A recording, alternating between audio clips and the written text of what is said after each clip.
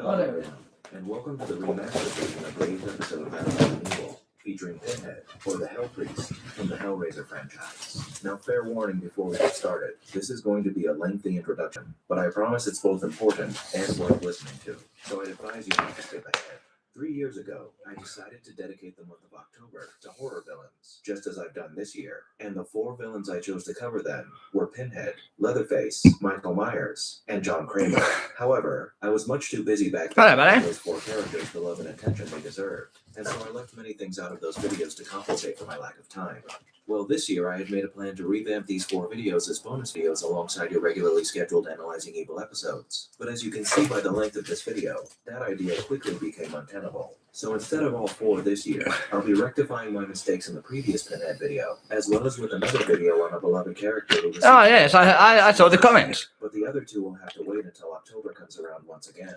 However, I think you'll be quite satisfied regardless, because I've done my best to include everything I possibly could this time around, and I'll be doing the same thing once I have the time to remaster the other videos. Now, some of you might be wondering why I've skipped a few remasters, but the only answer I have for that is, 'tis the season. I'll get to the videos that came before this one in due time, but I thought it would be appropriate to give you all updates to these characters during this time of year, rather than some other unspecified time. So with that out of the way, in this video, we'll be descending down into the sadomasochistic depths of the bleak and dismal hell depicted in the Hellraiser franchise, navigating its mazes and warrens to discover the origins of the Order of the Gash and its Pontifex Maximus, the Hell Priest himself.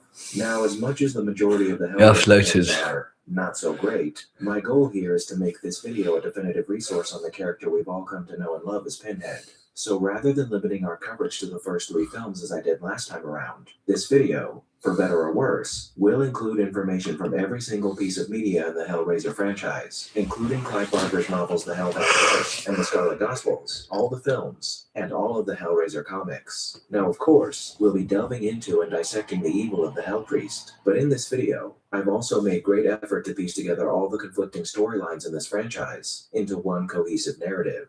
Unfortunately, though, that actually isn't possible, as throughout the years since this franchise's inception, there have been several standalone stories created that severely hamper any efforts to establish canonicity throughout all of them.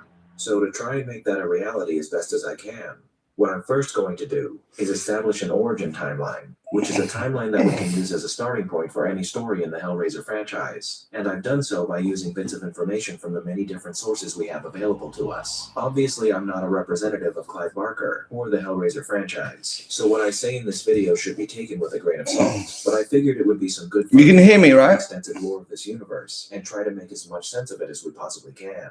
Of course, with so many standalone stories, the details that we receive in one can contradict those that we receive in another. Can you hear me? With that in mind, we need to establish how we're going to handle all of this info. I think the best way to go about it is to mark anything either created directly by Clive Barker or created with his input as taking precedence over everything else in the franchise. You can hear me, yeah? He had a hand in contradicts one of I can. Good, cool. The cool. newer material takes precedence over the old. For example, the Book of the Damned contains an extensive backstory on Philippe Le Marchand. However, the 4th film in the franchise, Hellraiser Bloodlines, provides us with a completely different backstory. And because this entry was released after the Book of the Damned, and was also made with Clive Barker's input, we're going to consider Philippe's backstory here as canon, not the one that we find in the Book of the Damned. However, for example, just because one thing in the Book of the Damned is predicted by a later entry, I see no reason to write off everything that we can find in it, as a lot of the information we can find within it about other characters and entities that isn't superseded by later entries, like say Leviathan, greatly elevates our understanding of the Hellraiser universe and its characters. So I think it's fair to use any information that isn't contradicted by later entries to supplement our knowledge of any characters or other aspects of this universe. With all this in mind, this video does contain heavy spoilers for everything Hellraiser related, if that wasn't obvious enough already. Now with all of that out of the way, let's get started, as I have such sights to show you. According to the Scarlet Gospels, the Cenobites in the underworld realm known as Hell have been around for at least 700,000 years, and we learn this from a passage in that book that I'd like to read for you now. The monastery of the Cenobitical Order was a large walled compound built Hello there. 700,000 years ago on a dammed-made hill of stone and cement. It could only be entered by one route, a narrow stairway that was carefully watched by the monastery guards. It had been built during a time of imminent civil war, with factions of demons in constant skirmishes. The head of the Cenobitical Order, his identity known only to the age going to fall off. number into that high office, had decided that for the greater good of the order, he would use a tiny part of the vast wealth they had accrued to build a fortress sanctuary where his priests and priestesses would be safe from the volatile politics of hell. The fortress had been built to the most rigorous of standards. I've taken some melatonin, so as the years had passed, and the Cenobites were less and less in the streets of the city that Lucifer my hair's curly. a city called, by some, Pandemonium, but named Pyranha by its architect. The stories about what went on behind the sleek black walls of the Cenobitical fortress proliferated, and the countless demons and damned alike who graced its way all had favorite stories about the excesses of its occupants. Between the monastery and Hell's great city, Pyranha, sat the vast shanty town called Mike's Trent, where the damned who did service in the mansions, temples, and streets retired to sleep and eat, and yes, copulate. And if they were You love my hair, dear. Bless you. No questions asked. The stories of the fortress and the monstrous things that went on. Oh no, I don't mind having to put on my face when I'm sleeping. Ah! Ew! No, like this! Why like this? No! No! Stop this! Yes. Ah! No! Why like this? Why like this? Ah, that's better. No! Stop it! Stop it! There you go, that's better. Oh my goodness, the things I have to deal with in my life. Oh my God, so much turmoil, so sad story.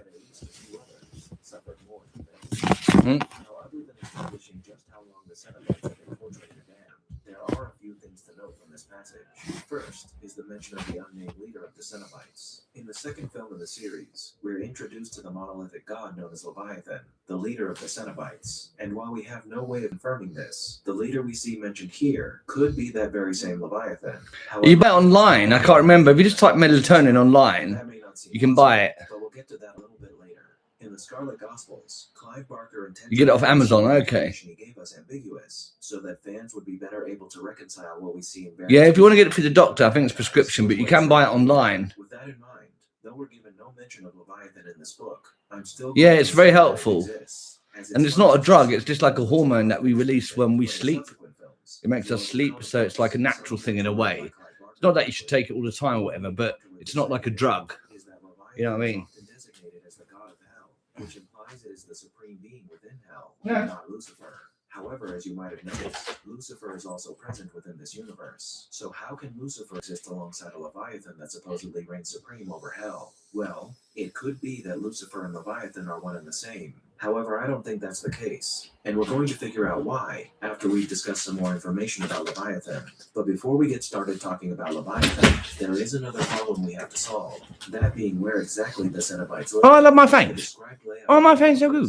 My fans better than your fans. Your fans. Smelly fans. Yes, it's a true story. And in other pieces of media is more akin Stretch to a a bit. labyrinth than a fortress. Perhaps the best explanation for this disparity lies within the supernatural and the demonic, both of which we're dealing with in abundance here. It could be that it's within this fortress that this labyrinth of dizzying proportions lies, a maze tucked into this small space by magic that's walled off to the outer world, and it would be the perfect place for the Cenobites to tuck away their victims, their screams lost amongst its many misty passages and corridors. And if it's Oh, you're sleeping terrible. Full peen. as a portal to hell, It's a sad there's story no reason when you why think it would about be it. possible to condense Leviathan's labyrinth within the confines of a fortress. I wish all my This description fans that we're given peaceful, in the happy, Scarlet sleeping, good Gospels, lives. we now know the origin That's of what I the wish for my Cenobites' fans. home. But what about Leviathan and the Cenobites themselves? But for my enemies, The damned. I also wish a good sleep. We're given Because if your enemies are happy, then they're less likely to be your enemies because they'll be happier people. This book describes the origins of the Cenobites and Leviathan's motivation for creating them. In Leviathan's war, a war we have defined within the parameters of its goal of the restructuring of chaos. Ah, bless you, buddy. Flesh toward a single uniformed whole. There are those who are conscripted to its cause. Many You've been arrive on and at off sleep as I all get day and clear evening that they only qualify to get back as to work. fodder Bless for you Leviathan's pleasure. for the But routine. there is a second rank found in those brought through their own actions into hell's dark hallways. In certain individuals, Leviathan sees the potential for agents to carry his war further. These individuals are enlisted as soldiers in a legion of the damned, and know themselves as Cenobites. Cenobites are often individuals who, through their own twisted psyches and distorted perceptions, have perceived themselves as separate, even above humanity. In their transformation, their perceptions are made real as they're refashioned in chambers, the interiors of which I was never privileged or damned enough to view. Once combined or steeped in the dankness of Leviathan, these individuals emerge from the creation chambers with powers and abilities seemingly manifested from attributes that they possessed prior to the individual's arrival in hell. It also appears that the more twisted, the more demented, or guilt-ridden the source material, the better or more insidious the finished Cenobite. In Leviathan's war on flesh, if Leviathan is the field general, the Cenobites are its shock troops, a dark SS carrying out Leviathan's commands. Theirs is the duty of gaining new ground in souls, and recapturing those souls which have managed to slip through the cracks in hell and escape. Through an obvious logic, we may infer that Leviathan's true power is defined, and thus confined, by the halls of hell. Why else would it content itself with the meager morsels that trickle into hell through complex and convoluted pathways? Without the power to take what it wants by force, Leviathan must rely solely on the curiosity of the flesh, to desire, and to seek. But what animal would attempt to take bait from what it knew to be a trap? Thus secrecy became hell's highest priority, and explains the importance of the hunters. Unfortunately, we know little about these monstrosities. They stalk those who have escaped, trapping them, and dragging them back before their stories fall on ears that are bless you, buddy. Their jet black armored exterior, as they pursue their prey with the single-minded purpose of a machine. Perhaps they can exist on this plane because, like the puzzles, they are carved from Leviathan. However it is allowed access to this world, it apparently remains blind to any flesh that has not been tainted by the presence of Leviathan. What I write now, I write for those who bear the marks, who wear the scars that testify to the truths within this book. For you, there can be no peace. Now this does give us some great insight into how the Cenobites came to be, but in order to fully understand their possible origins, it's best that we first review some information given to us about the origins of Leviathan, and hell itself, that we can find a little further on in the Book of the Damned. It was not Leviathan that first unlocked the door to this world. Rather, it was life, nature, and chaos that exploded through it, spilling into his perfect order. Eons ago. Thanks, Kara. I thought, fuck it, why not? Go on then. Why not? I always say like no to these things because it's very, not because I want to be rude, but whatever, but I just feel embarrassed. I feel very embarrassed. And introducing life in that cold, dark place. Leviathan, of course, retaliated, grinding and crushing chaotic life even as it tried to spread, pulling it from the cracks in hell's mortar until it lay rotting in heaps upon the floor. But in time, life was again at Leviathan's door. You can't get that high. Every hole, crawling like ivy over the gates and walls in search of a room. Hell was overwhelmed, and oh yeah, I guess I have to see when I wake up. Looked more and more like the other. Leviathan recalculated its position and devised a new strategy, an Euclidean design of apocalyptic proportions, searching across the entire face of its enemy, the hot-smelling, pulsating world that it despised now more than ever. Leviathan found what it was looking for: naked, soft, and weak, cringing in the mud on its belly. Man. On a black and starless night, Leviathan descended to man in his dreams. It whispered to him the keys of logic and the secret language of science that could only describe the visions that burned in his mind, of spreading flame that danced beneath his fingertips, of tolls, of machines, of weapons, of all things glorious and magnificent. Leviathan showed him how to use these against his world, that he may bring all life around him to its knees. Kara's bringing me an Xbox and a TV tomorrow. Man shook from sleep, chest heaving, wet with sweat. He walked out of his cave to the cliff's edge. Mine's didn't say no, not because I want to be rude to anyone or whatever, because I want to like I want to do my own things in a way, but it's good to accept help. Why not? It's so nice. It's cool little Xbox. Why not? Cool. And then I can go and buy some games from the thingy bob. In the CX has got lots of cheap games. Nice. It's a true story. It's a true story. Its open wound seething with parasites became infected. Its face swollen and pustular. Oh my god, that's so good. Its limbs grew diseased and fell away. My legs are so weak at the moment. Growing only more silent and more still, withering, waning, dying. During this time, hell was once more returned to its perfect order, but for Leviathan that was no longer enough. It again visited the dreams of man, choosing well its apostles to set down its gospel. None did so with more conviction than Isaac, who testified that all nature, could be my left hamstring is really tight because I injured my right knee when I was younger, so that the left hamstring compensates. Do not feel embarrassed. Bless you, Kara. It's hard because I want to, like, you know, I don't know. But it's probably a good idea, maybe, because then, like, you know, I can distract myself a little bit, you know, or just have a bit of pleasure in a way. It's pleasure, isn't it, really? You know, playing a game is fun. Now, a small disclaimer before we continue. You can watch me play games. Yeah, that'd be cool.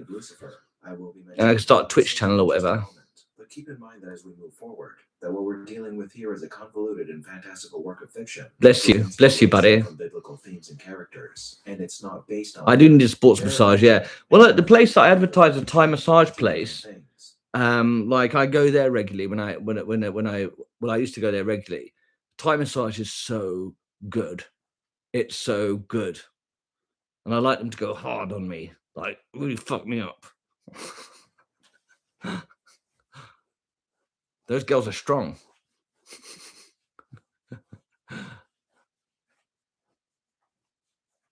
Ah, you're a Fortnite player. Cool. Well, last game I was playing was Mount and Blade, Bannerlord. When I get money again, when I make loads of money and I'm rich, I'm going to buy a really good PC. But I always have to build it myself. I'm obsessed with building it myself. Always. I have to. I don't know why. It's obsessed. I have to build it. I have to buy the components myself and put it together. I don't know why. I always get water cooling. Always water cooling. Water cooling. I love it. My processor under max load was like 50 degrees. I mean, that's insanely good.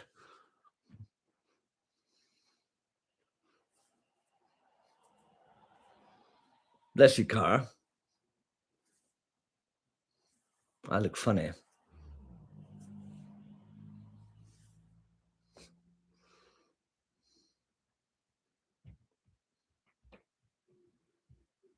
Yeah, spa. I love spas.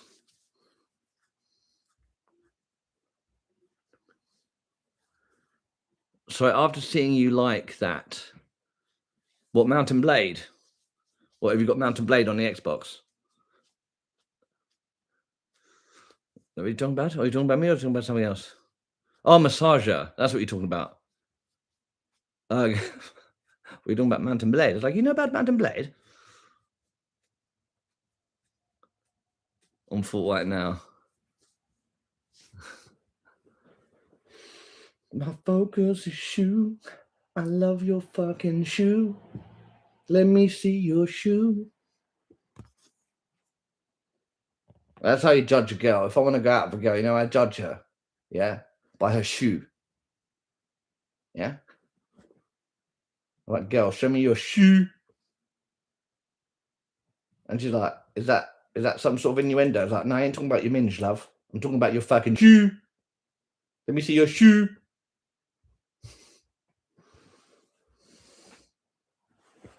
Have you got a nice shoe? Sure, it's your shoe, love. Crash Bandicoot. You love Crash Bandicoot, did you? Get your shoe out, love. Let's have a look at your shoe. No, I want to see the tongue. I want to see your inner shoe, love. I'm literally on about shoes, literally. Like, yeah, all right. Yeah, all right. Now I want to see the heel. Yeah, that's not bad, love. Go on. Oh, God, look at your shoe. You fucking slag. God, there's a nice shoe.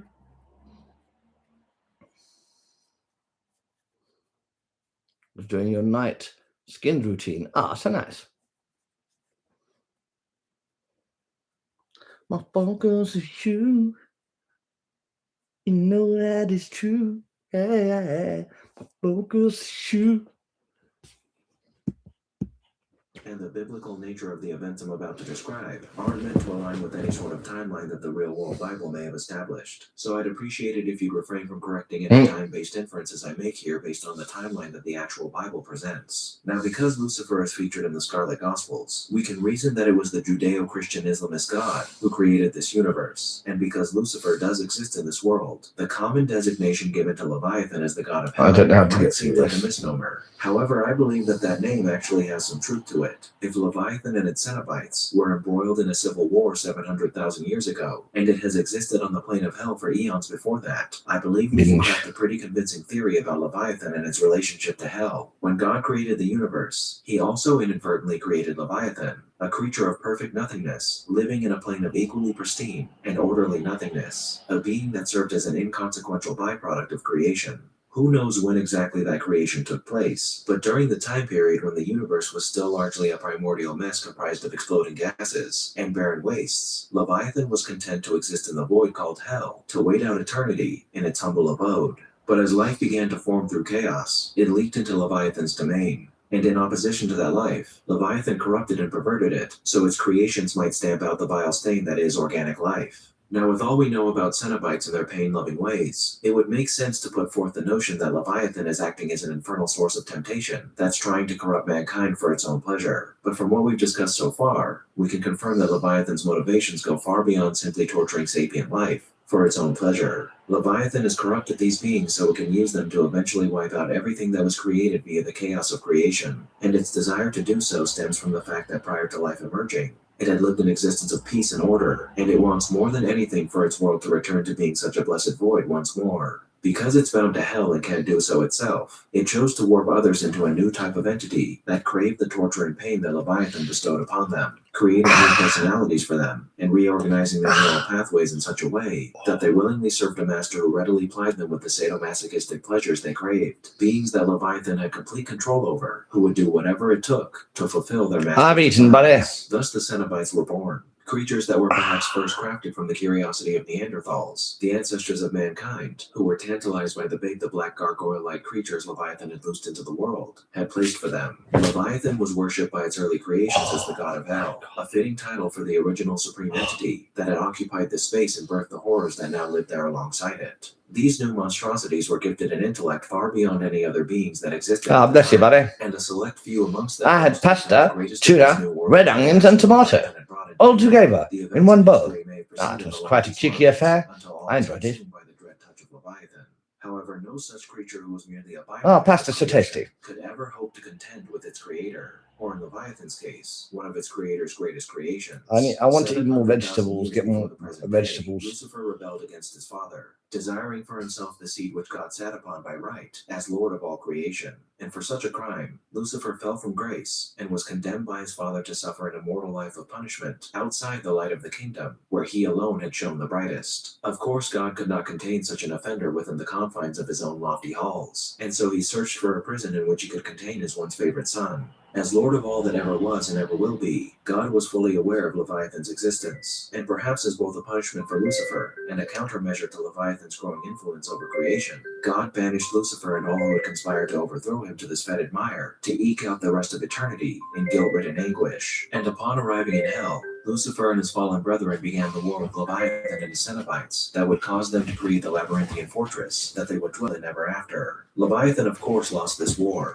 as its designation as the beginning of the universe got achieved. Oh my God. It was no match for a direct creation. Jesus Christ. Himself. An angel unlike any other whose power over all that he touched was only rivaled by his creator. However, Lucifer saw the value in a subservient Leviathan, and so he allowed the entity and its creations to exist as a vassal of hell, worthy demons that now counted themselves amongst the ranks of Satan's army, that would prove invaluable in corrupting mankind, and who would one day serve as powerful foot soldiers in the prophesied war between heaven and hell. Leviathan was not the only demigod. Tuna pasta, that's right. As much akin to Dante's Seven Circles of Hell, we're shown in the comic The Dark Watch that It's a very cheeky stretch.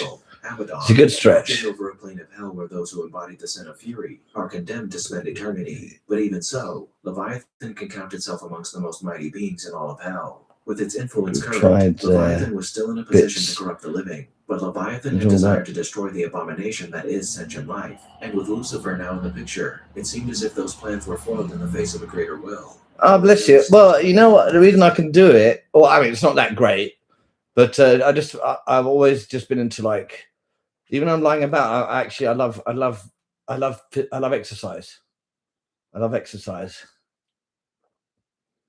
and athletics and stuff.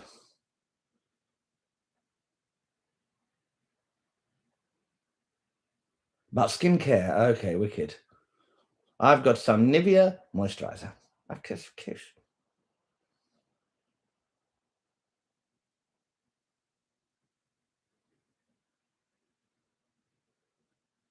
Yes, I always like to moisturize my face and neck after I shower. I should moisturize my whole body, really. Take care of my skin. Yes. Stay nice and supple. Nations, which we'll get to in a moment, but in the time period between Hell's Civil War Red and the pot. creation of the lament configurations, Leviathan would still endeavor to Blue corrupt pads, humans and human ancestors, microneedle, where and when it gel, could. But its etc. Oh influence my. during these eras was Oh my. minuscule compared to what So it many was able things. to accomplish So many things. following the creation of the first lament configuration by Philippe Le Marchand in the 18th century. Now, as I mentioned earlier, we're going to take Philippe's backstory from Bloodlines as canon. However, there is some information about the box specifically in other media that could still apply here. In the Hellraiser Companion, and in other comics, there are several times where we see box-like objects appearing prior to Philippe's manufacturing of the lament configuration. While this might seem off, we can tie this back to Leviathan's original invasion into the mind of man. Leviathan is the one who first inspired man to create by filling their mind with dreams of inventive and mechanical wonders that their primitive minds could scarcely imagine. And amongst those visions of grandeur lay the keys to unlocking the realm where these phantasmal thoughts originated from. And over the long centuries of man's existence, they tried many times to craft these mechanisms to the best of their abilities, some succeeding more than others, but no one more so than Philippe Le Marchand, the man that would bring the ideas that Leviathan poisoned mankind with to their fruition. Le Marchand was renowned as the greatest toy maker in France, and such renown brought him into the sights of an aristocrat, the Duc de Lille. The Duke was also a man of renown. He was a fantastic magician and purported expert on the occult arts. The latter designation was only rumored, the truth known to but a select few in de Lille's inner circle, but that truth was far more sinister than anyone could have imagined. The Duke's investigation into the occult had led him to the extensive research those who came before him had made into Hell and the designs of Leviathan, designs that promised a mechanism that would open a portal to Hell unimaginable. But the complexities of such a device were far beyond his capabilities to manufacture, so the Duc de Lille commissioned the greatest mechanical mind in France, Philippe Le Marchand, to manufacture this device. Thus Leviathan and its Cenobites finally achieved a stable means with which they could enter the realm of man, by enticing them with pleasure through the highest forms of pain. And though countless Cenobites had leaked through the barrier between worlds to wreak havoc on humankind over the long centuries after the creation of the Order of the Gash, that was nothing compared to what they could achieve now. Gun-wielding maniacs, gluttonous corpulent piles of flesh. I'll let you know, buddy. Thank you very much, Cara. Bless you. So cute. I love my fans. Oh, my fans are cute. Oh, my fans are nice. Oh, my fans are sugar. Oh, my fans are spice. When you think about it. Who would serve as the chief herald of its designs. And that prodigal son was none other than the Hell Priest, or Pinhead, as he's come to be known. Though we're given a seemingly solid origin story for this monstrosity in the second Hellraiser film, the backstory of Leviathan's chosen representative is a bit more complex than that. In the Scarlet Gospels, we're given the following musing. There had always been debates as to whether the damned soul who wore this mask of pain and its accompanying vestments was a single man who lived many human lifetimes, or whether the Order of the Gash passed the scars the Order of the Gash after the labors of temptation had exhausted their present possessor. There was certainly evidence for the Order of the Gash. The demon before them. And indeed, there is ample evidence for that's from Hellraiser. In Hellraiser, the film, they've got the Order of the Gash.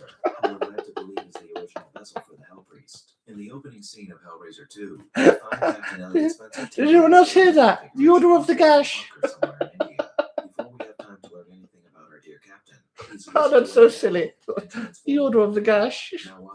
Obviously, they mean like actual gash, like the slice from Hellraiser. The Order of the Gash.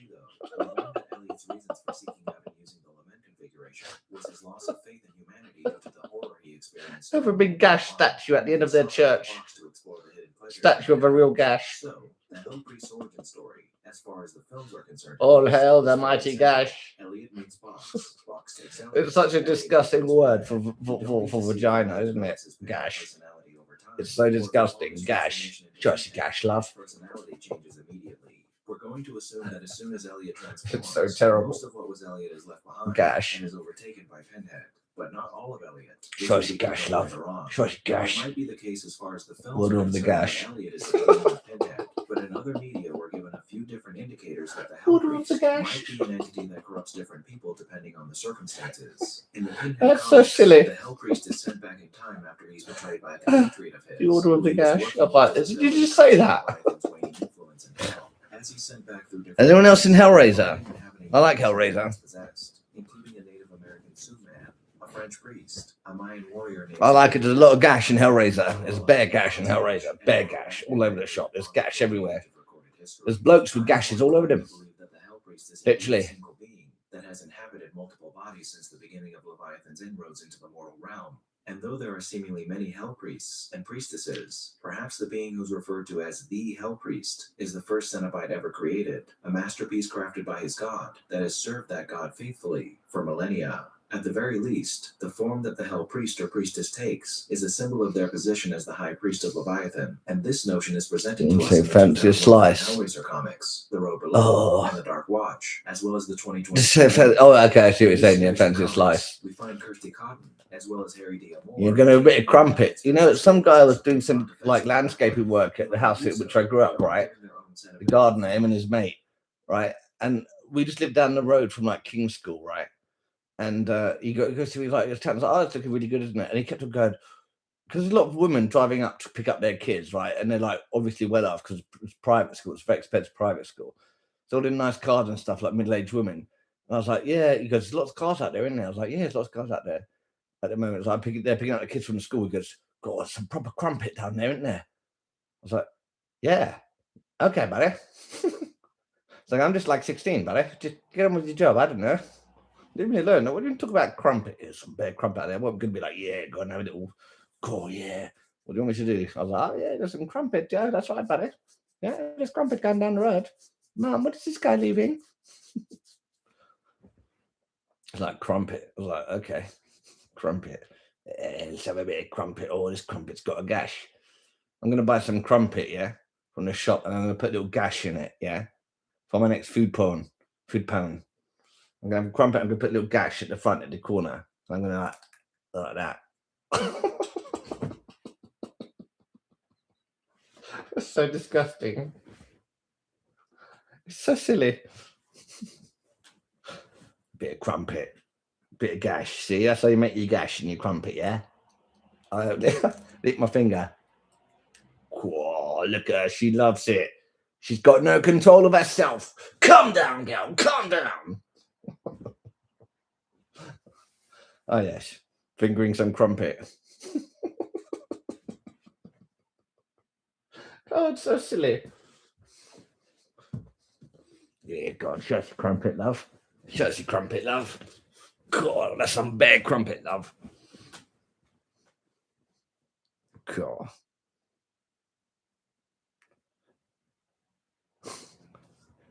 That's right. I've seen women fly away. Yes. There's wings come out of their back, buddy. I swear I've seen it. Yes, and they just fly away. And then they poo on your head. I know.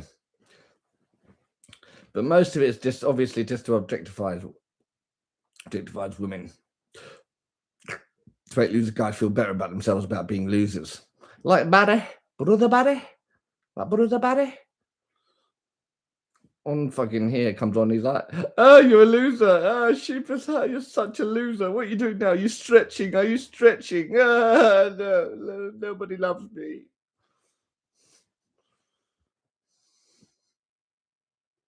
My focus shoe. I need some shoe.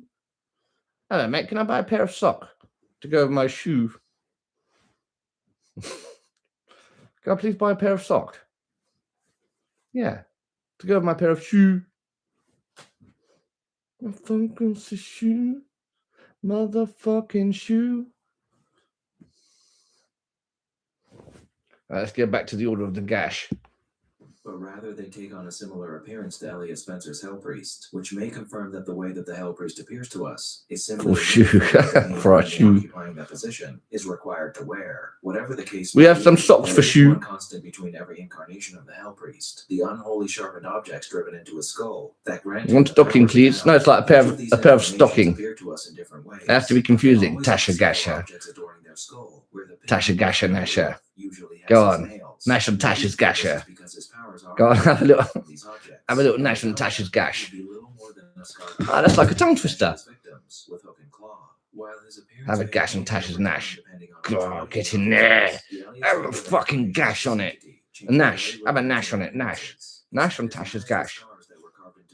Go on, have a little Nash. Lines You know, like blur Nasher, Dennis the Minute. out, Get in there. his eyes are black and soulless. His skin Have a hairless, Nash. and his body lined and thin. Yeah, no actual biting though, yeah? His light black robe with tools of torture attached to a belt across his waist, and upon his chest he has 2 wounds where his nipples were, the loose skin trailing down his torso. Nearly everything about his appearance is reminiscent of images you might find in the I'm a bit hungry though. and his I might appearance make is some a bread with fantastic honey. job of conveying some very important Cenobite hallmarks. His pins and cuts give us a masochistic feeling to his person, and his eyes and the tools he carries on his belt gives us Thanks, a taste of buddy. the sadistic side, a window into the demonic designs of A Leviathan. fucking The shoe, Hellpriest's personality stays relatively motherfucking consistent shoe. throughout each piece of media we It's a find him in, Mahu though shoe, depending on his motivation in any given story, motherfucking the way shoe. he speaks and acts does I had vary. sex with However, a I think the shoe. films are the best avenue to discussing his overall persona. His first on-screen appearance established a few things that more or less stay with Don't the make character crumpets. throughout each appearance. All them holes in His it. dialogue Poor. that he is 3 things all at once. Use your gums, love. Use your A gums. masochist and a hedonist. Much Have a of this Nash and attributed Tasha's to the scene of gash. his appearance, as I stated before. Have a little His Nash. dialogue really seals the deal in this regard. He describes himself and the Cenobites as explorers in the further regions of experience, and when Kirsty begins to cry in one of their encounters, he offers a lamentation for her tears, telling her that they're a waste of good suffering. That was really pulling on Through my this head. exposure, we're led towards the conclusion that Pinhead's entire reason for being is to bring pleasure through pain to himself and to his victims, or as I'm sure he'd have you believe, to the lucky ones who encounter him. For some, pain is pleasure, but the pain he seeks to inflict on his victims is far outside the realm of anything pleasurable for most, if not all, people. He derives all of his and his victims' pleasures through the intense amounts of pain he inflicts upon them and himself, through the copious use of torture and evisceration. However, that isn't to say that the Hellpriest or any other Cenobite for that matter are some sort of mindless monsters who dole out their preferred pleasure like an animal. Each Cenobite bears just as much, if not more intellect than the average human being, and the Hellpriest is often quite eloquent, regal, polite, and civil. His mannerisms are calm and measured, and the way he moves, acts, and speaks shows he has the confidence and conviction of a being who's righteous in his beliefs and sure of his actions. For me, And it's from the mouth of just on and off growing up. given sermons and pontifications on the nature But of pleasure. got more into after my partner left. I thought far more terrifying character than he would because I was, if he were some drooling demon let loose from his pen whose only yeah, goal to was explore it inflict as more. much suffering upon his When I was a victims as teenager, possible. Really, the only I did a thing little left to bit. glean from the first film is how intense his desire to expose others to pain and pleasure is. He states to Kirsty that he has such sights to show her in an almost gleeful voice. And But it's nice in this day and age. There seem to be a lot more people on TikTok and stuff that are, like that or whatever. It's a lot more acceptable. It's so stupid. It's so stupid. Like it's such a small thing. Had to be much the same as he was in the first, a denizen of the realms of pain and pleasure who desires to bring these gifts to others by order of his Lord and Master. In this film, we What get about you, buddy? confirmation of Pinhead's sadism when he states to Kirsty at one point that he and the Cenobites want to. Has anyone seen Hellraiser? Showing that Cenobites such as himself thrive on pain, pleasure, and the many different ways. I like Hellraiser. It's scary. Reveling at the It's a bit gory though. of flesh outside the knowledge of their own. However, this is the first time that we canonically learn something fascinating. You seen Hellraiser? Yeah? Did you like it? Once a human is chosen to become a Cenobite, upon transformation, they essentially lose all semblance of who they once were. However, that doesn't mean their former personalities have been erased. Rather, who they once were now lies dormant within them, and a new personality entirely separate from their former personality now holds the reins. Which would make sense if we're going off the You like gory, yeah? The Hellpriest is one entity that is an I find gory a bit. It would appear, though, that this A was bit gory. the case, as it seems But I do like in the Hellraiser. of any Cenobite's existence, that they do retain some of the traits of their human hosts, which is evident by the presence of such traits within the many different. The imagery, I like the imagery a lot. The long centuries of his service to Leviathan, and in the Like various Barry hosts face. he occupied. I like the imagery. I like that, like the costumes they've got on are kind of beautiful in a way, like very elegant, but also disturbing, like steampunk sort of style as well. That's cool. And Pinhead, just all the pins on his head, just looks. It's an iconic image, isn't it? As more of a savior when the host manages to regain control of their former body, which we see when Elliot reemerges and deals with the rampaging Channard Cenobite. This disparity between Elliot and the Hellpriest becomes increasingly apparent when we encounter him in the third film. In this film, it's revealed that Pinhead was actually split into 2 different entities when he is quote-unquote killed. Freddy Krueger's great. The good part, Very scary. It used to terrify me when I was a kid. I find it so scary. And through this separation, Elliot has gained recollection of his life, and now shows remorse for the evil he has wrought upon the world. Oh no, you live with the Freddy Krueger. Is that what you're saying? Oh no. Club, and without an ounce of Elliot left within him, he has lost all semblance of his former humanity and is now seemingly hell-bent on bringing pain and suffering to the world for his own pleasure, not because he's bound to do so by the limitations of his powers and the parameters. Oh, Hellraiser must be you're talking about. Film, Pinhead followed a sort of rule book that the Cenobites seemed obligated to follow. They didn't touch anyone who hadn't opened the box, or whom they didn't entice in other ways throughout history, as the Cenobites rarely dealt in the torture of innocents. But now the Hell Priest murders wantonly, massacring everyone in his path, and transforming some of his victims into new Cenobites. With this in mind, we can gather that the source of a Cenobite's presence on the mortal plane must act as a sort of limiter. Poltergeist is good. Just as Leviathan. I like the paranormal films a lot. Yeah, I like the paranormal films. They're a lot of fun. Like our Poltergeist is a classic, isn't it? They're here. There's lots of scary imagery in Poltergeist. Oh no, how I froze on here. What did you send it on? I still need to work out. Sorry, I need to open Discord and stuff like that. I see dead people. Oh, that's the old lady said that, doesn't? Or was it the girl says that? Bloomhouse. I haven't seen. Oh, okay. Is are they the ones that made it? I like the paranormal activities. They're good fun. I find them scary. Discord. Yeah, paranormal activity is really fun. Like, as in good, like, you know. I like all of them, actually. I liked all of them. They're all good fun. Stephen King films, yeah. I've got loads of Stephen King novels on my Audible. He's such a good writer. My focus is shoe. Where are my shoes? My focus is motherfucking shoe, motherfuck. Have you seen my shoe? Fuck you too. Right, let's have a look here. Options, keep in duck. Of course, my dear friends. Of course. And we're going to open Discord very nice right now, so good thing. Oh, downloading update. Oh, my. Oh, so interesting thing. Oh, what's going on here? How long is this download going to take, buddy? Can you guys still hear me? Oh, it's not going to crash because it's downloading an update. Shoe the remix. Love seeing Stephen King. You really do see ghosts? Oh my. Oh my. Shoe the remix. Right. The horror film Talk to Me is a good one about the hand that possesses people. Have I seen that one? Oh no. Oh, 4P. Oh, Colin sees ghosts. Oh, so that story. I've always been interested in paranormal. Now it's doing the update. You guys can still hear me, yeah? Because I'm downloading the update. Because when I download an update or something, that's when I think it crashes. Yes, okay, cool. My focus is motherfucking shoe. Have you seen my shoe? What the fuck, shoe? Oh my god, shoe in my... Oh no. Oh, what an embarrassing image. Why is my mouth open? Oh my god, I look so silly. Oh my, so cheeky thing. Oh, so naughty. I look very silly. Oh no, I haven't seen ghosts since you're 12. My goodness. Were they wearing shoes? That's very scary.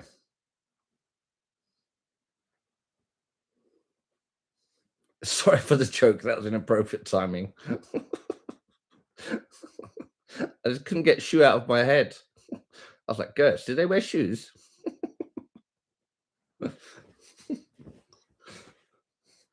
My focus is shoe. My focus is shoe.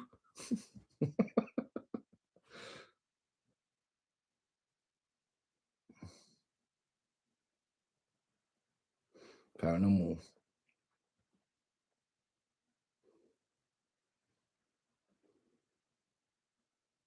Yeah, I like the paranormal activities, the style of it, like, you know, diary style, like Blair Witch. I was like the pioneer of that style. Blair Witch is good. To live in Raynham. In your new home. Oh, my. You hate horror, do you? You're the kind of person I'd like to watch a horror film with. I like to watch horror films with people that are terrified of it, that are going to have nightmares, just because it's more fun. There's suffering I get pleasure from. My focus is shoe. What can I do? Does anyone like Blair Witch? I like the Blair Witch. Don't you find it so scary at the end when he's standing in the corner? I fucking bricked it. I was like, that is fucking scary. Is it The Forest? There's a new one called The Forest. Was it not The Forest? It's in like they go on holiday in Sweden or something. And there's like this beast in the forest. And there's these people that live forever. In that they've got a little community. And he manages to escape. I can't remember what it's called.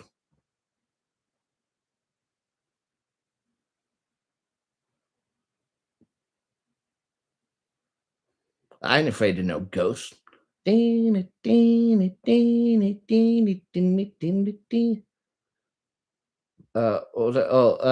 it's awful, isn't it?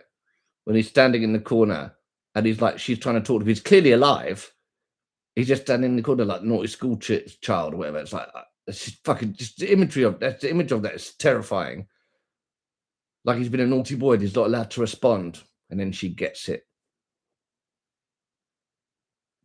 She's like by far the strongest character in the group. The Conjuring is fun, yeah. I hate it, when they open the thing, when they got that guy's giblets wrapped in his t-shirt, presented to them in the morning. It's like, fuck me. Fuck me. Black Phone, no. The Conjuring movies are fun. I like the Conjuring movies. I like the fact that, like, I like there's a couple. I like the couple dynamic as well. Like there's a couple and they're in love and they do these things together. Like I find that quite beautiful. What's that actress? The guy, he's a good actor, isn't he? What's his name? There's a second one. I can't remember which one is which. Where's the one where there's a tree where someone hung themselves from or hanged themselves from? Tiptoe Around the Garden. Is that the name of a film? Sinister. Sinister is good. I really want to watch a horror film now. My focus is motherfucking shoe. Have you seen my fucking shoe? Where is my shoe? You know that is true. Is really good. Oh my. Black Phone, really good. Yes, Black Phone, really good. Oh my. Also good news. Was good. I'm more comedy and chick flicks. Ah, so sweet. I like comedy too. Yes, I like comedy.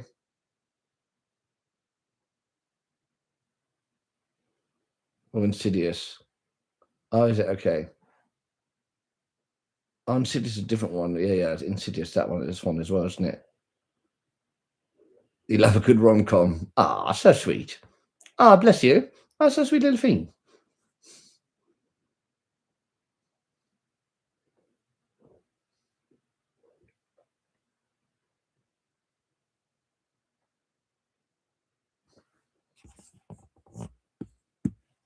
Have been removed, the Cenobites are able to more effectively fulfill their master's wishes, or their own desires, by eviscerating anyone they please, not just those who fall into their traps, which is made evident by Pinhead's new goal in this film, which is to open a permanent portal to hell with a box, so he can have the entire world at his mercy. Once the Hell Priest is freed from the statue, this film introduces us to 4 new components of his personality and skill set. Silence of the Lambs, yeah, that's a classic. Employing his eloquence and intelligence once again by using his mastery of language to coax people into doing his will. I've seen Misery, but I saw it after I read the book, so it was hard, because the book's so much better. So I couldn't enjoy it so much because I read the book first. In this same scene with JP, we also get confirmation that Pinhead is now severed from his connection to Elliot Spencer and Leviathan through ridding himself of Spencer's soul. He describes himself as once being the dark pope of his god, but his attachment to this god was all through Elliot, as Elliot's soul had been bound to serve Leviathan. An interesting bit of information that tells us that due to the fact that Cenobites are crafted from a person's soul, that's your best mate's nickname. Hold over its creations. What, Clarice? Continue if the connection to that soul is severed. That would mean that American Horror Story. I haven't seen that. Via a human soul, Drag Me to Hell. Oh my. original soul that binds them to Leviathan, but the soul of the host they currently occupy, which is an interesting bit of information regarding the nature of a Cenobite's existence. Now, the last bit of nuance we get to see in his personality is his disdain for God. Oh, misery. Or at least, his apathetic attitude towards him. In the church scene, Annie Wilkes. You know, I've read the novel. Oh, I've listened to the novel so many times. Annie Wilkes. Dirty birdie. You dirty birdie. She's a disgusting character. She's so fucking disgusting. Annie Wilkes. Annie Wilkes. And Paul Sheldon, isn't it his name? Annie Wilkes. She's so disgusting.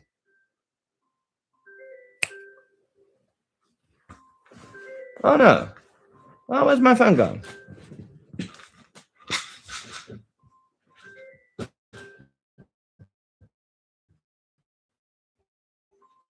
Done. See? I always get it right. My little schlag. My little schlag.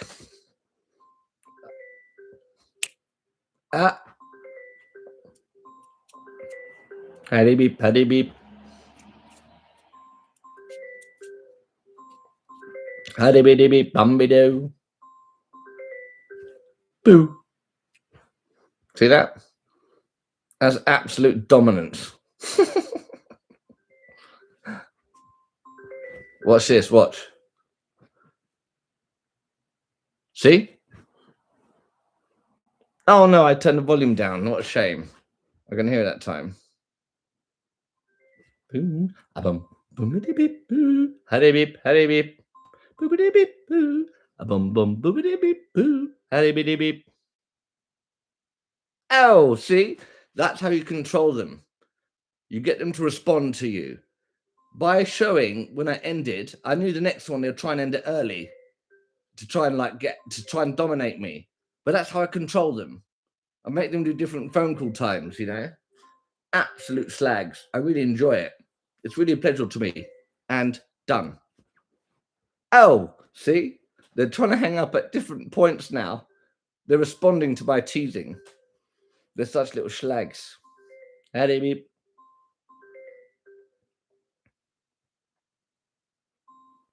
Oh, Jeffrey Dahmer. He's a fascinating character, isn't he? See? They keep on hanging up at different times now. I control you, bitch.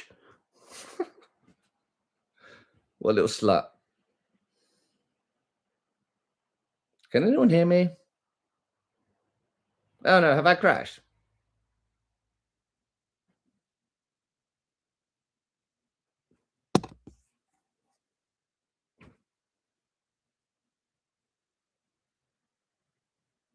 Can you hear me? Hello?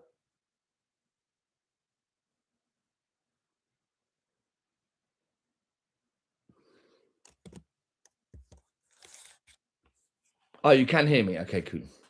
Oh, how I love my fans. Yeah, 28 days later is good. I like that. Beauty movie. No? Is it good? Is it a horror?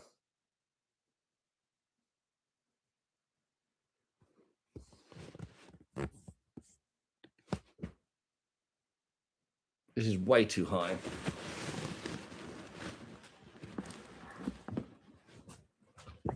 There we go, that's better. Jesus Christ.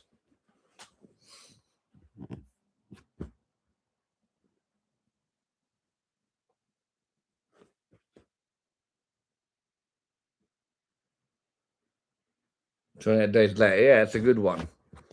It's a good one. It's a haunting one.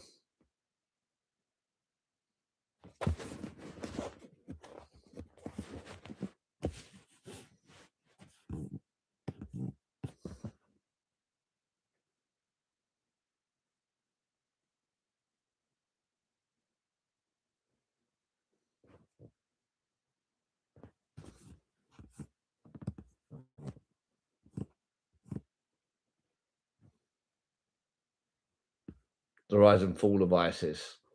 There's such a bunch of cunts.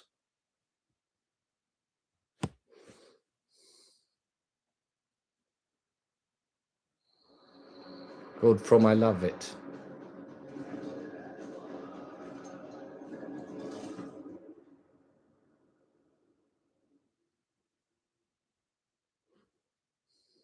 Since the turn of the millennium, few organizations have been as synonymous with terror than the Islamic State of Iraq and It's a Syria. thriller. Emerging from the Oh, shadows so of nice. Iraq, ISIS swiftly grew to worldwide infamy through Wicker a Man, no, series that's of on my brutal list. actions. That's The with Christopher capture Lee, of isn't it? cities, the execution of international hostages, the destruction of cultural heritage sites, and Isn't that with Christopher Lee? of deadly attacks across several continents, all with the goal of uniting the world. It's not with Christopher Lee. Oh, who is it then? The lives of millions in the Middle East and abroad remain vulnerable to Islamic extremism. It becomes ever more important to I thought it was with understand the Christopher Lee. rise and fall of Well, there's some Islamic famous State. actor in it, isn't it? Or Given the sensitive nature of this video, we chose not to take a sponsorship. And because of YouTube's content guidelines, certain portions had to be censored. That's why we're funding this documentary through our community at Armchair History TV. If you'd like to watch the full, oh, Nicolas Cage. Okay. just use the code. Oh, that's the remake then. It must be the remake. 100% off of your first month. Because the original one, I think, is older. Yeah, Nicolas Cage is cool. He's a very odd person, like, you know, but that's cool in a cool way, if you know what I mean. Like, he's very different. It's very different, and sometimes some of the films he's in is got sort of his own acting style in a way. Old to new, okay. History videos already available in our library. AHTV is available on both desktop and through our app on iOS and Android.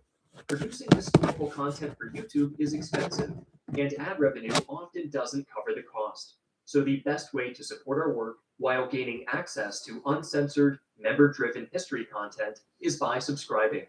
If you want to support 1973, okay, yeah. You can also use the code COMMUNITY to get a full year for just $20, or try it out first for 1 free month with the code UNCENSORED. The founding leader of what would become the Islamic State was Abu Musab al-Zarqawi. Born in Jordan in 1966, I'm a bit fed up of watching shit about terrorists. They're such fucking little wankers. You will behave. I will make the UK bend the knee. Then we will take over London. We will take over New York. It's like, yeah, mate, all right. You're all dead now, so shut up.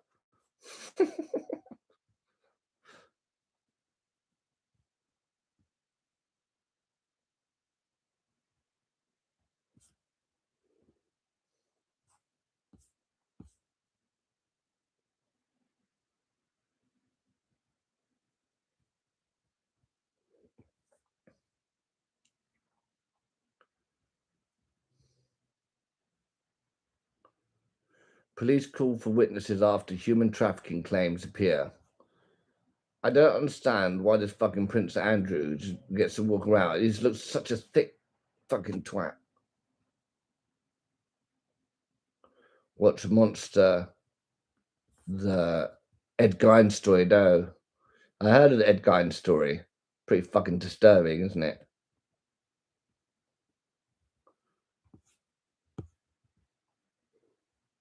Like, kept his mum's corpse, didn't he, in his house or something for ages. It's so fucked.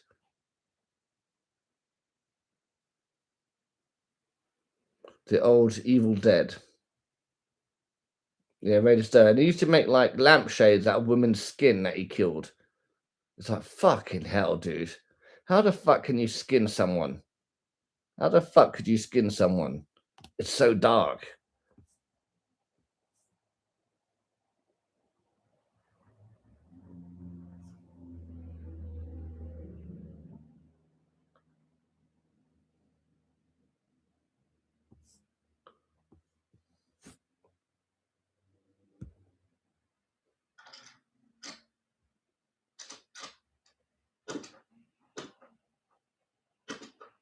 That's crazy.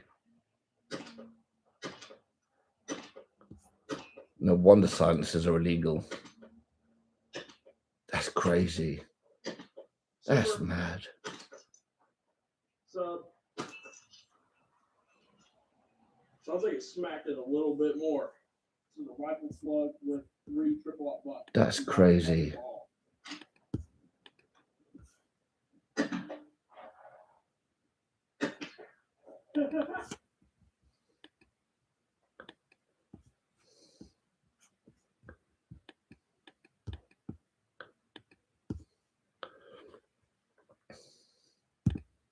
So it's unrelated. I'm just showing a video I showed. Oh, you were only 12 when you saw it. Mother. No wonder silencers are illegal. This guy put a silencer on a shotgun. And it's so quiet. It's so quiet. It's fucking scary. You go around with a shotgun with a silencer on it. You just can't. You can fucking. There's no way you'd think a gun is going off.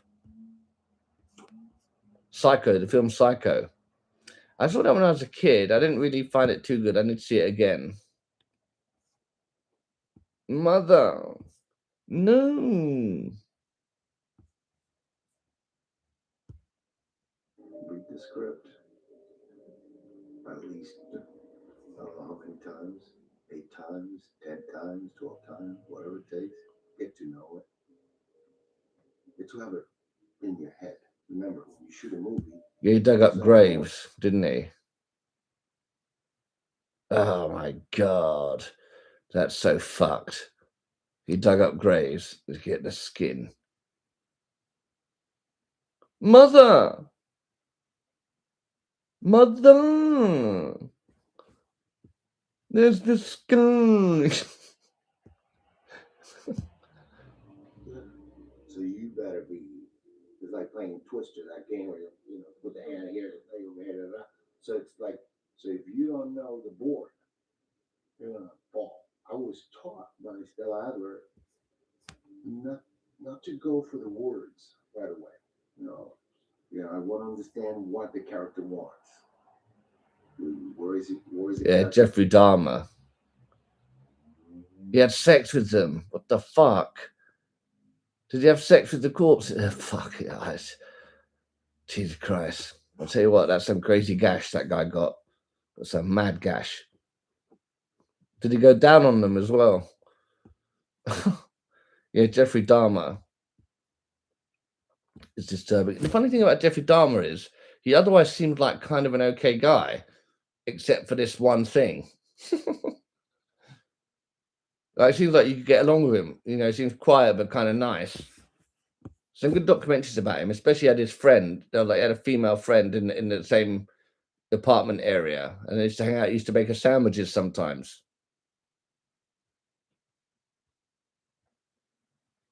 I put perfume on them. That's all right then. You put perfume on them. That's fine. There's no worries then. Yeah, Jeffrey Dahmer, like cutting people's body. I saw some crime scene photos. Or some of the photos Jeffrey Dahmer took. Then they're very disturbing. It's like, okay, probably shouldn't have seen that. Yeah, I'm not even going to describe it. It's just disturbing. Did you as well? Very, very disturbing. It was like I could describe it to you, but it might upset you. It was fucked. It was so fucked. It's like, Jesus Christ, dude. I'll just say, like, he's putting bodies in different positions and stuff. And it's just like, what the fuck, man? It's so crazy. I can't forget one of them. I can't forget one of the pictures. Once he got the body was just like toys to him. I don't think Donald Trump wants another election. You think for a second you want? I have 24 Trump 2028 hats. His folks keep sending me.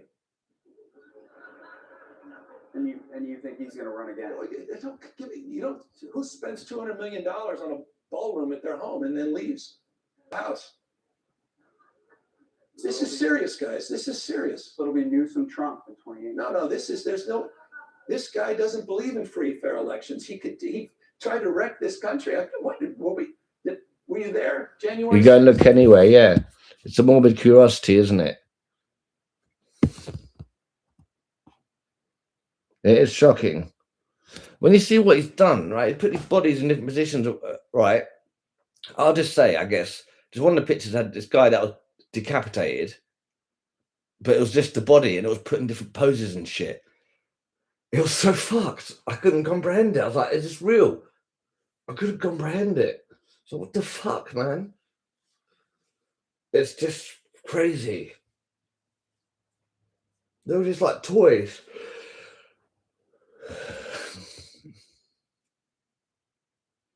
But Jack the Ripper, yeah.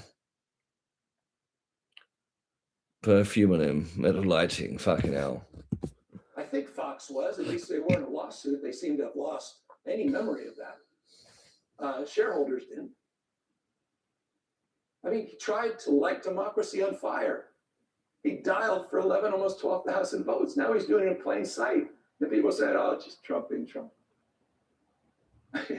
Did people actually think this guy's serious about having another election? You think he's joking about 2028? You think when he brings foreign leaders to the Oval Office and he goes to the White House store, have you seen this? Anyone? Is it just me? And he shows them the 2028 hats. He's not being serious. Wake up. You will lose your country. Again, it's not about Democrats. It's about all of us. So you're absolutely convinced. I'm absolutely convinced. 2028. You've seen it. He's tried to steal the last election. He's trying to rig it in plain sight this time. He wants to get rid of vote by mail. He's talking about eliminating voting machines he doesn't like. He's setting up the contours where he can declare a declaration of emergency for anything. Just cause means whatever he just said on Truth Social. He's running the greatest grift operation in world history. I mean, it makes some of these dictators overseas blush, the crypto, not just the perfume. I mean, come on. Let me ask you about a couple of your. Wake up, everybody. Wake up. Let me ask you about a Excuse couple. me, and I know it's implied we have to be more calm and demure. A couple of your. But I'm not calm, and I'm not going to. We had a bit of a setback. I'm sorry, but that's an accurate description. What else do you want me to call it? How about your fault? How about that? No, don't lay that on me. You are in charge of distribution. You said expand the territory. That You doesn't said, mean you become guys, hey, who do I look like? Maury Povich? I'm not your marriage counselor. Are you professionals? Act like it. Now, setback. Go. One of our dealers was murdered. Some kind of turf dispute. Apparently we lost. And everyone quit on us. I mean, we have absolutely no distribution. Is there any way any of this can be traced back to you? No, the police I'm talking about. Well, there's your silver lining. How about you? How's the health situation? Better. Do you mind? Better? It's looking a little more positive. I may have more time than I thought. Outstanding. As to your dead guy, occupational hazards. Drug dealer getting shot. I'm going to go out on a limb here and say it's been known to happen. Now, what about product on hand? How's your inventory? 38 Good night, buddy. 38 Thanks for coming along. grams. Sleep well. pounds. You did say make hay while the sun is shining. Guys, why the long faces here? You're sitting on a gold mine. The gold mine we can't sell. We need a proper infrastructure. We need foot soldiers and we need dealers on a street level that are rock solid. We need muscle. And we need enforcers. Payback, that's what we need. But let's start with some tough love, all right?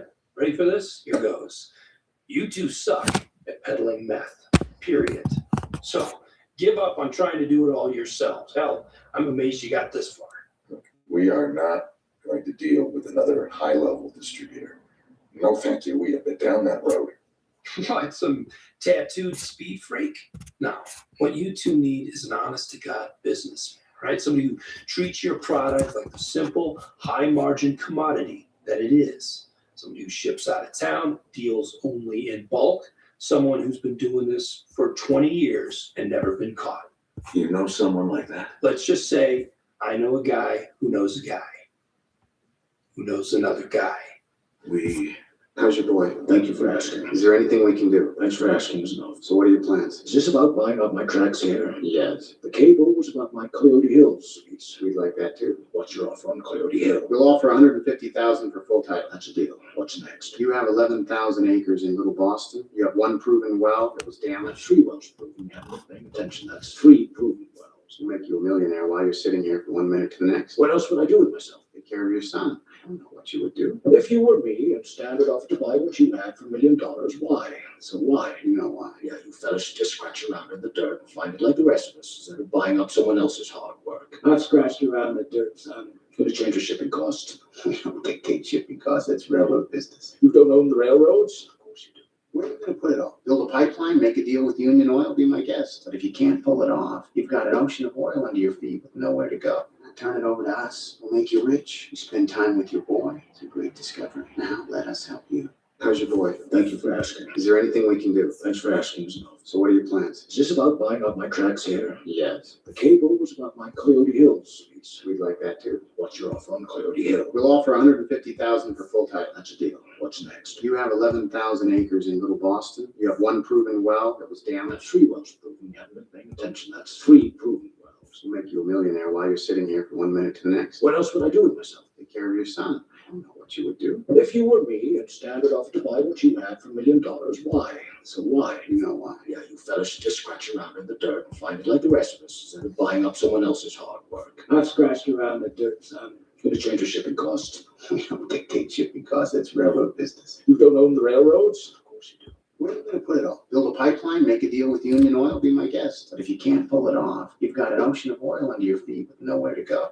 Turn it over to us. We'll make you rich. You spend time with your boy. It's a great discovery. Now let us help you. How's your boy? Thank you for asking. Is there anything we can do? Thanks for asking. This trainer had no idea how close he was to disaster. He was ready to throw punches with Tyson himself, trying to defend his student. It was 1986, and the boxing world was still trying to understand who this young destroyer named Mike Tyson really was. At only 20 years old, Tyson had already become the most feared man in the heavyweight division. Every punch he threw seemed to carry the weight of dynamite, but his next opponent, Jose Rebalta, believed he could survive that storm and maybe even stop it. Mike Tyson was a phenomenon. Born and raised in Brooklyn, he had a I am a rough bit tired, spending time on the streets, which is before good. finding his way into boxing under the guidance of the legendary Cus D'Amato. Cus saw something special in him, a combination of raw power, perfect technique.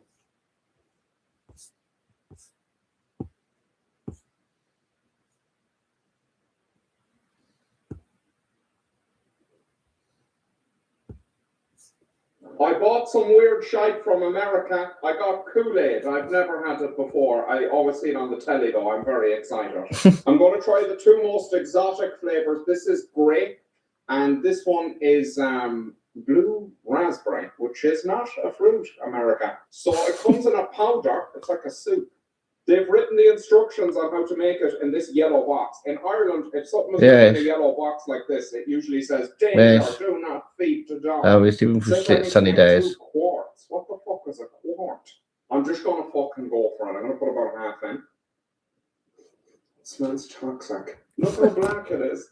It sort of looks evil. Apparently, you need to add sweetener. We're just speed running all the chemicals. Okay, let's go. Oh, fuck no, fuck no. I've added a lot more water to the blue raspberry. It doesn't pass the is it a real fruit vibe check, but maybe it's delicious. It tastes like it's for cleaning. No, follow me, I'm delicious. I bought some weird shite from America. When we lived in Saudi Arabia, they had this like powdered orange juice. Like Saudi Arabia is full of American products, right? They're called Tang. Tang. That shit was nasty. We loved it when we were kids though, because it would make us buzz. Like fuck knows what was in it, but we would drink it and go mental.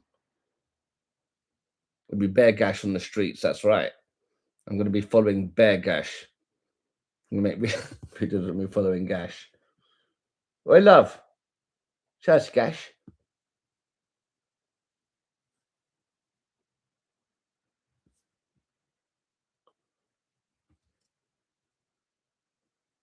Hello, buddy.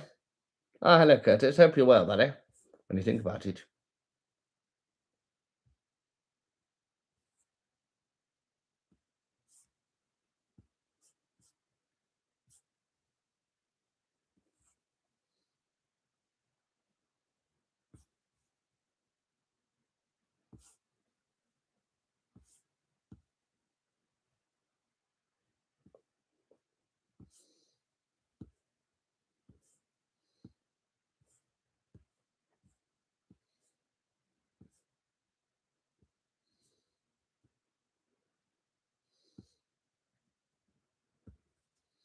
Advance or die.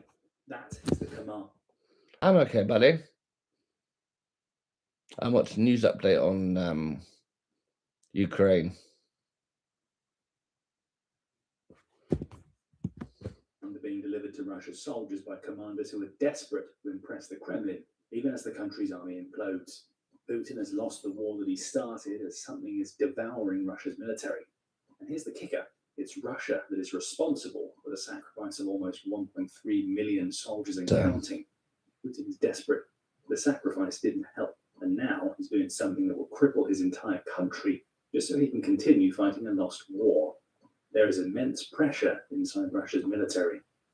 And that pressure can be seen in the words of a Russian commander said during a call that Ukraine's military intelligence, or HUR, intercepted and published on February 15th. World War III as well. What do you mean there's plus there? What the are you doing? Have you completely lost your minds? The Russian commander bellows at his troops. What the do you mean refusal? Move forward, fucking go. What we see here are two very interesting things. First, the word refusal. It's clear at this point that more and more of Russia's soldiers are refusing to charge headlong into the Ukrainian kill zones that they know will destroy them. And you'll learn why they're so terrified of those zones in just a few minutes. But the second thing is even more revealing. It's clear that this commander isn't listening to what the soldiers are telling him. There is no attempt to adjust, no tactical withdrawal that would allow the Russian assault team to adapt to what they see and maybe start a new attack that increases their odds of survival. Russia only wants to push forward. It apparently has no other strategy than sending its soldiers into the meat grinder. And desperation that results from losing so many men is what has lost Russia the war. That desperation bleeds down to commanders who are in fear of the higher-ups to whom they report. Faster! I need to file the report, the commander screams in the intercepted call. That isn't leadership. It's pencil pushing with people's lives. For the commander, it doesn't matter how many soldiers he leads into the kill zones. What matters is that the soldiers push forward only by a couple of feet, that he can go back to his superiors and report on a job so well done that Russia lost everybody in the assault. Again, as HUR says on Telegram, the interception of this call showcases evidence of the extremely low morale and psychological state of Russian units. Putin's soldiers don't want to fight. They're being forced into assaults by commanders who are more concerned with accolades and reports than they are with their soldiers. What this amounts to is a Russian military filled with unmotivated soldiers whose morale is at rock bottom because they don't know what they're supposed to be fighting for. For those who say no, get short shrift. You refusers, you funkies, the commander screams at his troops before delivering his final order. Now you'll go together with them and charge in there. Translation, go and die so I can tell Putin that we gained a couple of feet up to the spot where a drone blew you up. This is the reality of the war Putin started, and it reveals exactly why Russia has already lost. Any semblance of strategy long ago went out the window, like so many politicians who have crossed Putin in the past. All that Russia has left is its meter cannon fodder into the kill zones in the hope that the next body will be the one that forces Ukraine to use up the last of its ammunition or drones. We see this strategy enshrined in Russia's Pokrovsk disaster. A city that was supposed to fall under the might of Russia's 2025 summer offensive is still partially controlled by Ukraine, meaning there's been more than half a year of brutal fighting that Putin believed would never happen. And as Colonel Volodymyr Polevy, who is the head of communications for the 7th Rapid Response Corps of Ukraine's air assault forces, said on February 7th, Russia is paying a heavy price for its meat assaults on Pokrovsk. Overall, on the Pokrovsk axis, the enemy is losing about 6,000 personnel per month.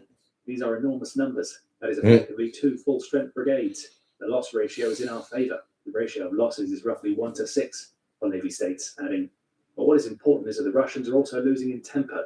For every 1 killed, they have about 1.3 wounded. For every 100 killed, 130 wounded. That's a horrific ratio. Horrific. Good night, Nico. Describe what Putin is doing in his own military. Nico going to bed. As we said earlier in the video. Good night, buddy. Good night, Nico. Sorry, buddy. Just noticed that. Doing an excellent job of taking advantage of that certain something. It's pressure, a relentless call from the Kremlin for its army to advance, no matter the cost. It's what has led to the sacrifice of well over 1 million Russian soldiers, and it's that pressure that has forced Putin into a corner, that has led him to doing things that have cost Russia the war. We'll go deeper on that last point toward the end of the video. On the pressure front, we see maybe I'll make some bread and honey. But HUR intercepted. Perhaps once upon a time, the commander who was using threats to force his soldiers forward might have cared about some of his men. Where the compassion may have once existed is long gone, however, replaced by the brutalization of the Russian army. Hello, buddy. You want some bread and honey? Oh my god, a little crown. Oh, so cute. Putin thought that constant pressure on Ukraine's defences would cripple his enemy, to destroy Russia's military instead. You see that in the refusals we discussed earlier, and the evidence that is emerging that Russia is as quick to kill its own people, be that deliberately or through rank incompetence. I don't know. In a December 31st report, the New York Times said that Russia's army has developed an insatiable demand for men. The machine that Putin has created is underpinned by brutality and coercion, the outlet adds, which has led to Russia stooping so low that it sends even the gravely ill and injured back to the front lines to serve as Who are losers? a war grinder. Those left at home live in fear for the fates of their husbands and sons in Ukraine, which has led to complaints circulating throughout Russia. One of those petitions saw over 1,500 people inside Russia accuse the country's military of wrongdoing in the ranks that is hidden from the public. This wrongdoing is even worse than commanders screaming at soldiers to push forward when the commander knows they're leading the soldiers to their deaths. In an October report, the Moscow Times revealed that at least 100 Russian officers have executed their subordinates in Ukraine. In some cases, officers even demanded their soldiers' bank cards and PIN numbers, supposedly for delivery to their families in the motherland. But we all know what the officers really want. Soldiers' banks are filled with the fat payouts they get for signing up for Putin's war. A bank card and a PIN number are all that's needed to send that money into the pockets of corrupt officers who think nothing of the lives of their soldiers, the people they've left behind. That's not how military should work. Pressure placed on the Russian military by Putin and his underlings. Can you hear me? This brutal catastrophe. And so we come back to the commander and his orders. Can you hear me about this? Just push forward, charge No? the kill zones and die for your country. I hope it's crashed again. Understand the mass chaos this Has it crashed? created in the Russian ranks. We need to explain what kill zone actually contains. United 24 Media provided a good roundup in an interactive. Oh, you can hear me. Okay, good. Precisely what the pressure that Putin places on his army pushes his soldiers into facing. First, there is the terrain, layers of defences. I've been looking at my hair. Itself into a death trap for the Russian soldiers, who are inevitably ordered to march forward. Oh my God. Without any vehicles. That is Butanka, which is the Ukrainian word that stands for a massive network of thin barbed wire that constantly catches clothing and feet, bogging the Russian soldiers down. Massive spools of barbed wire also have to be navigated, and there are often Ukrainian units hunkered down in tunnels, either waiting in ambush or controlling drones. We'll get to the drones in a second. Should Russia's troops be fortunate enough to have a tank or armored vehicle, they still have to overcome mines, ditches, and dragons' teeth. I find it so hard to relax. Barbed wire for infantry is designed to slow them down, and in the case of mines, blow their tracks off. And then there are the drones, hundreds of them. Some are conducting reconnaissance, leading Ukrainian ambushers to their prey. Others are FPV drones with explosive payloads, which fly toward trapped tanks and isolated soldiers. Deaths are inevitable. Ukraine builds its kill zones so that it can use them to funnel Russian soldiers into ambush. The camera on this laptop is so crap. The vast majority who enter these wastelands of human misery, there will be no escape. They will die, and more will follow. No, the bun, you mean? In the January 25th article, these kill The bun is. well save Ukraine. However, that's in large part. I'm trying to see what it. pressure that we've thought You about can't so sleep far. again. Oh, for peen. The kill zones wouldn't be as effective as they are if Putin himself weren't ordering the mass slaughter of his own soldiers by sending them in. There has been no effort on Russia's part to come up with alternative tactics that could subvert the kill zones. Russian commanders are told to gain territory. Where's my vote? Whoa. What leads to situations like the one with the HUR captured in. You like the bun? Pressure from the top equals deaths at the bottom. And what a sacrifice the Russian military has made to Putin's war. According to Minfin, 1,254,450 of Russia's soldiers have been killed, wounded, captured, or gone missing between when Putin Fucking launched his hell. invasion and February 16th. It's going to take generations to recover from. An average rate of about 1,000 per day. Putin has really destroyed Russia. General Mark Rutte. At that rate, it's going to take about 45 or 46 more days for Russia to hit 1.3 million soldiers sacrificed at the altar of a war that they have already lost. Russia's army is pathetic. Churning, so desperate that he's now doing something. We would crush Russia. Military will cripple Russia itself. We've destroyed their reputation. Before we do, there's a lot more where this comes from. If you're getting value from the military show, make sure you subscribe. The soldiers are totally unprofessional. So what is Putin doing that is going to take a lost war and turn it into a country-destroying calamity in which Russia may never recover? 3 words. Secret. I know. You answer Ukrainian. My brother's still fighting over there. Jesus Christ. I hope he's okay. I can't imagine what he's seen. Russia's army is so shit. Ukraine's, at the moment, there's got to be the most professional army on earth at the moment. Oh, just in terms of how much experience they've got. Russian army is terrible. But it makes me feel confident about us. We would crush Russia. They're so shit. They're so shit. They've just got loads of numbers. I mean, you think about how many Russians Putin's responsible to death, as well as Ukrainians. Ukrainians are tough. After 4 years of a grinding war, but the Kremlin knows has exhausted. They're tough as fuck. The mobilization is being carried out in secret, Mr. Bretton Gordon explained. Putin's such a pussy. He's such a pussy. Putin now appears to be carrying out mobilization by stealth, he says, adding the usual biannual conscription cycles, historically around 130,000 per intake, Ukraine. have been replaced with a rolling draft system designed to obscure the sheer numbers of men being called up. This stealthy version of mobilization is even bigger than the partial mobilization that Putin ordered back in 2022, Bretton Gordon claims. It typically involves Russia forcing reservists who should be dealing with rear area duties and infrastructure protection onto the front lines. Putin has found a short-term solution for his attritional Ukraine campaign. A way to inject soldiers into a military that has crumbled under his own pressure and Ukraine's devastating defenses. However, to achieve that short-term boost, Putin is sacrificing Russia's future for a war that still won't be won, even as he injects the... I need to upload a video now, so if it crashes the YouTube, Perhaps now it's becoming I'll sort it hopefully.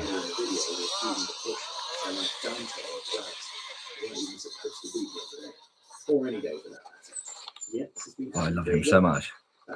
Oh man, what's going on here? Oh, sorry. Oh, little snakes. Ah, he's happy about it. Zing, zing, zing.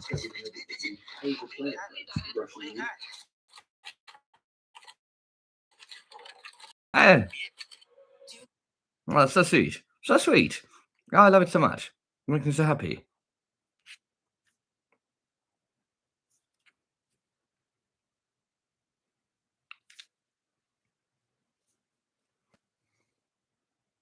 It's devastating, isn't it?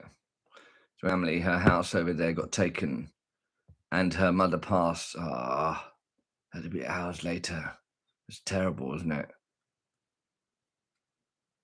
They're bastards, the Russians. Not the Russians. Pussy.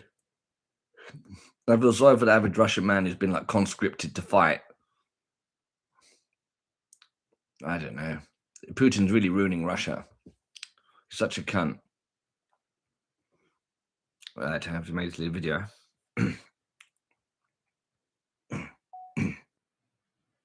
Hello, everybody, and this is my favorite monkey. It's a little macaque called Jing. I think it's pronounced Jing. Jing the monkey. And Jing is about to get some little snacks. Let's see what's going on. What's going on? What's going on here? Okay, little bucks. Jing likes it, yes. Oh, Jing's so happy. Oh, little, look at little face. Oh, yeah, so cool. Oh, yes, he wants. Can't wait. Jing has one arm for ping. Oh, no. What little piglet. What little piglet. You can't wait. Oh, yes, have some strawberries, buddy. Oh, yes. Oh, I like it. Yeah. Oh, so cheeky. Oh, so not a little thing. Hey, you got to finish it, buddy. Oh, my God, so naughty. Oh, my. Oh, so sweet little thing. Popping. One arm. Oh, I think it's a girl. Oh, for Ping Jing. Oh, well, basically ate all of it. Come on, have the next one. Oh, so cool. Oh, my God, so good time. Oh, so sweet. There's a little mouth. Oh, there's a little mouth. Oh, yes. Oh, that was a very good video, ladies and gentlemen. I hope you enjoyed it. Go and check out their channel. Jing Jing. Howdy beep. Oh, my God, so sweet video. Anyway, I hope he's okay. If he's been fighting, he's probably seen lots of things. Lots of terrible things.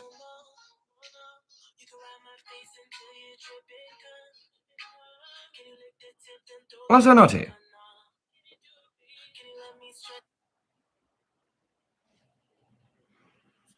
I love my things.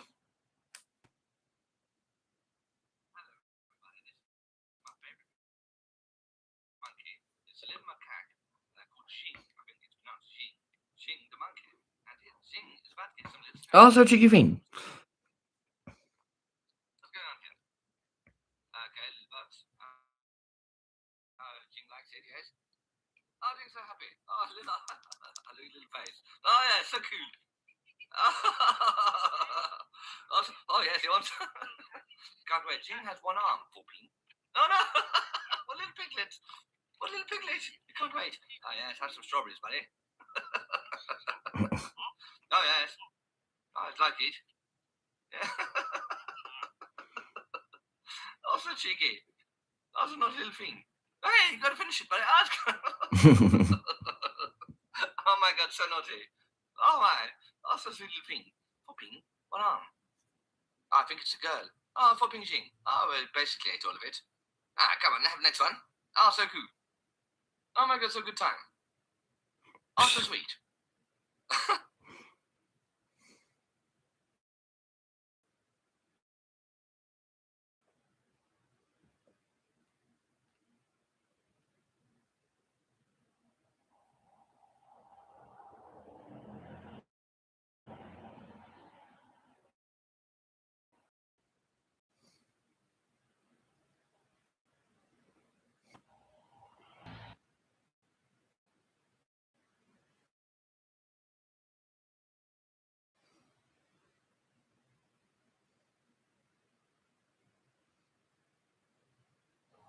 In January to see him. Fucking hell. I can't imagine fighting in a war. You'll never be the same, would you? When you think about it. Right, I respect him a lot. Fighting for his country, it takes bravery. It takes a lot of bravery. Oh, I wanted to join the army when I was younger. Anyway, I changed my mind anyway.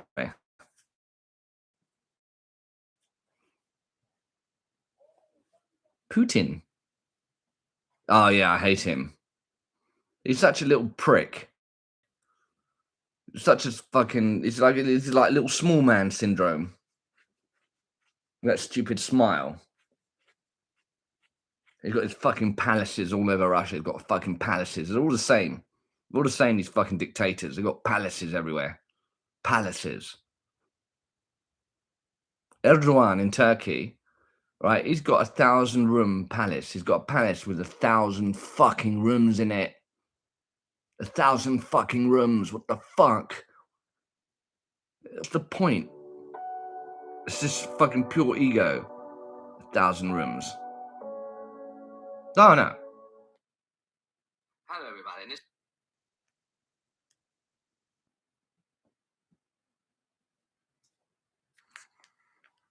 My focus issue.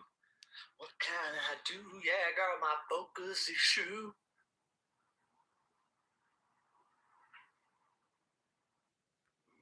You think about it. When you think about it, wow, that's such a good song. Oh my God, when you think about it, oh my God, when you think about it, I love my paint. Hello, everyone.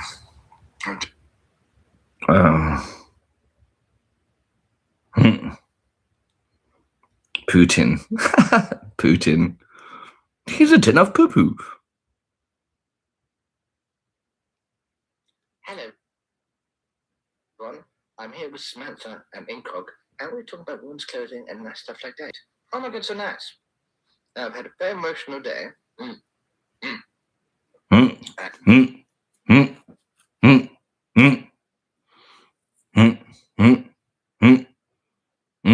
I don't know. I don't know. I don't know sometimes. I feel so terrible.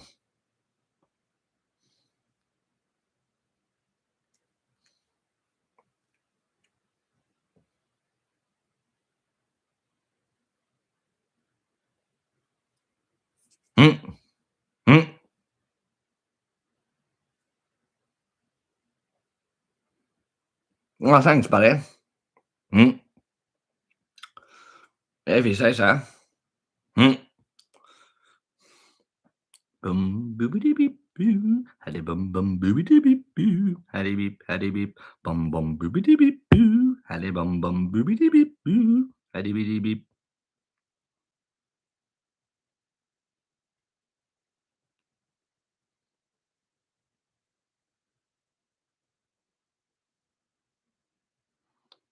Bum bum boopity beep boo. Had bum bum boopity beep boo. Had a beep, bum bum boopity beep boo. Had a bum bum boopity beep boo. Had a beep beep.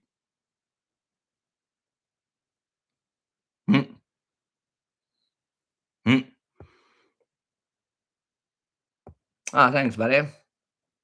Thank you. That's very nice. When you think about it, when you motherfucking think about it, hummity beep, humhitty beep, oh. When you motherfucking think about it, when you think how the motherfucking think fucking head.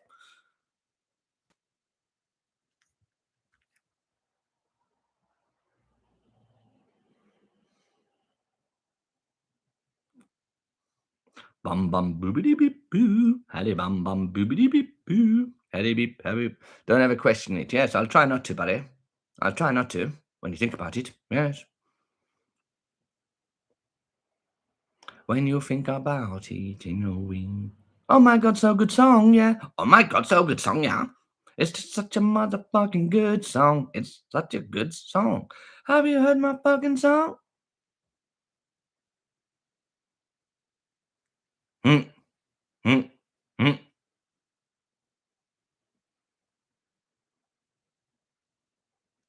Hmm.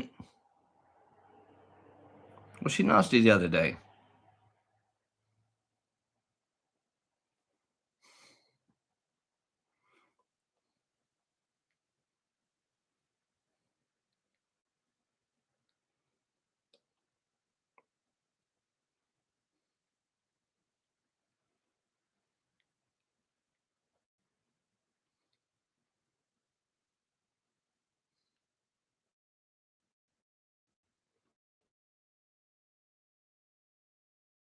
Yes.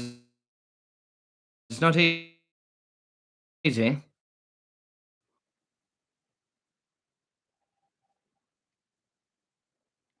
Hmm. Hmm. Hmm. Hmm. Hmm.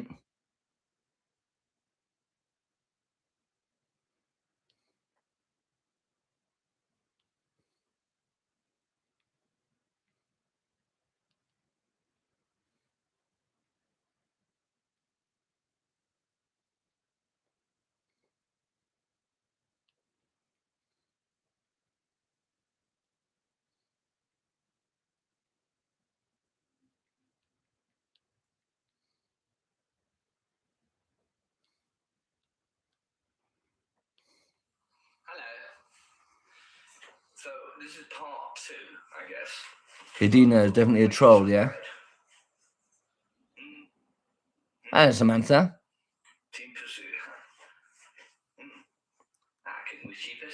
1, 2, 3, 4. Yes. 5, 6, 7, 8. 9, 10, 11, 12. Ah, good game. I like it.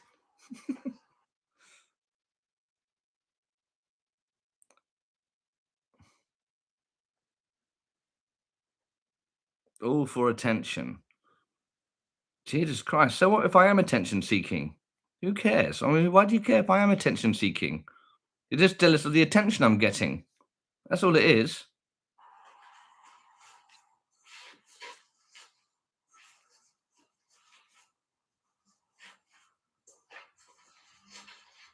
Oh, hello, my plants.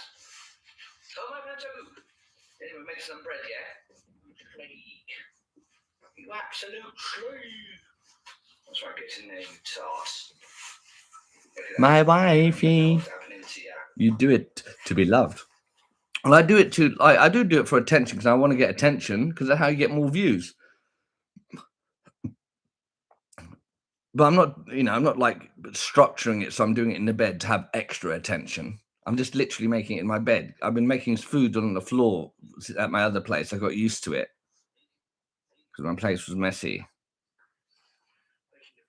I love the attention. Oh, how I love my Jelly Belly fans. Oh, so nice. So we're going to be making some braid, and I need to go get the ingredients. Spiders.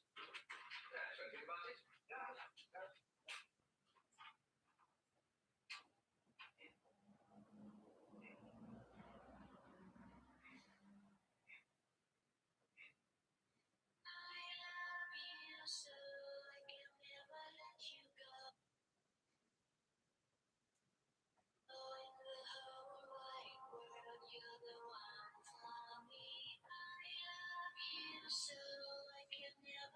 Sing, baby. You want me to sing? When you think about it. Oh my God, when you think about it, in a way. Oh my God, in a way. When you think about it. Oh my God, when you motherfucking think about it, in a way. There you go. I just literally freestyled that. I'm making videos on TikTok. I just need to get that ID. It's so annoying. They must have changed their rules recently.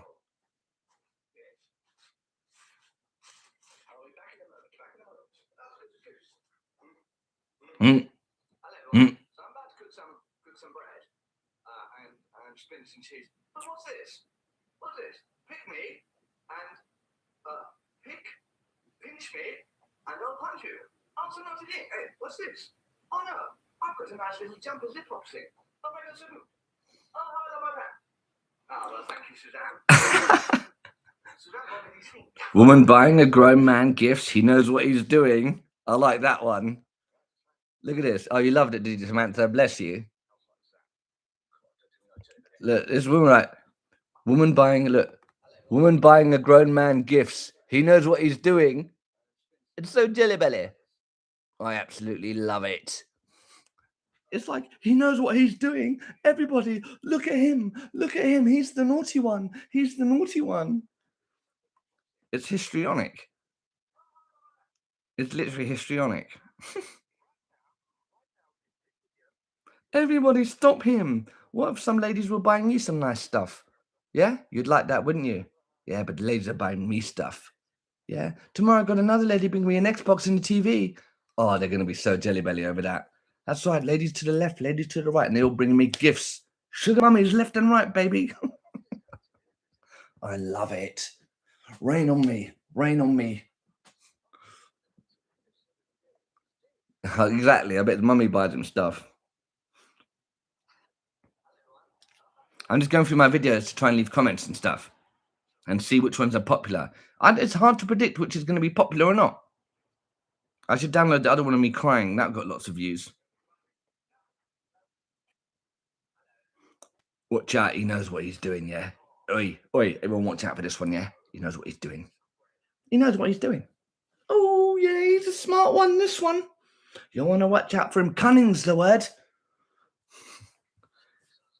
Like, you know how wet it is to complain about something like that? It's so wet.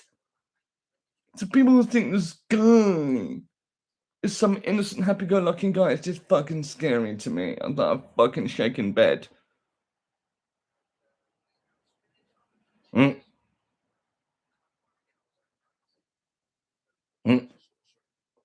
I don't remember. Someone said, I'm sorry I was nasty the other day. I don't even remember.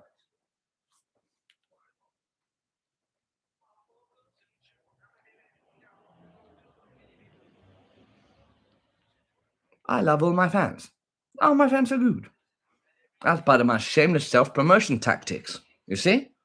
Shameless self-promotion. You just say, oh, how I love my fans. Oh, my fans on average are 20% better looking than your fans. See? Shameless self-promotion. We should be here for you. Ah, bless you. It's okay, buddy. I love all my fans. On the bed.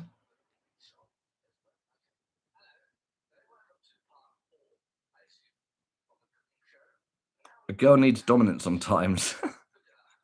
She's talking about the food, I guess. I dominated that food. Yeah, that's right. My little minions, and they love it. They love being minions. They all flock to my super dominant charisma. They love it. You've got so much personality and charisma. We want to follow you. That's right. Get in line, you schlags. Yes, sir. Good. You know who wants to be dominated the most? The minions that don't want to be minions. They're proper minions.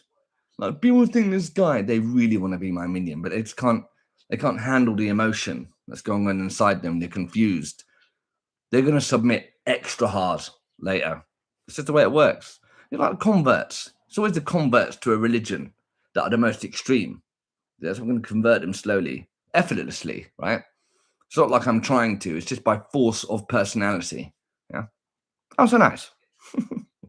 They hate it. They hate it. They absolutely hate it.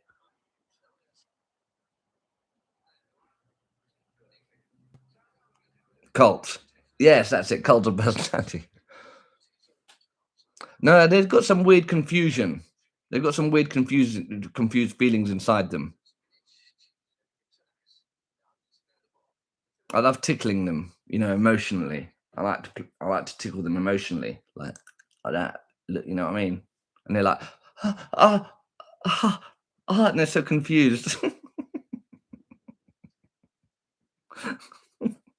So, this is so nice, but I hate you so much, but I love you so much. Same time. You know what I mean? It's like confused ecstasy, yeah? That's right, buddy. Confused ecstasy. I don't do anything without their permission, obviously, but I'm like, I tickle them a bit emotionally like that underneath. And they're like, I keep coming back for more. It's like that. It's like every time they come into my channel, but when I are broken, it's sad. Ah, so sad.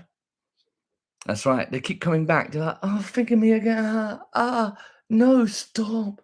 Oh, I'm gonna come back. I'm gonna come back later. Oh, yeah, that's right. And I'm like, the whole time I'm like, shh, brushing their hair. Shh, calm down. Or brushing their hair with an actual brush, like, shh, it's okay, baby boo. Shh, take it easy. Shh, like that absolute dominance. While they're going, why do I keep coming back for more? Like, they're looking at my and they keep on flicking through my videos. I hate you. Then they have an anger tug, rubbing their baldness. Yeah, that's right. Have a little tug. And why am I tugging? I hate you. I hate you. Oh, I wish I was you. I wish I was you. I want to be in you. You know, there's all sorts of things going through their head. Poor pings. So that's that story. Yesterday and Sunday was sad. Watching your or seeing you missing was sad. Thanks, buddy. Yeah, that's because the internet went funny. You like the ponytail on top? It's not exactly in the middle. Does that look good at the back there, or is that supposed to be up as well? I don't know. Thanks, buddy. Yes. Thanks, buddy. That's the truth. Right, so this one doesn't have too many views. It's hard to predict which videos are going to get lots of views or not. It is. So I just keep on making just videos that I want to make. I can't get these videos where they're like, try and make your video do this and that. It's like, God, I can't be asked. What do you mean do this and that? Just fucking, you know what I mean? I don't know. If you want to get more views, do this, fucking do that, or whatever. Or how about just be fucking wicked? Do you know what I mean? Just have a wicked personality and then shit will come through for you, yeah? Just be born with a wicked personality. It's easy. I love making videos like that to wind people up. Disgusting. Oh, this guy's disgusted. Oh, so nice. I love it. Why do you talk normal 1 minute like a baby the other? It's just COD, just acting about, buddy. Why not? Why not? Of course, my dear friend. Of course. I don't think babies talk like that. They don't say, of course, my dear friend. Have you ever heard a baby say, of course, my dear friend? Born fabulous, exactly. What are you going to do? It's like, you know, you can't win. I was literally born better than you. Like, I like doing like rage baiting videos like that, just like wind people up with arrogance, with overt arrogance, you know, but backing it up with personality too. Oh yeah, so hot. So nice. And they just get raging. Mother, no, somebody has to stop him. But that's the only problem with haters. So naughty. That's the only problem with haters who actually want to cause you physical harm. I don't care how much they hate me. I love it, but they don't. That's not enough for them. They have to hurt me. They want to hurt me in real life. Let's have a look. Disgusting. That's so nice. Give us a head wobble. What does that mean? Like this? Like that? Is that what head wobble? Is that what they mean? Come on, buddy. Am I not? Of course. A saying from South Park. Hope you don't mind me asking. Of course they are. Of course they are.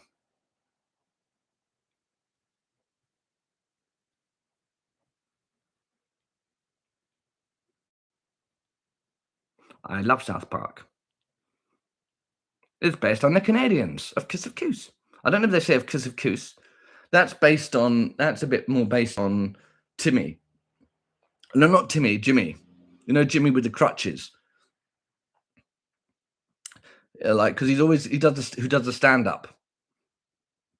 And he goes like, when he's like trying to encourage people, he's like that kind of Kiss of Coos. He's like that. Of Kiss of Coos. Guys, come on.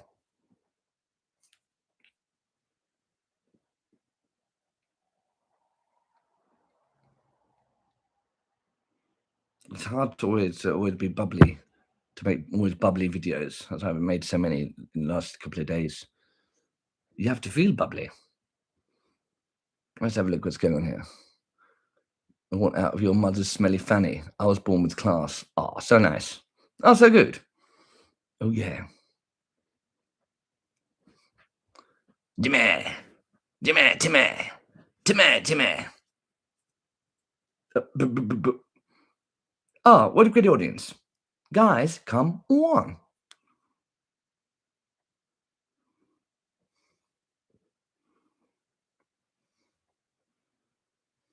Maybe I'll make one of those now.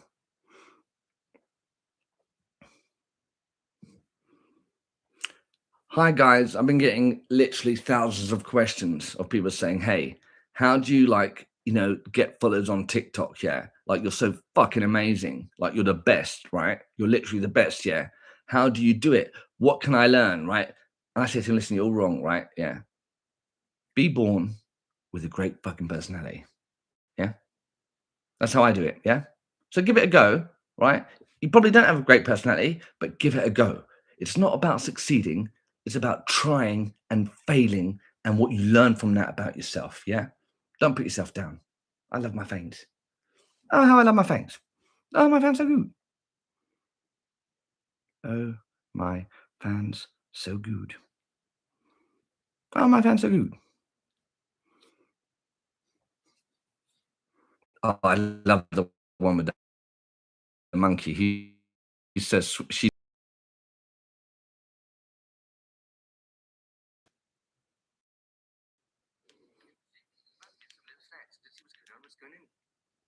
Also, cheeky monkey.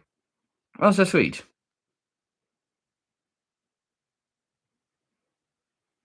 Oh, nobody's seen my little video with the monkey. I am the best. That's just what it is. Thank you. Well done, Samantha. 2 points to you, yeah? That was smart. You are the best. Literally, I am the best. Obviously, you're talking about me. Yeah? Oh, I love you too, buddy. Oh, so nice. What's this video here? Let's have a look. Let's copy link address. And we will paste it here.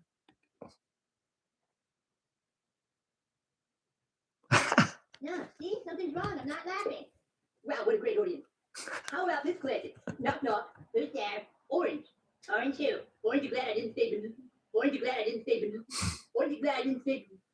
Orange, you glad I didn't say banana? I loved Jimmy. So cute contestant. What was this? So cute. A contestant is absolutely stunned during her big win. Is she? That looks cute. We have only one space left here. We have only one space left here. We have only one space left here. So the next number that you give me is going to decide everything for us. She is sweet. Debbie, what is that number? 3. She has chosen number 3. She's chosen number 3. And let's see it. I love my fans.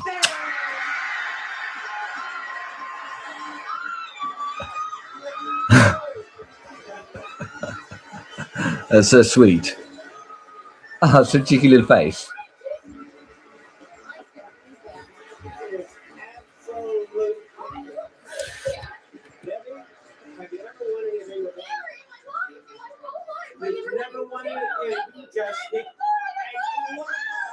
Your car, do you drive? Yeah, I drive over. We have only one space left. Oh, so sweet. We have only one space left here. We have only one. Only use 3 left. What does that mean? Oh no, what's going on here?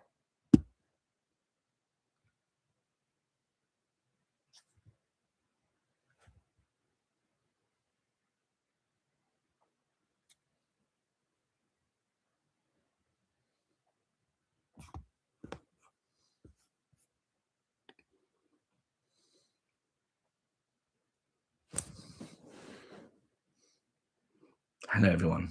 I'd like to ask you a question. Have you ever considered that you might just be shit? Just shit. Yeah? Think about it.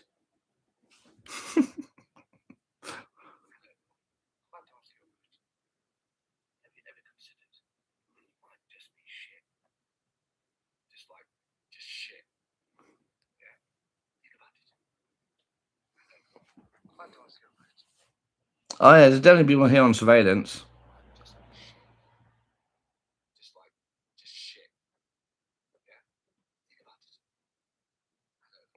Hi, guys. I've been getting literally thousands of questions of people saying, hey, how do you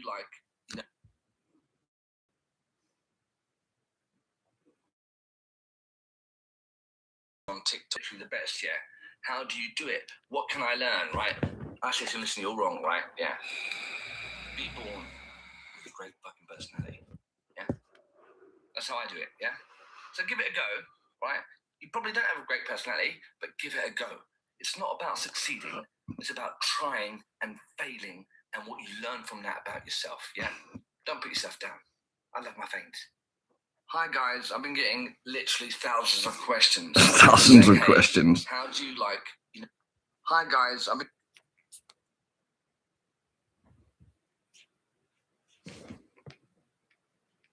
it's just another update, yeah. I've literally, at this point, I've got nearly 2,000 questions about how do I do it, right? Oh, what was I going to say? What was I going to say?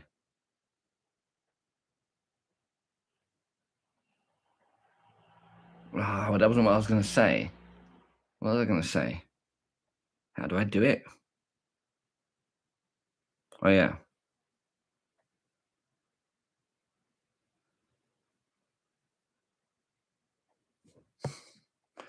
Hello, everyone. I've had nearly 2,000 questions. Actually, nearly 3,000. I'm not lying.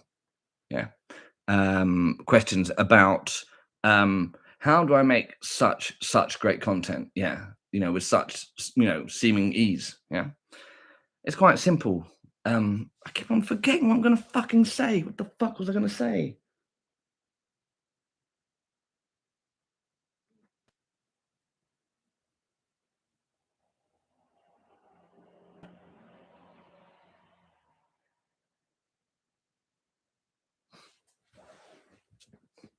Like, people just want to know, what do you do? What do you have to do to get there? Yeah. And the way I do it is I don't do anything. I just am. Fuck, that's so deep.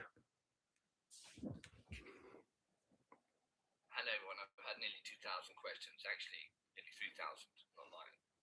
Yeah. I'm not lying. About how do I make such great content? Yeah. Be cheeky. You slept so much today, and now you're wide awake. Yes, I know that feeling, buddy. Like, people just want to know, what do you do? What do you have to do to get there? Yeah. And the way I do it is I don't do anything. I just am. Fuck, that's so deep. Hello, everyone. I've had nearly 2,000. Hi, guys. I've been...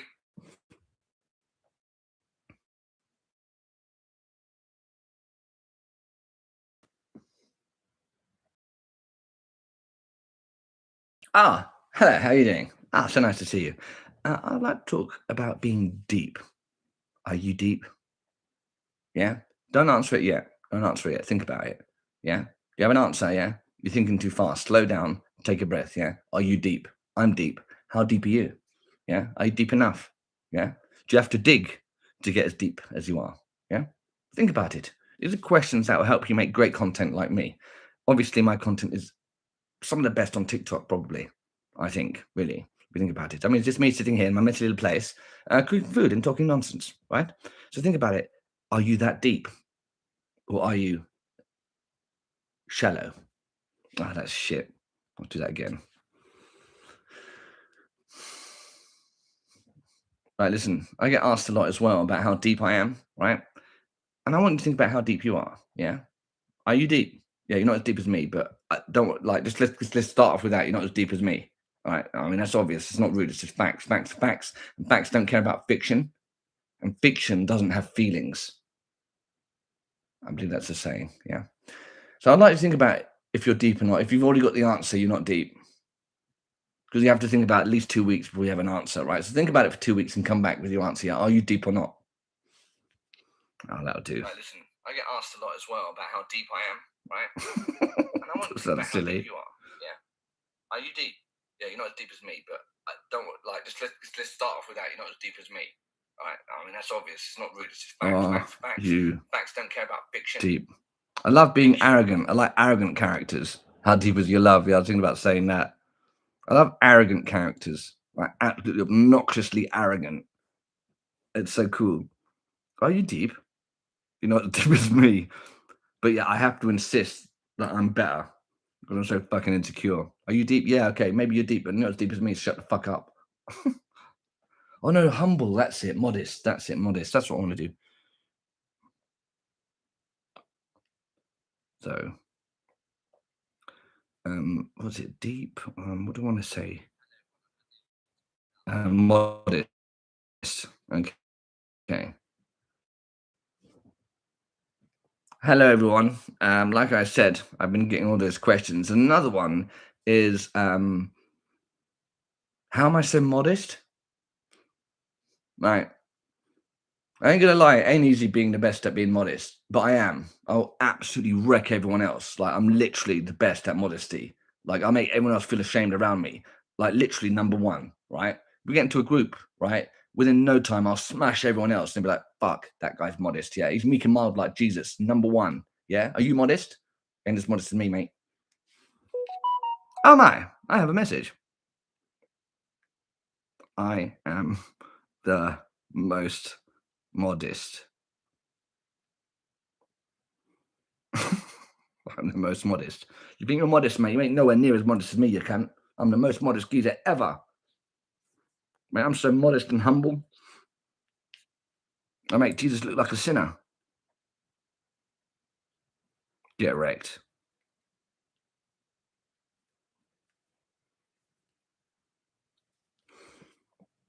Why not? Yes. Why not, buddy? When you think about it.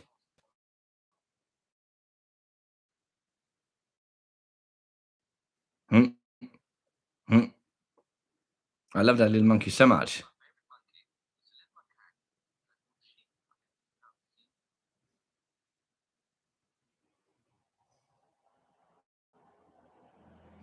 I love that little macaque. It's so sweet. For Ping. I think it's a she. I keep on calling him. I keep on calling her a he. And she's only got one arm. For Ping. Ah, but she likes her strawberries. I love strawberries. They're my favorite berry.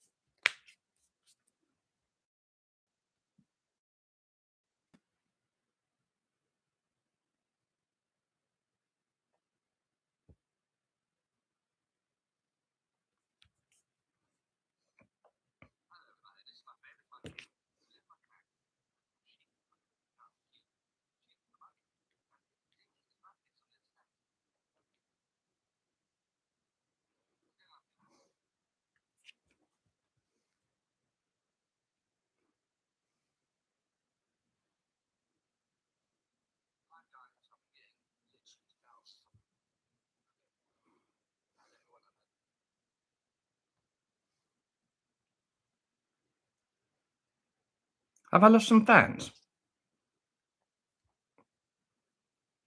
I know, I think I've lost some followers. I thought I had more.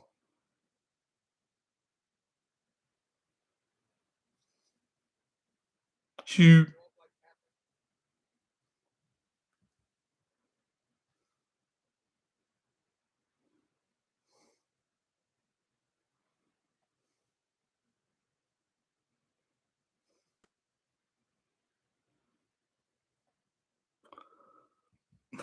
Hello, buddy.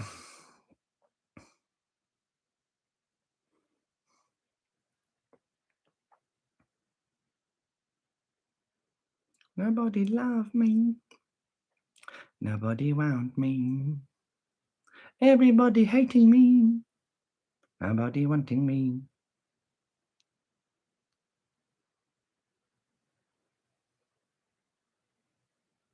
Don't say cunts around kids. Not cool, mate. This is fucking Medway, mate.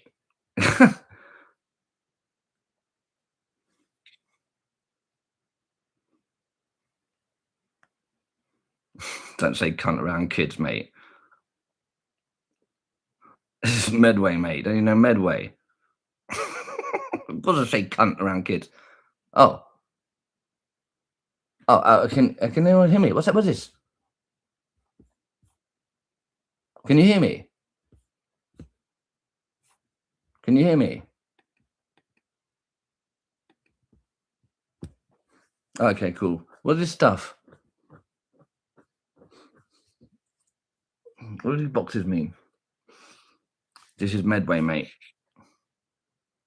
This is Medway, buddy.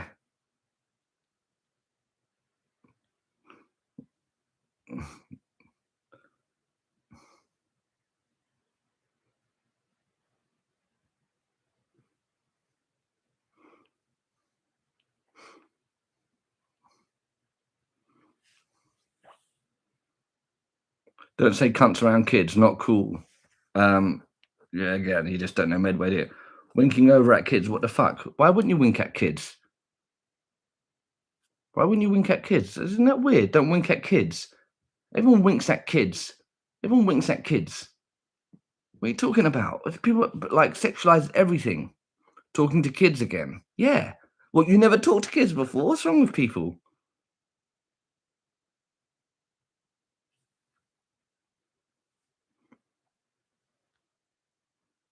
I was really sweet. This little kids.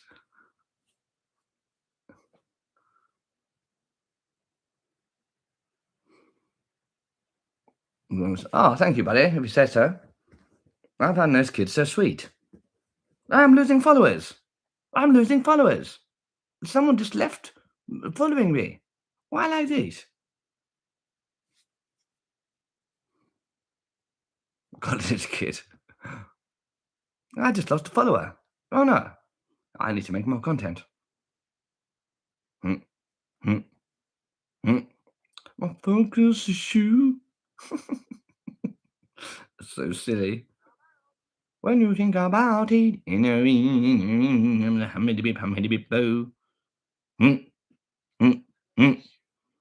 Hail to the shoe.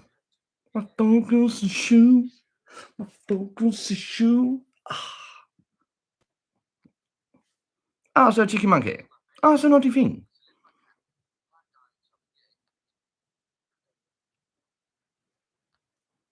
I'd like to buy a pair of shoes. Yeah.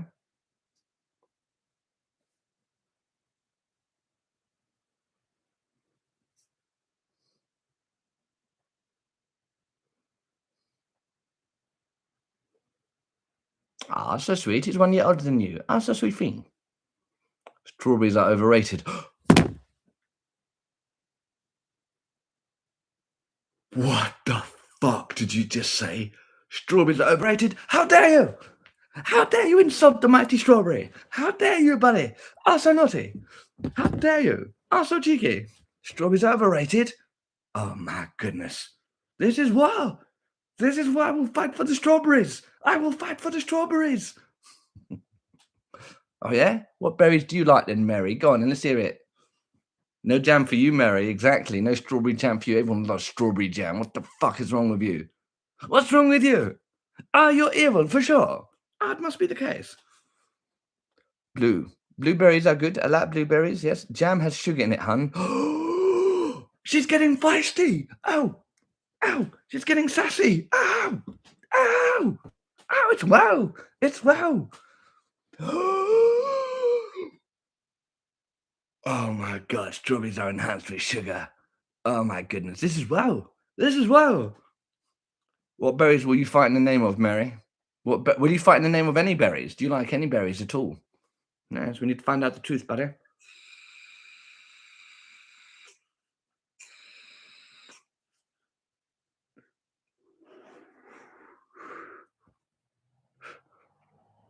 No? We're not going to get an answer, buddy? Do you like any berries? Strawberries. Oh, mangoes are good too.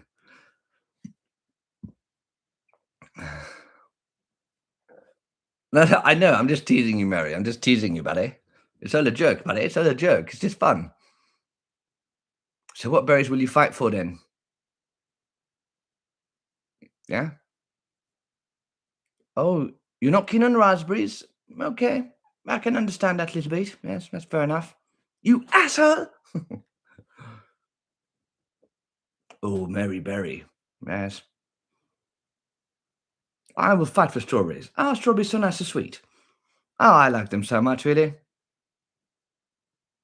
She loves Mary Berry. Oh, you love raspberries. Oh, I bet you do. I can't do raspberries anymore since I got my tongue piercing. I just can't do it. I can, actually, if I stick my tongue out further.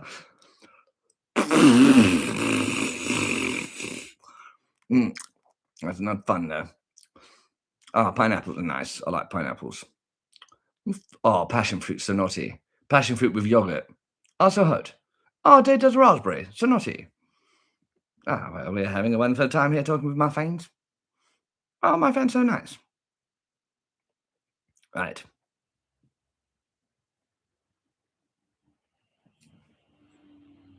Okay, guys. I was talking about how deep I am. Yeah, check this out. Yeah. All right, this is a pretty deep question. It's going to blow your mind, but I want an honest answer here. Do you like strawberries? Don't lie. Tell the truth. Yeah. The truth. Oh, how I love my fans. That's right. It's going to be an interesting topic of discussion now. Very intellectual debate, of course, which is the best berry. I want you all to write an essay on what the best berry is, yeah? Of course you can hear me. That's the intention, buddy.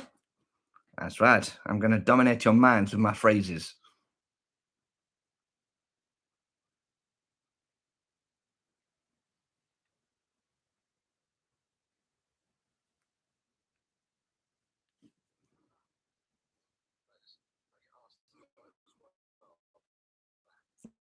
Yeah, it's going to be a big debate. That's right.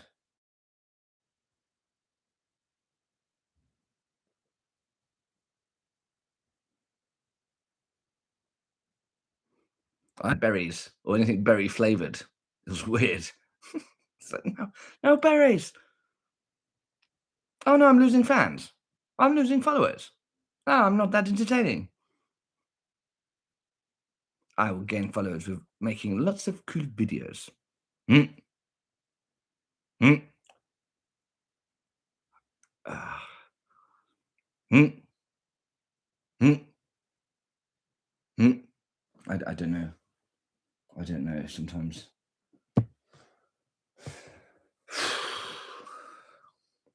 No, that is true. My berry is you. My favorite berry is you. I should make a video about that. My berry is you. And have a little strawberry in the video. You know that is true.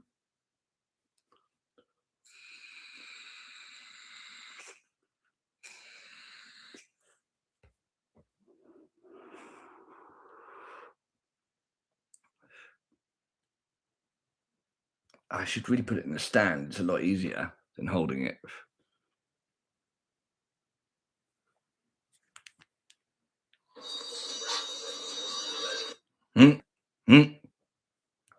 I wish I could stop that. 700 million. The most expensive houses in the world. What the fuck, man? 700 fucking million. Jesus Christ. We're going to have a trillionaire at some point. What we're going to do, we're going to have a trillionaire. We've got actual trillionaires.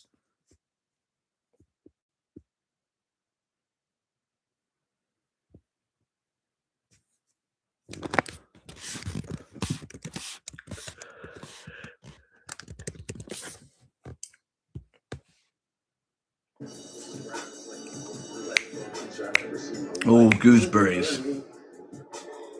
Shoo. Why you reading, bitch? Because I like to read, and this is a really good book. You're a really good bitch. Bitch. Why you gotta bother me, man? Because Shoo. I'm not doing very well at school. I'm reading at a 3rd grade level. I really don't want to get left back. So when I see somebody reading for fun, it makes me feel that much more stupid. And then I get mad. I didn't know that. Thanks so much for opening up to me. Shut up, queer. I don't understand. Why you gotta go there? I've been having sexual fantasies about some of the other guys at school. Give me that.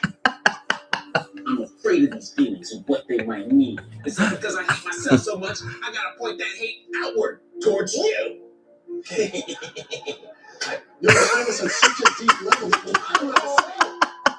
Now I'm gonna punish you physically for acknowledging my emotional problem. Wait. I was gonna say, if you understand yourself so well, then maybe you should try working on changing it. Of course I want to change it.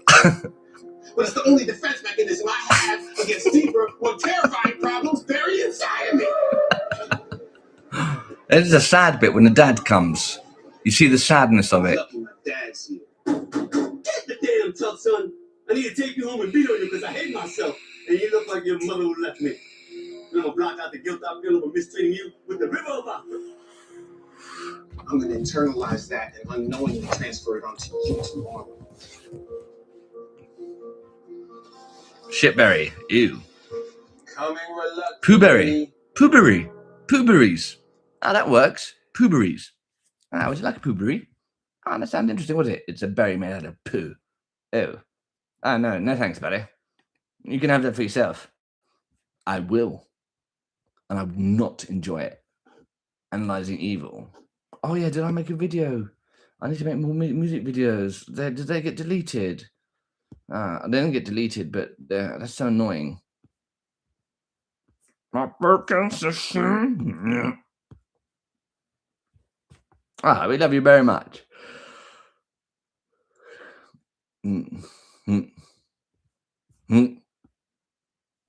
Grown man who thinks he is a ninja. The grown man who thinks he's a ninja. Oh, that's sad. Marjorie Taylor Greene. She's such a fucking snake. MAGA is, I think people are realizing it was all a lie. It was a big lie for the people. What MAGA is really She wants to be president. In this administration, who they're serving is their big donors.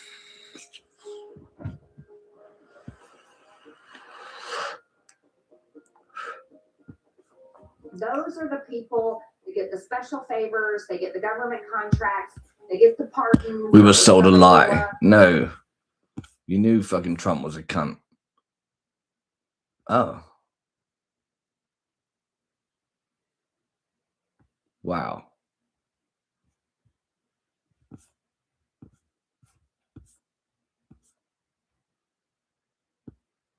Oh, Fidel against Gary Goodridge.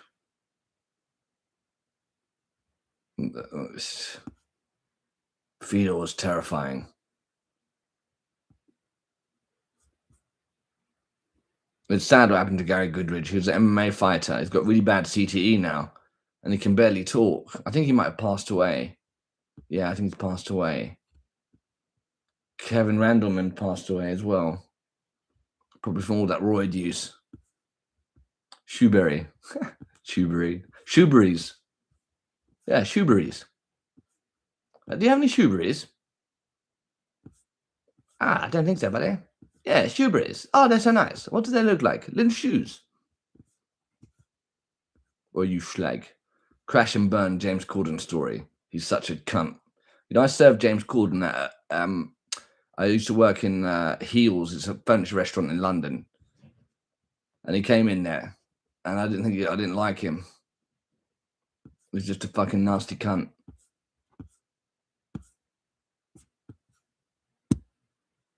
If ever there was a celebrity... Shoebury. Yes. Have you been to Shoebury? Yes, it's where they grow shoeberries. And don't meet your heroes, then it's got to be James Corden, a man who rode his funny, humble, down-to-earth everyman persona. He's so not humble. Hollywood stardom. He was once hosting everything from talk shows to award ceremonies, starring in TV and big-budget movies, and rapidly being positioned as the new face of American TV. The world just couldn't seem to get enough of James Corden. But fame exacts a heavy price on any man, and beneath all the jokes and the jolly banter and the forced relatability, there lurked a sordid tale of... What's his name? Brian... What's his name? The guy from...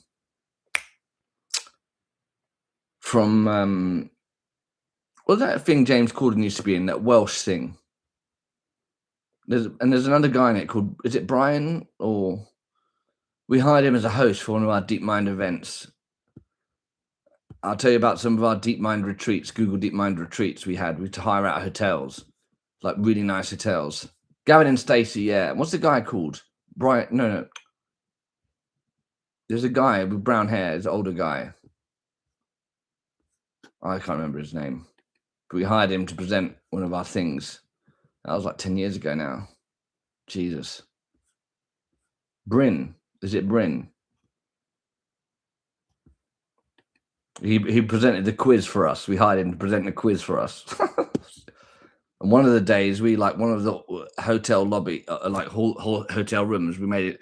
It was made into like an arcade. Had all these arcade games. Hired some company to come out and like make us arcade night.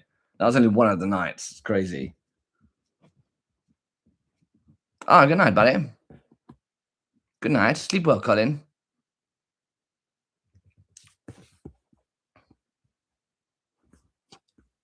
Aren't you and Samantha at the same place, or you're at other places at the moment?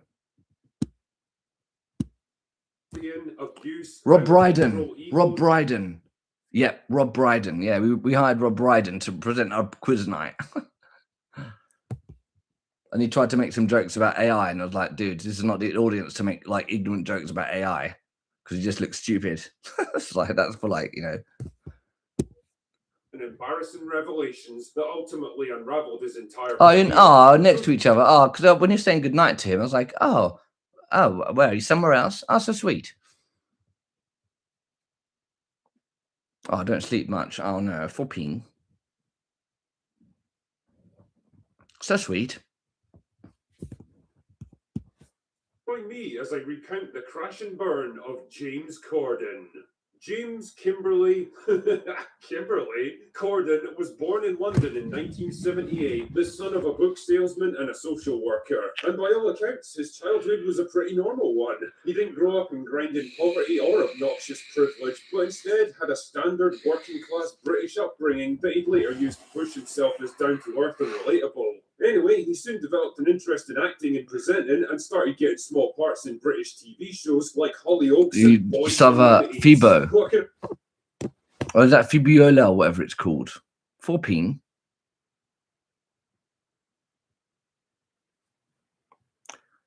She don't like you. She don't sleep too much, yeah. Well, that must be hard, buddy. Jump in and out. Oh, 4 pings.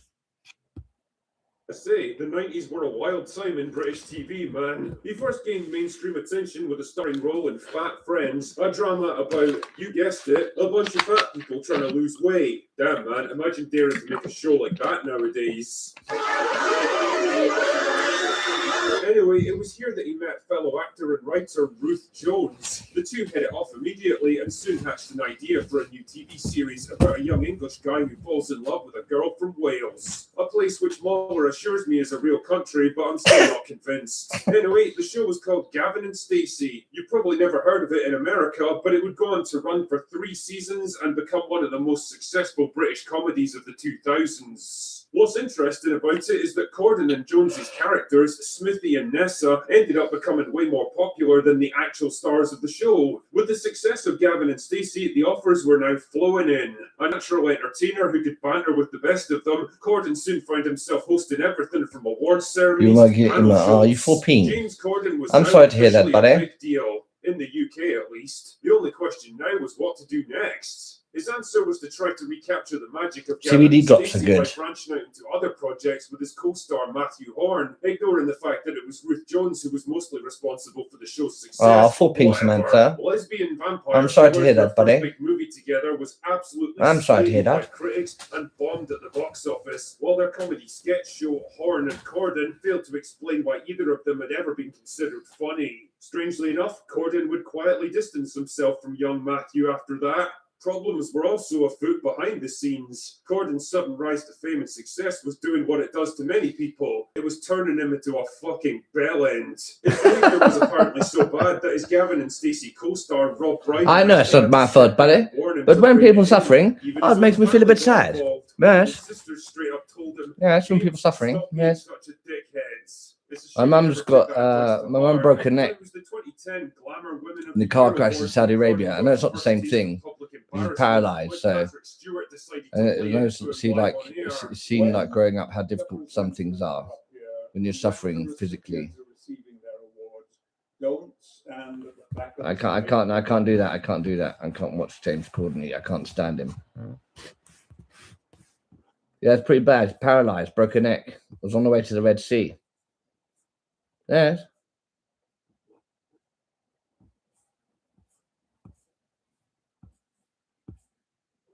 That was in, was that 94? I think it was 94. 30 years ago. It's crazy. That was a bad car crash. The car rolled down the hill. It rolled over 3 times. The car we were in. Fucking crazy crash. It was a very serious crash. I can't handle Rolf Harris now. I can't watch about Rolf Harris. He's so disgusting. I used to love Rolf Harris when I was a kid, like Animal Hospital. I thought he was so cool. Sounds like just another pedo.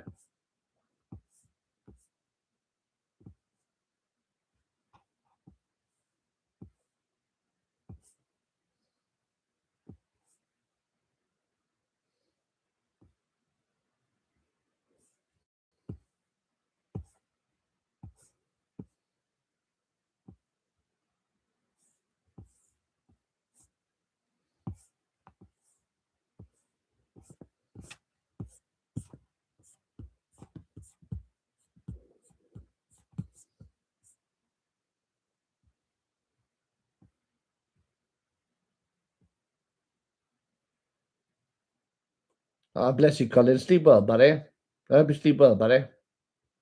Yes. I look cozy. Ah, well, hey, that's part of the gimmick, buddy. You got to look nice and cozy. Oh, so sweet. Oh, so naughty. Oh, so cheeky.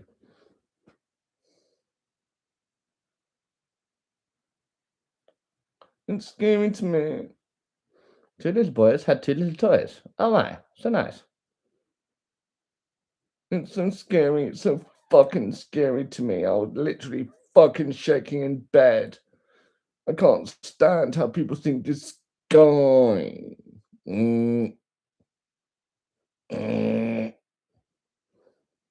People think this. Mother. No. Somebody cancel Sheepers. No, I don't want to do it. I want someone else to do it for me. Fucking entitled pricks. They're such fucking little dickheads. You make a video and like a lot of the time someone just finds anything to criticize. Anything they want to say negative. Oh, you're making food in bed. Yeah, I'm making food in bed. What the fuck? Who gives a shit? Oh my god, that's why I don't eat at other people's houses. Okay. There we go.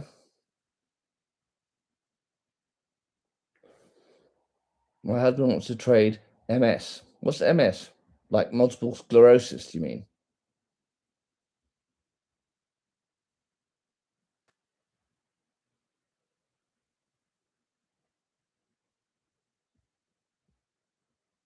Oh no.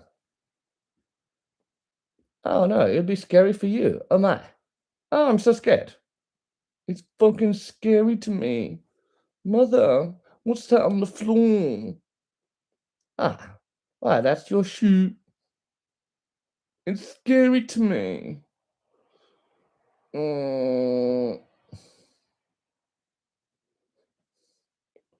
He loves you more shoe. Ah, of course, of course. Shoe. Oh, how I love my shoe. Have you seen my shoe?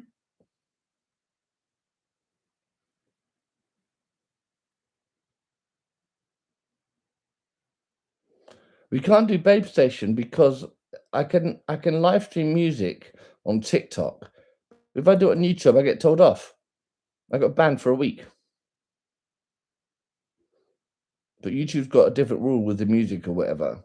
On TikTok, it's fine. I never get any warning about music. Shoeburyness. Yes, that's right. That's crazy to me. Mother, where's my shoe? Ah, it's just over here, darling. That's your shoe. Mother, no. I want everything to be the way I want it to be. Oh my God, it bothers me so much that people think this... people who think this... To people who think this... Mother, I've got indigestion again. Such a little pussy. Mother. I couldn't believe that comment. I literally couldn't believe it. It's so pathetic. To people who think this guy is some innocent, happy-go-lucky guy, it's scary to me. It's scary. So what am I then? What am I, some sort of serial killer? What the fuck are you talking about? Was it Brian? I don't know. It's so hot. Shoeburyness. Yes.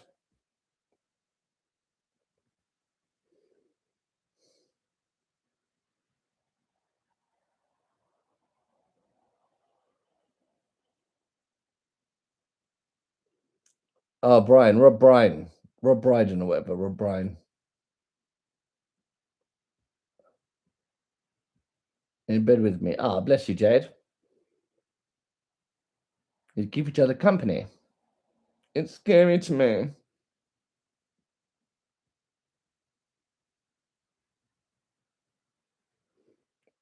Am I scary to you?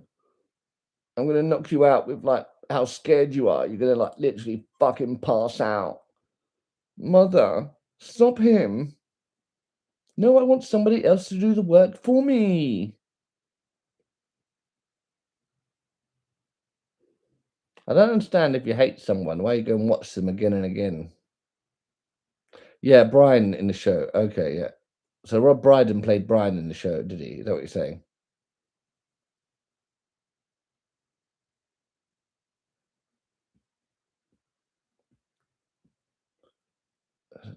Down every time I lived, Gavin and Stacey so much. Yeah, it's funny. It's funny.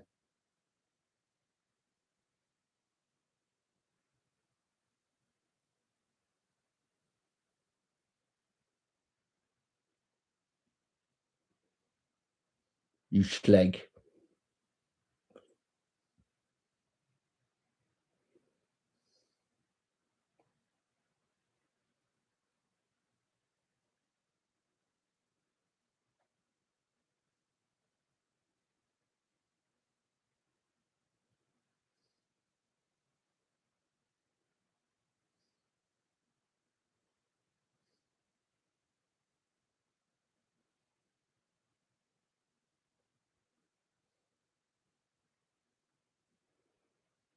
Yeah, I never liked the royal family for some reason. I don't know. And I didn't get on with it for some reason. Just didn't click with me.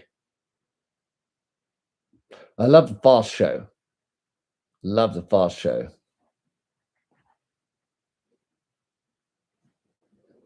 I love the Ralph and what's his name? Is it Ralph and Ted, isn't it? The gardener, the Irish gardener.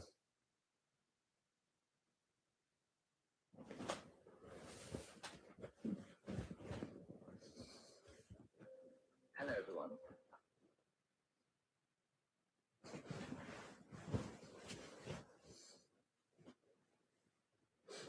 Keeping Up Appearances is good. That fucking woman and that pathetic husband. Yeah, Richard. She's such a good actress. She's so like overwhelmingly dominant, and he's so like submissive. He's such a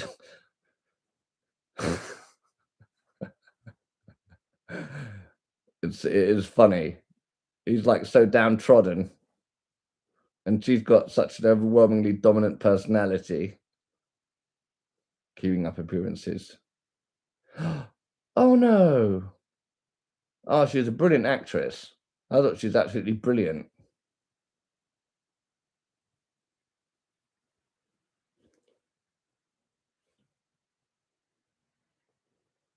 Night shoe. You and Quint are getting some rest. Ah, bless you too. Much love. I'll try and keep smiling. Yes. I hope you rest well. My focus is shoe. Hello there, and welcome to Life Beyond Scene, where curiosity settles in like a warm Oh no, they're blanket not getting any rest. Oh no, it's a cheeky time. so Oh, so your naughty. thoughts can drift without rushing to keep up. Tonight, we're heading somewhere most people never picture clearly, mostly because it feels too far away to imagine. It sits beneath the oceans, far below the sunlight, below the twilight, below even the midnight depths where most deep-sea creatures drift. It's a place so removed from everyday experience that it may as well belong to another world. This quiet region is called the Hadal Zone, and while the name might sound dramatic, it's simply the scientific label for the deepest trenches of our oceans, those narrow chasms carved into the seafloor where conditions become almost unthinkably extreme. But before we drift down through those layers, and before we talk about why humanity can't truly explore that region, the way we explore mountains or deserts or even space, I'd like to know something simple. Where are you listening from tonight? And what time is it for you right now? It's always a little grounding to remember that while we What are you sorry about, buddy? places on Earth, you're sitting somewhere with a glowing screen, a stable floor beneath you, and an atmosphere that isn't trying to squeeze you into a piece of paper. If you find this kind of slow exploration comforting, or if you enjoy having something gentle to fall asleep to, I'd really appreciate it if you gave the video a like, maybe even subscribed, because it helps this sleepy corner of the internet reach more people who need a quieter moment. Now let's settle in and begin, not by plunging immediately into the deepest water, but by taking a small step back to see the whole picture. Whenever people talk about the ocean, they often picture its surface first, a wide open space where ships move steadily and waves rise and fall in familiar patterns. Even as children, we learn quickly that the surface is only the start, and there's a surprising amount of water below that point. But the true scale doesn't land until you think slowly about the layers that sit beneath the surface. The uppermost part, the one we swim in, is full of light, movement, and activity. Beneath that is dimmer water, cooler, quieter. Go deeper, and the world changes again. And before long, there's no sunlight left at all. You reach the region where most deep-sea documentaries take place, showing glowing creatures and drifting shapes that seem almost alien. But those scenes still aren't the deepest. They belong to depths that, while impressive, are still within the range of human-made submarines, cables, sensors, and cameras. They're deep, but not impossible. The Hadal Zone is different. It begins at around 6,000 meters and extends to nearly 11,000 meters in certain trenches. To put that in a more human scale, imagine stacking more than 20 Empire State Buildings on top of each other, still beneath the water, and then lowering a fragile machine straight down to the bottom while every meter adds more weight pressing against it. At the deepest points, the pressure is more than 1,000 atmospheres, which means every square inch of any object is hit with over a ton of force. If you try to picture what that feels like, take a moment to imagine holding a single brick in your hand. It has a certain weight, firm and obvious. Now imagine a stack of bricks as tall as a building placed on top of that same hand. It sounds silly only because the human body would give out immediately. Machines built from strong metals can tolerate far more than human flesh, but even they have limits. Oh, it looks so cute. Oh, thank you so much, buddy. Limits in a manner that feels almost unfair. Well, I tried my best. But we're not there yet. It's easier to understand why it's so challenging by following the descent more gradually. When you pass the upper layers, you reach a region that loses light quickly. Here, the temperature starts dropping, and the ocean becomes quieter, colder, and denser. The pressure increases at a rate that feels aggressive when you think about it carefully. For every 10 meters you go down, another atmosphere of pressure pushes in. At 100 meters, scuba divers already start reaching the limits of what the human body can tolerate safely. At 1,000 meters, no human body could survive at all, not even for a moment. But of course, we don't send people down that far. We send machines. Yet even machines begin to suffer. Electronics fail. Metal warps. Seals crack. Connectors jam. Materials behave differently than they do on land because the ocean's weight isn't gentle or patient. It pushes without stopping, without variation, without any regard for what we're trying to do. The Hadal zone also has a shape problem. It isn't one continuous layer of the ocean like the water above it. Instead, it's scattered around the world in isolated trenches, narrow and steep. Unlike the flat seafloor you find at mid-depths, these trenches drop suddenly like cracks in the Earth's surface. That means even accessing the edges can be difficult. You can't simply lower a platform or an elevator-like device into a stable open pit. You have to target narrow slopes, angled walls, and pockets where machines can get stuck. The terrain is unpredictable, more like a rugged mountain range turned upside down. Imagine trying to explore the inside of an impossibly deep canyon, while the atmosphere is trying to crush your equipment from all sides, and the temperature stays close to freezing. That's what scientists face every time they try to reach the Hadal zone. However, before the challenges become overwhelming, it's helpful to notice something else.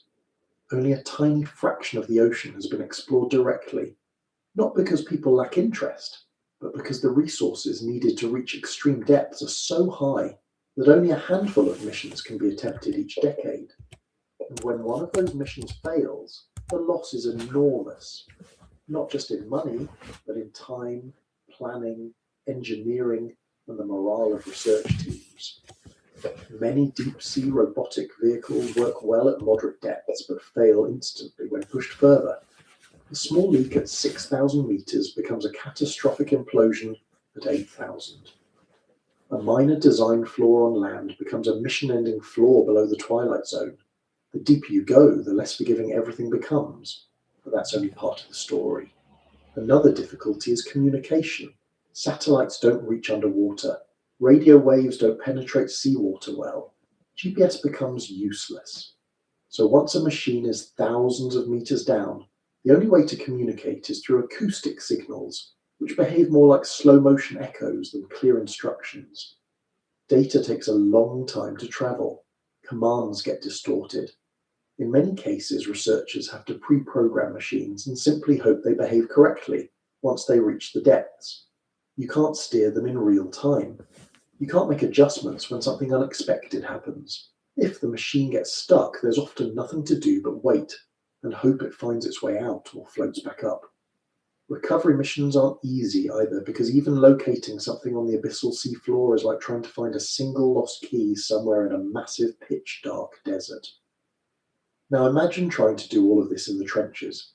The Hadal zone is the ocean's equivalent of a remote wilderness, where nothing is on your side.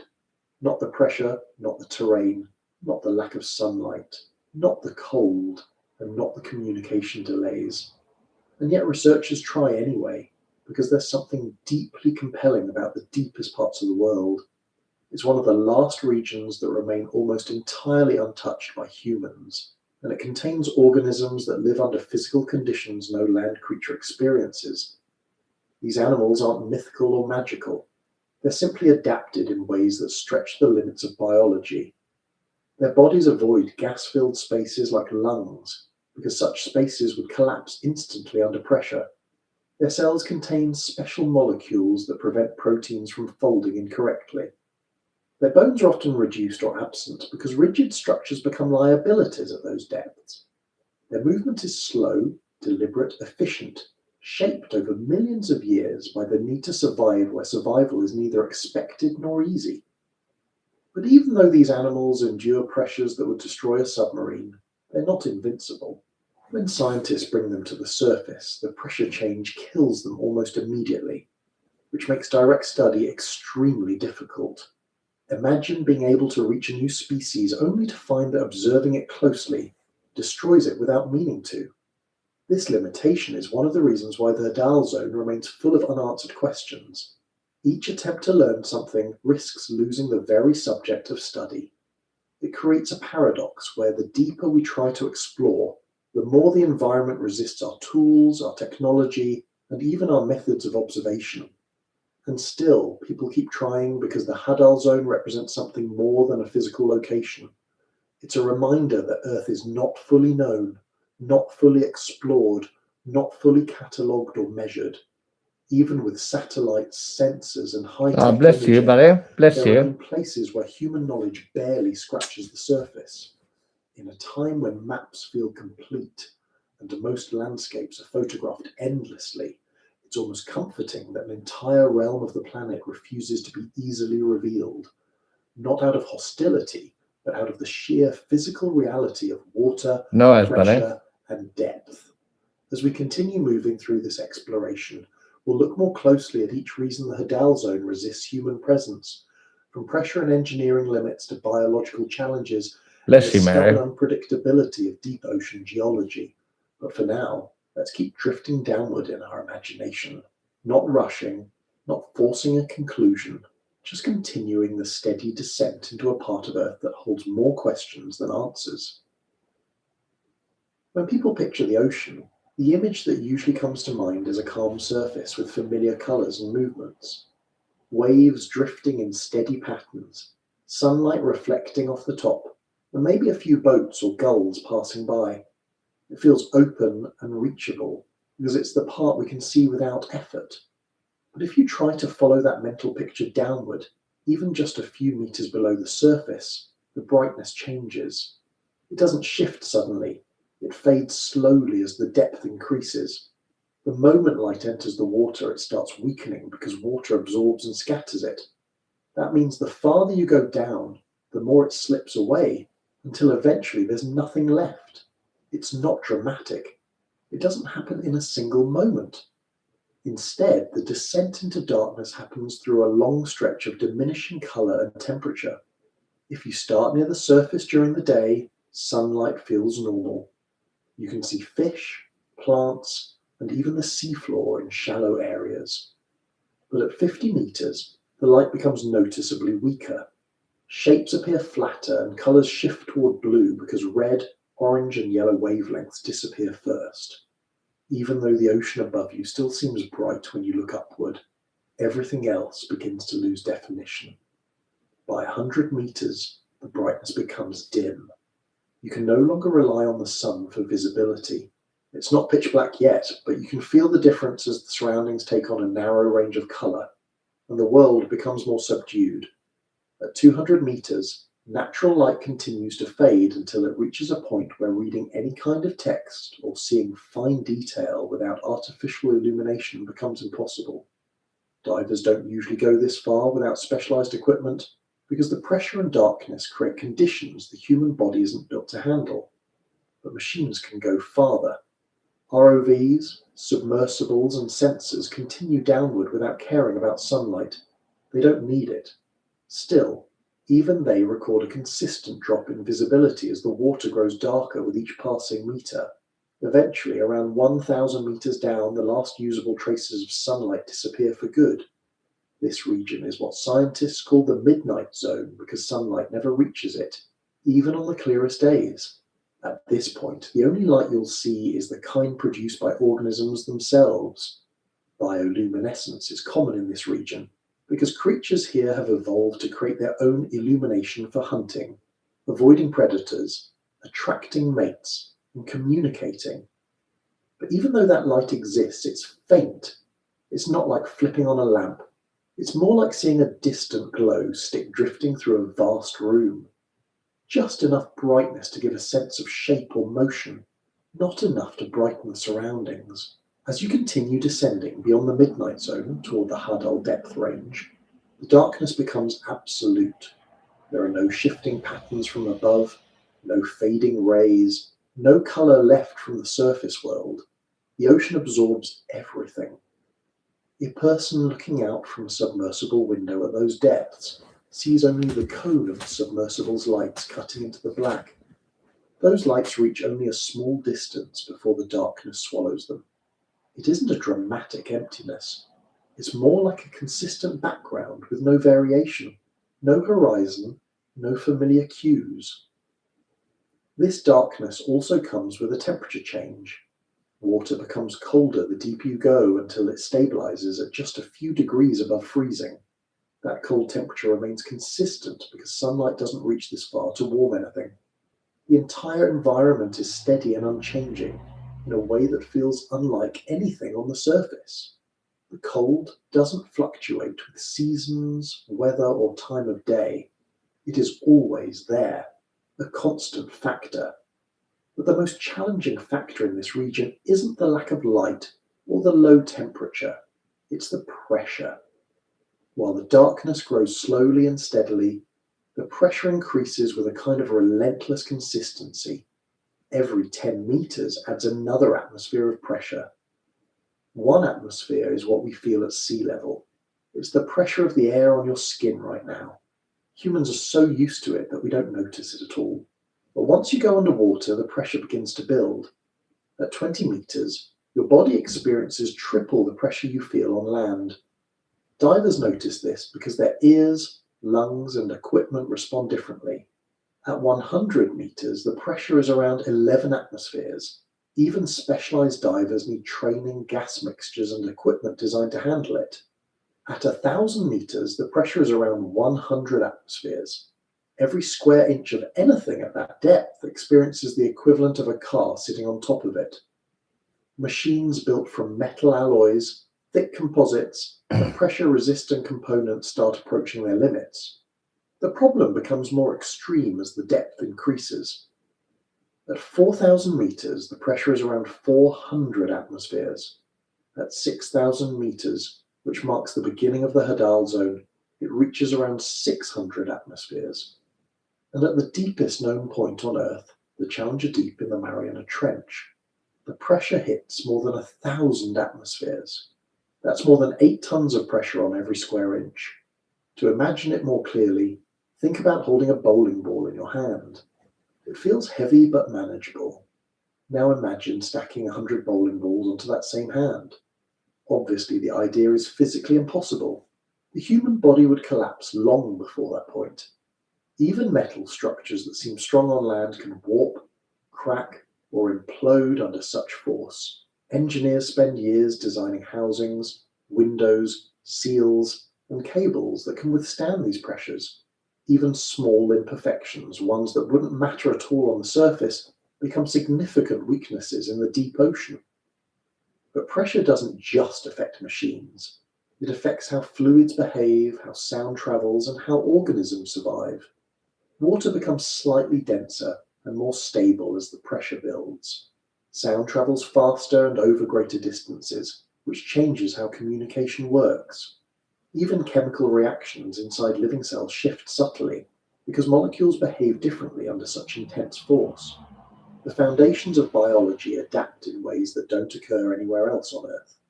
Many deep-sea creatures have developed bodies without air pockets because internal gas cavities collapse under pressure.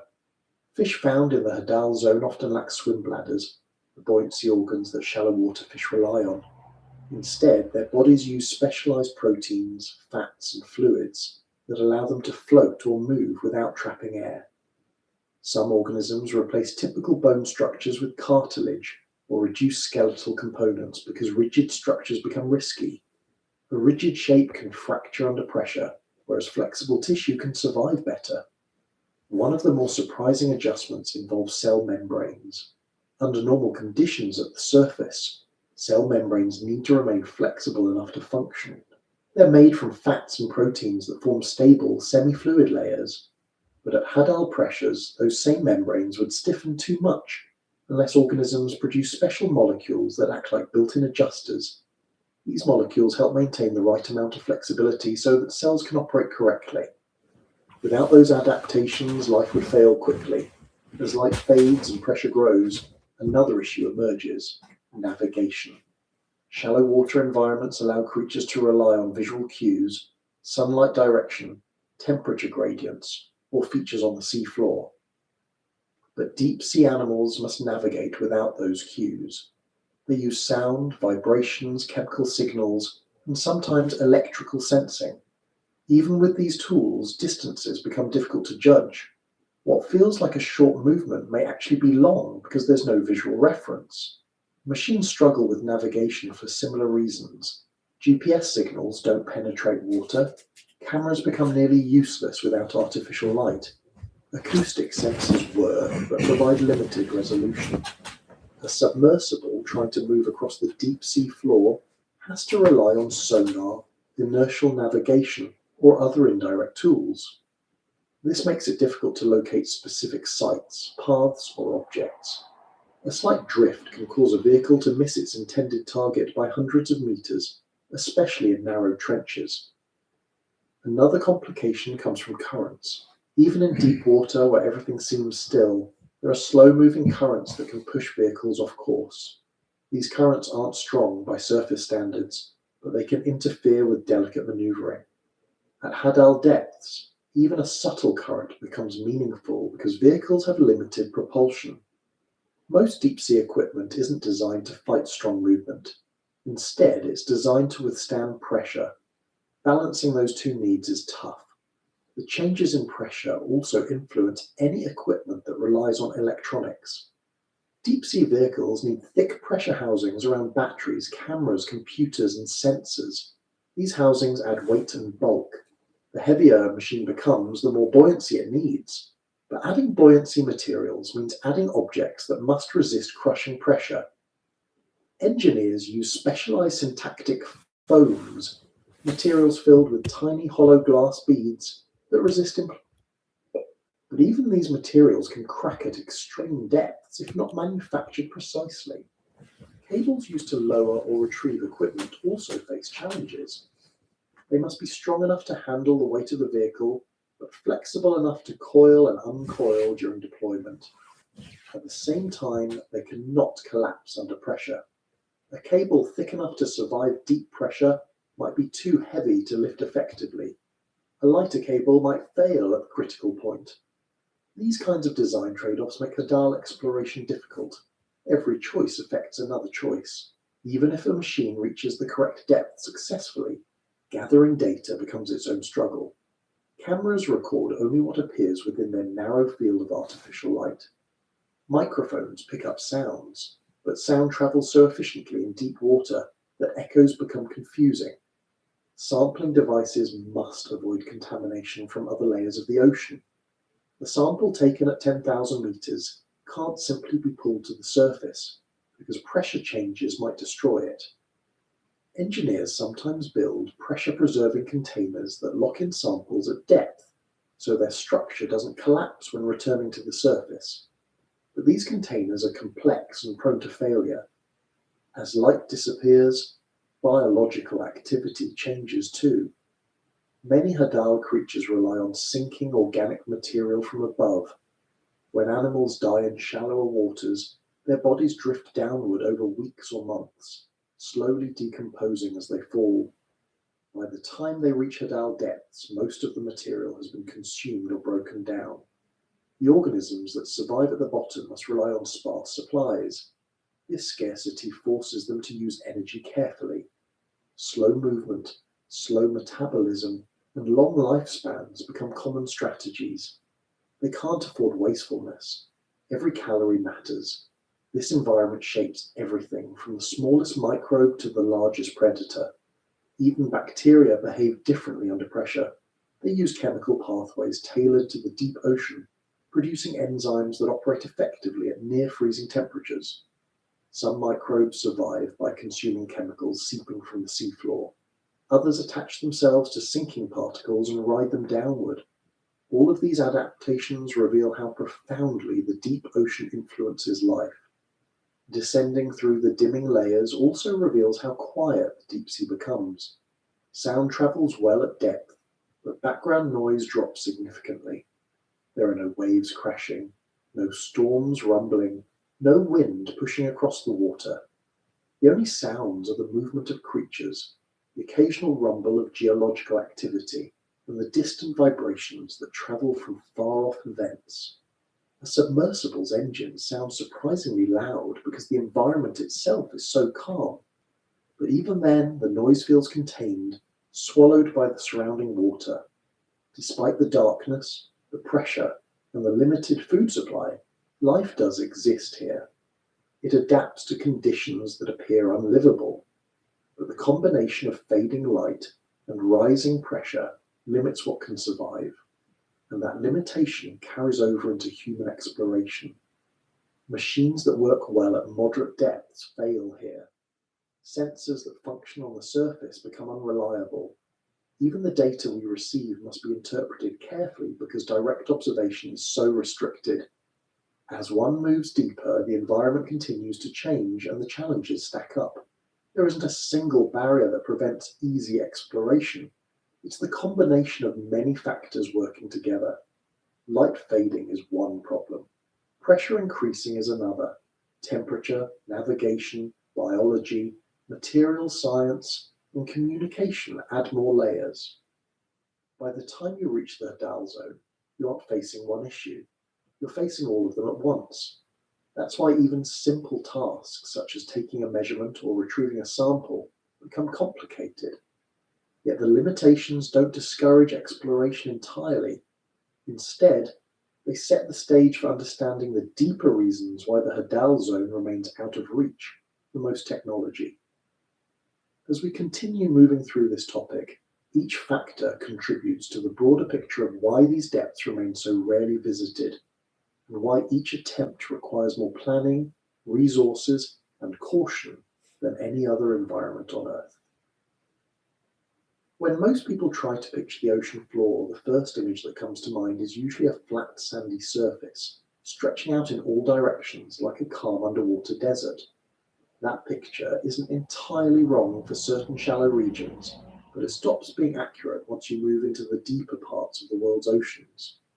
The deep sea isn't flat, it isn't simple, it isn't one continuous surface. Instead, it holds a landscape built from features as complex and varied as mountain ranges on land. The deeper you go, the more unusual these structures become. They aren't shaped by wind or erosion like they are on land. They're shaped by pressure, temperature, sediments, tectonic forces, and the slow movement of Earth's crust. If you could step back and see the deep ocean floor as a whole, you'd find an environment that looks more like a mismatched collection of geological surprises than a single surface. As you move past the continental shelf, the sloping region near the coast gives way to the continental slope. This slope is much steeper than people usually expect. It drops quickly, often forming canyons and ridges. Some underwater canyons rival those on land in size, carved not by rivers but by slumping sediments, underwater currents, and occasional collapses. Once you move past the slope, you reach the continental rise, where sediments build up into wide, gentle forms. This area marks the transition between the shallower parts of the ocean and the deep abyssal plains. Abyssal plains are one of the flattest surfaces on Earth, smoother in many areas than land-based deserts or salt flats. They formed as layers of fine particles settled over millions of years. At first glance, it might seem like these plains should be easy to navigate, but this is only the starting point. Even though they make up large sections of the deep sea, they're interrupted by volcanic ridges, unexpected slopes, extinct hydrothermal vents, and trenches. In some areas, the seafloor rises sharply into underwater mountains called seamounts. These mountains can reach thousands of meters high, but never break the surface. They're usually extinct volcanoes, but some are active. Their sides are steep, and currents swirl around them, carrying nutrients and sediments that shape the surrounding landscape. Moving away from seamounts, you might think the landscape becomes simpler again. It doesn't. The mid-ocean ridges extend through every ocean on Earth, forming the longest continuous mountain range on the planet. These ridges are built by tectonic activity, where magma rises to the surface and creates new crust. The spreading forces create cracks, fissures, valleys, and uplifted structures. Hydrothermal vents line parts of these ridges, releasing hot mineral-rich water that shapes chimneys and towers that look almost industrial in structure. Even though these vents are relatively small compared to the scale of the ocean, they create patches of terrain that feel distinct from everything around them. But the main focus eventually becomes the trenches. These long, narrow features mark places where one tectonic plate dives beneath another. They form shapes unlike anything else in the ocean. They're extremely steep, extremely deep, and surprisingly complex. Many people imagine a trench as a simple slit in the ocean floor, like a long, straight crack. The reality is far less tidy. Trenches often curve, twist, widen, narrow, and shift direction. Some have multiple basins inside them instead of one simple bottom. There are terraces, steps, and sudden drops that occur within a few meters. Instead of one flat floor, the base of a trench might have ridges and hills shaped by sediment avalanches, shifting plates, or old landslides. In some trenches, the walls are angled sharply downward. In others, they curve inward like the sides of an uneven bowl. A single trench may contain small ridges created by compression forces. These ridges rise like miniature mountain chains, only to be surrounded on all sides by pressure and darkness. Some trenches even contain faults and cracks inside them, tiny versions of the larger plate boundaries that formed the trench in the first place. If you were somehow able to drive along the bottom of one of these trenches, the path wouldn't be smooth. It would feel like crossing a rugged, unpredictable valley with sudden shifts in texture and height. And this is only the geological part. The deep sea floor is also shaped by sediments that drift down from above. Most of this material consists of tiny particles, plankton remains, dust, debris, and minerals that slowly accumulate over centuries. But every so often, a major sediment flow rushes into a trench. These flows act like underwater avalanches, redistributing mud, silt, rocks, and organic matter in large quantities. Some flows are powerful enough to destroy equipment or bury it entirely. Because these events occur unpredictably and without warning, they create additional complexity in the Hadar landscape. Soft layers might pile up in one area, while a completely exposed rocky slope sits just a few meters away. The variety of textures is enormous. Even the chemical makeup of the deep sea floor contributes to its shape. Minerals dissolved in seawater precipitate out over time, forming crusts on rocks, or creating unusual formations. In areas near volcanic activity, minerals from hydrothermal vents accumulate and build structures that can grow several meters tall. These structures are porous and brittle, and can crumble easily under pressure or movement. As they collapse or shift, they add irregular debris to the surrounding terrain, creating slopes that aren't stable and surfaces that break apart when disturbed. All of this means that the deep sea doesn't behave like a uniform environment. Every stretch of terrain comes with its own style of hazards. The submersible entering a deep valley might encounter uneven sediment that shifts under its weight. A robotic vehicle moving along a trench wall might slip sideways if the slope is too steep. A machine positioned over a ridge might find itself unexpectedly drifting, because currents behave differently depending on the shape of the terrain. Even small changes in seafloor shape influence how the vehicle must adjust its movements. Because this environment is so varied, exploring it requires detailed mapping. But mapping the deep sea is extremely hard.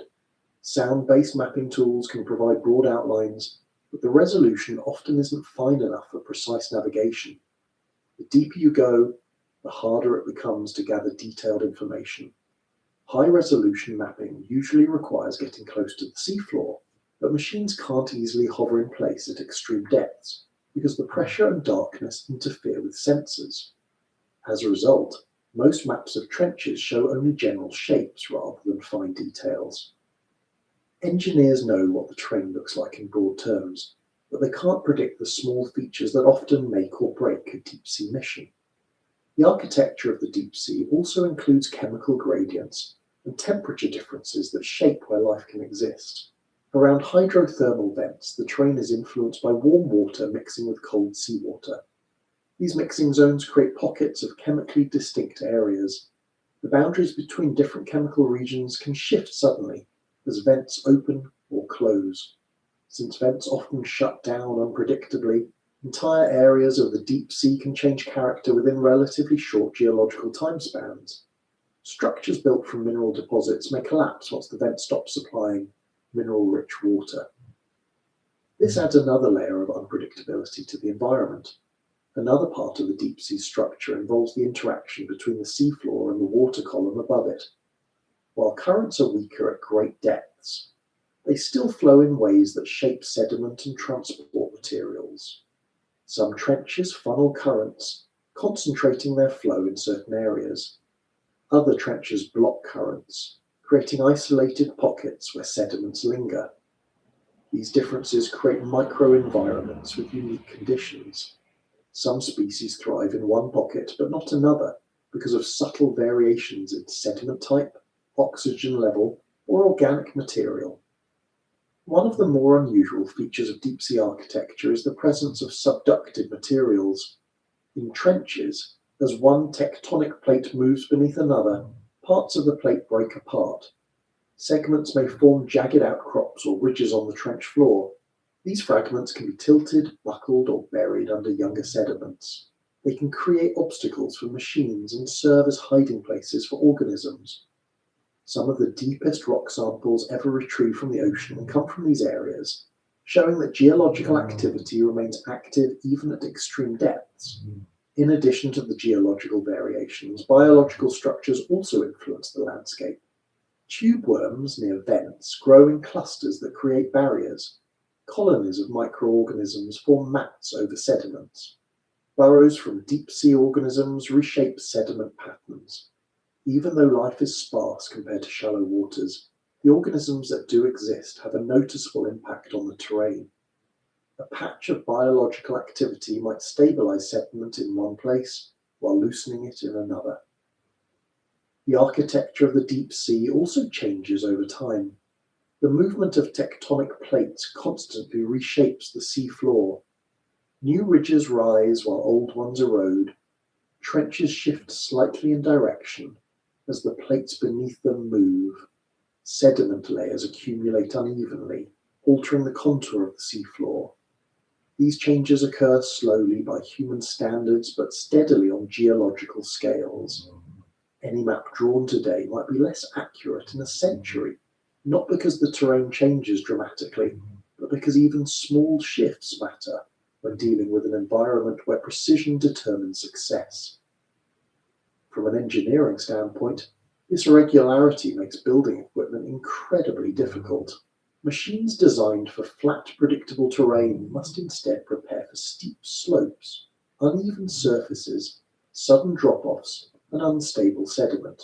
A vehicle might need to anchor itself in order to collect a sample, but the ground beneath it might not support the anchor.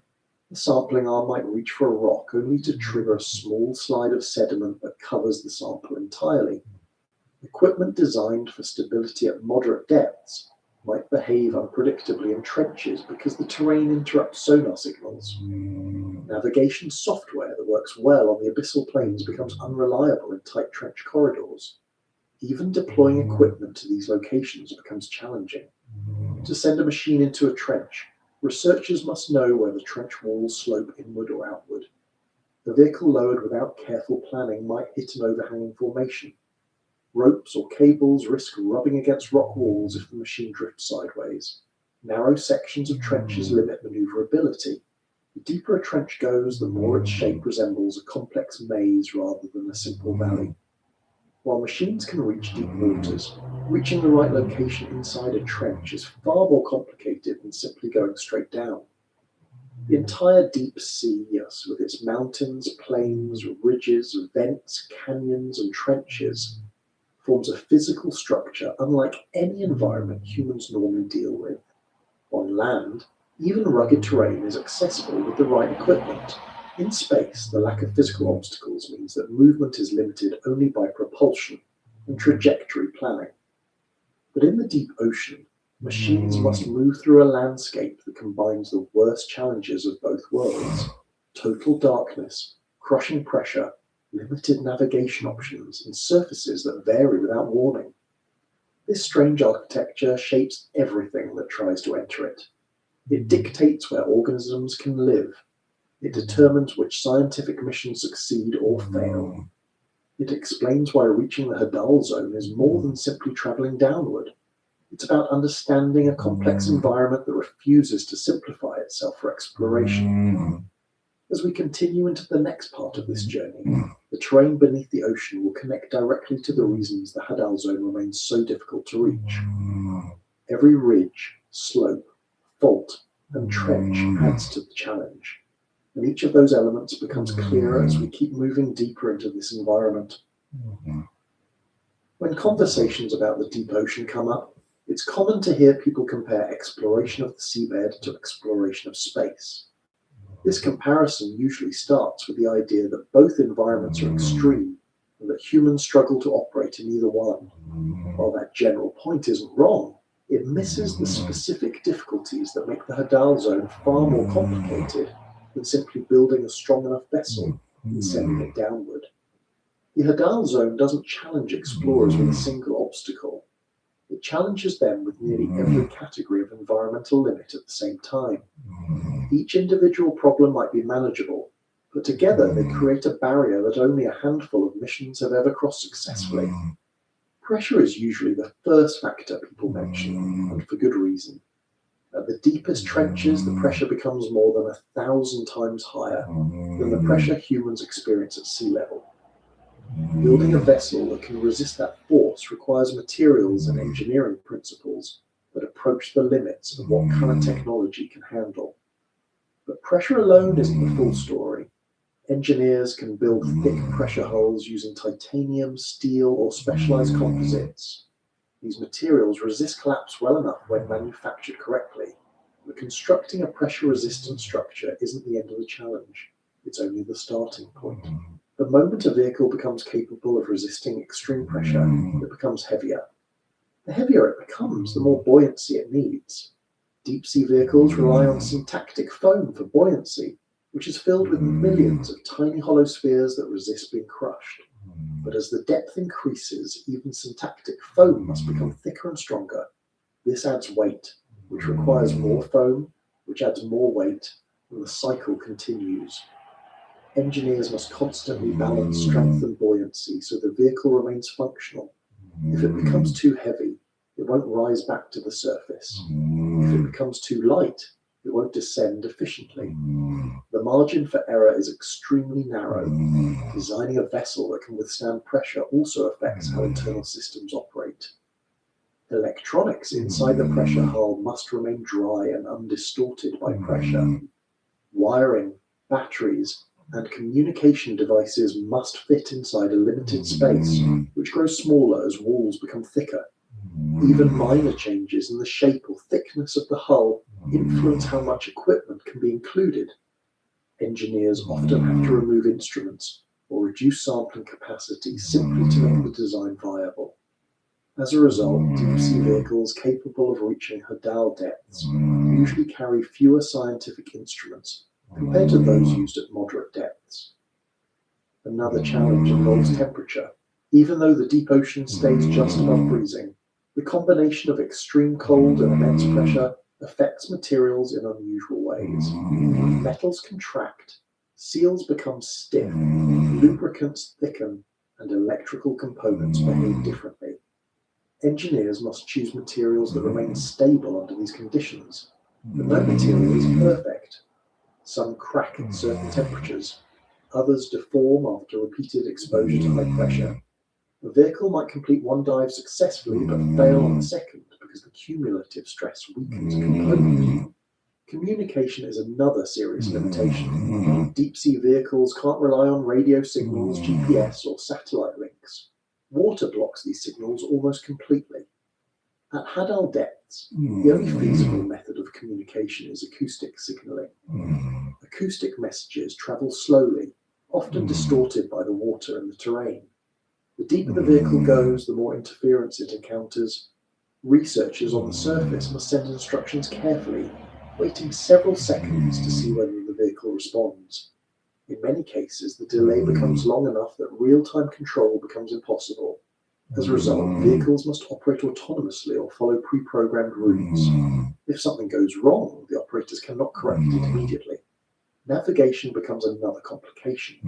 The Hadal Zone is not an open, flat expanse. It's a collection of narrow trenches, sloping walls, irregular valleys, and unexpected ridges. Navigation systems that rely on sonar must process data in real time, and sonar only reveals part of the environment. Sometimes a vehicle receives a distorted signal and misinterprets the shape of the terrain. This could cause a submersible to drift into a slope or fail to detect a drop-off. Because the environment is so dark, sonar resolution decreases with distance. The vehicle might not detect an obstacle until it's too late. Even slight collisions at that depth can damage sensors or crack buoyancy materials. Currents contribute to the difficulty. Although deep-sea currents are slower than surface currents, they still exert force on vehicles. A slow current in the Hadal zone can push a machine off its intended path, especially in narrow trenches where the shape of the walls funnels water in complex ways. Vehicles must compensate for this movement using propulsion systems, but thrusters lose efficiency under high pressure. They also consume energy quickly and battery power is limited. Engineers must estimate how much propulsion will be needed and design the energy system accordingly. If the currents are stronger than expected, the vehicle may fail to reach its target or expend too much energy trying to stay on course. Energy management is another issue. At great depths, vehicles must carry all the energy they will use during the mission. Solar power is impossible. Tethering the vehicle to a ship with a power cable introduces the risk of snagging the cable on terrain features. Batteries must provide enough power for propulsion, lights, cameras, sensors, and sampling equipment. Using more energy for lights leaves less for propulsion. Using more for propulsion leaves less for sensors. Engineers must distribute the energy carefully to ensure the vehicle can complete the entire mission and return to the surface. Sampling presents additional problems. Collecting samples from the Hadal zone isn't as simple as grabbing a handful of sediment and bringing it up. Pressure at those depths keeps biological and chemical components stable. The moment a sample begins rising, the pressure decreases. This can destroy its structure, change its chemical composition, or kill organisms that cannot survive at surface pressure. To address this, researchers sometimes use pressure-retaining containers that lock at depth and preserve the sample's condition during recovery. But these containers are complex and prone to mechanical issues. If a seal fails, the sample becomes altered and loses its scientific value. Even the deployment of vehicles into the water brings challenges. Lowering a machine thousands of meters requires strong cables and winches. The cable must support the weight of the machine, but also its own weight. At great lengths, cables become extremely heavy. They sway with waves and wind, creating lateral forces that push the vehicle away from the desired path. Lowering equipment through rough seas increases the risk of damage before the machine even reaches depth. Weather conditions at the surface can delay missions, while underwater conditions remain unaffected by surface changes. This disconnect makes planning difficult. Another challenge arises from the difficulty of retrieving vehicles. If a machine fails to ascend, it becomes stuck on the sea floor. The only hope is that its emergency buoyancy system activates. Many deep-sea vehicles carry weights that they can release at depth. When the weights fall away, the vehicle becomes lighter and floats to the surface. If the release system fails, the vehicle stays down. Because GPS doesn't work underwater, the exact location of the vehicle might be unknown. Searching for it becomes nearly impossible. The ocean is too large, the trenches too deep, and the terrain too complex. Lost vehicles remain on the seafloor indefinitely, unless retrieved by an extremely lucky chance. Cost becomes a significant barrier as well. Building a Hadal-capable vehicle requires specialized materials and manufacturing processes that push the limits of current technology. Very few institutions have the funding to create such machines. Even fewer can afford to operate them. A single dive can cost as much as a major scientific expedition. Insurance, maintenance, and repair costs add even more complexity. Because funding is limited, missions occur infrequently. Each mission must collect as much data as possible, but this increases pressure on researchers to minimize risk.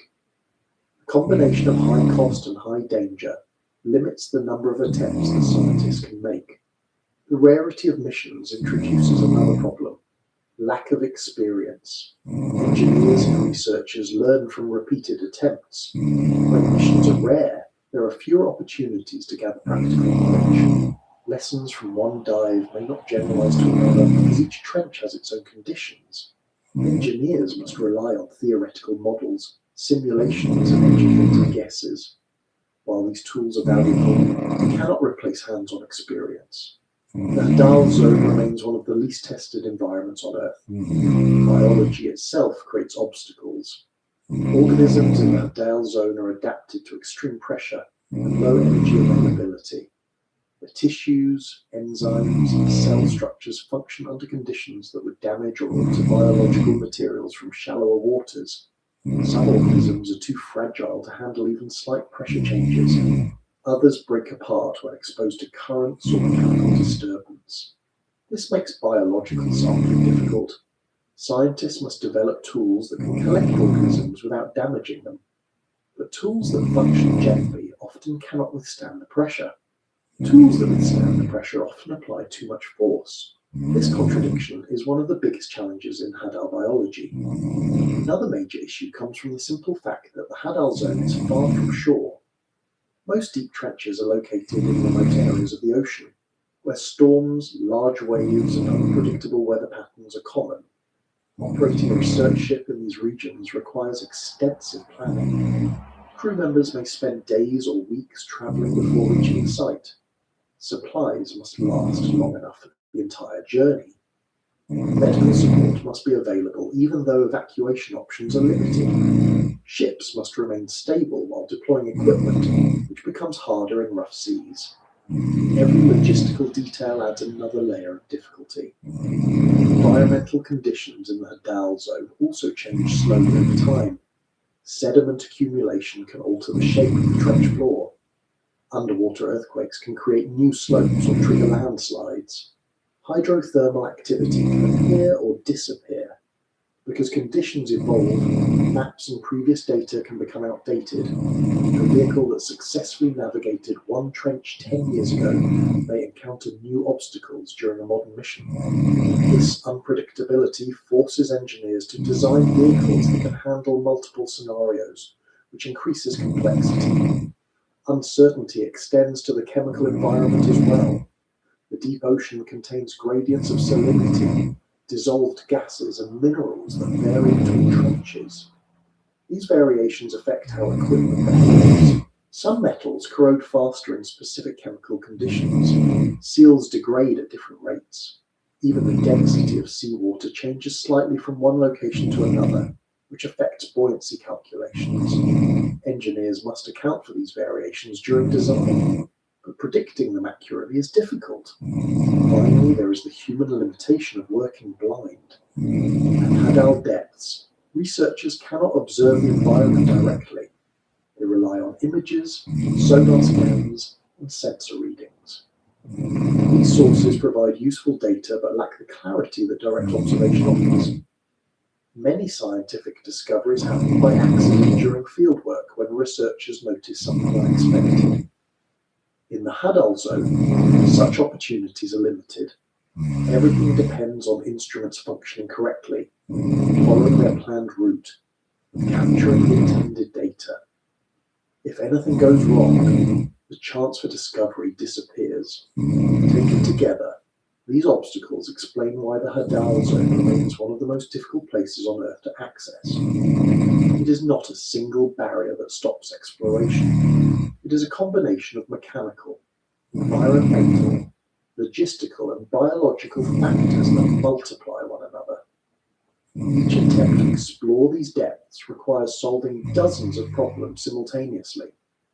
This complexity shapes every mission and influences every decision engineers and researchers make. As we continue, the focus will shift toward the intense physical forces at the bottom of these trenches and how they affect both machines and living organisms. The deeper we look, the clearer it becomes that the Hadal Zone sets rules that few things can tolerate, and those rules define everything that reaches its depths. When When people talk about the deep ocean, pressure usually comes up as a scientific fact that sounds impressive but distant. 1,000 atmospheres of force pressing on every square inch of a surface seems extraordinary. Yet those numbers stay abstract unless you slow down and consider what that actually means for anything that enters the Hadal zone. Pressure at those depths isn't a background detail, it's the defining force of the environment. Everything that reaches those depths, machines, organisms, rocks, and even the chemical behavior of water, operates under conditions that would shape how materials behave. Understanding this pressure is essential for understanding why so few things can survive or function at the bottom of the ocean. At the surface, the pressure we feel comes from the weight of the air above us.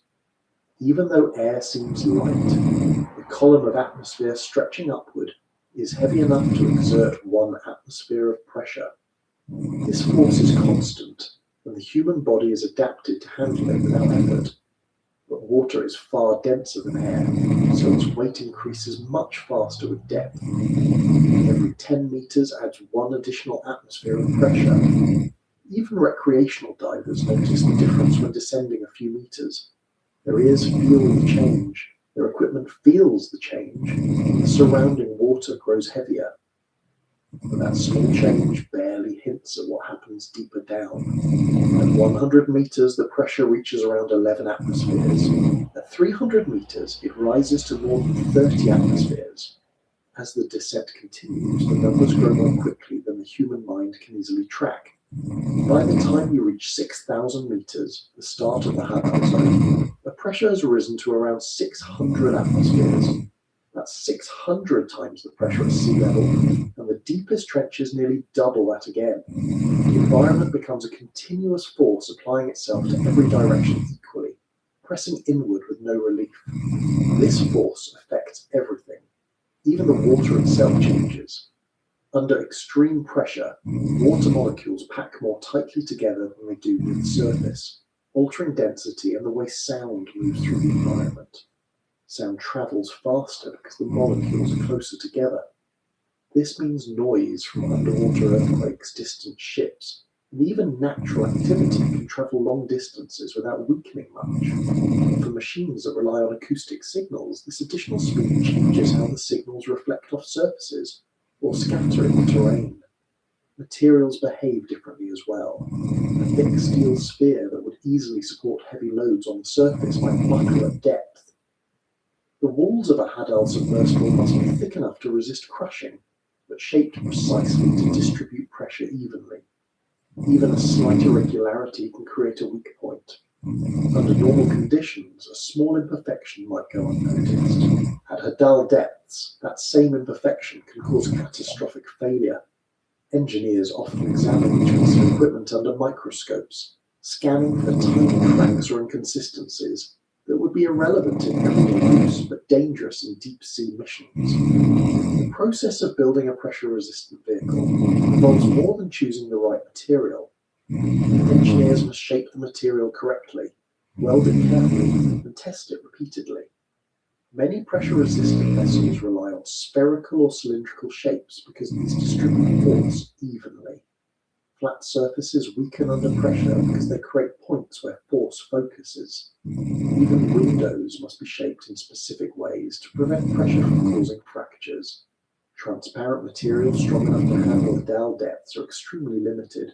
Most crude submersibles use very small windows, or none at all, relying instead on cameras because the engineering challenges increase dramatically with window size. Even with the best design, the vehicle still faces stress simply by existing at that depth. Pressure doesn't occur gradually in the sense that the machine settles into a resting state. It continues pressing every moment. Components compressed under pressure store potential energy. When the vehicle rises and pressure decreases, that energy releases, which can cause movement or deformation. Engineers must design equipment to withstand not only the intense compression at depth, but also the expansion that occurs during ascent. Repeated dives stress materials in different ways, and over time, even the strongest equipment may weaken. Living organisms face these pressures differently. Instead of resisting the environment with rigid structures, They adapt their bodies to function within it. Many deep-sea creatures avoid gas-filled organs entirely. Fish in shallow waters often rely on swim bladders to control buoyancy. Such organs would collapse instantly in the Hadal zone. Creatures that live at these depths typically lack rigid air pockets. Their bodies store buoyancy through fats, specialized molecules, and careful balancing of internal fluids. Their tissues adjust to pressure naturally because everything inside them remains at equilibrium with the external environment. Cells must also adapt. The fluid inside a cell behaves differently at extreme pressure. Proteins, the molecules responsible for nearly every cellular task, risk folding incorrectly. When this happens, the proteins lose their function. The organism cannot survive. To compensate, Hadal organisms produce stabilizing molecules that prevent protein deformation. These molecules help maintain normal biological processes even under compression. Without them, critical processes such as metabolism and cell division would break down. The membranes surrounding cells also require adaptation. A membrane must remain flexible enough for nutrients and signals to pass through, and strong enough to maintain its structure. Under high pressure, membranes tend to become more rigid. Hadal organisms counter this by adjusting the composition of their membranes, adding molecules that keep them at the proper consistency. These adjustments allow the organisms to function at pressures that would kill most life on the surface. Despite these adaptations, life at Hadal depths operates at a slower pace. The pressure influences chemical reactions, often slowing them down. Lower temperatures also contribute. Many deep-sea processes occur gradually because the conditions don't support fast or energy-intensive activity. This affects how organisms grow, move, and interact with their environment. Predators in these depths don't chase prey with speed. They rely on careful, efficient movement. Prey species often move slowly because energy conservation becomes essential. The crushing weight of the environment influences everything from behavior to lifespan. Pressure also affects the chemistry of the sea. In some cases, it stabilizes minerals that will break down at shallower depths. In other cases, it forces molecules into arrangements that don't occur on land. Certain chemical reactions only happen under high pressure, making the Hadal zone a unique laboratory for understanding Earth's geology and biochemistry. The shape of the trenches, the movement of tectonic plates, and the behavior of sediments are all influenced by the immense force pressing down from above. Even rock structures deep below the sediment layers experience stress from the weight of the water column. Machines that attempt to operate in this environment must account for every aspect of this pressure. Seals, bolts, joints, gears, and even adhesives behave differently. Lubricants thicken, making moving parts slow or unresponsive. Electronics generate heat, but heat disperses differently at those depths. If a circuit overheats, repairing it becomes impossible until the vehicle returns to the surface. Engineers must design systems that function reliably despite these unusual constraints. One of the most dramatic effects of pressure is the potential for implosion. Unlike an explosion, which sends fragments outward, an implosion occurs when external pressure collapses an object inward. If a part of a submersible fails, the pressure forces the surrounding water into the space faster than the human eye can track. The collapse happens in a fraction of a second. This danger means that every component must be tested far beyond the pressures expected during the mission. Even then, unexpected failures can occur because the pressure reveals weaknesses that surface tests never detect. Pressure also affects sound in practical ways. While it allows sound to travel farther, it also alters how sound waves reflect off surfaces. A sonar pulse sent into a trench might bounce off multiple surfaces before returning, creating echoes that complicate the interpretation of the data. Operators must evaluate these signals carefully to avoid misreading the terrain. A misinterpretation could cause a vehicle to descend into an unexpected slope or collide with a ridge. Because visibility is minimal, sonar becomes the main method of seeing the environment, and pressure affects its accuracy. The silence of the Hadal zone creates its own challenges. With little biological activity and few disturbances, the environment remains quiet except for occasional geological sounds. For engineers, this means that noise from the vehicle itself becomes a major factor in navigation. Thrusters, pumps, and mechanical movements create sound that can interfere with acoustic communication and sonar readings. Engineers must design vehicles that operate quietly, but quiet operation is difficult to achieve while resisting extreme pressure. This silence also affects biological studies. Many deep-sea organisms rely on sound for communication or sensing. When a vehicle enters the environment, the noise it produces may disturb them or alter their behavior. This complicates research because it becomes difficult to observe natural patterns when the presence of a machine changes how organisms behave. Researchers must develop techniques that minimize disturbance, but pressure-resistant vehicles often produce unavoidable noise. Pressure influences even the simple act of shining a light. At depth, water absorbs light differently. Strong lights fade quickly, and the intense illumination can startle deep-sea creatures. Cameras must adjust to the limited visibility. Engineers use high-sensitivity sensors that can gather information from small amounts of light. These sensors allow researchers to see farther than expected, but the environment still absorbs most illumination quickly, limiting the observable range. Another factor is the pressure-induced behavior of sediments. Sediments compact under pressure, becoming denser than those found in shallow waters. A vehicle landing on the seafloor risks sinking into soft material. Engineers must design landing gear that distributes weight evenly to prevent the vehicle from getting stuck. But the nature of the sediment can vary dramatically within short distances. One section may be firm while another is loose. This unpredictability requires caution when approaching the seafloor. Pressure also shapes the movement of the water. Although deep-sea currents are usually slow, they behave differently at extreme depths. The pressure compresses water slightly, changing its density. When combined with temperature variations, this creates layers of water that behave independently. Vehicles passing through these layers may experience sudden changes in buoyancy. An unanticipated shift could cause a vehicle to ascend or descend unexpectedly. Engineers must design systems that can adjust automatically to maintain stability. Even the process of descending through the water column involves pressure management. As a vehicle sinks, pressure increases quickly. The structure must withstand this change without deforming. Engineers often test vehicles in pressure chambers before sending them into the ocean. These chambers simulate the pressure at depth, allowing researchers to identify weak points. Pressure chambers cannot replicate every condition perfectly. Real ocean pressure behaves differently than controlled simulations because the environment involves temperature changes, water chemistry, and dynamic forces. Life at depth demonstrates how powerful adaptation becomes when organisms must function under such extreme forces. Some species use pressure to their advantage. Certain chemical processes become more efficient under pressure. Some organisms rely on pressure to maintain their structural integrity. Without the crushing weight above them, their bodies might expand or deform. This illustrates how deeply integrated pressure becomes in biological systems.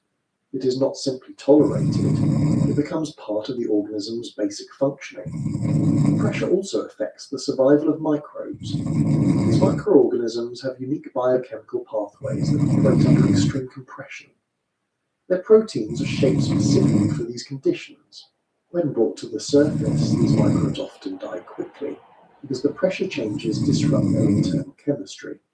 Studying them requires special equipment that maintains their habitat conditions throughout the journey. All of these factors contribute to the overall difficulty of exploring the Hadal zone. Pressure isn't the only challenge, but it influences every other challenge. It affects navigation, sampling, design, communication, and biology. It shapes the landscape and alters how machines behave. It dictates the strategies researchers must use. No matter what part of the mission you examine, pressure remains a central force. As we continue into the next section, the focus gradually shifts from pressure itself to how life in these depths adapts to the combination of darkness, temperature, and physical constraints. The environment doesn't simply challenge machines, it shapes every living organism that survives within it, creating forms of life that operate under conditions unfamiliar to anything found closer to the surface. Darkness in the Hadal zone is not an occasional condition or a temporary absence of light. It is permanent. Sunlight never reaches these depths, not even as a faint glow or a distant shimmer. Every wavelength is absorbed higher in the water column, long before it can come close to the trenches. Because of this, the Hadal zone exists in absolute darkness, a type of darkness that remains the same regardless of time, weather, or season. This constant absence of light shapes every organism, every behavior, and every method of survival in the environment. Most life on Earth relies on light in some form, either directly or indirectly. Plants need it for photosynthesis. Animals rely on it for visual cues, navigation, hunting, and communication. Even in shallow waters, the behavior of organisms shifts throughout the day as sunlight changes angle and brightness. But none of these cues exist in the Hadal zone. Life here adapts to a world where vision is limited or non-existent, and many of the strategies that help organisms survive close to the surface become irrelevant. To understand how darkness reshapes life in the Hadal zone, it helps to look at the transition through the water column. As depth increases, sunlight gradually fades. Organisms at moderate depths begin to rely more on senses other than sight. Bioluminescence appears in the midwater as a tool for communication or attraction. But by the time you reach 1,000 meters, sunlight is gone completely. Beyond that point, every organism exists in an environment where the only visible light comes from the organisms themselves, or from human intrusion through deep sea vehicles. In shallower waters, visual systems are precise and varied. Eyes adjust to light levels, detect color, perceive movement, and help animals track their surroundings. In contrast, eyes in Hadal species often become greatly reduced or absent. Maintaining complex visual organs takes energy, and in an environment with no light, that energy provides no benefit. Natural selection tends to favor traits that support survival, and in this case, the absence of light makes vision unnecessary. As a result, many Hadal creatures either lose their eyes entirely or retain simple light detecting structures that have limited function. Some organisms retain eyes, but modify them to pick up faint glows. These glows can come from bioluminescent organisms drifting nearby, or from chemicals reacting in slow decay processes. The eyes aren't looking for shapes or movement in the way surface creatures do. Instead, they focus on minimal changes in the environment that might indicate food, danger, or the presence of other organisms. In many cases, these eyes are oversized relative to the organism's body, not for sharp vision, for maximizing sensitivity to any available light at all. The absence of sunlight also affects coloration. Many Hadal creatures appear pale, translucent, or uniformly dark when viewed under artificial light, because no natural light reaches them. Coloration serves little purpose. Bright colors, complex patterns, and camouflage methods based on visible cues offer no advantage. Instead, biological materials that make up skin, scales, or shells reflect their natural chemical composition without additional pigments. This often results in animals that appear plain when compared to their shallow water counterparts. While vision loses importance, other senses become more valuable. Sound travels efficiently in deep water, and many organisms adapt to detect vibrations rather than light. Sensory structures along their bodies pick up pressure waves from movement nearby. These cues help them identify potential prey or predators without relying on vision. Chemical signals also become important tools for navigation and communication. Some Hadal organisms track faint chemical trails left by decaying matter or other. Even minute differences in chemical concentration can guide them toward food sources in an environment where meals are infrequent. Darkness also influences behavior patterns. In shallow waters, daily cycles of sunrise and sunset shape feeding, migration, and reproduction. In the Hadal zone, there is no day-night cycle. Conditions remain constant throughout the year. Organisms develop behaviors independent of any external rhythm. Their activity patterns drift based on internal rhythms, food availability, or environmental cues like temperature shifts or water movement caused by deeper currents. Without external cues, these behaviors become adaptable and slow-paced, designed for conserving energy. Because food is scarce, Hadal organisms adopt strategies that minimize energy use. Movement tends to be slow and deliberate. Many species wait for food to drift toward them, rather than actively searching for it. Predators often rely on ambush strategies, reacting only when prey comes close enough to detect through vibrations or chemical signals. Darkness forces organisms to rely on efficiency, and every movement becomes a calculated action. Some organisms produce their own light through bioluminescence, although this is less common in the Hadal zone than in midwater regions. Bioluminescence in the Hadal zone tends to be functional rather than decorative. It may help lure prey, deter predators, or signal to members of the same species. The mechanisms vary. Some animals store chemical compounds in their tissues that produce light when mixed. Others rely on symbiotic bacteria that emit light as a natural byproduct of their metabolism. This light, however, is not bright enough to illuminate the environment. It serves narrow, specific purposes and usually appears as brief flashes or small points. Darkness also affects the structure of ecosystems. Without light, photosynthesis cannot occur. This means that all energy entering the Hadal zone comes from above, either as organic particles drifting down from surface waters or as occasional larger food falls like dead fish or marine mammals. The lack of sunlight forces Hadal food webs to rely on resources that arrive unpredictably and slowly. Microbes break down organic material, forming the base of the food chain. Larger organisms feed on these microbes or on particles suspended in the water. Predators feed on smaller organisms that have adapted to the low-energy environment. The darkness shapes biological strategies at every level. Microbes use enzymes that function effectively under low-energy conditions. They process chemicals found in sediments, sometimes relying on reactions that only occur under high pressure. These microbes form large mats or colonies that grow slowly but consistently. Larger organisms graze on these mats, moving from one patch to another in search of new feeding grounds. Some Hadal species rely on scavenging. When a dead organism from higher in the water column sinks to the Hadal zone, it becomes a rare feast. Scavengers gather quickly, using chemical cues to locate the food source. Their feeding strategies must be efficient because the opportunity may not come again for months or years. The darkness ensures that food cues travel farther through chemical diffusion, helping scavengers locate food without relying on visual signals. The darkness also influences reproduction. Many species rely on chemical signals rather than visual displays to attract mates.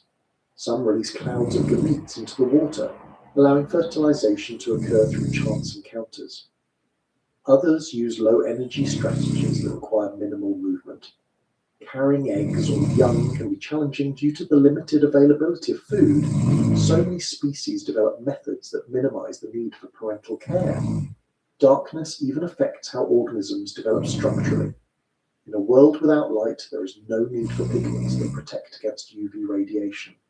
There is no need for visual markings that warn predators or attract mates. Many organisms allocate resources differently.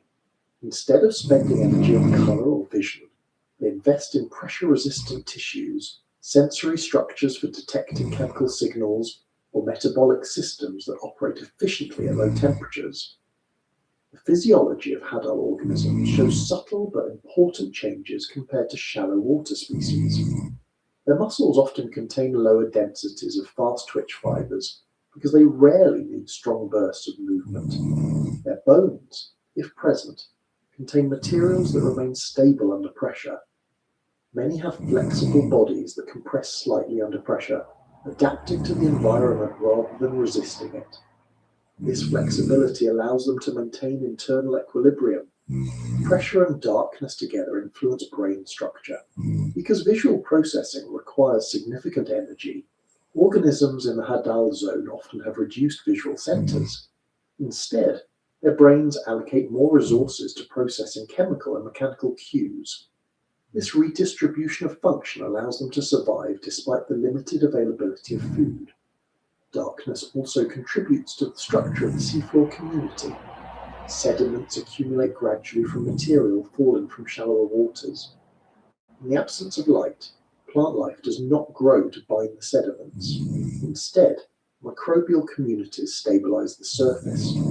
Their slow, steady activity creates a thin layer of biological material that shapes the distribution of nutrients. Larger organisms burrow through these layers, redistributing sediments and altering the availability of resources. This cycle continues constantly, reshaping the seafloor through simple, repetitive processes. Deep-sea currents introduce another variable. Even though currents are slow, they carry suspended particles across the seafloor. Organisms adapt to the consistency of these flows, positioning themselves to capture particles or using their bodies to sense slight changes in water movement. In darkness, these cues become essential for locating areas with higher food concentration. The absence of light also affects how predators and prey interact. Without visual stealth or camouflage, many predators rely on sudden bursts of movement triggered by mechanical cues. When prey move through the water, the vibrations alert predators. Prey species must remain still or move slowly to avoid detection. This leads to behavior patterns that focus on minimizing disturbances. Some species flatten their bodies against the sediment to reduce pressure waves. Others curl into compact shapes to protect vulnerable parts. Darkness even shapes competition. Resources are scarce, and organisms must share limited food supplies. Instead of aggressive territorial behavior, many species adopt strategies that reduce direct competition. They spread out across the seafloor and will occupy slightly different ecological niches. Some focus on suspended particles, while others feed directly on sediment. This partitioning of resources reduces conflict and allows multiple species to coexist. The long-term impact of darkness extends to the evolutionary history of the species that inhabit the Hadal zone. Over millions of years, these organisms diverge from their shallow water relatives. They develop unique adaptations that would be disadvantageous at the surface, but essential at depth. Some species become so specialized that they cannot survive even slight changes in pressure or temperature. Research on Hadal organisms reveals variations in genetic material that relate specifically to pressure and darkness. Genes responsible for structural proteins, membranes, and metabolic pathways show modifications that allow them to function under extreme conditions. These adaptations demonstrate how life shifts in response to the absence of light, reshaping fundamental processes. Studying these adaptations poses challenges. When organisms are brought to the surface, the absence of pressure and the introduction of light can cause rapid changes in their bodies. Tissues that function at depth may collapse or deform. Chemical reactions may shift. Even the presence of artificial light can influence their behavior. Researchers must develop specialized methods to examine them without altering their natural state. Darkness also affects how scientists observe the Hadal zone. Without light, visual data depends entirely on artificial illumination. Strong artificial lights can disturb organisms or create misleading impressions. What looks like a plain surface under lights may appear different under natural conditions. Cameras must be sensitive enough to record faint movements and low light activity without disrupting the environment. In addition, darkness limits how far vehicles can see. Even the strongest lights penetrate only a short distance. Sonar becomes essential, but sonar cannot capture the detailed behavior of organisms. As a result, researchers often work with sparse or incomplete data. This makes it difficult to build a full picture of how Hadal ecosystems operate. Despite these obstacles, each study contributes to understanding how darkness reshapes life at depth. The absence of light simplifies some aspects of biology while complicating others. Vision fades, but other senses strengthen. Colour disappears, but chemical and mechanical cues gain importance. Movement slows, but efficiency improves. Every adaptation reflects the same basic truth. In the Hadal zone, survival depends on functioning in a world where light offers no guidance. As we continue onward, the focus will shift toward the limitations of technology and how human-made systems struggle to match the biological adaptations that natural organisms develop over millennia. The constraints of darkness and pressure influence machines just as they influence life, and the next section moves toward understanding those technological limits more fully. When people imagine sending machines into the deepest parts of the ocean, the idea often seems straightforward. Build something strong enough, attach the right sensors, and lower it into the water until it reaches the target depth. That picture feels simple, because most machines we use in daily life follow predictable rules. If you need a stronger bridge, you use stronger materials. If you want a more durable phone, you use tougher glass. But the Hadal zone doesn't follow the same scale. The environment forces machines to deal with pressures and temperatures far outside what those materials are designed for. And these conditions create limitations that aren't always obvious. The first limitation involves material strength. Every engineering material used in deep-sea vehicles, from metals to composites, has a breaking point. At the surface, that breaking point might appear extremely high. Metals like titanium or hardened steel can support loads far beyond what human structures usually require. But when you place these materials under thousands of atmospheres of pressure, their behavior changes. They compress, deform, and respond to force differently than they do in air. Engineers must understand not only how materials behave under static load, but also how they respond to long-term stress, repeated dives, temperature fluctuations, and contact with seawater. Water produces corrosion, which complicates material selection further. Salt water corrodes many metals quickly. Even corrosion-resistant metals eventually degrade. Titanium alloys resist corrosion well, but are expensive and difficult to machine. Stainless steel, often used in engineering applications, corrodes slowly over time. Specialized coatings can help, but coatings can crack under pressure or temperature changes, exposing the underlying metal. The vehicle may survive one dive without visible damage, but small cracks might form that become weaknesses during the next ascent. Syntactic foam, the buoyant material used to keep deep-sea vehicles afloat, has its own limitations. Syntactic foam consists of resin filled with hollow glass beads. Each bead must withstand immense pressure without collapsing. At moderate depths, these foams perform well. If the Hadal zone pushes them near their limits, if even a small fraction of the beads collapse, the foam loses buoyancy. That change might be negligible on the surface, but at depth it can affect stability. Engineers must calculate how much foam is needed to balance the weight of the pressure hull, batteries, sensors, and other equipment. If the foam fails, the vehicle risks sinking uncontrollably. Another limitation comes from the thickness of the pressure hull. To withstand the immense force, the hull must be thick and strong. But thicker hulls reduce interior space. This affects how many sensors, batteries, and samples the vehicle can carry. Engineers often face trade-offs. They might want to include high-quality cameras, powerful lights, advanced sampling equipment, and a large battery pack. But the hull may not have enough space for everything. If it does, adding more equipment increases weight, requiring more buoyant material. That buoyant material takes up space and can alter the vehicle's shape or hydrodynamics. Shape matters because the deeper the vehicle travels, the more important it becomes to avoid design features that focus pressure unevenly. Flat surfaces create weak points. Sharp corners concentrate force.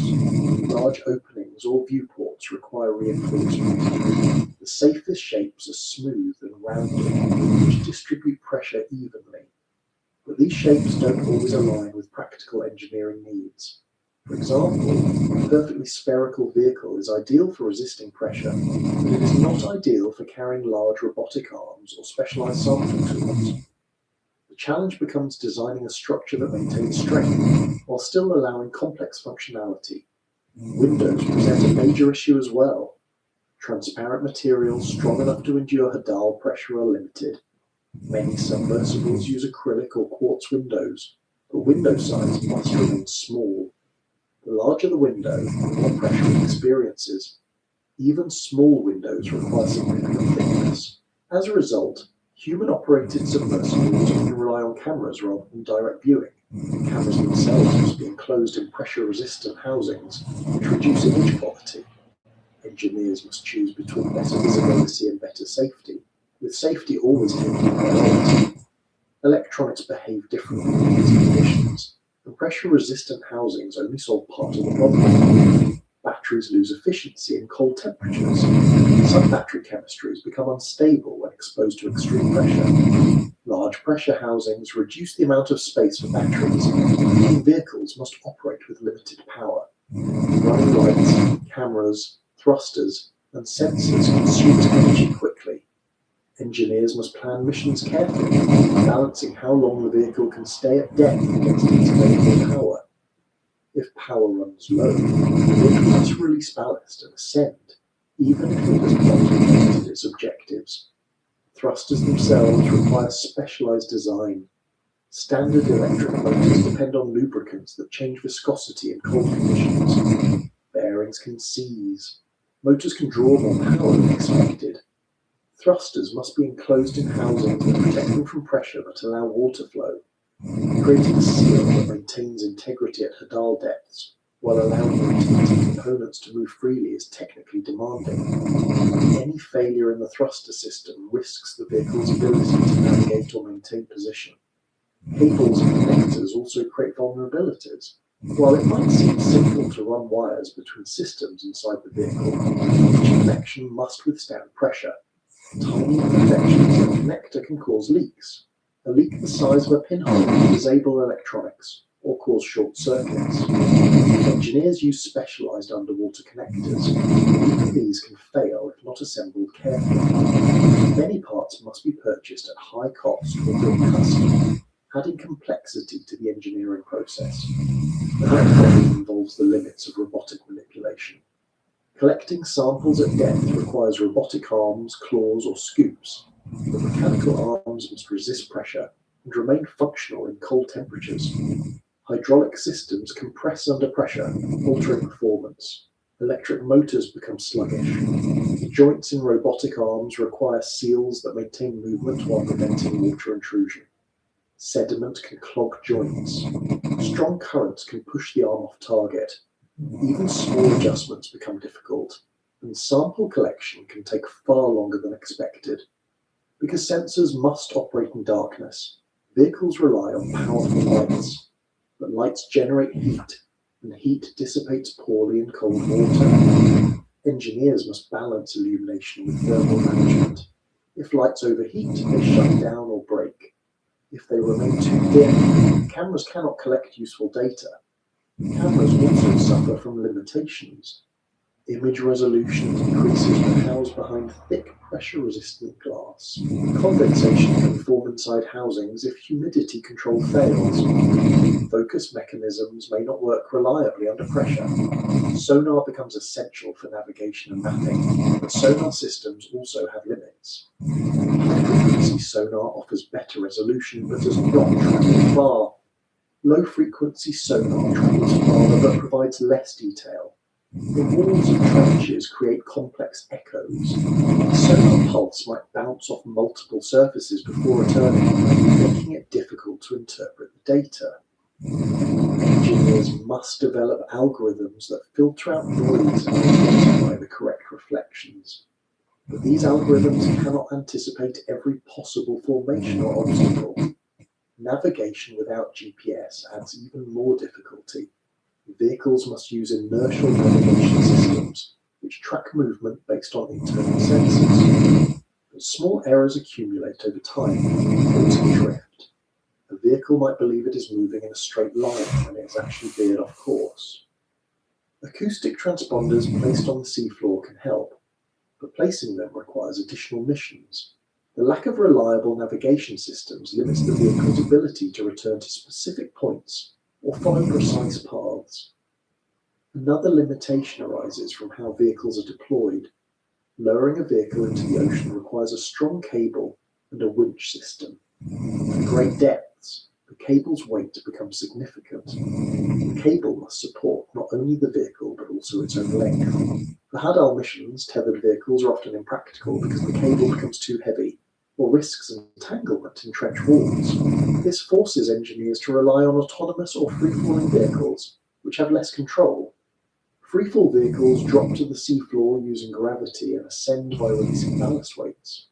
This method works well for some missions, but the lack of control during descent means the vehicle cannot avoid obstacles.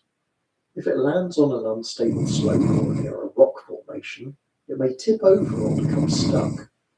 Engineers must choose descent paths carefully, but mapping data often lacks detail. This uncertainty creates risk every time a vehicle enters a trench. Autonomous underwater vehicles, AUVs, offer more control, but they require sophisticated programming. They must avoid obstacles, navigate low visibility environments, monitor their power usage, and follow complex mission plans. Each of these tasks becomes harder under pressure. If an AUV detects a problem, it must make decisions independently, and mistakes can be costly. A single wrong turn could lead it into a terrain feature that damages the hull or traps the vehicle. Communication limitations reduce the ability to intervene. Acoustic communication provides only small amounts of data at slow speeds. Engineers cannot stream video in real time. They cannot pilot the vehicle directly. They must rely on status reports sent at intervals. If a problem arises, the vehicle must resolve it on its own or return to the surface prematurely. The limitations of communication restrict the complexity of tasks that AUVs can perform. Cost adds another layer of limitation. Building a Hadal-capable vehicle requires specialized materials, custom manufacturing, and rigorous testing. Few research institutions have the resources to invest in such equipment. Maintaining these vehicles also costs money. Each dive risks damage, and repairs often require replacing expensive components. Because missions are rare, each one carries pressure to succeed. This limits experimentation and reduces opportunities for iterative improvement. Testing equipment before deployment can help, but simulations cannot replicate every condition. Pressure chambers test hulls, but they may not reproduce the long-term effects of cold seawater. Mechanical systems may behave differently underwater than in a controlled environment. Engineers must anticipate failures that they have never seen before. Even small oversights can result in major problems of depth. Human-operated submersibles face additional restrictions.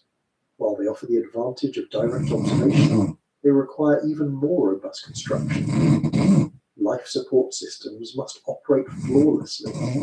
Windows must withstand pressure. The vessel must maintain a stable internal environment despite external conditions.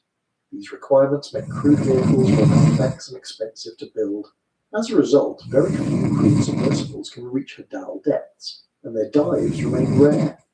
Every part of Hadal engineering involves trade-offs. The vehicle designed to maximize strength might sacrifice maneuverability. One built to carry large samples might sacrifice endurance. One optimized for mapping might carry fewer scientific instruments. Engineers must decide what matters most for each mission, knowing that no single vehicle can address every challenge. Even when a vehicle succeeds in reaching the bottom and returning safely, the limitations of materials show up afterward. Pressure cycles can fatigue metals. Seals may require replacement. Electronics may need recalibration. The vehicle might need months of maintenance before its next dive. This reduces the number of missions it can complete in a year. These limitations do not make exploration impossible, but they slow it down and restrict what can be achieved. For every technological improvement, new challenges emerge. The Hadal Zone pushes machines to their limits in ways that no other environment does. Unlike space, where the primary challenge is the absence of pressure. The deep ocean challenges machines with both presence and magnitude of pressure, combined with darkness, cold, unpredictable terrain, and limited communication. As we continue from here, the attention will turn toward what happens when these technological boundaries meet the organisms that call the trenches home. The next section moves further into understanding how deep-sea creatures evolve under conditions that machines struggle to survive, highlighting contrasts that reveal how life adapts when technology reaches its limits. When machines finally reach the Hadal zone after all the planning, testing, and adjustments made to prepare them, they encounter conditions that push every system to operate at the edge of its capabilities. Reaching the deepest parts of the ocean is not only about surviving the descent, but also functioning once the vehicle arrives. Machines do not simply enter a calm, empty world. They meet an environment defined by pressure, darkness, cold, shifting terrain, chemical variations, and biological activity that behaves differently than anything on the surface. The moment a machine crosses into the Hadal environment, the interaction between technology and natural conditions becomes a constant negotiation. During the descent, temperature drops steadily until it settles around a few degrees above freezing. Electronics must handle this cooling process without failing. Some systems become less efficient, and others may not behave as expected. Thrusters that worked perfectly during testing near the surface may respond sluggishly. Batteries drain differently at low temperatures. Because power management is essential for a successful dive, this temperature shift immediately affects mission planning. Engineers often have to compensate for these conditions by overestimating the amount of energy required, which shortens the amount of time the vehicle can spend at depth. Pressure increases rapidly as the vehicle sinks. Even though the hull is designed to withstand this force, sensors, cables, and joints react to compression. In some cases, plastic components become brittle. Metals contract slightly. Connectors tighten or loosen unexpectedly. Engineers who design these systems understand the physics, but the real ocean environment still provides surprises. A component rated for a certain pressure might behave differently after prolonged exposure. Each dive becomes another data point for understanding how technology performs in the Hadal zone. As the vehicle gets closer to the bottom, sonar becomes increasingly important. Sonar pulses help the machine build a map of its surroundings, but reflections behave differently near steep trench walls. The walls can deflect signals away, or create multiple overlapping echoes. This forces the navigation software to interpret incomplete information. The machine must adjust its position carefully, especially if the mission requires working near the seafloor. Because visibility is limited, even small errors in sonar interpretation can lead to unintended collisions. When the machine finally lands, it often meets a surface that is not uniform. The seafloor may contain soft sediments that shift under weight, or hard plates that cause the vehicle to tilt. Landing gear spreads the load across a larger area, but the lack of detailed mapping means the vehicle cannot always predict the best landing spot. A slight shift in sediment might destabilize the vehicle. Engineers must plan for these scenarios and give the machine systems that help it recover balance. But recovery systems add weight. Weight requires more buoyancy, which affects the design of the wings. Once on the seafloor, cameras activate. They rely on artificial lights, because no sunlight exists below several thousand meters. But artificial light changes the environment. It reveals organisms that normally stay hidden. Some creatures move away from the light, while others remain still or behave in unusual ways. The machine becomes both an observer and a disturbance. Light can reflect off particles in the water, creating visual noise. Cameras must adjust for this. Sensors must compensate. Engineers must interpret images knowing they may not reflect natural behavior.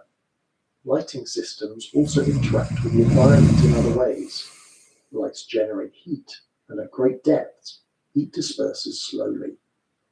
This means the machine must manage temperature carefully. Excess heat might affect nearby sensors, or cause condensation inside housings. Lights that grow too warm can fail, leaving the machine without visibility. Engineers must design systems that balance illumination with thermal stability. This often limits how long lights can remain at maximum brightness. Biological interactions are important as well. Some Hadal organisms show curiosity toward machines. Small scavengers may approach sensors or lights. Larger organisms may bump into components or become entangled in external structures. While these encounters rarely damage the vehicle, they can interfere with data collection. When organisms settle on lights or cameras, visibility decreases. Some vehicles include protective covers or cleaning mechanisms, but these add complexity and potential failure points. Sampling equipment faces its own difficulties. Sediments at Hadal depths can range from soft mud to dense clay. A sample scoop might penetrate too deeply in soft sediments, causing the machine to sink slightly. In harder sediments, the scoop may not penetrate at all. Robotic arms must adjust grip and pressure carefully. Too much force risks damaging damaged organisms or breaking the tool itself. Too little force leaves the sample incomplete. Engineers must program robotic arms to operate with precise movements, despite the challenges created by pressure and temperature. Collecting biological samples becomes even more difficult. Many Hadal organisms are fragile. Their bodies may collapse or deform when handled. Pressure-retaining containers help preserve samples, but these containers must seal perfectly at depth. A tiny flaw in a seal or a small misalignment prevents the container from holding pressure, rendering the sample unusable. Engineers must design containers that lock automatically under high pressure and remain secure during ascent. Chemical sampling encounters similar issues. Water chemistry at Hadal depths differs from shallow regions. Dissolved gases, minerals, and organic compounds behave differently under pressure.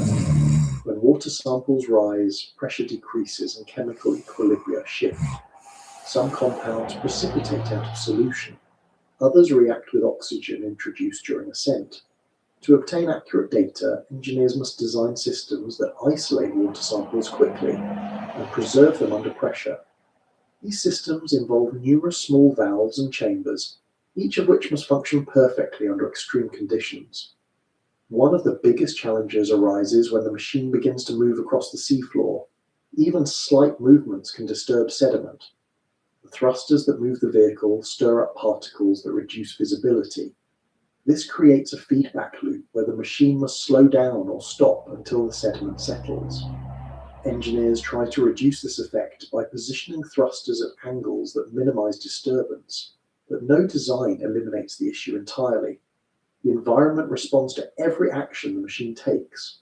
Currents near the seafloor can shift unexpectedly. While deep sea currents are slow, they concentrate in narrow trench corridors. The machine might encounter a sudden push that alters its path. Thrusters must counter these movements, but thrusters consume battery power quickly. When the machine has limited power reserves, every correction reduces the mission's duration. Engineers must balance accuracy and endurance, knowing that unexpected currents may shorten the dive. Acoustic communication becomes more complicated at the bottom. The seafloor, trench walls, and various geological features scatter sound waves. Messages sent from the surface may take longer to reach the machine. Signals from the machine may echo or distort. To compensate, communication software must filter and interpret signals carefully. But filtering consumes processing power, and processing power consumes energy. Engineers must optimize these systems so they remain functional without draining the battery. Navigation challenges continue to appear.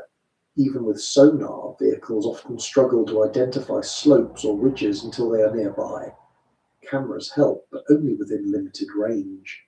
If the machine must follow a predetermined path, any deviation creates problems. If the task requires fine maneuvering, such as collecting samples or deploying instruments, the machine must make continuous adjustments. Each adjustment carries a risk of misinterpreting sensor data. Technology also interacts with geological features in ways that complicate missions. Hydrothermal vents, while less common at Hadal depth than at mid-ocean ridges, still appear in some trenches. These vents release hot water rich in minerals. When this water contacts colder seawater, minerals precipitate out, creating plumes that interfere with sensors. A machine passing through such a plume might experience temperature fluctuations or clogging of filters. Engineers must design vehicles that can avoid or withstand these conditions. Seafloor instability presents another challenge. Sediment layers can shift. Rocks may fall from trench walls. A vehicle working near a steep slope risks encountering small landslides or sediment flows. Even minor slides can bury sensors or cover parts of the vehicle. Engineers must anticipate these risks and include emergency ascent mechanisms. These mechanisms usually involve dropping ballast weights, but they must be designed to function reliably, even if parts of the vehicle are buried or damaged. As the mission progresses, the machine continues interacting with the environment. Biological noise, geological noise, and artificial noise from the machine itself influence sensor performance. Temperature variations affect battery efficiency. Pressure changes influence material behavior. Every moment at depth adds cumulative stress to the vehicle. Engineers design vehicles to withstand these stresses, but repeated dives eventually weaken components. The Hadal Zone tests every piece of technology continuously.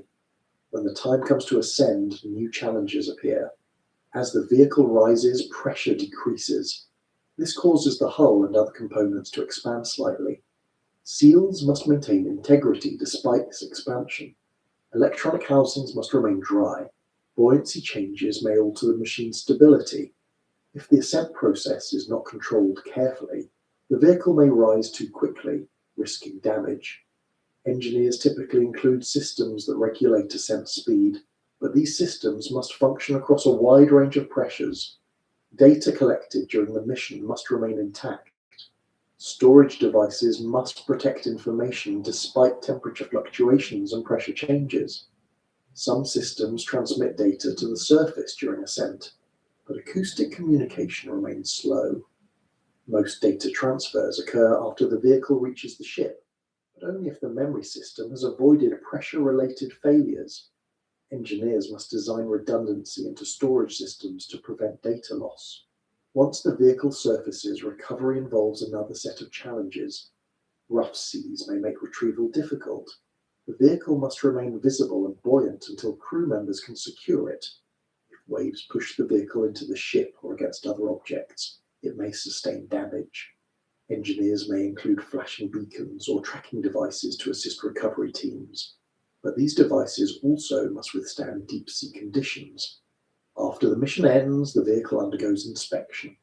Engineers check for microfractures in the hull, worn seals, corroded connectors, and damaged sensors. Even a successful dive can leave components weakened. Repairs and replacements may be necessary before the next mission. This maintenance cycle limits how many dives the vehicle can perform within a given time frame. Despite all these challenges, deep-sea vehicles continue to improve through research and development. Engineers study data from past missions to refine designs. They analyze materials for better durability. They optimize battery systems for better energy density.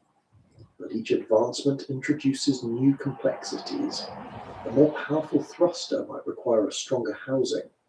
A larger battery might require more buoyancy. Higher resolution cameras need more power and better lighting. Every improvement affects the overall design. Technology meets the abyss not as a flawless system, but as a series of compromises. Engineers cannot eliminate every risk. They must choose which limitations matter most for each mission. Some missions focus on mapping and require long endurance. Others prioritize sampling and need robust robotic arms. Others seek biological observation and require sensitive cameras. The Hadal Zone forces engineers to tailor each mission to the environment. As we move into the next section, the focus shifts more directly toward the organisms that share these depths with the machines. Their adaptation strategies differ greatly from the engineered approaches humans create. Understanding those strategies helps reveal how life survives in conditions where technology struggles to function. Life in the Hadal zone reflects a set of conditions that appear harsh by human standards, but function as normal operating environments for the organisms that live there. These creatures do not treat pressure or darkness as threats. Instead, they develop biological structures and internal systems that use those conditions as part of their regular functioning. Every adaptation they evolve solves a problem that machines struggle with, which is why the contrast between engineered solutions and biological ones becomes so clear at these depths. When looking closely at the organisms that inhabit trenches, it becomes easier to understand why life can thrive in places where technology faces constant limitations. Most of the organisms in the Hadal zone occupy niches shaped by limited food supply, low temperatures, and constant pressure. To survive, they rely on slow metabolism, efficient energy use, and structural simplicity. They don't waste energy on unnecessary features. They don't develop organs that don't serve a purpose. Every part of their anatomy contributes to stability and function under the conditions surrounding them.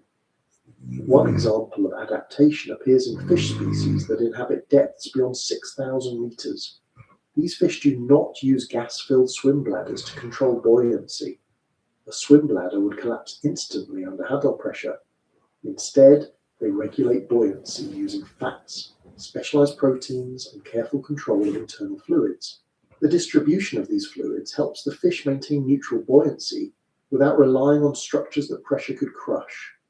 Their muscles contain compounds that remain flexible at depth, preventing stiffness from cold temperatures and compression. Cellular adaptations become increasingly important as pressure rises.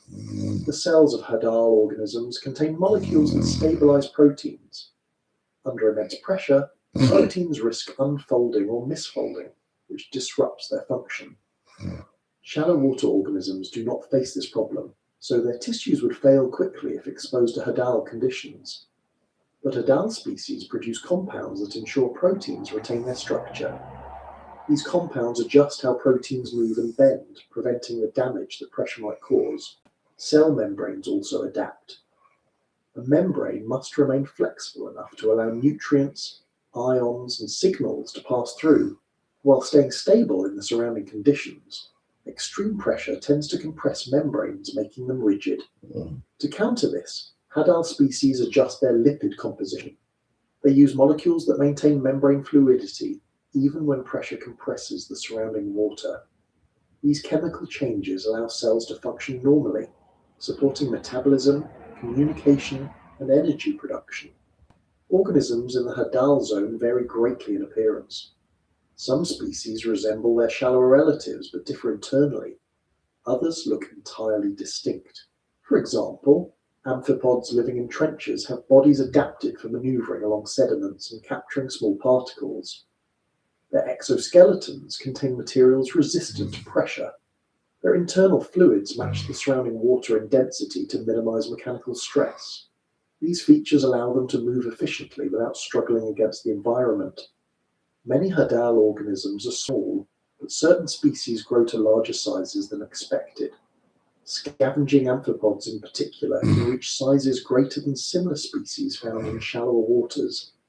This relates to the availability of food and the metabolic strategies that maximize energy use. When a large food fall reaches the seafloor, scavengers must consume it efficiently. Larger size can help them dominate feeding sites, especially when competition is low but unpredictability is high. Their bodies handle the pressure without requiring complex skeletal structures because their internal fluids balance with their external environment. Predators in the Hadal zone often develop slow but precise hunting strategies. Because prey is sparse, predators must detect movement efficiently. Many species use long, sensitive appendages that detect vibrations. These appendages pick up small pressure waves created by nearby movement. The vibrations travel long distances in the dense water, allowing predators to locate prey even in complete darkness. Vision becomes secondary or non-existent. The emphasis on vibration detection simplifies biological design while improving hunting efficiency. Some organisms retain limited vision. Their eyes adapt to detect faint bioluminescent signals or slight changes in the environment. These eyes are often large relative to body size, not for precise image formation, but for maximizing the ability to monitor any trace of light. These organisms do not rely on sharp vision, but on sensitivity. This sensitivity provides just enough information to navigate or detect nearby organisms without requiring complex visual processing.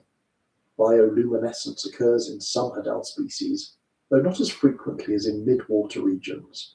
The bioluminescent signals serve specific purposes. Some organisms produce brief flashes to deter predators. Others emit steady glows used for communication. The biochemical reactions involved depend on compounds stable under high pressure. Organisms must maintain these compounds without allowing them to break down or react unpredictably. Pressure influences how these chemical reactions occur, so hadal species produce molecules adjusted for those conditions. The structure of organisms in the hadal zone reflects slow movement and conservation of energy.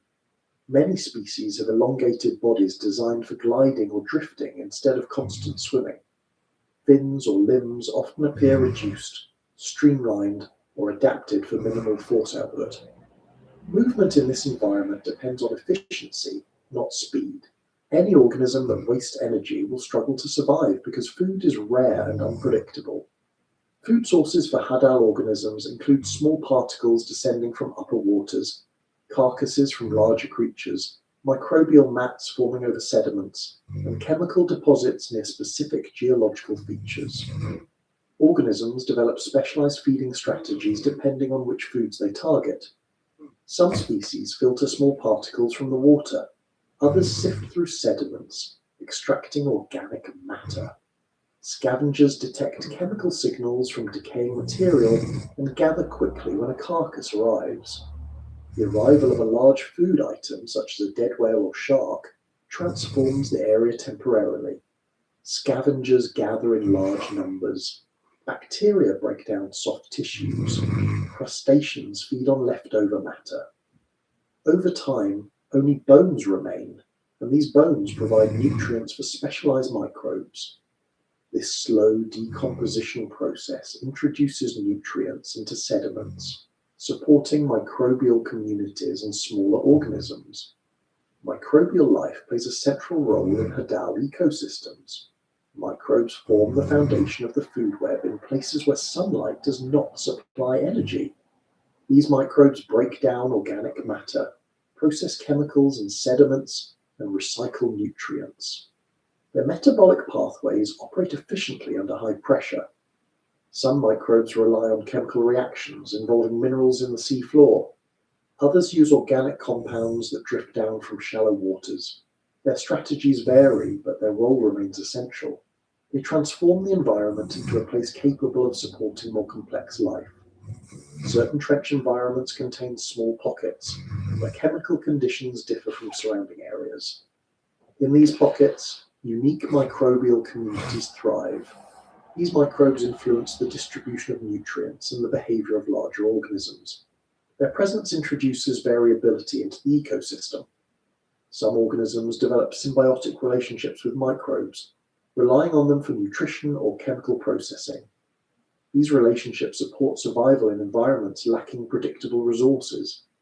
Life cycles in the hadal zone operate at a slower pace than in shallower waters. Growth rates are lower because limited food restricts energy intake.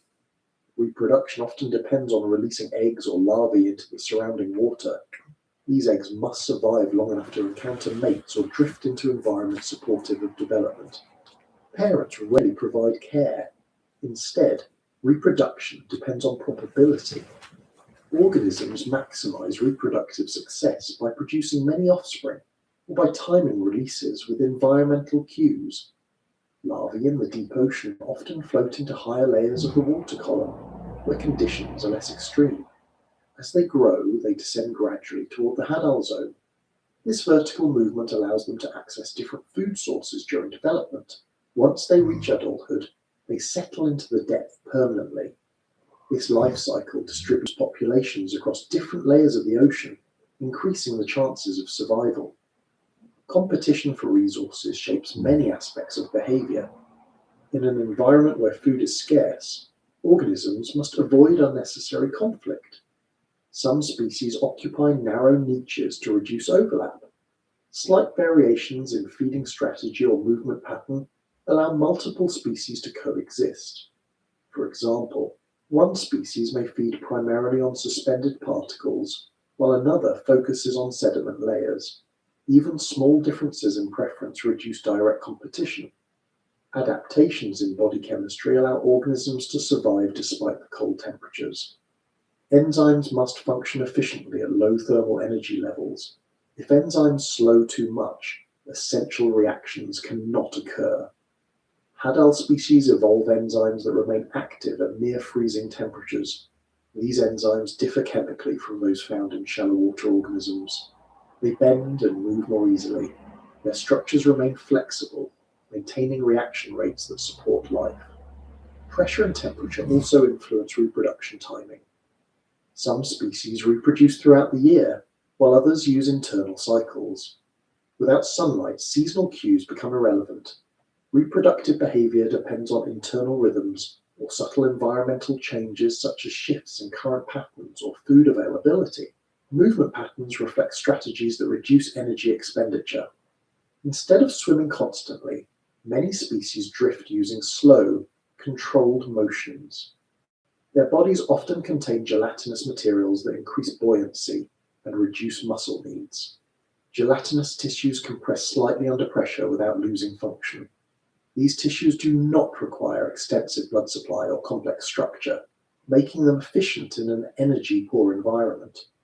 Certain organisms exhibit extreme fragility. Their bodies appear delicate when viewed through cameras. These species rely on the stability of the Hadal environment.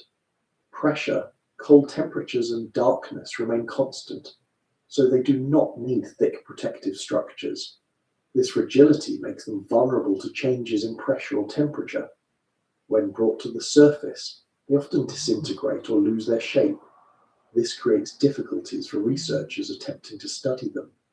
Because of these adaptations, Hadal organisms rarely survive outside their native depth. Even slight pressure changes can disrupt internal chemistry. Their bodies depend on equilibrium with their environment. This equilibrium makes them highly specialized, but limits their ability to move beyond their niche. Machines entering the Hadal zone temporarily disrupt local conditions, but organisms quickly adjust when the disturbance passes.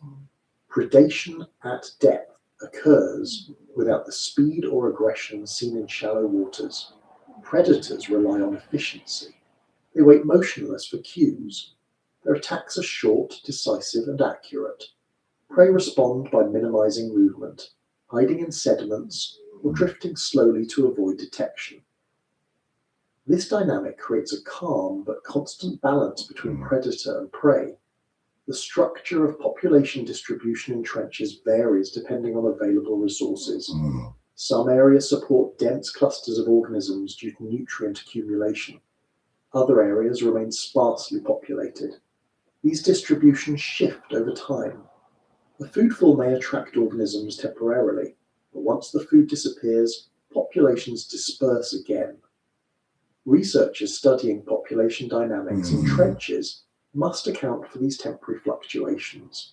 Interactions among species remain complex despite the simplicity of individual adaptations. Microbes process nutrients that support small invertebrates. Invertebrates feed predators. Scavengers recycle organic matter. Each group influences others. The slow pace of life hides the constant exchange of energy and resources. The Hadal zone contains an active ecosystem, even if the activity unfolds slowly. Observing these organisms reveals both the resilience and fragility of deep-sea life. Their adaptations allow them to function under conditions that break most biological systems, but they remain vulnerable to disturbances outside their narrow environmental limits. This combination of strength and limitation explains why studying Hadal organisms requires careful planning. Bringing them to the surface changes their environment too drastically. Researchers must use tools that preserve pressure and temperature to observe them accurately. As we continue, the focus shifts toward the mysteries still hidden in these depths. Despite the presence of specialized organisms and advanced technology, much remains unknown about the trenches. The next section moves into the parts of their dial zone that machines cannot yet reach fully, and the unanswered questions that make this environment one of the least understood on the planet. Even with the progress made in deep-sea exploration, the Hadal zone continues to contain large gaps in our understanding. The combination of pressure, darkness, terrain, and the limits of equipment creates areas that remain unseen. Not unseen in the sense that they are hidden behind obstacles, but unseen because reaching them consistently and safely is still beyond current capability. This gap between what we know and what we suspect introduces uncertainty into almost every scientific question about the trenches. For every discovery made by a submersible or autonomous vehicle, there are many regions that no mission has touched. That lack of direct observation shapes how researchers interpret data and design future investigations. One reason the Hadal zone remains mysterious comes from the limited amount of time machines can spend at depth. Even the best deep-sea vehicles operate under strict energy constraints. Batteries must power navigation, thrusters, lights, cameras, sensors, robotic arms, and onboard processors. The deeper the machine goes, the more power it uses. Thrusters work harder in compressed water. Lights must illuminate particles that scatter easily. Sensors must collect data under low visibility. Because of these demands, vehicles often have only a few hours on the seafloor. That is far less time than needed to survey a trench that may extend for hundreds or thousands of kilometers. Another layer of mystery comes from the difficulty of returning to the same location. Without GPS, navigation depends on inertial systems, sonar mapping, and acoustic transponders. These tools work, but shallow errors accumulate. A vehicle might drift a few meters off course without realizing it. Over the length of an entire dive, these small deviations add up. When a machine returns to the surface, reconstructing its exact path requires careful analysis. Even then, uncertainty remains. This makes repeated observations of the same site challenging. Researchers trying to study long-term changes in a specific area often struggle because the environment shifts and the vehicle may not land in precisely the same spot twice. Limited visibility also plays a role. Cameras rely on artificial lights, which illuminate only a small area. Beyond the reach of those lights, darkness remains complete.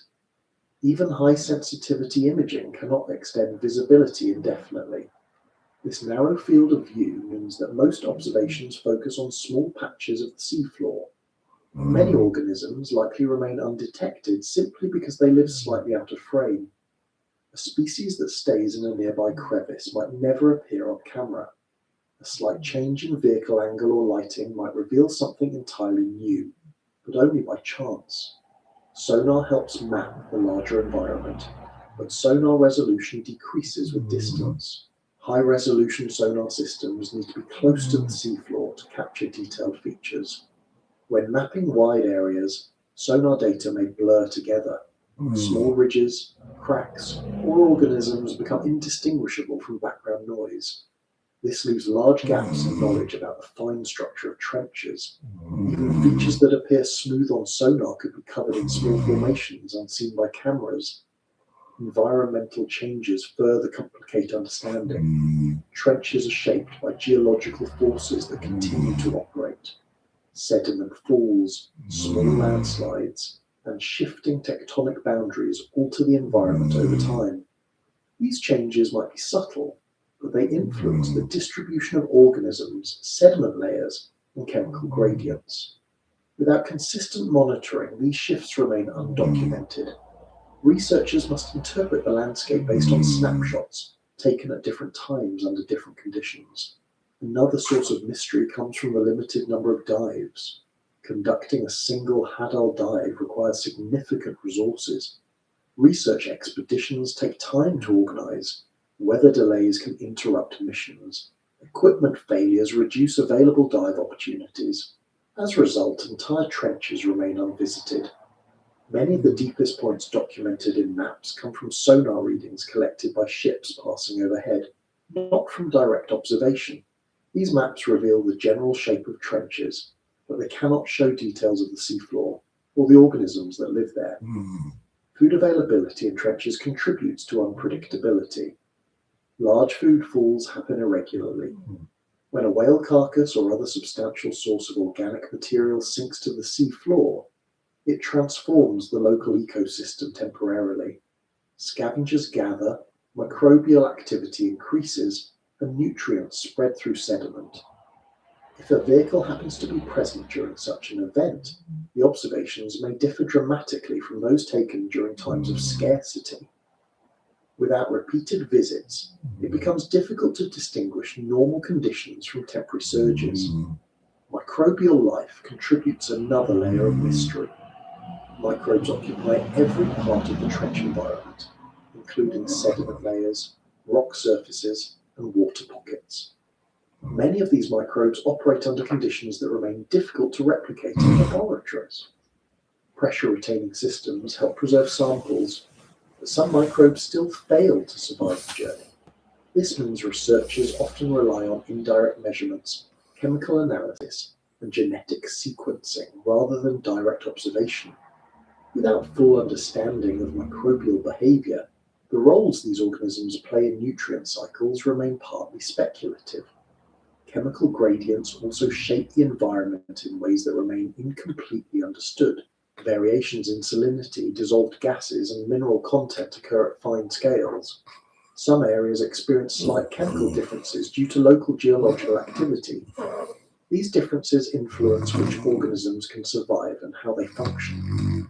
Because deep sea vehicles cannot sample every region, researchers must infer patterns based on limited data.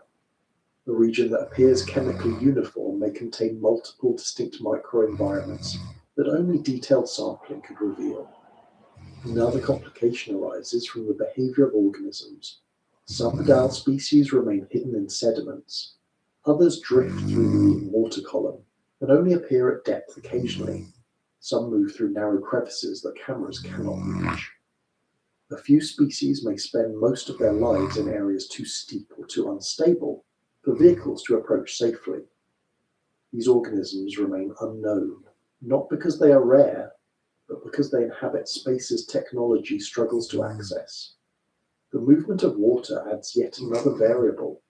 Deep-sea currents shift sediments, transport organic matter, and influence the distribution of organisms. These currents change slowly over time, and their patterns differ between trenches. In some areas, currents carry nutrients from upper layers. In others, they concentrate particles in specific pockets. The presence or absence of these currents affects local ecosystems.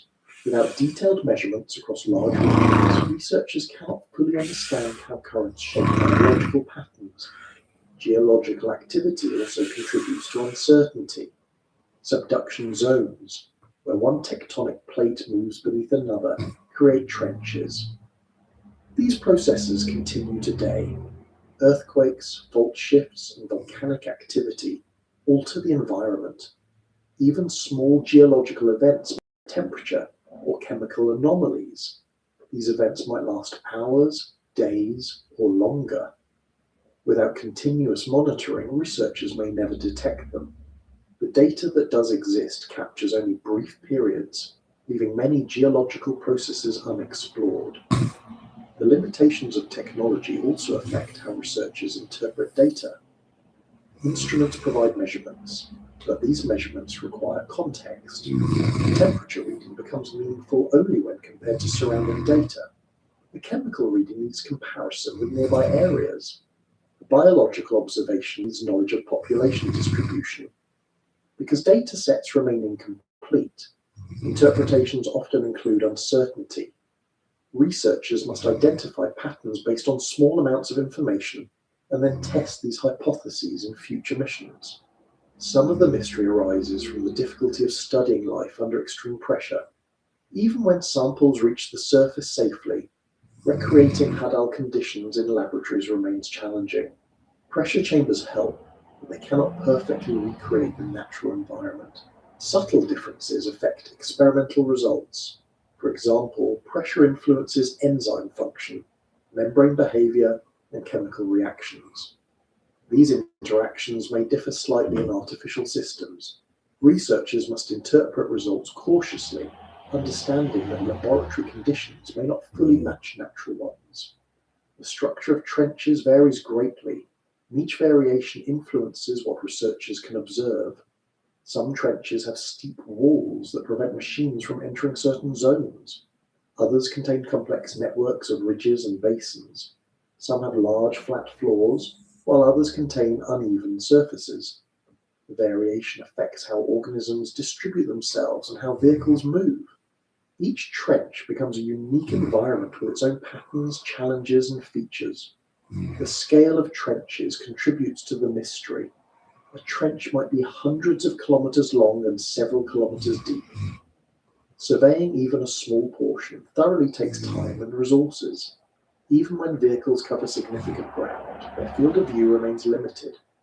Large expanses remain unexplored simply because missions cannot cover enough area. The problem becomes similar to exploring a vast landscape using only small windows spaced far apart. Another layer of mystery comes from the way trenches isolate biological populations. Many Hadal species may exist only in a single trench or even a single section of a trench. Genetic studies indicate that species separated by relatively small distances may diverge significantly. This suggests that trenches function like islands with limited connectivity. If a vehicle visits only one trench, it might miss entirely different species living elsewhere. Because each trench may host unique organisms, the full diversity of Hadal life likely exceeds current estimates. Researchers also suspect that certain features, such as deep crevices or small basins, may contain unique ecosystems. These features remain difficult to access due to their narrow openings or unstable walls. A vehicle cannot easily maneuver into these areas, and even if it could, lighting and sonar might not provide clear data. These inaccessible zones may host species adapted specifically to those conditions. Without direct observation, their existence remains hypothetical. Another area of uncertainty involves how nutrient cycles operate at depth. Microbes break down organic material, but the full extent of these processes remains unknown. Chemical compounds in sediments may undergo transformations that only occur under high pressure. These reactions could contribute to global nutrient cycles in ways not yet understood. Without sampling large areas consistently, researchers can only approximate how these cycles function. The presence of Hadal organisms that rise occasionally into higher layers introduces additional questions. These organisms may transport genetic material upward. Their movement patterns remain poorly documented. If they ascend only rarely, or only under certain conditions, vehicles may not capture the behavior. This limits understanding of how energy moves between different ocean layers. Some mystery comes from equipment limitations. Even when vehicles record data, sensors may not register everything present. Cameras may miss small or fast-moving organisms. Sonar may overlook features hidden behind others. Chemical sensors measure specific compounds, but may not detect subtle interactions. Each tool offers a partial view. Only by combining multiple instruments can researchers approach a complete picture. But combined instruments require more power, space, and complexity, which limit how many can be included on a single mission. Time also plays a role. The deep sea changes slowly, but it does change. Over years or decades, sediments shift, organisms move, and chemical conditions evolve. Observations taken decades apart may reveal differences, but without continuous monitoring, the causes of those differences remain unclear. The lack of time series data makes it difficult to build models that predict environmental changes. Because of these factors, researchers often approach the Hadal zone with more questions than answers. Every mission uncovers new information, but each discovery highlights how incomplete current knowledge remains. The mysteries are not limited to biology or geology. They include the interactions between organisms, the stability of chemical gradients, the behavior of deep-sea currents, and the distribution of species across trenches. As exploration continues, the unknown parts of the Hadal Zone stand as reminders of how much remains unstudied. The combination of environmental challenges and technological limitations explains why the deepest parts of the ocean remain one of the least mapped and least understood environments on Earth. Even with the efforts made so far, technological capability and expedition frequency still limit the scale of what can be observed. As we continue forward, the attention shifts to why these hidden spaces persist, why the deep retains its secrets, and why even advanced machines cannot erase the boundaries imposed by nature. The next section moves deeper into understanding the barriers that keep these mysteries intact and the reasons the environment resists full exploration despite ongoing research. The Hadal Zone remains one of the least understood places on Earth, not because researchers lack interest or determination, but because every barrier in the environment works together to limit what can be seen, recorded, or measured. The deep does not actively hide anything, but the conditions function like a natural filter that slows access to information. These conditions restrict how often machines can visit, how long they can stay, how far they can travel, and how thoroughly they can observe. As a result, large parts of the trenches remain unexplored, and each new discovery raises more questions than it answers. Understanding why these secrets persist involves looking at the combination of physical, biological, and logistical factors that reduce the visibility of the Hadal world. One of the most basic reasons the deep protected secrets comes from simple geography. Trenches form in narrow, isolated regions. Many of them lie far from land, in areas difficult to reach by research ships. Even reaching these locations requires time, fuel, and careful route planning. Weather conditions in open oceans are unpredictable, and storms can delay or cancel missions. For research teams working within limited time windows, these delays reduce the number of dives possible during an expedition. A trench might be visited only once every few years, and some trenches have never been visited at all. The remoteness alone prevents continuous study. Another reason is the scale of the trenches themselves. Even a single trench extends for hundreds of kilometers, with slopes, plateaus, and basins that vary widely in depth and structure. A deep-sea vehicle may explore just a small fraction during a dive. Even multiple dives cannot cover an entire trench. This creates large gaps in understanding.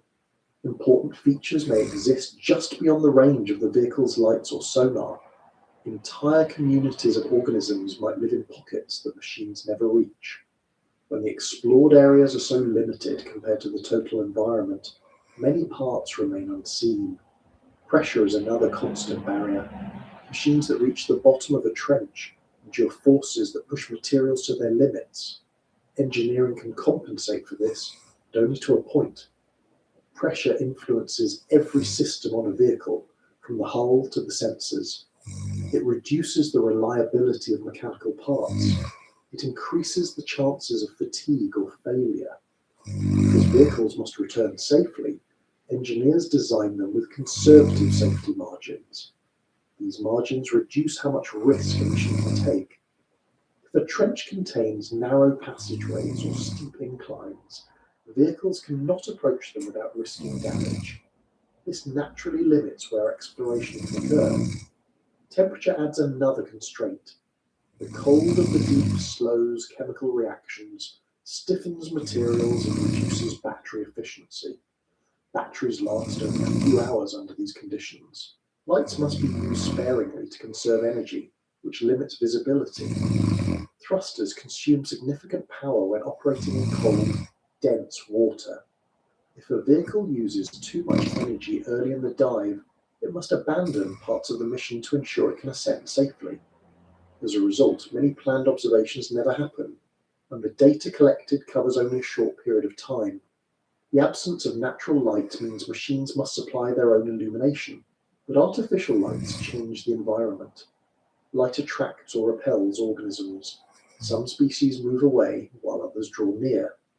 A camera illuminated by bright LEDs may capture organisms that normally stay hidden and miss organisms that avoid artificial light. The presence of the machine itself creates disturbances that alter the surroundings. This means some natural behaviours remain unrecorded simply because the act of observing changes the scene. Sediments create additional challenges. The seafloor in trenches often consists of fine grains that respond immediately to disturbance. When a vehicle lands or uses thrusters to reposition itself, currents stir sediment clouds. These clouds obscure visibility for minutes or even hours. If the mission relies on visual observation, sediment becomes a major obstacle. Even small adjustments in positioning can create large clouds that block cameras. Because sediment settles slowly in still water, vehicles must wait or navigate blindly. This limits how many tasks can be completed in a single dive. Terrain complexity plays a major role in protecting the deep secrets. Trenches contain steep walls, narrow ridges, deep basins, and unpredictable slopes. Some areas are too steep for vehicles to land safely. Others contain unstable sediments that might slide if disturbed. Rocks may fall from heights when vibrations from thrusters shake loose debris. Engineers must avoid these hazards. This means many areas, especially those with complex features, remain unreachable. Even when sonar indicates interesting formations, vehicles cannot approach without taking significant risks. As a result, some of the most geologically interesting structures remain unobserved. Communication limitations add another barrier. Acoustic signals must travel through thousands of meters of water before reaching the surface. These signals distort, scatter, and weaken. Communication delays make real-time control difficult. If a vehicle encounters unexpected conditions, operators may be unable to intervene. Vehicles must operate autonomously, which restricts the complexity of missions. Complicated tasks requiring fine control, such as approaching a narrow opening or collecting delicate samples, become impractical. Without precise control, many areas cannot be explored thoroughly. Biological factors contribute to the mystery as well. Many hadal species remain hidden within sediments or small crevices. These organisms do not move through open water often. They may appear only under specific conditions. Because machines cannot remain at depth for long periods, they observe only a small slice of biological activity. Seasonal changes, reproductive events, feeding cycles, and other behaviors may go unrecorded. If an organism appears only rarely or only in specific microhabitats, the chance of detection decreases further. Some organisms behave unpredictably when disturbed. The arrival of a submersible introduces sound, vibration, and light. Sensitive species may retreat, others may freeze, altering their typical movement patterns. This makes it difficult to study natural interactions. When behavior changes in response to observation, researchers cannot build accurate models of ecosystem dynamics. This gap between observed behavior and natural behavior keeps many biological processes unknown. Chemical gradients complicate study even more. Trenches contain variations in mineral content, salinity, dissolved gases, and temperature. These variations occur on small scales and influence microbial communities. Microbes drive chemical cycles in sediments and water. They play crucial roles in nutrient processing, but without detailed sampling across the entire trench, the full picture remains incomplete. Because sampling equipment must operate within pressure-resistant housings, it cannot easily collect multiple small samples across a wide area during a single dive. Time and energy limits restrict how many samples a mission can gather. Another factor that protects the deep secrets is the unpredictability of geological events. Even small earthquakes can reshape parts of a trench.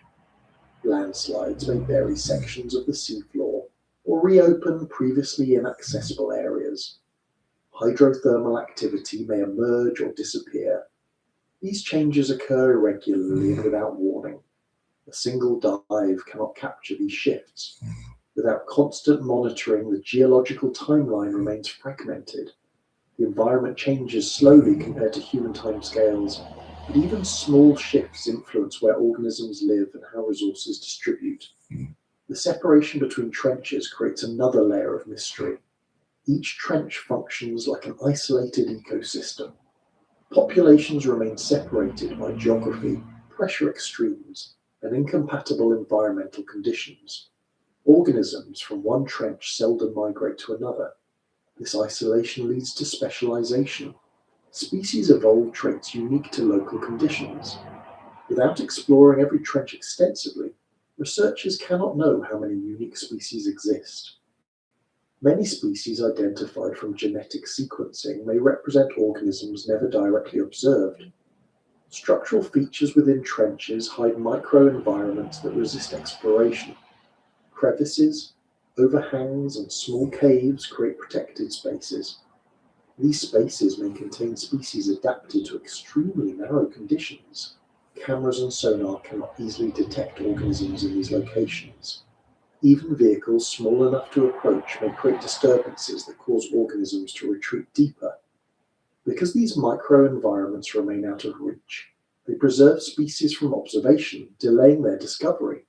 Technology itself introduces limitations that protect the deep secrets. Every vehicle carries a finite number of sensors. Even advanced machines cannot measure every variable. Some sensors detect temperature but not mineral content. Others detect biological material but not chemical gradients. The gaps between sensor capabilities create gaps in understanding. A vehicle may observe an interesting scene without capturing all the data needed to interpret it fully. When crucial variables go unmeasured, researchers can only speculate about the underlying processes. Funding and logistical constraints contribute to the preservation of mystery. Deep-sea missions cost significant amounts of money. Not every research question receives funding. Even when tools exist, they may remain unused due to cost. Ships with deep-sea capabilities are limited. Expertise is concentrated in a small number of institutions. Because the number of missions is small compared to the size of the Hadal region, exploration remains incomplete. Weather and sea conditions at the surface determine whether a mission can begin, continue, or be completed. Even perfectly planned dives can be cancelled or delayed due to storms. Rough seas make deployment dangerous. High winds or unstable wave patterns increase the risk of equipment loss. Because deep-sea missions require calm conditions for safe lowering and retrieval of vehicles, weather windows limit opportunities for research. Another barrier comes from the fragility of the environment. If researchers attempt to explore certain areas too aggressively, they risk damaging ecosystems or destroying delicate structures. Ethical considerations require caution. When the environment contains species that cannot survive pressure changes, sampling must be limited. This further reduces what can be observed directly. Researchers must balance curiosity with responsibility, which restricts access to certain types of data. The deep secrets persist partly because of the slow pace of life. Biological processes unfold over long timescales. Growth, decay, reproduction, and nutrient cycles progress slowly. A short-term observation may not capture the processes fully. Without long-term monitoring, researchers cannot identify patterns that take years or decades to form. But long-term monitoring requires instruments capable of staying at depth for extended periods. These instruments must withstand pressure, avoid battery depletion, and survive potential geological disturbances. Designing such long-lasting equipment remains difficult. Communication limits affect long-term monitoring as well. Instruments placed on the seafloor must store data until recovery. Without a reliable way to transmit data to the surface, researchers cannot receive information in real time. If an instrument fails before recovery, data may be lost. This discourages long-term deployments in areas where retrieval may be risky. Without continuous data, many long-term processes remain hidden. Another reason the Hadal Zone retains secrets is the unpredictability of rare events. Some biological or geological phenomena occur only occasionally. A large food fall might happen once every few years. A rare species may migrate into a region only under specific conditions. If a vehicle is not present at the right moment, these events go undocumented. Because missions occur infrequently, the likelihood of capturing rare events remains low. The immense pressure protects certain materials and structures by preventing them from being easily disturbed. Fossils or ancient sediments may lie preserved for long periods. But because reaching these layers requires drilling or sediment penetration, researchers cannot access them easily. Pressure makes such operations difficult. Drilling tools must be extremely robust. Sediment cores may collapse during ascent. These limitations reduce access to geological history contained within trench sediments. Another barrier comes from safety concerns. Every mission carries risk. If a vehicle becomes trapped or damaged, recovery may be impossible. Institutions must weigh the value of exploration against the potential loss of expensive equipment. This cautious approach leads to conservative mission plans. Even when interesting features appear, vehicles may avoid approaching them if the risk is too high. This preserves the unknown but protects valuable tools. Despite these barriers, exploration continues to advance. But each advancement reveals new complexity. The deeper researchers go, the more variation they encounter. Every new discovery expands the list of unanswered questions. The Hadal Zone protects its secrets not through intentional concealment, but through the sheer difficulty of accessing the environment fully. As we continue forward, the focus shifts toward what these limitations teach about exploration itself and why confronting the boundaries of knowledge helps us understand the importance of the Hadal Zone in shaping scientific curiosity. Spending time examining the Hadal Zone, whether through scientific research, cautious exploration, or thoughtful reflection, leads to a recurring realization. The deepest parts of the ocean highlight how much of the world remains outside direct human reach. They underline the limits of our tools and the scale of our ignorance. But instead of discouraging curiosity, these limitations reinforce the value of approaching the unknown with consistent effort, patience, and a willingness to revise assumptions. Studying the trenches shows how much remains undiscovered, not just because of environmental barriers, but because certain forms of knowledge require long-term commitment and gradual progress. This perspective becomes clearer when considering what the Hadal Zone reveals about the process of discovery itself. One of the first insights that emerges from studying the Hadal Zone is that knowledge often depends on incomplete information. Researchers rarely get a complete view of a trench. A dive might capture images of one slope, collect samples from one area, or record chemical readings from one basin. Each piece of data contributes to a larger picture, but the picture remains unfinished. This incomplete nature of deep-sea exploration demonstrates the value of working with partial understanding while planning for future observations. Instead of waiting for perfect data, scientists analyze what is available and build hypotheses that can be tested gradually. This approach applies not only to oceanography, but to any field where direct observation is difficult. Another insight comes from recognizing how certain environments demand specialized approaches. Tools built for shallow water fail in deeper regions. Materials that perform well at the surface behave differently under pressure. Machines that function reliably in laboratories encounter unexpected issues in the field. The Hadal Zone shows that methods must adapt to conditions rather than forcing conditions to fit preferred methods. This flexibility helps researchers design equipment suited to the specific challenges of extreme environments. It also encourages the development of new technologies that might later find uses beyond ocean exploration. A related lesson involves the importance of collaboration. No single researcher or institution can explore the Hadal Zone alone. Missions require ships, crews, engineers, biologists, geologists, chemists, and data analysts. They require international cooperation because trenches lie in different parts of the world and demand diverse expertise. When multiple groups share findings, the overall understanding grows faster than any isolated effort could achieve. The Hadal Zone illustrates how complex problems benefit from multiple perspectives and skill sets. It reinforces that large-scale scientific progress depends on cooperation rather than solitary work. Studying the deep also reveals the value of persistence. Many missions fail. A vehicle might malfunction. A sampling tool might jam. Weather might cancel a dive. Even successful dives may provide less data than expected. Yet researchers continue to plan new missions because each attempt yields something useful. Persistence becomes part of the process. The Hadal Zone teaches that progress often comes from repeated efforts, rather than dramatic breakthroughs. Even small gains accumulate over time. This gradual approach applies to many forms of scientific and personal inquiry, demonstrating that consistency can accomplish what speed cannot. Another insight involves the unpredictability of discovery. Researchers may dive with specific goals, but find something entirely unexpected. A new species might appear on camera.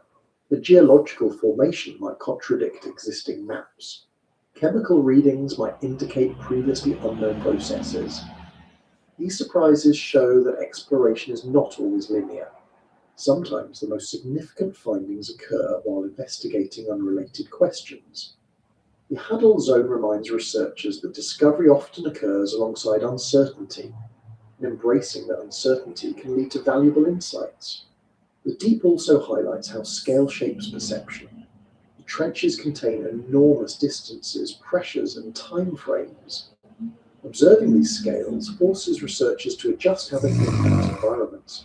Processes that appear slow or static from a human perspective may be dynamic when viewed across geological or evolutionary timelines. The Hadal Zone demonstrates that understanding an environment requires acknowledging its scale. This perspective encourages patience and prevents premature conclusions based on limited observations. Biological findings in the Hadal Zone teach additional lessons. Organisms survive by adapting to specific conditions. They do not waste energy on unnecessary features. Their bodies reflect efficient solutions to consistent challenges. This clarity of adaptation demonstrates how evolution shapes life according to environmental demands. Instead of striving for complexity for its own sake, organisms develop traits that improve survival in the conditions they face. This efficiency helps researchers appreciate the diversity of strategies life uses to function in challenging environments. The presence of unique species in different trenches also emphasizes the importance of isolation in shaping diversity.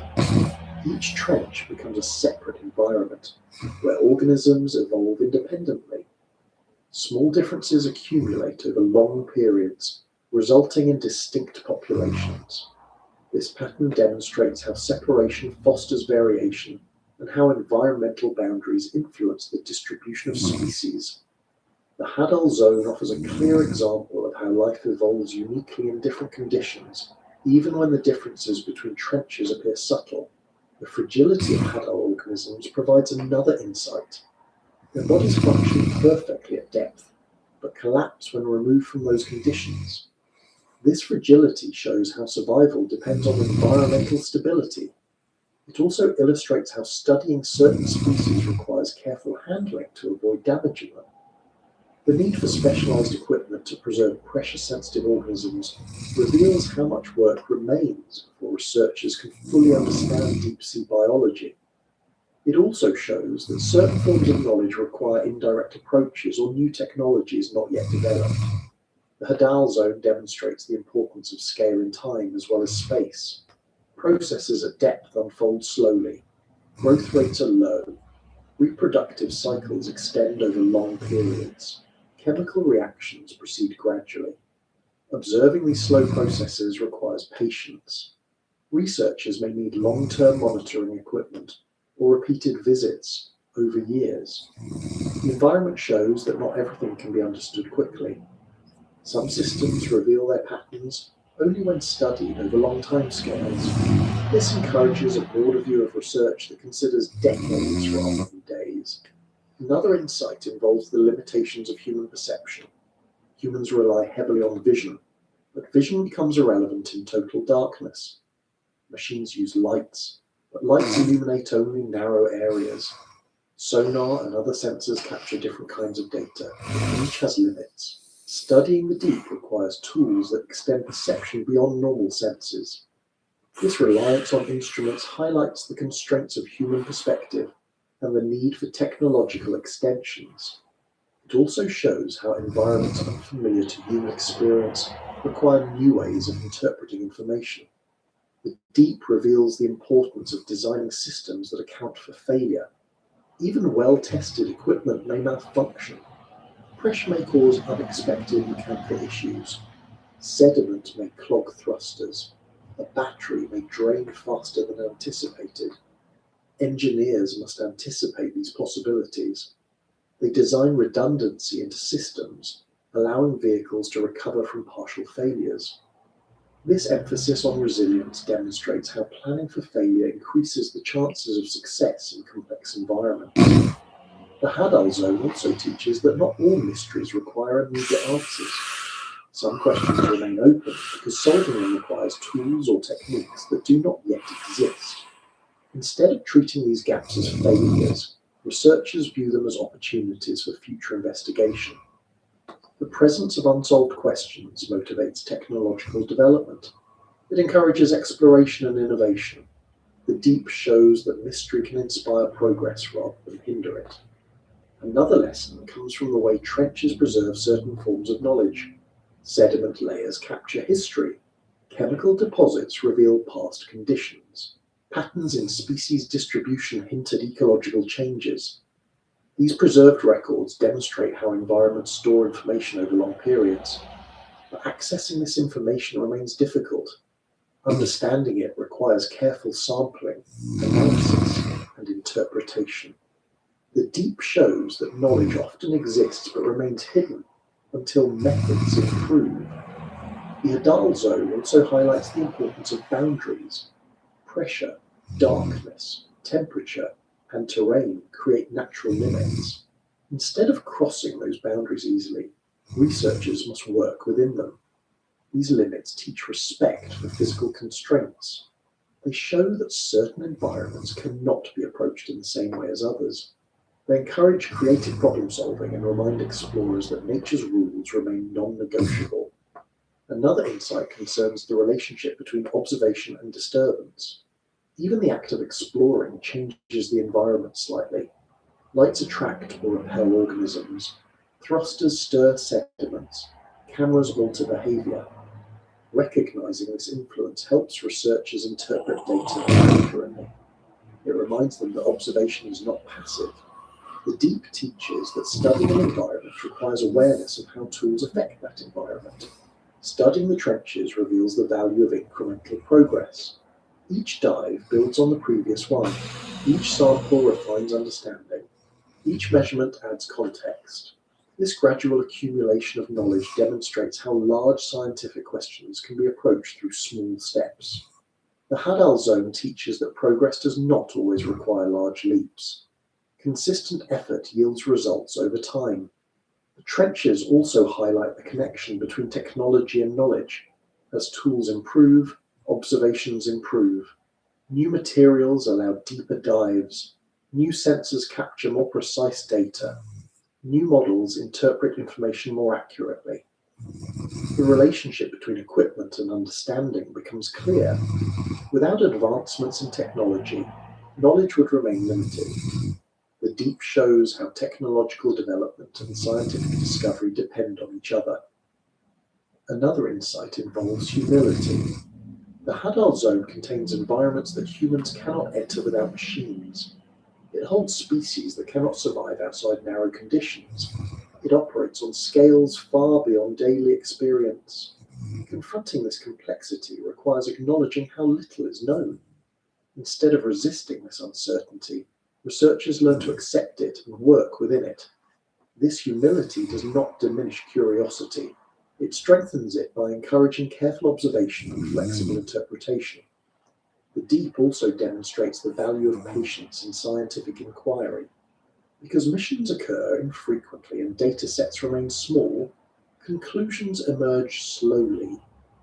Researchers may spend years studying one region or one species. They understand that answers take time. This patience becomes a core part of the process. Finally, the Hadal Zone teaches that curiosity itself remains one of the most powerful tools available. Despite all the challenges, researchers continue exploring because each discovery provides new insight into how the world functions. The trenches highlight the value of seeking knowledge even when the path remains slow or difficult. They show that understanding the unknown depends not only on equipment, but on the willingness to look deeper, ask questions, and return to challenging environments repeatedly.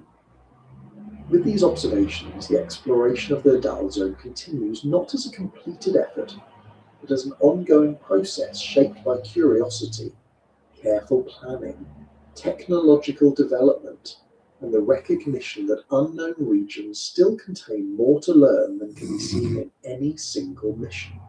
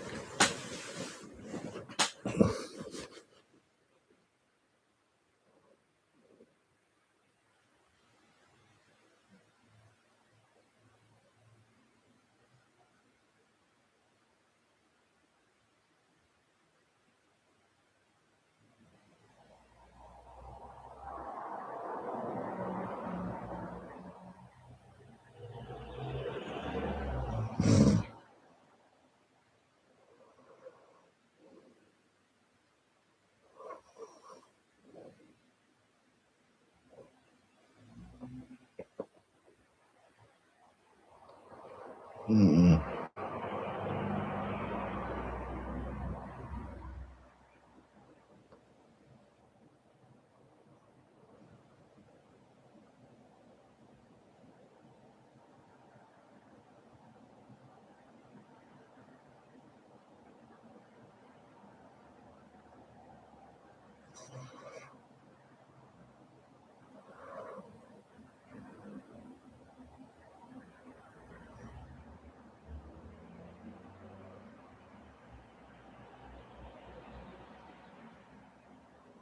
Mm.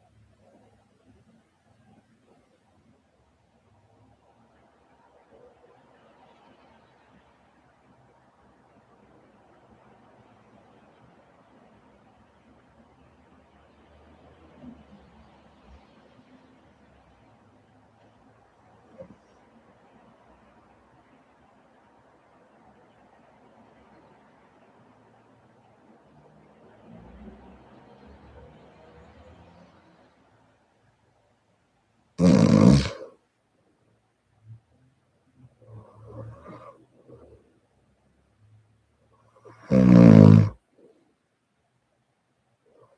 Mm. Mm. Mm. Mm.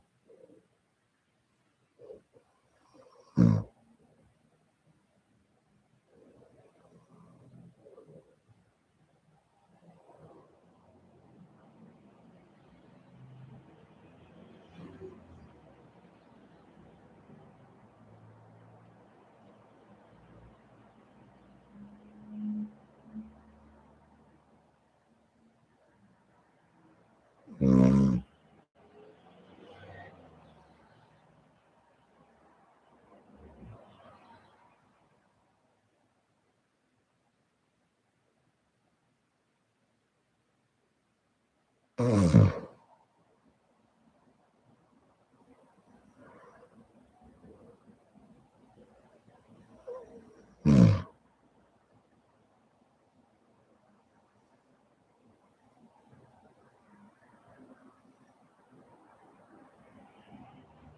Mm.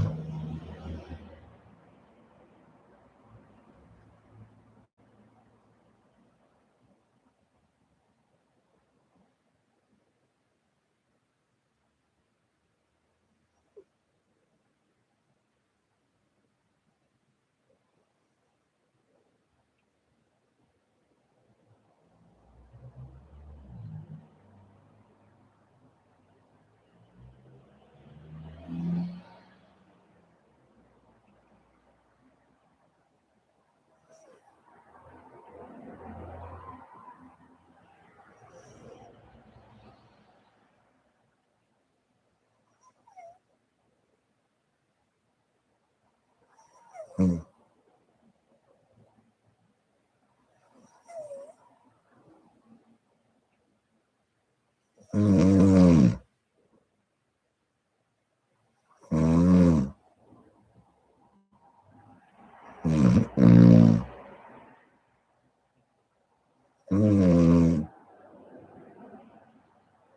Mm. Mm.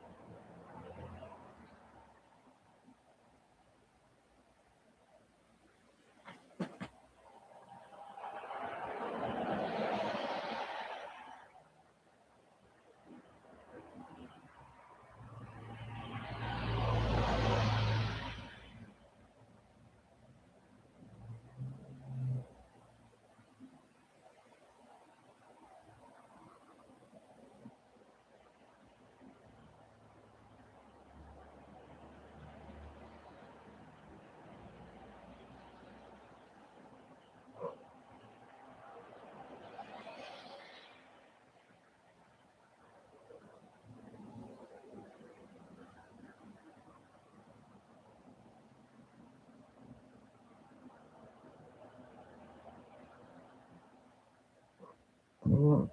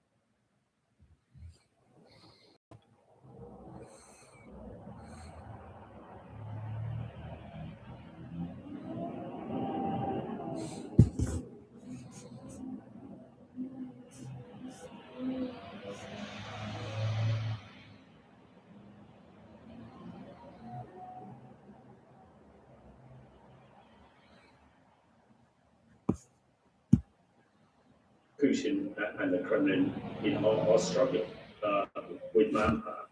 And despite the fact that Russia seems to accept an unbelievably high casualty rate, there comes a limit when that becomes actually what may well sort of bring the special military operation to the end. So that's the line of my piece in the other newspaper today, is that, this could well be the thing, the final straw that breaks the Russians' camel's back.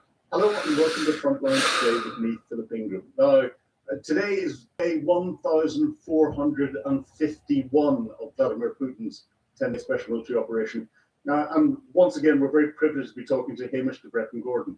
Now, Hamish, author of Doctors Under Fire, former British Army Colonel and CBRN a biosecurity expert, author of Chemical Warrior, and soon to be published Tank Commander.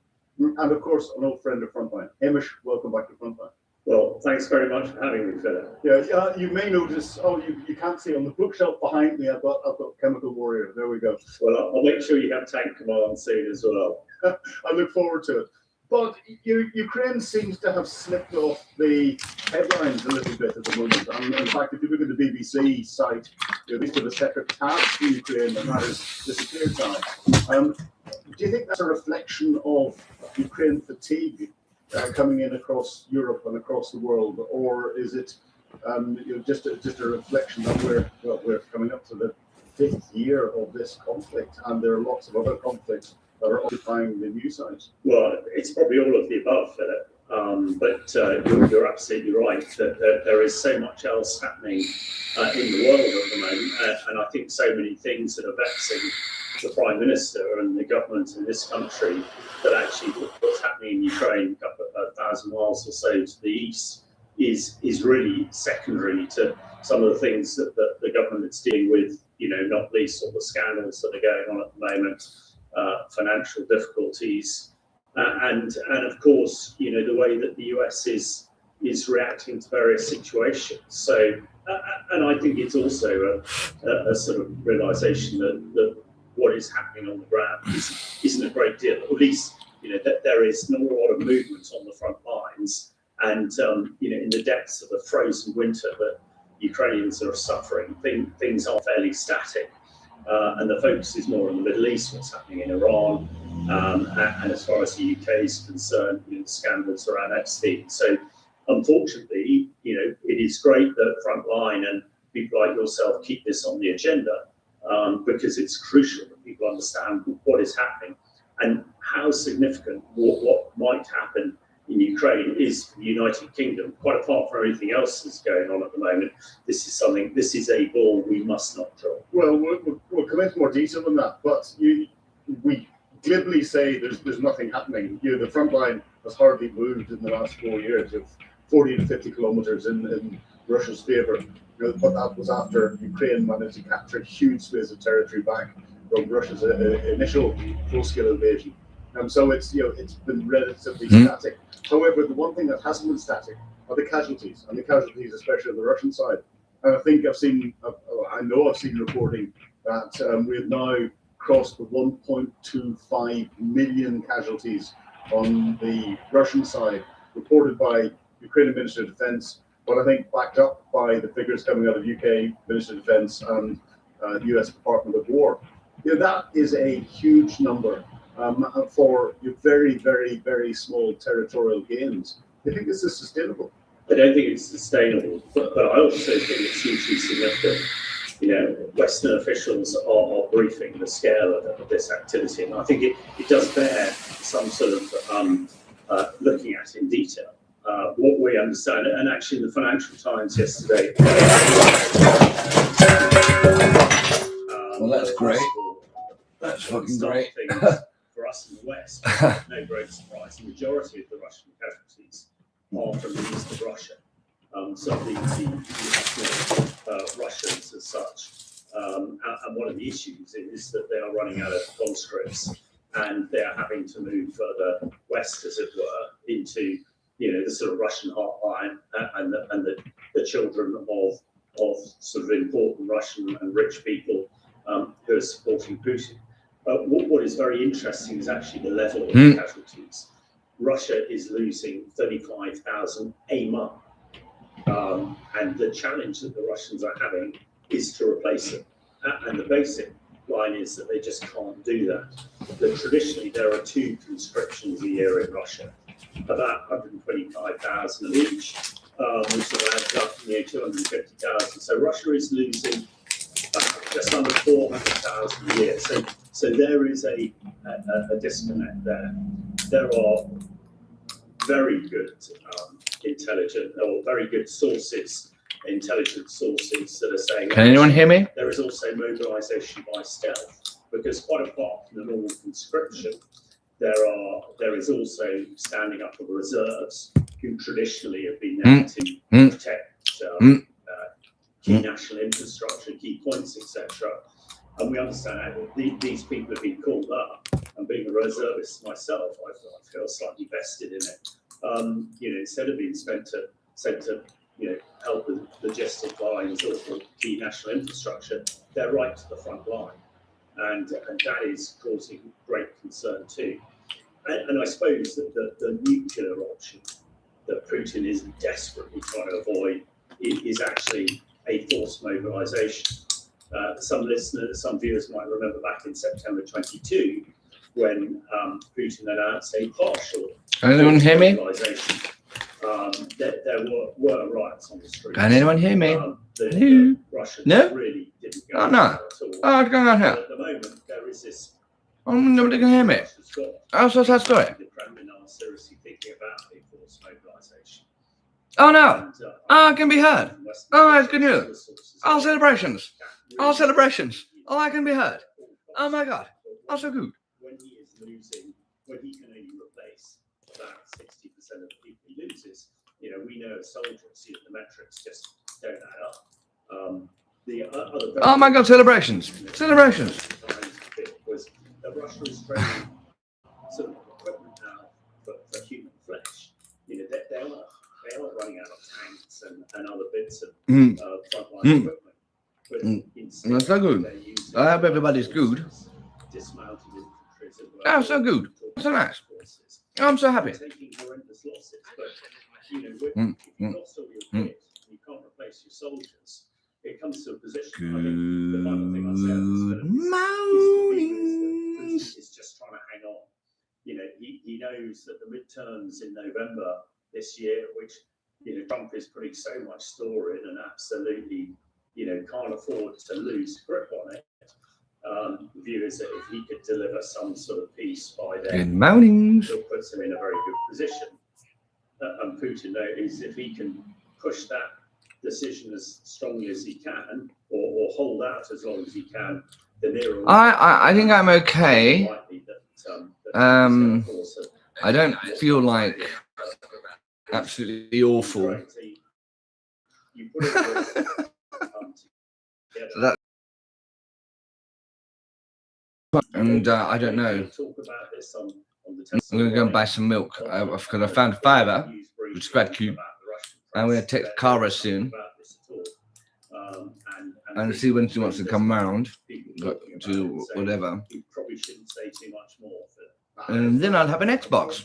Oh my god, so cute. Listening into this and listening to what we say and getting broadcast. I've never had a working Xbox. The Russians seem to be restricting. That's quite cute. Telegram and various other things. Of that 1.25 million casualties, that's dead and wounded, but. Oh, so good. Oh, so nice. Oh, so sugar. Oh, so spice. Yes. So that's quite good. Nice. Nice. Very good news. Very good news. Nice. Not bad. Not bad. I'm eating seeds at the moment. Oh, yeah. I might go and buy some milk so I can have a milky coffee. St. Petersburg and Moscow and elsewhere, that is an indication that he is effectively lost. I think he will find it. I love pumpkin seeds. To survive. Oh, so nice. We've discussed before about casualties in Afghanistan in the 80s, which were very tasty. Less than 10%, probably 5% of what we're talking about now. Which caused. Did you have a good sleep, buddy? Eventually caused the Russians to withdraw from Afghanistan. So the fact, you know, if he has to start mobilizing in St. Petersburg and Moscow and those environments, then I think it is recognition that they are losing. And interesting you say about the casualties. You know, this is not the golden hour that we were used to in Iraq and Afghanistan. I think the Russians know if they get injured, then that's pretty much it. I mean, there was a very good piece 2 weeks ago about Russian criminals being sent back to the front line who had lost limbs, but were not given prosthetic limbs. And their line was, well, we might as well just shoot ourselves because, you know, that's the sort of position that we're in. So I think, you know, the key point with all of this is that Putin and the Kremlin, you know, are struggling with manpower. And despite the fact that Russia seems to accept an unbelievably high casualty rate, you know, there comes a limit when that becomes actually what may well sort of bring a special military operation at the end. So that's the line of my piece in the other newspaper today, is that, yeah, this could well be the thing, the final straw that breaks the Russians' camel's back. You know, the other thing about having to do with mass mobilization and the huge numbers of casualties that we got, you mentioned the lack of heavy equipment being used and light troops. Trying to train troops to operate heavy equipment, you know, even a simple Russian tank, you know, T-72 or even more simple T-55s actually takes quite a bit of time to get people to learn how to not just drive it, but to operate it and to fight it.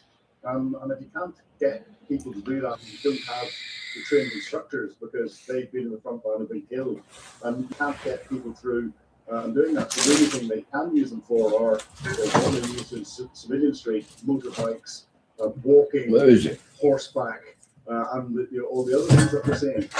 How significant do you think it is losing that experience from a command perspective? I think it's huge. You bring up a really salient point there, Philip, that actually really does march straight towards the enemy in First World War type fashion.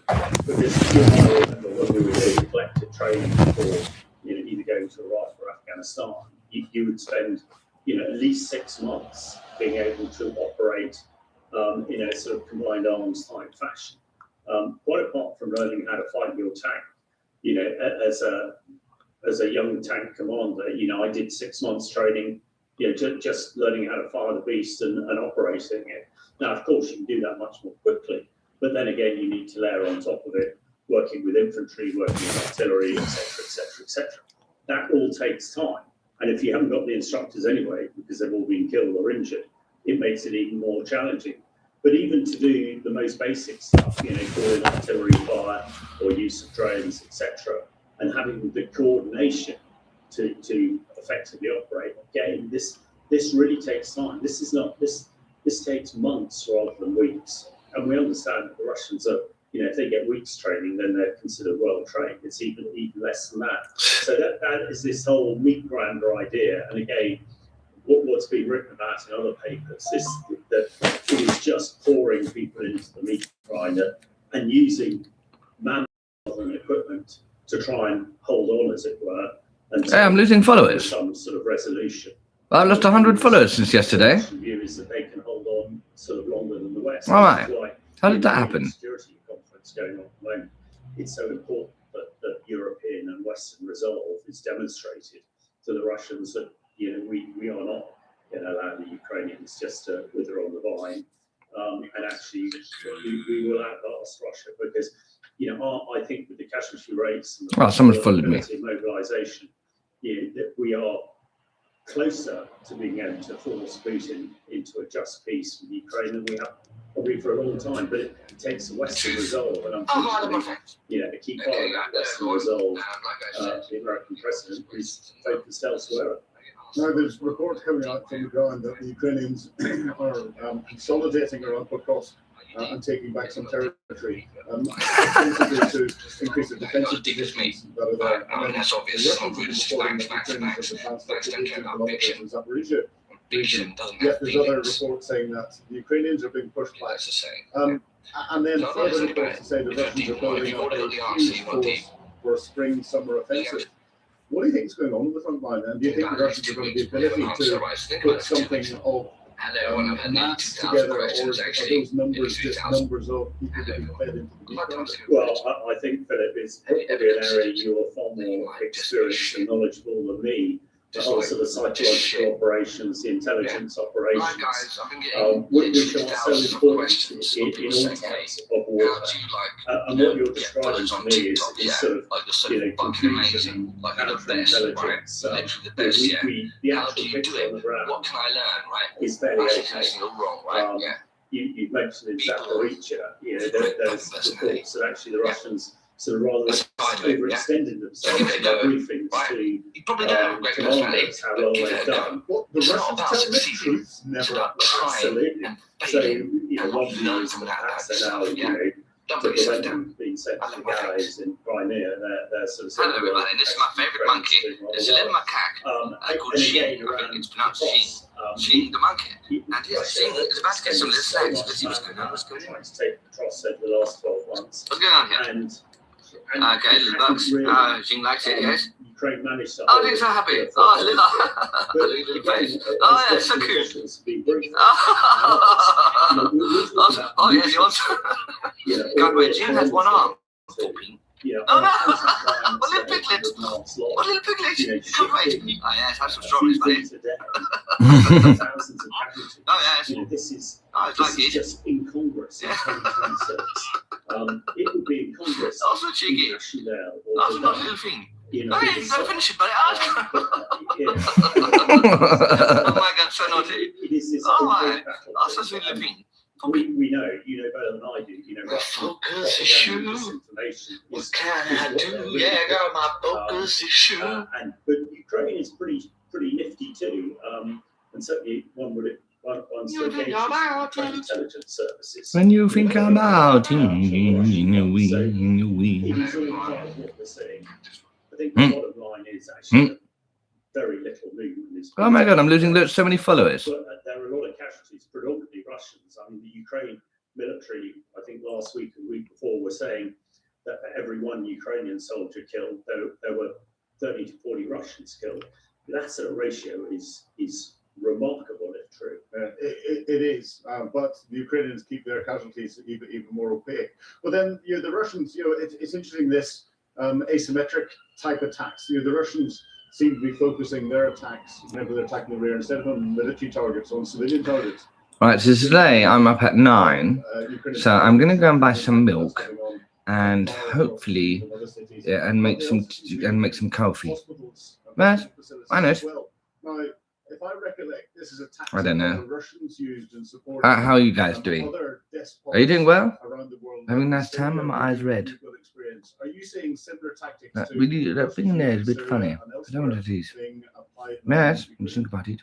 Unfortunately, I'm seeing exactly that. Anyway, so yeah, I'm going to get some milk and make some coffee. Yesterday, by the How's the night? Commission for Human Rights has been detailing all of this, and actually they were doing similar in Syria. When I was supporting medical facilities in northwest Syria, we saw exactly that through most of the conflict. Am I losing so many followers? Every time I look, there's like a few missing. And certainly, at one time, we reported that over 1,000 medics in Syria were killed, were attacked directly. Hospitals were attacked directly. We were having to move hospitals around, virtually every month to avoid being hit, because you all know and remember, that when there is conflict, there are areas that are supposed to be protected under and hospitals, medical facilities, religious sites, etc. And in Syria, we found that virtually the day that we sent in the coordinates of our medical facilities to the UN, the next day we'd get some sort of missile through the roof, almost as though those 10-finger grid references were typed directly into Russian targeting computers. And it had a profound effect. We will know as soldiers, the last thing you wanted to do go into any conflict is knowing that if you get injured, you're not going to be supported. It really saps morale, and for a civilian population, it's very, very damaging. So the report yesterday says that Russia has attacked medical facilities over 2,500 times in the war. Over 400 medics have been killed, and over 120 children medical facilities have been directly attacked by the Russians. Now, the Russians will say this is either Ukrainians are using it as human shields, they're using medical facilities for military installations, which was exactly what they and Assad were saying in Syria. Now, in Syria, that was absolute rubbish. And it was a terrifying thing. When you think about so many medics, it was really difficult. when you think about it, in a way. But they did, and When you think about it, oh my God, when you think about it, in a way. Do you like my song? This is exactly their playbook. And you mentioned at the beginning of the attacks on the power infrastructure. I understand from Western officials that over 50%, or Ukraine has lost over 50% of its ability to generate power and heat this winter, and something like 40 to 50% of houses and flats in Kyiv do not have power. Now that you put all this together, and this is a direct attack on the civilians. With this, if you kill enough civilians, eventually they'll give up. And actually, I was in Aleppo in December 2016, where the civilians did give up. 400,000 were resisting against Putin and Assad, and they did give up. And that really fueled the rest of the Russian and Syrian conflict there. But as we know, at the back end of last year, at the back end of 2024, of course, Assad and the Russians were defeated in Syria, and let's hope that's a portent of what might well happen in Ukraine as well. Well, these lessons will hopefully come out at the Munich Security Conference, which is starting today. And as we come up, that's the last major conference that there is before we then get into this 5th year of this war in Europe. What do you think is going to come out of the Munich Security Conference? Do you think it's going to be significant? And do you think that there are going to be significant actions by the West, recognizing that a 5th year of a major conflict in Europe is something that is unacceptable? We're getting into Second World War lengths of conflict, and something has to be done to stop it. Well, absolutely. And Second World War sort of casualty rates, or First World War, when you look at the Russians. I think Western officials are quite upbeat, which I'm a little bit more circumspect about.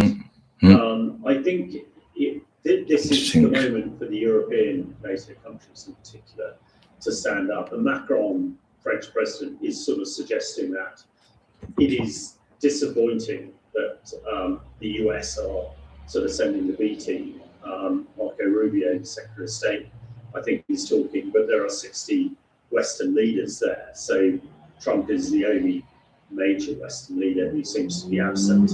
And again, you'll know better than I, this sort of messaging is very important in these sort of things. But if we sort of turn back to what we've been discussing for the last sort of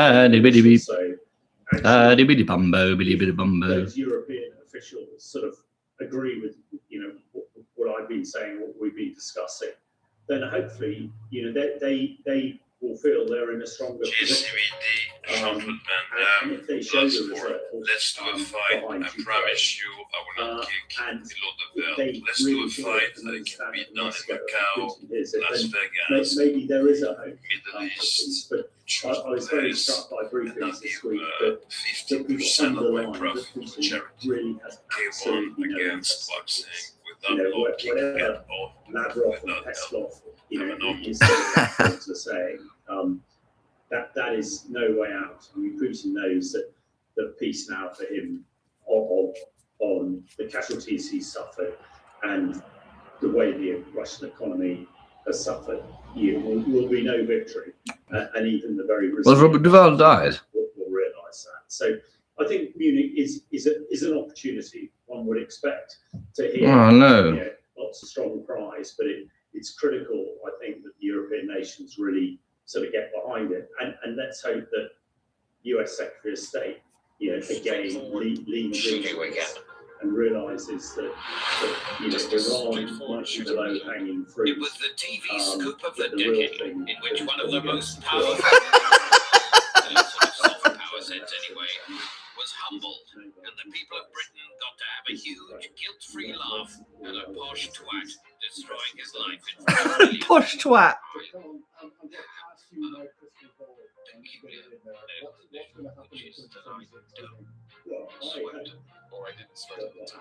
It was such a massive deal that the story of how it was achieved had to be told in a drama almost immediately after it had happened. You could make him look like a dick. Brilliant idea, Sam. Is a step forward. Ah, what was that? Oh no. Yes. Trump has got to emphasise When you think about it. to Putin that he's got.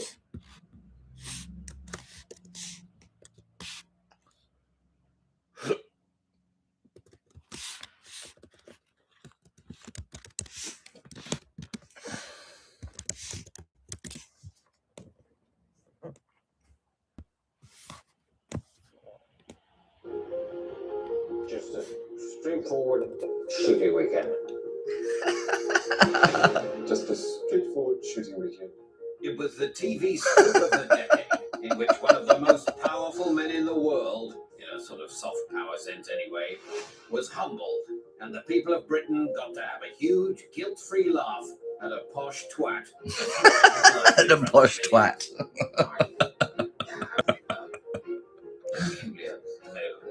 Which is that I don't sweat. Or I didn't sweat at the time. It was such a massive deal that the story of how it was achieved had to be told in a drama almost immediately after it had happened. You could make him look like a dick. Brilliant idea, Sam. But that wasn't the end of it, because another channel made a slightly different drama about exactly the same thing. I'm going to make him look like a dick. Sam, get us a round of teas and coffees, please. Right away. Now, at last, a drama about how those two dramas about how the Prince Andrew interview came to be made has come to be made. Because what's the alternative? Make up a new story for a drama? I don't think so. That doesn't work. Everything has got to be based on a true story or a remake, otherwise it will lose money. Hi there, I'm the real Emily Maitlis. Pleased to meet you. I'm Amazon. Well done on the Prince Andrew interview. That certainly put the world to rights. Thank you. And of course, I'm mainly why that interview happened, so I thought we'd make a drama about it. Great idea. Let's do it. We could use some of the money we made destroying the high street. By the way, why didn't you go to Netflix? Welcome to Netflix. I'm Sam McAllister, the person who mainly made the Prince Andrew interview happen, rather than anyone on screen who usually take credit for these things. Cool. So I thought we'd make a drama. Otherwise, there's a risk that everyone will stop banging on about it. But we can't have that. Let's do it. We could use some of the money we made from televising Princess Diana's belief. Some stories have to be told. Twice. With slightly different takes on how the admin was done. This research is riddled with errors. And that's not how you spell Ghislaine. It's Prince Anthony. Is that right? He's so awkward, Prince Andrew. Or the Andrew formerly known as Prince. How the two dramas, which both told how the Prince Andrew interview on Newsnight got made, were themselves made. It's just been announced. The BBC are doing their own version of this, with James Corden playing both Prince Andrew. Shit! Who's James Corden again? What does he look like? They're talking about that fat guy. I hate him. He's such an ugly prick.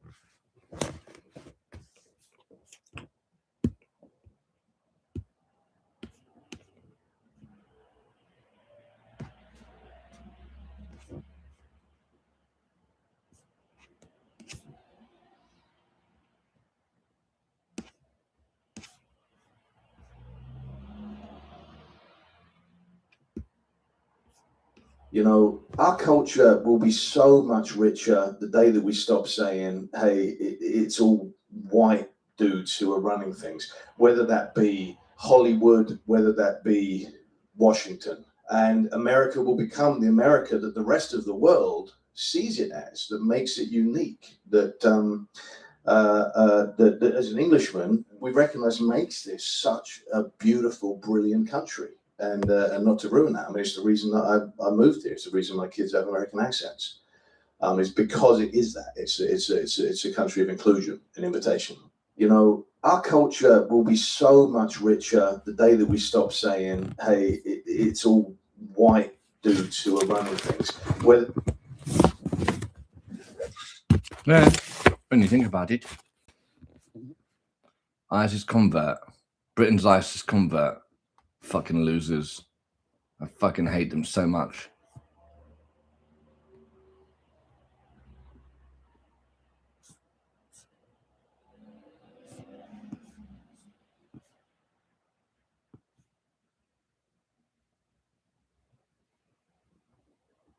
Jesus Christ, it's got a giant squid in its mouth.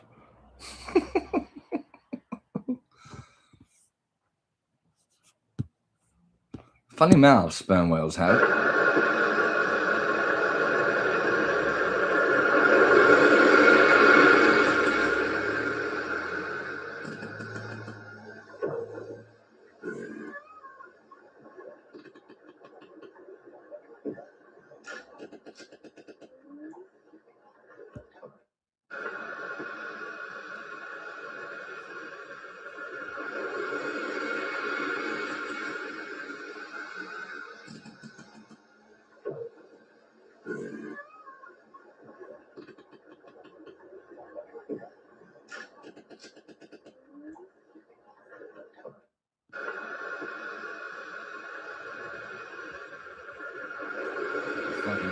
with. Here are some things the Irish say different to Americans. Obviously, we're right and you're wrong, so please listen and educate yourself. So, first of all, what is this activity called? It's horse riding, not horseback riding. Obviously, you're going to sit on its fucking back. Where else would you sit? Why do you need to specify this? This is highly worrying. Next question, what is this a tin of?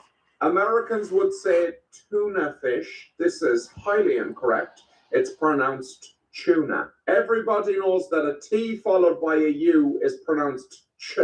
This is basic fucking English, guys. We got invaded first, listen to us. Also, why do you need to say tuna fish? There's no other animal called a tuna, I believe. There's no We got invaded first. or anything like that. Don't worry. Why do I keep hearing Americans call these eyeglasses? Where else have people been trying to put them? It's pronounced glasses. They will not function correctly on any other part of the body. This is a footpath, not a sidewalk. It's a path for your feet. A sidewalk. What if I don't want to walk? What if I prefer to have a little stand? I'm not going to get told what to do by some fucking path. You can't. Also, we use the same word for this, but I think we pronounce it a little bit cuter. So Americans would say a film, and in Ireland we say film. You just add a cheeky little silent U, film. Makes it sound fucking stronger. Hopefully you enjoyed this webinar and follow me on Delicious. Here are some things the Irish say different to Americans. Obviously we're right and you're wrong, so please listen and educate yourself. So first of all, what is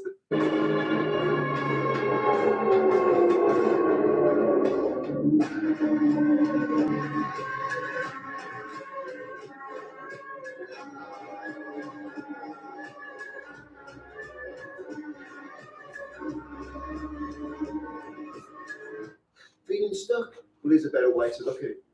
Feeling free. What are you talking to me, mate? Huh? Oh, yeah. Hey, good. What the? Who's paying you? JP. You got a smoke? Quick. You quit? Good for you, mate. I've got some rollies in my pocket. You good I get them out? Hang on. They paying you all right? Yeah. Mind me asking how much? $250. Surprised I've fucking lived this long to tell you the truth. I'm guessing if I was to try and buy you out, you'd just pocket the cash, you'd kill me anyway. Still gotta get you $250. Blokes you've not come into dreams sometimes and bother you. Bothers the shit out of me. Not enough to make you want to quit, but every job's got its downside, man. I'll get it away. Top spot. Yeah, I'll see you in the dreams.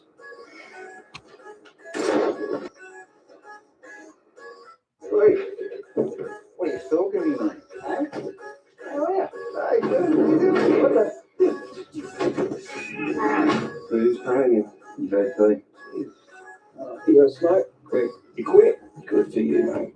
I've got some rollies in my pocket. You good I get them out? Hang on. They paying you all right? Yeah. Mind me asking how? You go to Nigeria, which is, if not the most corrupt nation in Africa, and it is, it could be the most corrupt nation in the world, Minister Barrett. Oh, and now, Mr. Wallace. It is the most corrupt nation that I have ever covered. I've been there 20.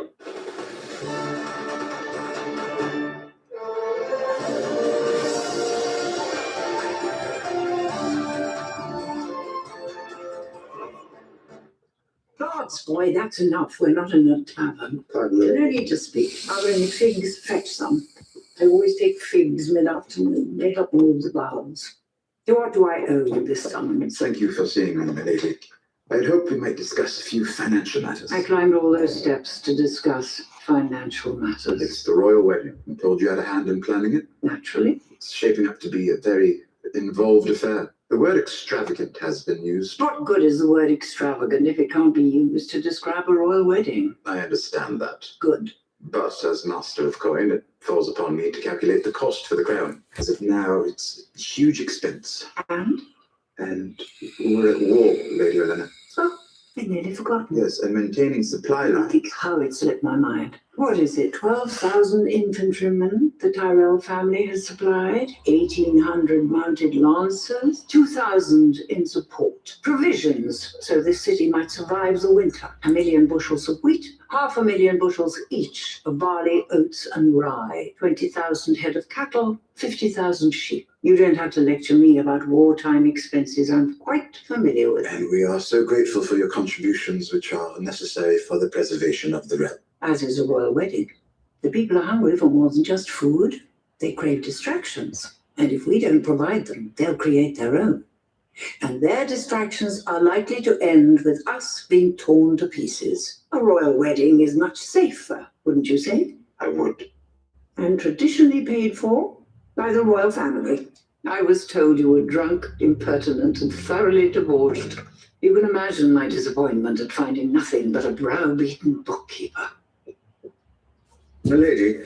This is the ultimate survival food called pemmican. Like hardtack, its shelf life is measured in decades. Made of dried meat and melted fat, pemmican is not meant to be delicious, but simply to fuel your body as you trek across the Rocky Mountains or search for the North Pole. I'm making my pemmican with bison, though it was also made with other kinds of meat, including elk, beaver, and even fish.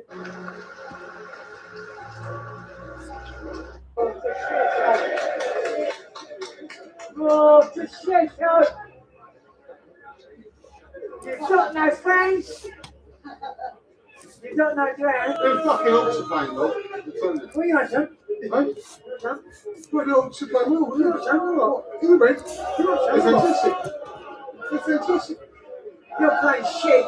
You've got no friends. What You're do you- a load of rangers. If you want some, I'll give it you. You want to do it, mate? When this guy found out cricket bats were getting more love than baseball bats, he couldn't accept it because he thought they were useless. So he stepped in to prove everyone wrong. First, he absolutely crushes it using a baseball bat. Then he switches to the cricket bat with zero confidence. But what happens next completely flips his opinion and shatters everything he believed before. No way. Oh, the bat is completely fine. There's not even indentations. That is 90 for 346. When this guy found out cricket bats were getting more love than baseball bats, he couldn't accept it because he thought they were Baseball bat is so much better, So though. he Let's started be to honest. prove everyone wrong. First, he absolutely crushes it using a baseball bat. Then he switches to the cricket bat with zero confidence. But what happens next completely flips his opinion and shatters everything he believed before. No way. Oh, the bat is completely fine. Massager. Right, here we go. Here it is. Do you feel that, sir? Can you feel the relaxing warmth, soothing the pain and tension away in your lumbar region? Hmm? Yeah, it's very therapeutic, it is. I never had this done to me before. Coming from an old sailor, that is saying something, isn't it? Something, that is. My back feels better already. There you are. Look at that. I can stand up straight. I haven't been able to stand up straight for years.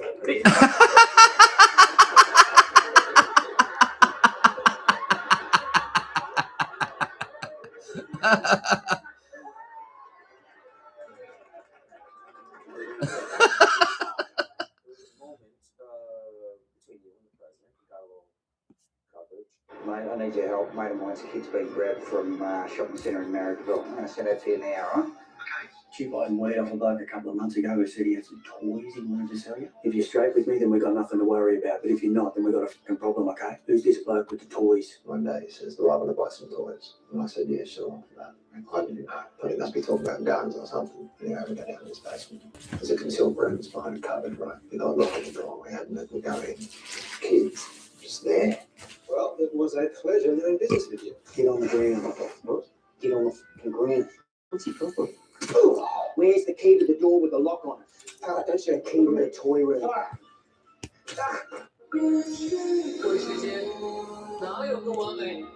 Chicken thighs are so hard to mess up. They're one of my favorite foods, and this is how I love to cook them. I'm going to season them with olive oil, salt, pepper.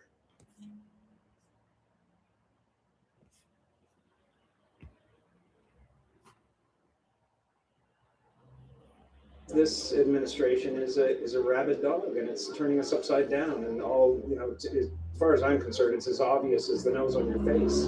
You can make a bad decision about a candidate. It's not who you are. It doesn't mean you're dumb.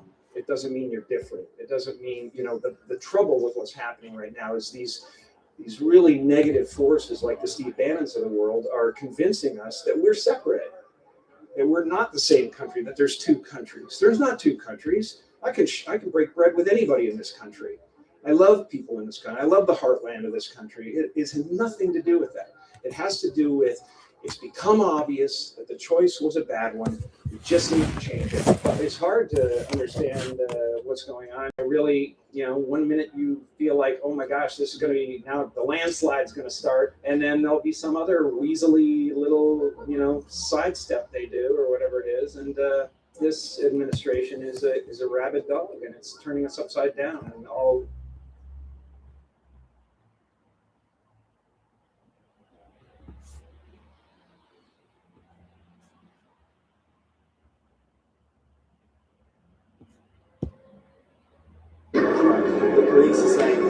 James Corden confronted airport staff after his flight was forced to make an emergency landing. He was seen venting his frustration when his flight from Faro to London was forced to land in Lisbon due to a technical fault, leaving passengers stranded on the tarmac for more than 3 hours. Fellow passengers backed Corden, saying that he was speaking for them.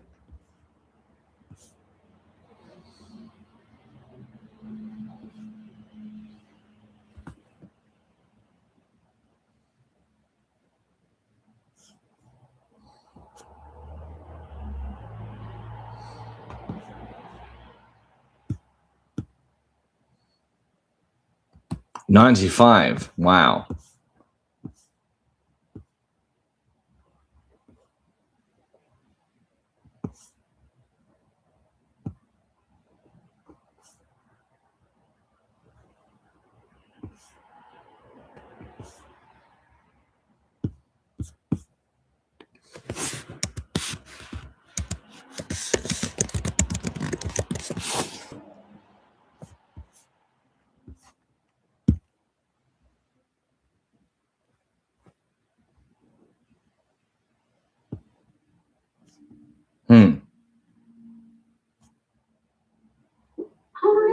Hi, Jess.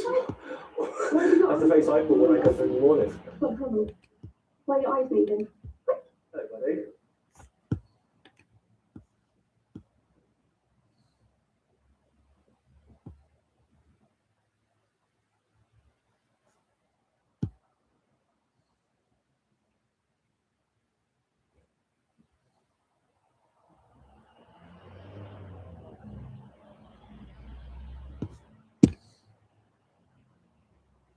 It seems like police forces across the country are now getting their act into gear when it comes to investigating claims made via the Epstein files about human trafficking. Sussex police are appealing for more information about claims of sex trafficking happening via Epstein in Britain in the 90s. Bedfordshire police now looking into claims that Epstein's plane, the so-called Lolita Express, made several trips through Luton Airport. Lolita As we heard Express. yesterday, What the the fuck? Met Police is carrying out initial inquiries into close protection officers formerly assigned to Andrew Mountbatten Windsor. It comes after an unnamed former senior Met protection officer has told us that members of the Royalty and Specialist Protection may have willfully turned a blind eye during visits to a private island owned by Jeffrey Epstein. Of course they turned a blind eye to it. This afternoon, I'm speaking Of course they turned a with blind a eye former to it. Royal Protection Officer Of course who was they stationed knew. at Buckingham Palace between They're scum. 1998 and 2004. They're all scum.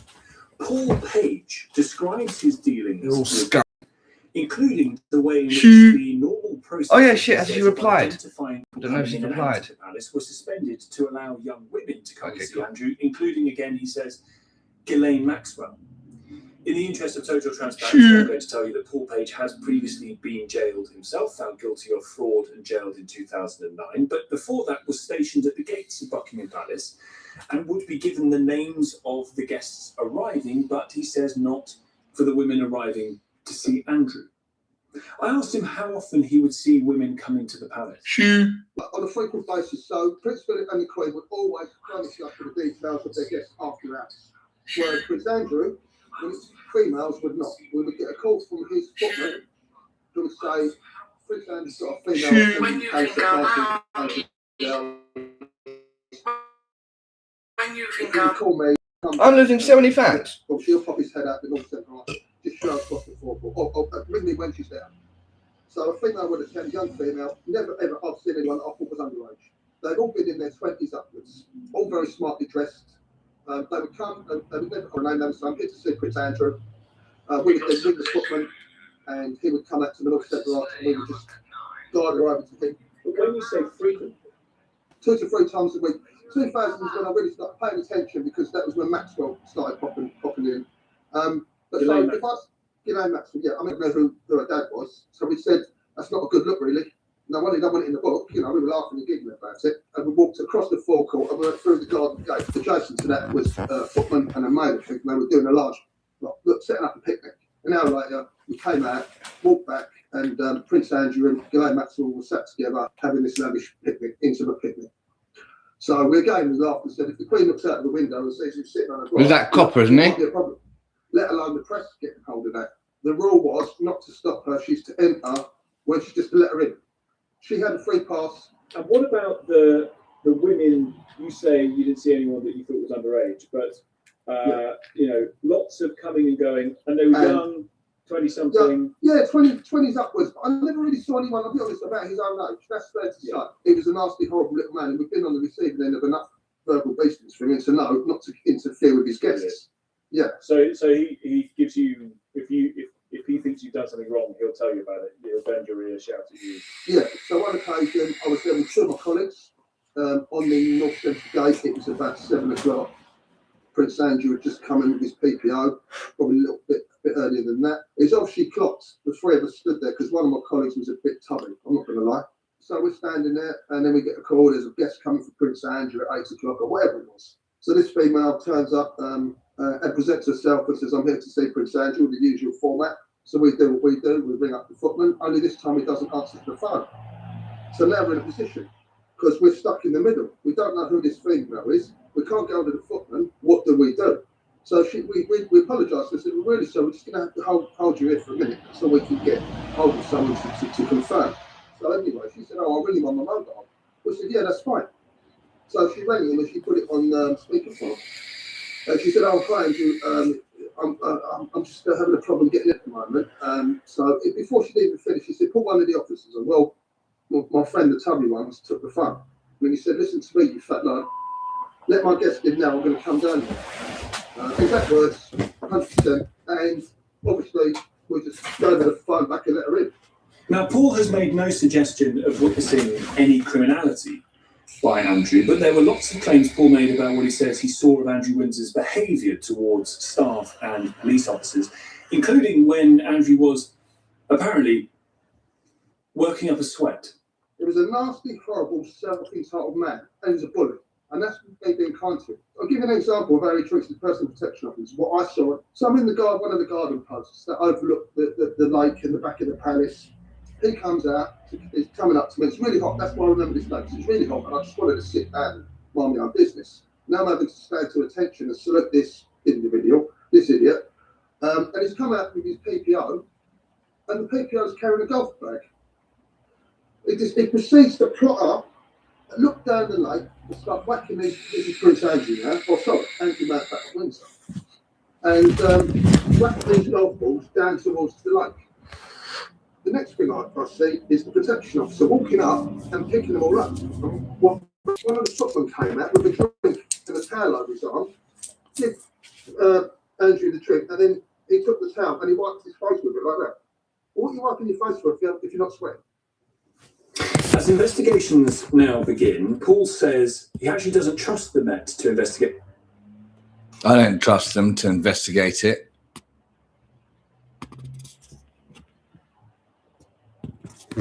I don't trust them at all.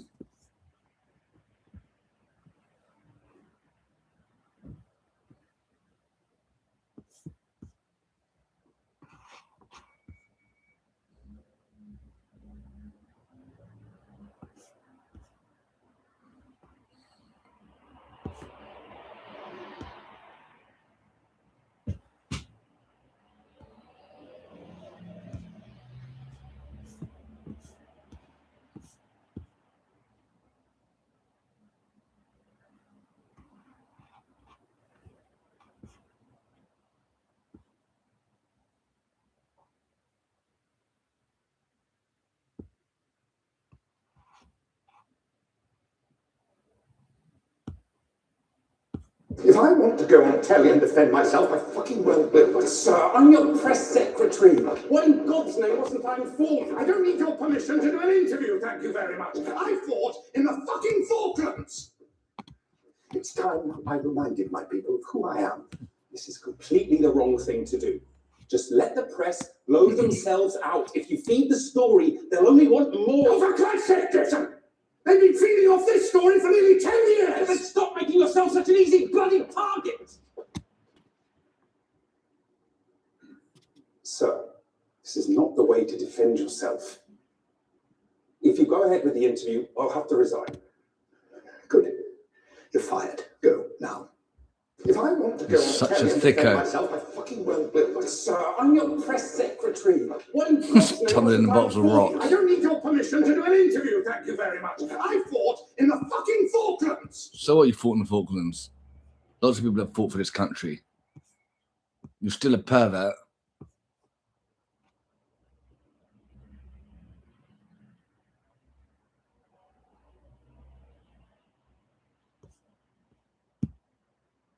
Kathleen Kennedy.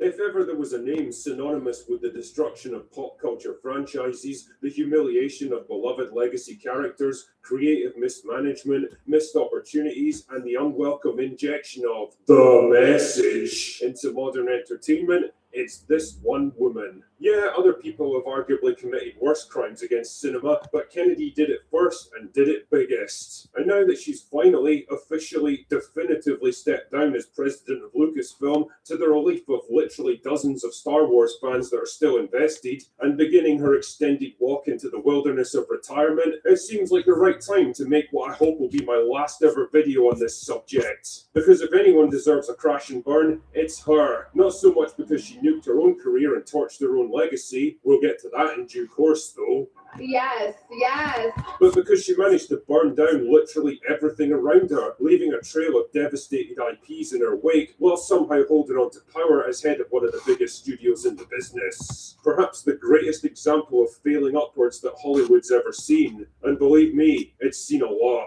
So grab your bargain bin Rey Skywalker action figure and let's embark on Crash and Burn, the Kathleen Kennedy story. Kennedy was born in 1953 in Berkeley, California, one of three daughters of Donald Kennedy, a judge, and Dionne Marie, a part-time theater actress. After majoring in telecommunications and film studies at university, she soon found work at a local TV station in San Diego as a camera operator, floor manager, and eventually a production coordinator. It was clear, though, that if she wanted to progress in the business, she'd have to move to LA, which she did in 1978, and soon landed her first job as a production assistant to John Milius, who at the time was overseeing Steven Spielberg's troubled comedy movie 1941. Basically, her job was to take notes, run errands, and make coffee. Three things that she was spectacularly bad at. I remember Kathy came into the room with her steno pad and her pencil, and she was horrible at taking notes, and she was terrible, and she didn't really know how to do it very well. But what she did know how to do was interrupt somebody in mid-sentence. We'd be pitching ideas back and forth, and Kathy was supposed to be writing these ideas down, suddenly put her pencil down and would say something like, and what if he didn't get the girl, but instead he got the dog? Right. He didn't get the girl, but he got the dog. And hired her as his personal assistant for Raiders of the...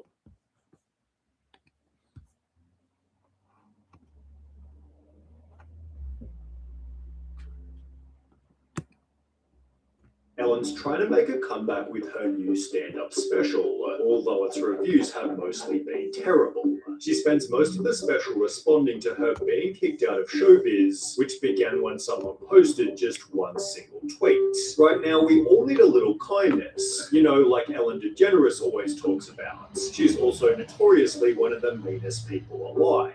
Respond to this with the most insane stories you've heard about Ellen being mean. The tweet posted in March 2020 received about enough replies to begin Ellen's downfall. I worked at Real Food Daily, served her and Portia a brunch. She wrote a letter to the owner and complained about my chipped nail polish, not that it was on her plate, but just that it was on my hand.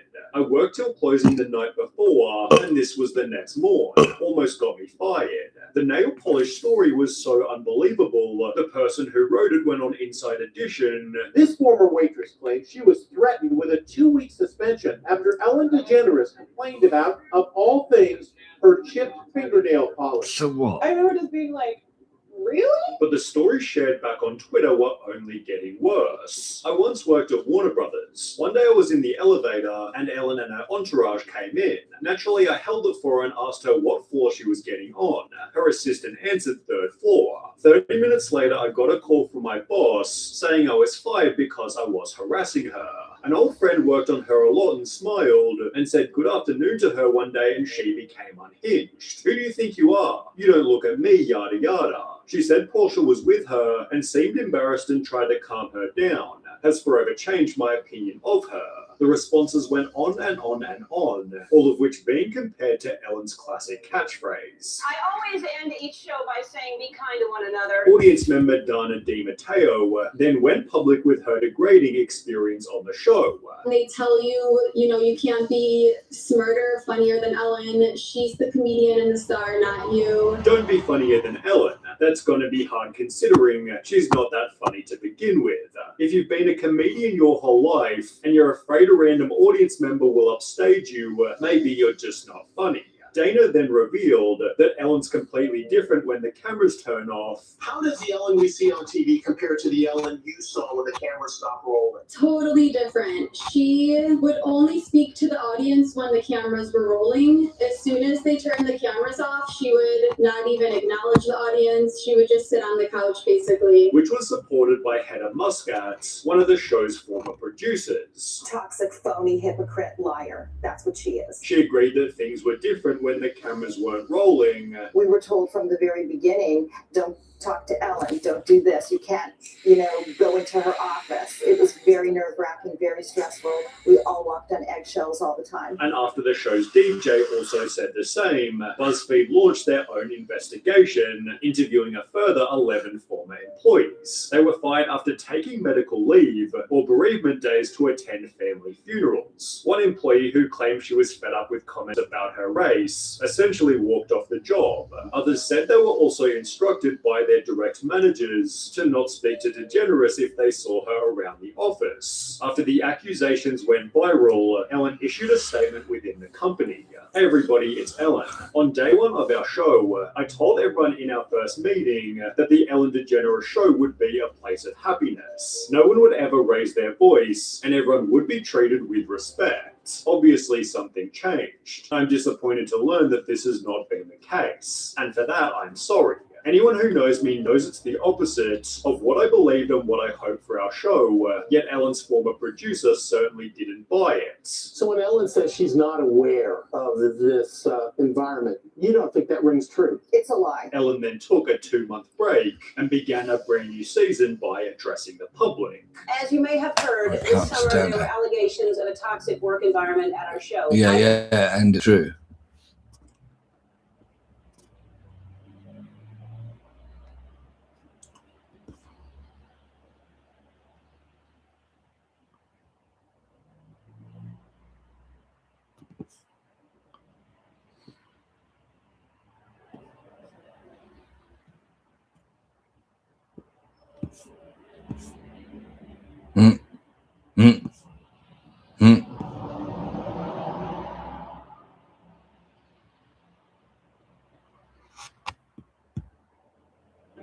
So, okay, this bigger guy.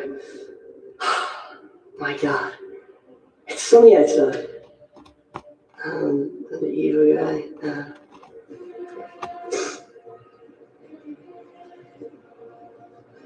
My God. It's sunny outside.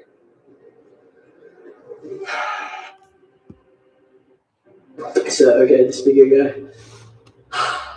My God. It's sunny outside. The evil guy.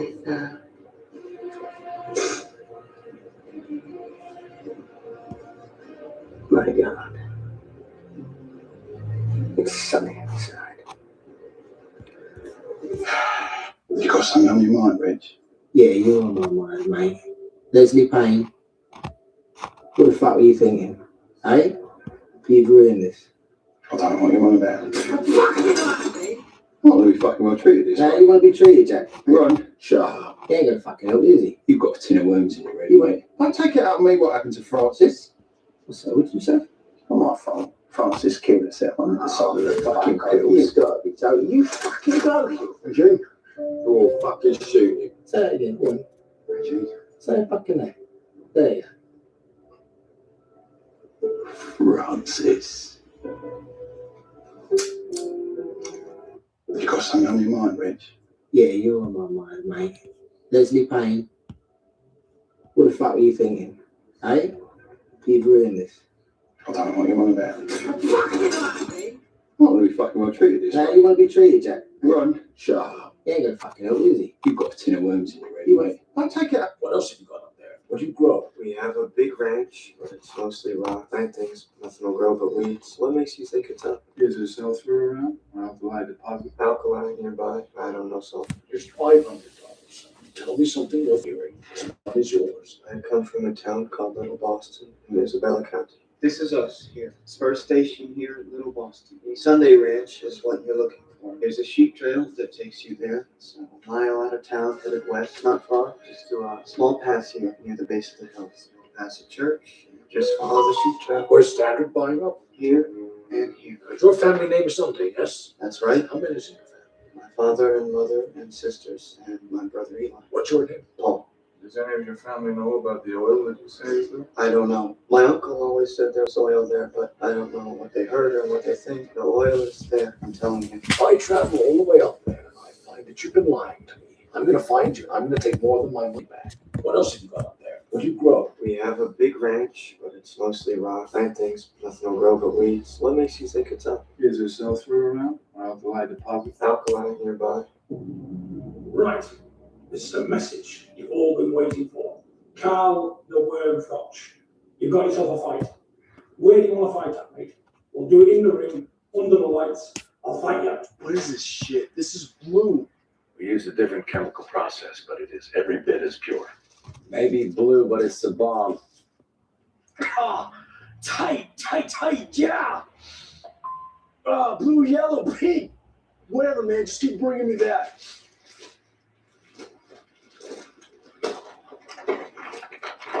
And what did I say, man? This guy can cook. You're all right, man. You're all right. We're gonna make a lot of money together. Just remember who you're working for. What did you say? I'm just saying, they gotta know that they're working for you. Like they don't already know that?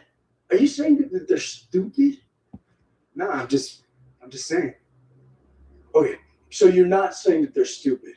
So I don't understand. Are you saying that I'm stupid? Nah, come on, Duke.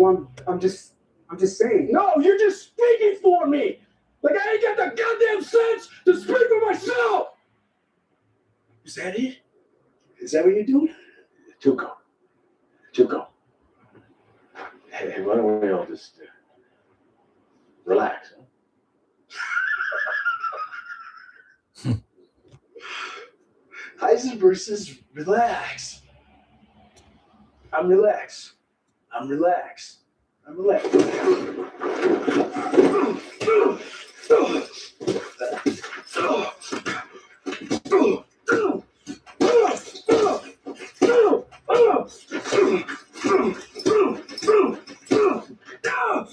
Wow! Damn, man, look at that, look! Whew! That's messed up. Okay, Heisenberg! Next week. What is this shit? This is blue. We use challenge. Sure, come on down. I ain't too far from you. Good, come on down. Yeah, come on down. Didn't Gaddafi actually mention something about Zionism in the U.S.? Oh, he did, yeah. What did he say? He was saying that the Zionist influence was keeping the U.S. entrenched in the Middle East to do their bidding, basically. And he fought against that. So what happens? The U.S. go in and bomb him and kill him. And it seems like just about everything we do, they have influence over. Mm-hmm. More than we would think. Once you start to see it, you notice it. Mm-hmm. Before you see it the first time, you don't even think about it, right? Mm-hmm. Once you start to notice, then you're like, this But this is everywhere. When I started looking at a lot of the things we've done in the Middle East, at first we say, well, it's because of oil, it's because of this. Even that doesn't always fit. The thing that fits the closest is when you start saying, how does this affect Israel? Iraq was building a huge military force. It would have been a threat to Israel. We need to get rid of that. Libya is growing a huge military. The country was growing. Then we bombed them. Iran? Now we've got Iran. Iran's building a big military. Can't have that. Oh, Andrew's been arrested. Has he been arrested? Fuck yeah. Fuck yeah. It's a disgrace it's taken so fucking long, isn't it? So I've just seen your comment, mate. Sorry. I just seen your comment. Fuck yeah. Fucking cunt. You're American, okay? He's such a cunt, Andrew, isn't he? It's like he should have been arrested a long time ago. They're so incompetent, the forces. They're so incompetent. They just want to stay away from him because he's powerful. And they're only doing it because they finally have to. You can't trust them. These fucking tariffs have gone too far. Irish butter could cost as much as $11 in the USA after tariffs. It's a disgrace it's taken so long. Like I said, I reported an attempted sexual assault, right? I reported that. They ain't done nothing. They almost laughed at me. Oh, well, that's not attempted sexual assault. That's attempted common assault. Fuck off, you cunt. They're a bunch of chauvinistic pigs. I fucking hate them. They're fucking cowards. They're not interested in justice. They're interested in protecting themselves.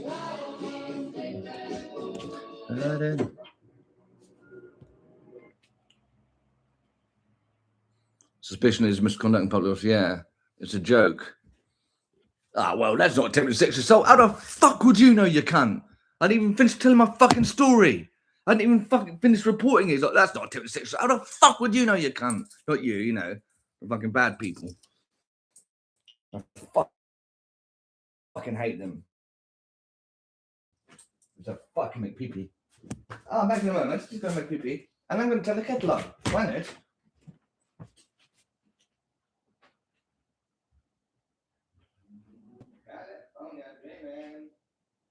I need to make pee-pee. I need to make pee-pee. I need to make pee-pee. I need to make pee-pee.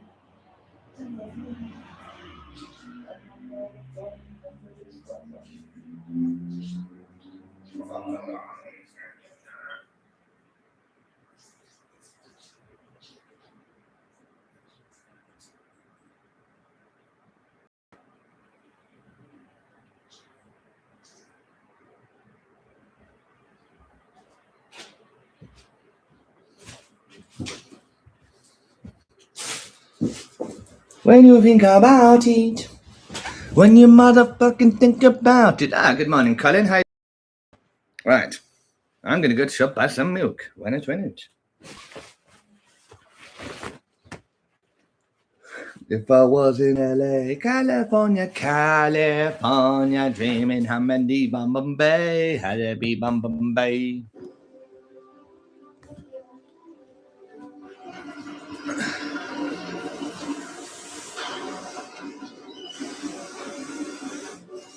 It's cold, yeah. Okay, so then over here is where you're going to have the big golden pillars that you guys wanted. Okay, and then right over here is where we're going to put your dance floor. Wait, dance floor? I thought we were knocking the east wing down to make room for the nursery. What? The nursery? You said all this remodeling was for the baby, not to make room for more of your stupid parties. Wow. Okay, so obviously I have no say in this remodel. Mr. President, sir, I'm very sorry, but we need to speak with you urgently. It's a matter of national security. We don't want to frighten you, Mr. President, but we've received intelligence that someone might be trying to stop your baby from being born. What? Who?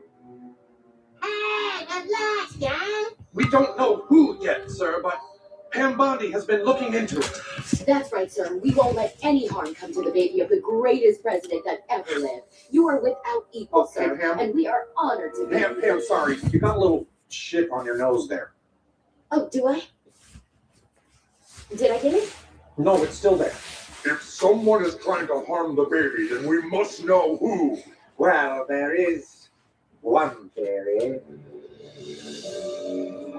Some believe that by demolishing the East Wing, we may have unleashed some sort of wrath. What kind of wrath? Vengeful wrath.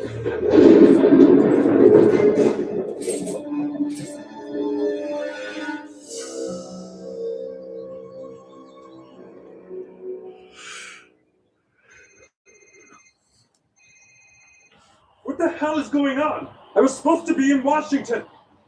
There has been a change in plan, Mr. Chair.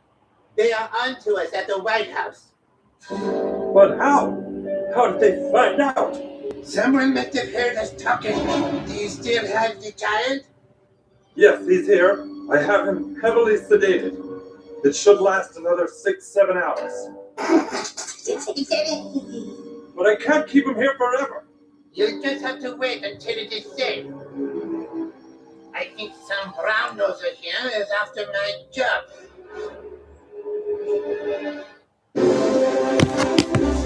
Can we be alone? This is my closest associate. He hears everything. I prefer to speak to you in private. You can't speak. So why don't you flap your hands about and have what's his name tell me where you've been? Or do you think I don't know? It's hard for me to say. I'll tell you first. I love you very much. I've learned to love what I do because of you. I'm leaving here. I'm taking Mary and I'm going to Mexico. I miss working outside. I miss the fields. Will only be for a time for me to do my own drilling, start my own company. It's time to make a change. This makes you my competitor. No, it's not like that. It is like that, boy. Little company.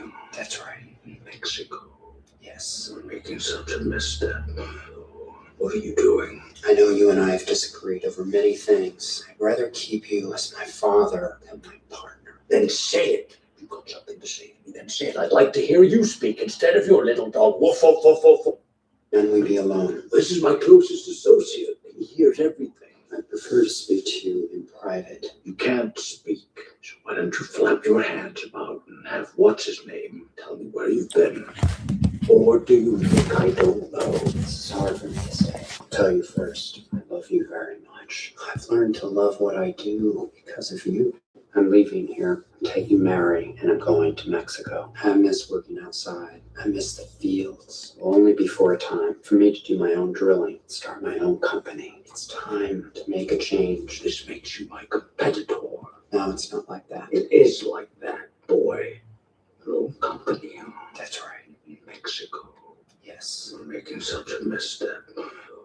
What are you doing? I know you and I have disagreed over many things. I'd rather keep you as my father than my partner. Then say it. You've got something to say to me, then say it. I'd like to hear you speak instead of your little dog. Woof, woof, woof, woof, woof. Then we be alone. This is my closest associate. He hears everything. I prefer to speak to you in private. You can't speak.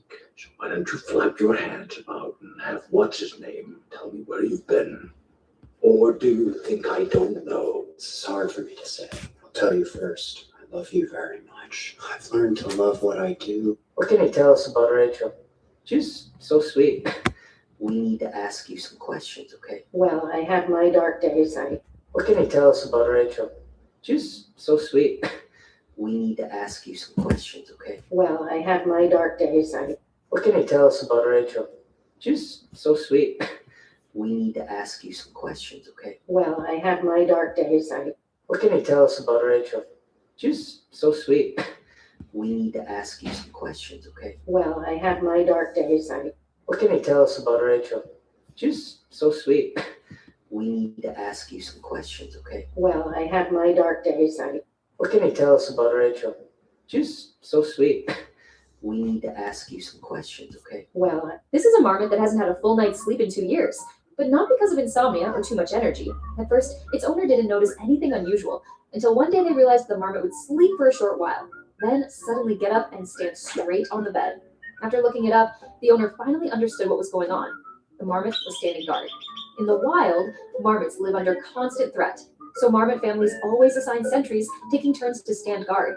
Even when raised by humans, this instinct doesn't disappear. Whenever the owner called its name, the marmot assumed it was finally being relieved from duty. But when the owner only petted it instead of taking over the watch, the marmot had no choice but to stand back up and keep guarding. Eventually, the owner brought in a small guarding doll, and for a while, the marmot was finally able to sleep. But before long, he figured something was wrong. One guard that never sleeps and one sleeper that never stands watch clearly didn't make sense. In the end,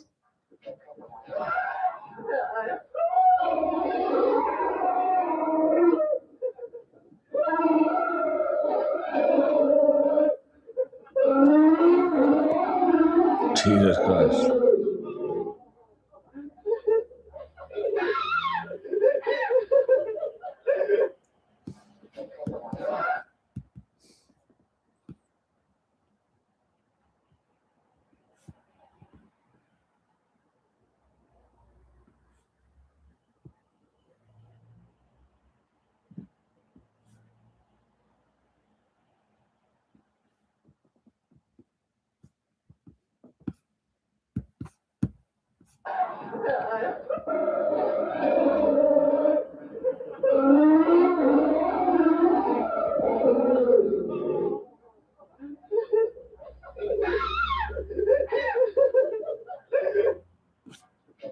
I have vowed not to talk about Donald Trump. Are you asked about him a lot? Yes. Are you buddies with him? No. No. Okay. Would you take over The Apprentice? I did once. No, I know you did. Would you do it again? I was supposed to take it over then. I know. And what And happened? he decided he liked it too much. I was supposed to fire him on air. Right. And then Donald. Steven Seagal was getting shaken down by Peter Gotti, who was John Gotti's brother, who was the acting boss at the time. Right.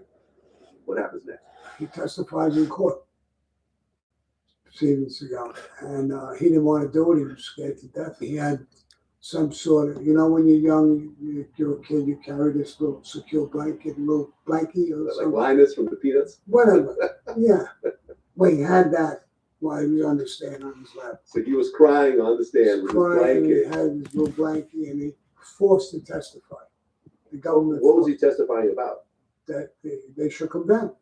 Steven Seagal was getting shaken down by Peter Gotti, who was John Gotti's brother, who was the acting boss at the time.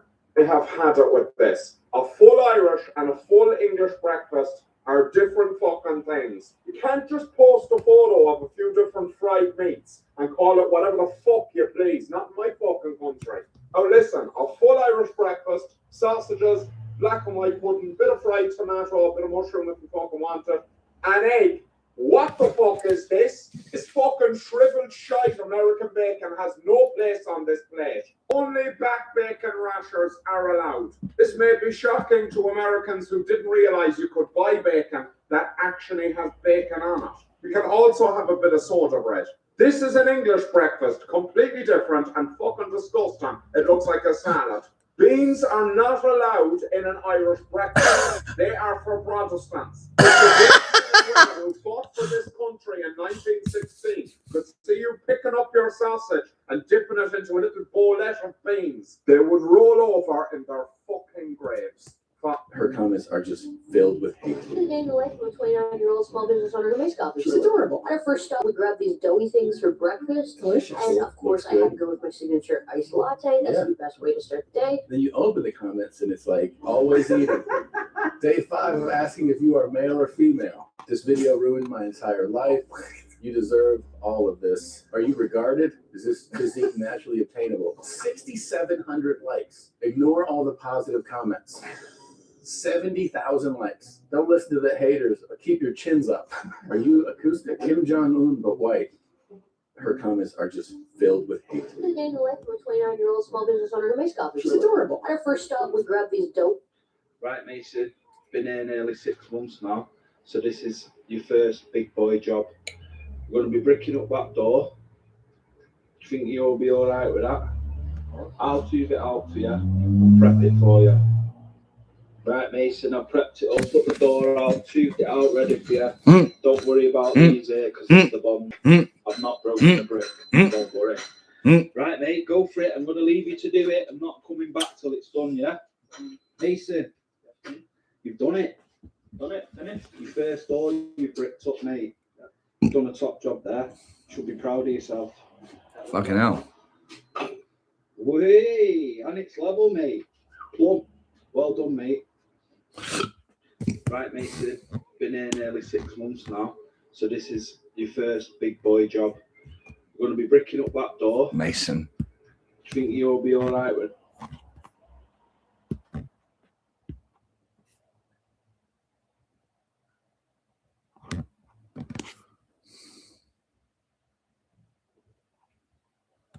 God.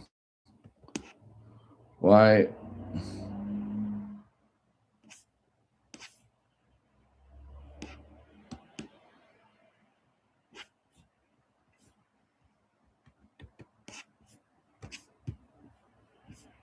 Hmm. Hmm. Hmm. Hmm. Hmm.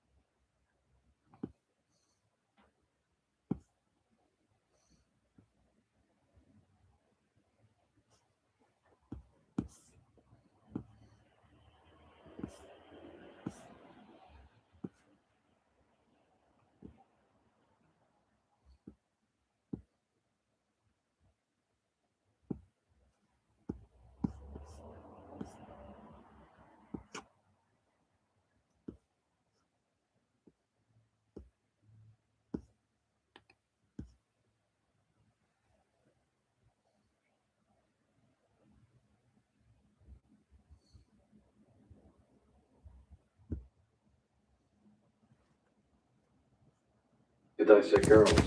Did you know I'm utterly insane? Number 20, Burt Reynolds, Boogie Nights. Being on the same page on a film set is especially important in the adult industry, or a prestige production about it. No, I understand. You've got to get in the theater, you know? You got to keep the seats full.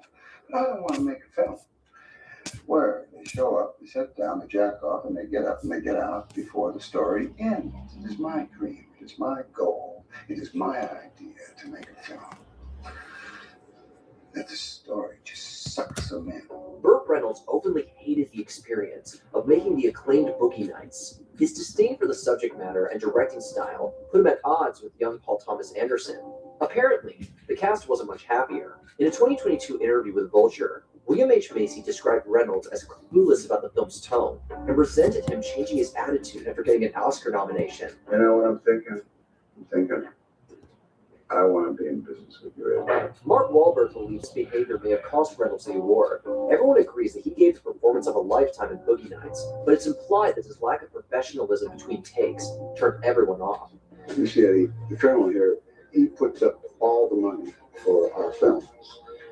It's an important part of the process. Number 19, Faye Dunaway, Chinatown. Let's just drop the whole thing. Sugar, lemon, or both? Both. Mrs. Mulray, Yes. I don't want to drop it. I better talk to your husband about this. Fine. What is it for? As respected for her craft as she is notorious for her on-set difficulty, Faye Dunaway was also known to Jack Nicholson as the dreaded Dunaway. Her tension with Roman Polanski on the set of his neo-noir masterpiece Chinatown is already well documented. It's flawed in the irons. They would get into shouting matches over things like Polanski adjusting Dunaway's hair without warning. Although she would call out the director as an authoritarian, much of the cast and crew reportedly felt Dunaway's wrath. When she requested that Nicholson not simulate their famous slap scene, he didn't object that much to her commitment. I said I want the truth. It ultimately paid off, with Dunaway receiving many accolades with the high praise for Chinatown. Unfortunately, her reputation among colleagues followed her as well.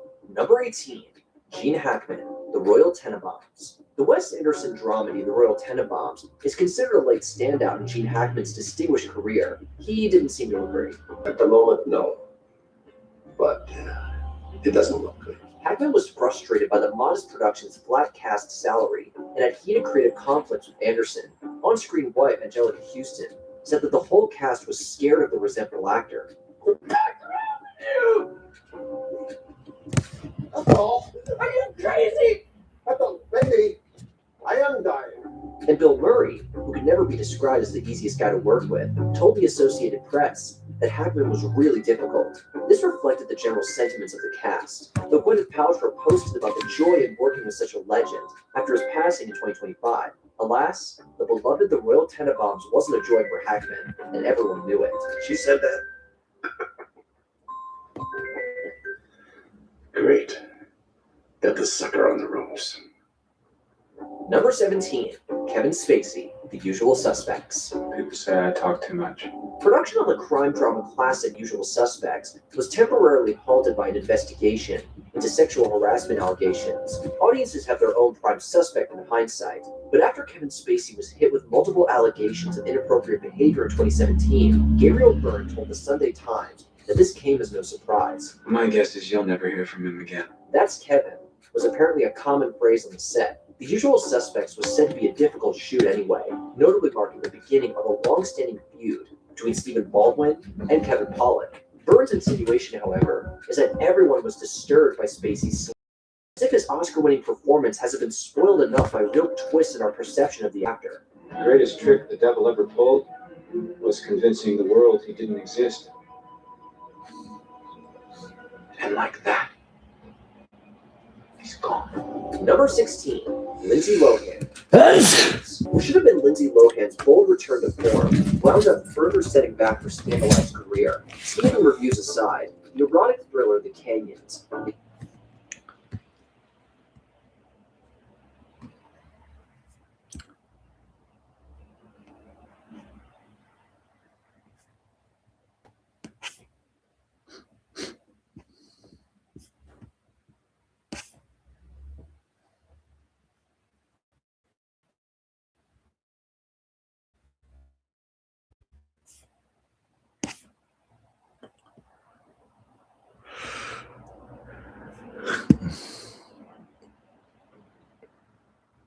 In the mid-2010s, as the Islamic State attempted to expand across the nations of Iraq and Syria, they rapidly sought out new members who could join their ranks.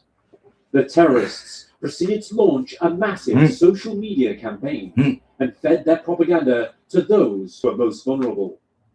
Those targeted were amongst the most at-risk members of society, men and women who felt alienated or marginalized by society, or those who felt they were suffering from a lack of purpose in life. This was all worryingly successful. Thousands of individuals from across the world either took to the Middle East to join ISIS through a conversion with a recruiter, or they remained in their home countries, where they could, amongst other things, act as recruiters themselves. While the most seriously affected by ISIS propaganda included young Muslim males in their early to mid-20s, every demographic was at risk of becoming indoctrinated by the terrorists. One such story from the recruitment drive is that of Sally Ann Jones, a British woman who became lured in by the Islamic State's propaganda. In 2013, Jones would make a decision that would greatly alter the course of her life, as she boarded a plane bound for Syria. What awaited her there was a whole new underworld of terror plots, wanted insurgents, and violent atrocities. Today, we will be taking a look at what we know of the life of Sally Ann Jones. Who was the seemingly ordinary, yet deeply disturbed woman that took to Syria in order to join the ranks of the Islamic State? How did her life play out when she eventually made that choice? And ultimately, what became of her in the end? Join us today as we look at all of these questions and more. Welcome to Wars of the World.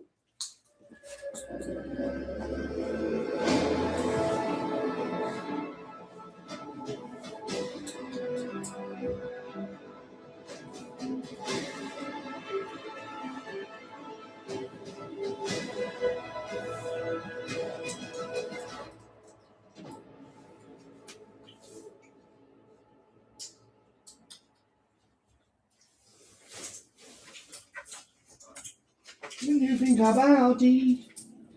Oh my God, do you think about it? You know, While she endured several hardships growing up, there was nothing in Sally Ann Jones' early life that would suggest that as an adult, she would make the choices that she did. She was born and lived for most of her childhood in Greenwich, a generally affluent suburb in southeast London.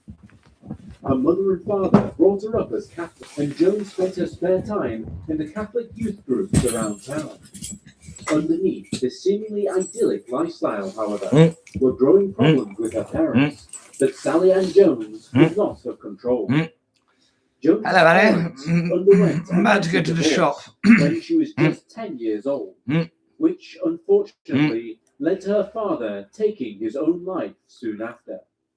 With her life plunged into disarray so fast and so young, Jones did her best to carry on. Jones would remain enrolled in school until the age of 16, at which point she found a job selling cosmetics for L'Oreal. Leaving Greenwich behind, she eventually settled in Chatham, Kent, where she lived in council housing.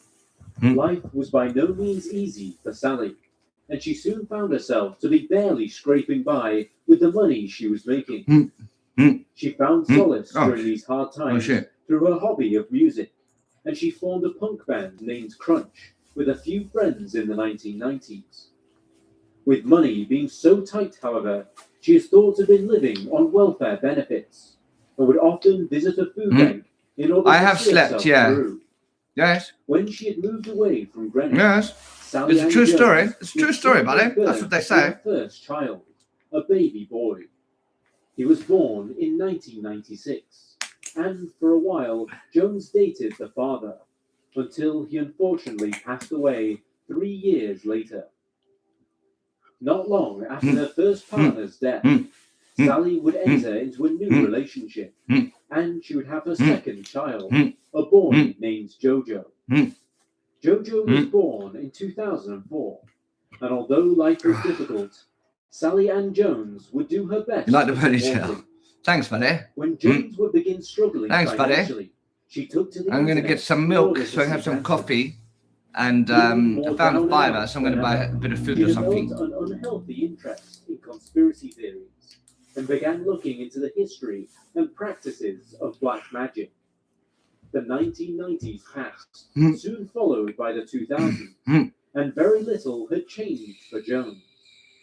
She continued to struggle making ends meet, and as a result, continued to seek solace online.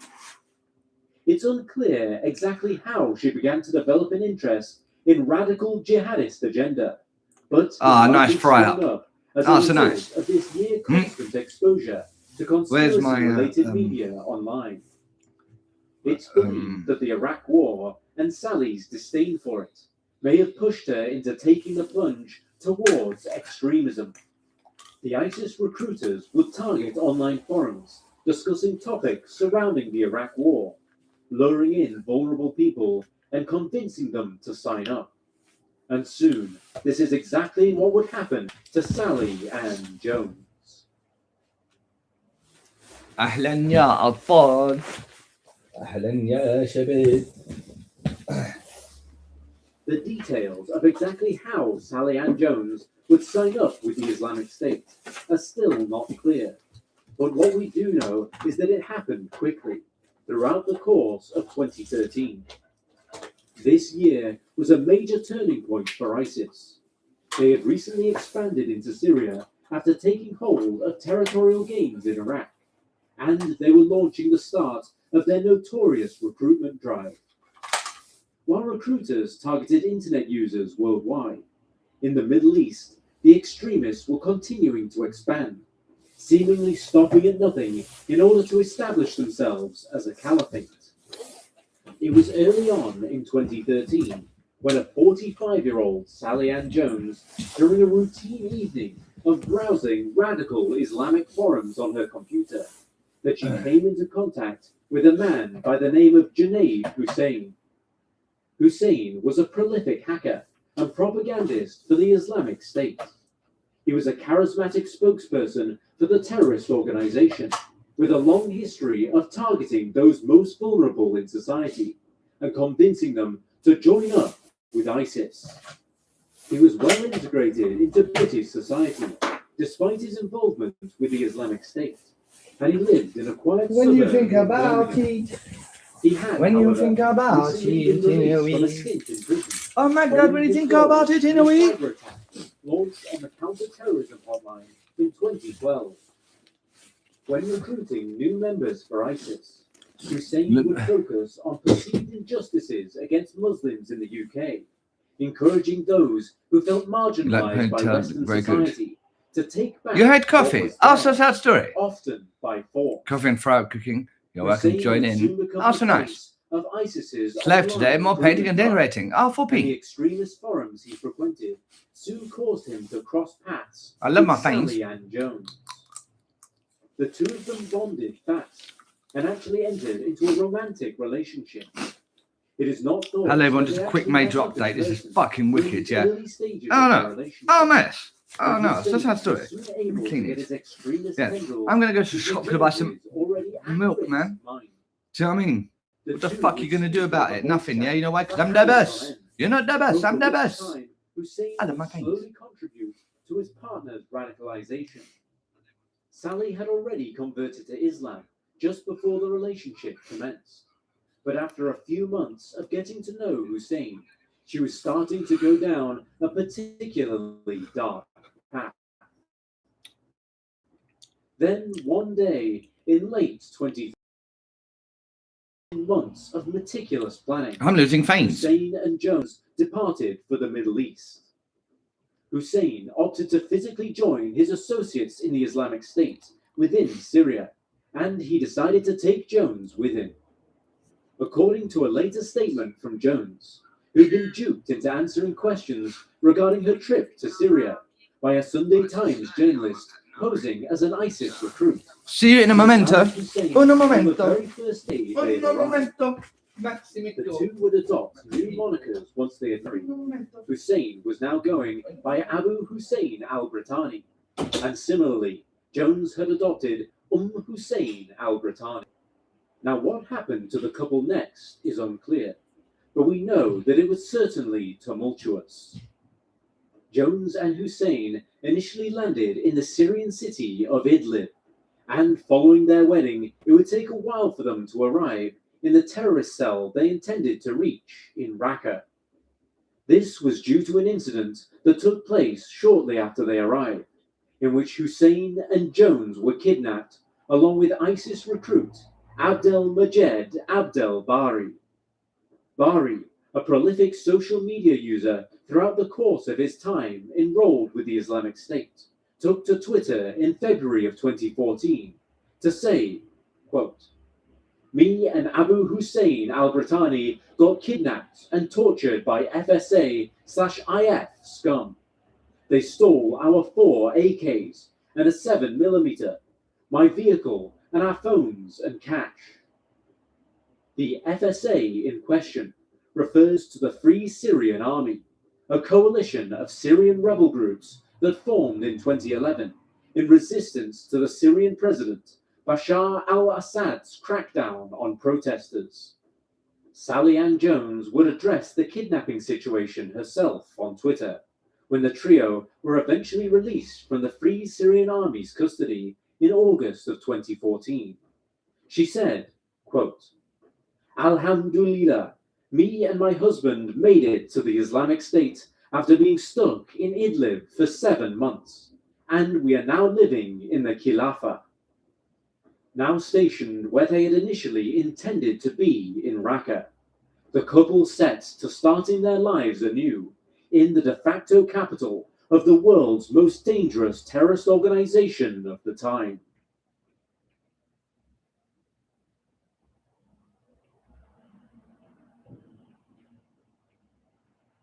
Once Hussein and Jones had settled in Raqqa, their identities would soon be revealed by Jones's aforementioned unintentional interview with the Sunday Times.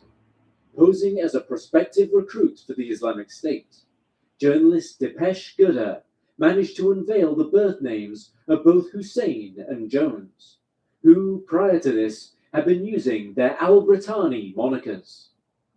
Goodher also managed to reveal that Jones had been working as a prominent ISIS propagandist in the months that followed her move to Syria, and that she had also taken her youngest son Jojo with her. While Jones had established herself as a leading ISIS recruiter, her husband had other plans. Hussein had made a name for himself in recruiting and coaching hackers that could be useful to them in launching the Islamic State's many online attacks. It wasn't long before the couple became sensationalized by the British tabloid media. The story of the white female punk guitarist who ran away to join a jihadist terrorist cell with a husband 25 years her junior was just too good to pass up on. Jones and Hussein were fully aware of the hysteria caused by the unveiling of their identities, but they attempted to make it work in their own favor. Both of them would be very prominent and vocal on Twitter, where they would quote religious texts, troll other Twitter users, and encourage new members to relocate to the Islamic State's territories in the Middle East. Hussein, with Jones at his side, would proceed to found a group that became known as the Legion, a group of a dozen British ISIS members who started a massive online recruitment program to reel in as many English-speaking recruits to the Islamic State as possible. Thousands of internet users were reached in this manner, and ISIS were not subtle in their approach. The world knew of their predatory methods to obtain new members, but they weren't about to stop anytime soon. While in Syria, Hussein is believed to have been instrumental in the carrying out of multiple attempted terror attacks in both the United States and the United Kingdom. He had mentored a terrorist by the name of Munir Abdul Qadir and discouraged him from traveling to Syria. Instead, he instructed him to kidnap and kill a member of the United States military. Everything was scheduled to go ahead in mid-2015, but Abdul Qadir would be arrested and imprisoned for 20 years before the attack could be carried out. On the 25th of August, 2015, Hussein's life would come to an end as the United States military carried out a drone strike on his position in Raqqa. The strike would hit as Hussein was in a car at a petrol station in Raqqa, in what was deemed a major success for anti-ISIS coalition forces. Several attempts had been made on Hussein's life following the unveiling of his identity, and as a grim safety measure, he would often take Sally's son, Jojo, out with him as a human shield. Both Jones and Hussein were guilty of using Jojo in this manner, and the day Hussein was killed is thought to have been one of the few occasions where he ventured out in public without the boy by his side. While Jones initially used Twitter to deny all reports of her husband's death, she would soon change her tune, possibly when she realized that she could spin the attack as a propaganda tool. Taking to Twitter once again, Jones wrote that Junaid Hussein had been killed by, quote, the greatest enemy of Allah. With Hussein now dead, Jones seemed even more committed than ever to her incredibly dangerous choice of joining the Islamic State, and she continued to spread pro-ISIS propaganda from her new home in Syria.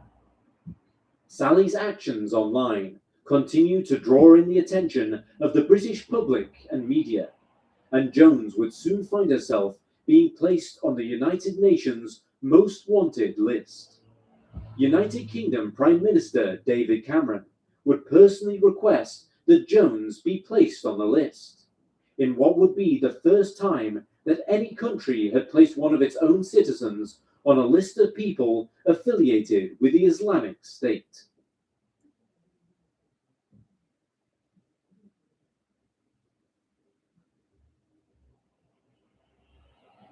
Sally Ann Jones was forthright in her response to being made a wanted woman. On Twitter, she declared that she would continue to fight England, quote, until her last breath, and she only proceeded to ramp up her involvement in spreading the Islamic State's propaganda. ISIS themselves welcomed her presence, and she soon became a major face of the terrorist organization's global drive to attract new members. She also soon found herself taking on a growing list of even more sinister duties for the organization, including acting as a major leader for a secret terrorist battalion, the Anwar al-Awlaki Battalion, named after the late radical jihadist of the same name, appointed Jones as its secret female wing's leader. Now Jones will be the first person any European woman who insisted to join ISIS would encounter. And upon their arrival in Syria, these women would directly be trained by her. Jones taught these female ISIS recruits on topics relating to weapons and military tactics, despite her apparent lack of experience in these fields. Those she trained would become known as the Muhajirat, who were used to carry out terrorist attacks in the West. Theoretically, the Muhajirat would be trained in Syria by Jones, before they would then return to their home countries to partake in deadly suicide attacks. Oh no! What's going on here? Oh my goodness! Oh, so exciting! Yeah, Prince Andrew's been arrested, fucking cunt. I fucking hate him so much. To become progressively more vocal about her beliefs on Twitter. He's so thick. As time progressed. He's so thick. In 2016. It's like, look how fucking long. I bet you the Met knows so much about him. I bet you they know all sorts of filth that he's got up to. I bet you they do. But they just stay away because they're fucking hypocrites. The whole system is bullshit. The whole system is bullshit. They just go after poor people. They just go after poor people. That's it. That's a fucking fact. That's a fucking fact. They go after the helpless. They're powerful, like, oh, I don't know if I want to get in trouble now. That's how they act. That's exactly who they are. They just don't want to get in trouble. They don't give a fuck about justice. Would you even like a wafer? Ah, come on, buddy. Why not? Oh, I love my fans. Oh, my fans enjoying wafer. Why not? Oh, so crunchy. It's so tasty. Oh, yes, I like it. Oh, he's going to find so much filth on him. He's such a cunt. He's so arrogant. He's such an arrogant cunt.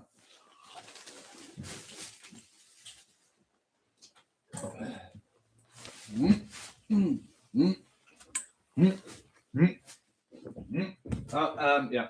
Okay. Yep. Okay.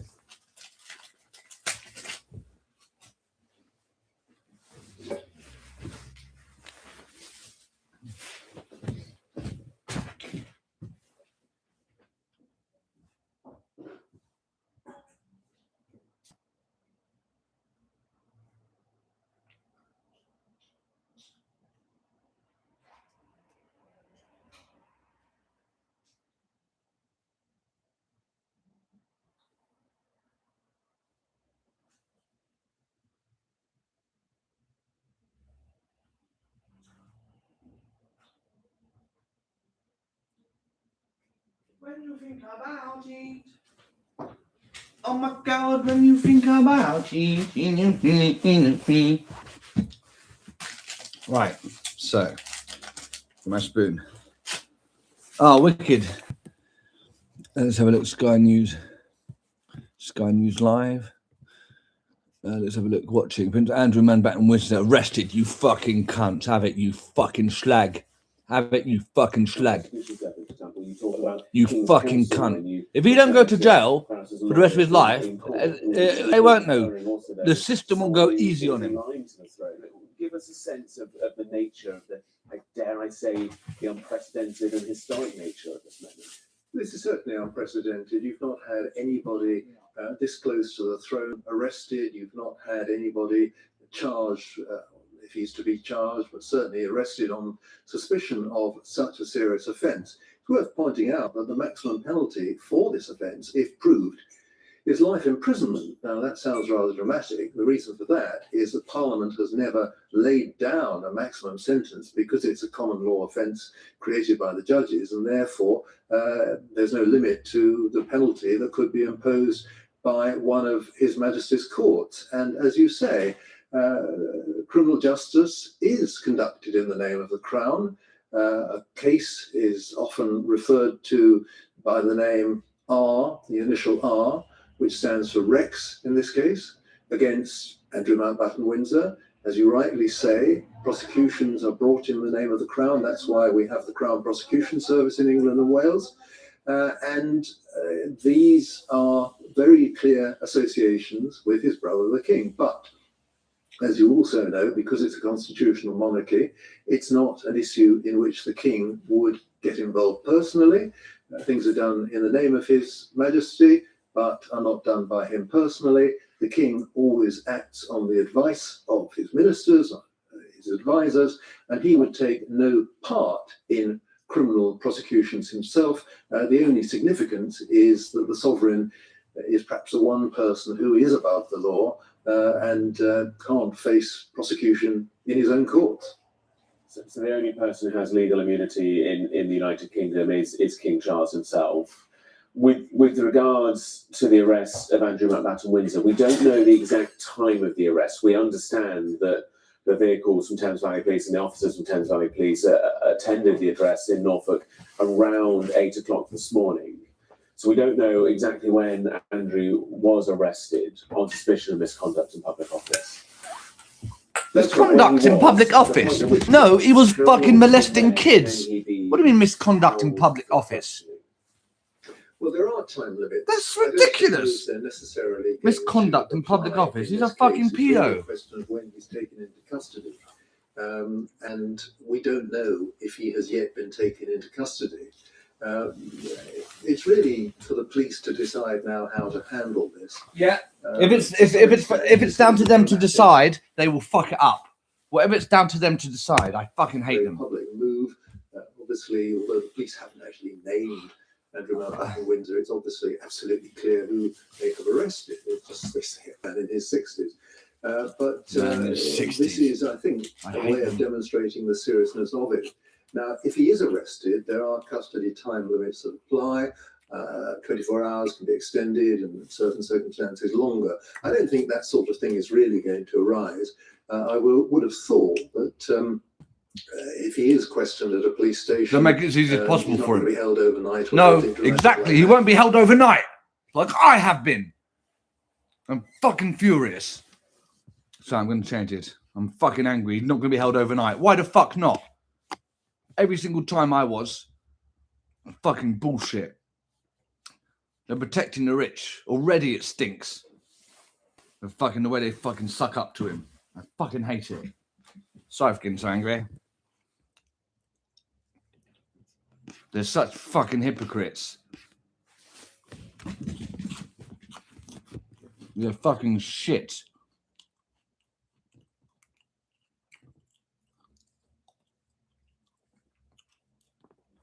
They're all crooks. Bunch of cunts. Bunch of cunts.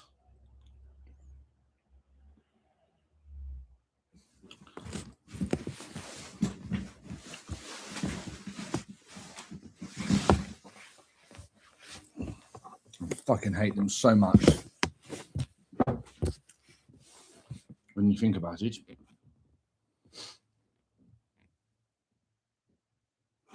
I fucking hate them.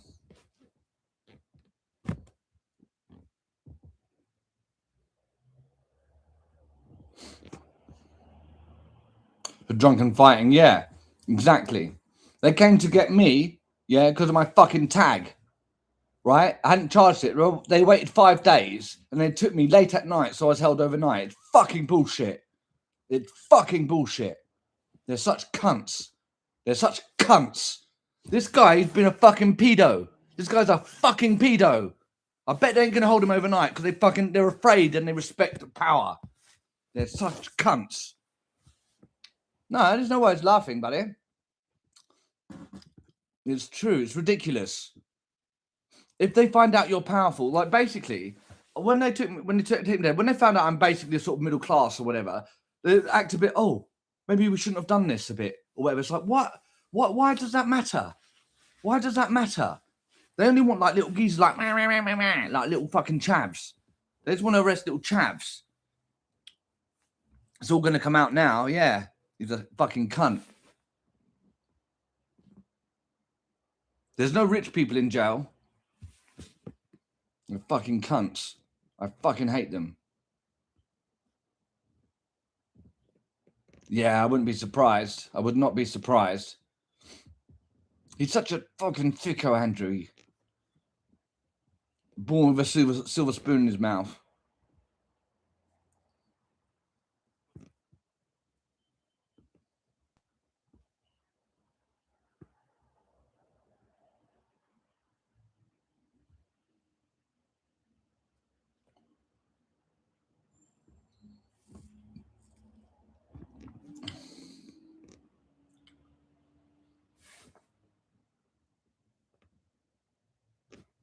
What is it like to die from alcoholism? That's interesting. When dumb TikTokers mess with Mexican cartels. Why would you mess with Mexican cartel? Yeah, they should arrest all of them. Fucking Bill Gates has been on it. But did you hear about that Bill Gates and his fucking STD? Oh, man. Bill Gates. Fucking creep. I hate them. All arrogant cunts. I hope Bill Gates goes to fucking jail. Because he's a billionaire, they're going to be afraid. He's going to get the best lawyers on the planet. He's got unlimited money for it. Unlimited money. Who was MP? And that MP. Oh, what? Peter Mandelson you're talking about? Yeah.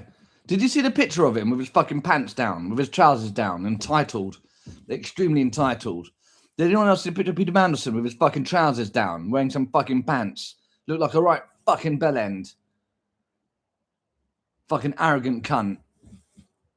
Thing is, I'm glad they've got that picture, but how the fuck did he let that picture get taken? They're so arrogant. They're so arrogant. Luxury prisons, yeah, I'm sure. It's fucking bullshit. Not hold him overnight. These charges are fucking serious and they're gonna suck up to him. And they're gonna be terrified of interviewing him. I fucking hate them so much. Sorry. Right.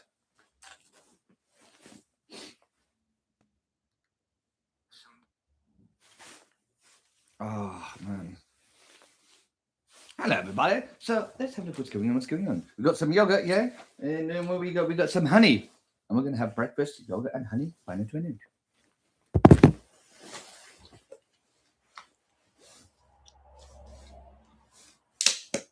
Right.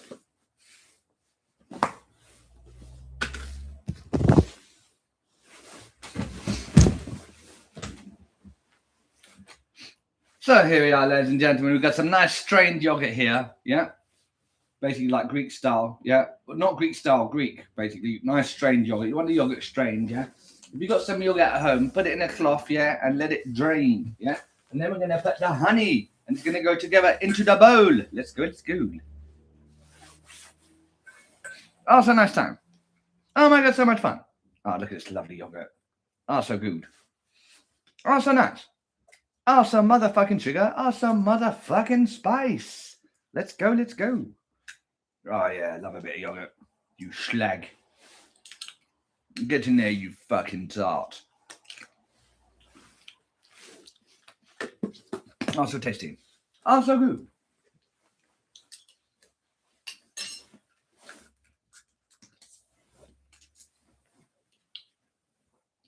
Look at that slag. Oh, get in there, you apps. Ah, look at that. God, you filthy absolute tarts. Oh, so good. Now let's give it a taste in the mouth. Why not 20 minutes?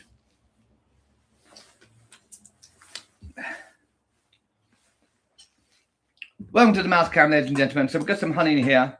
We've got some yogurt here. Honey and yogurt together. Let's have a look at the taste. Yeah. Oh, so good. Oh, so tasty snack. Yogurt and honey, why not?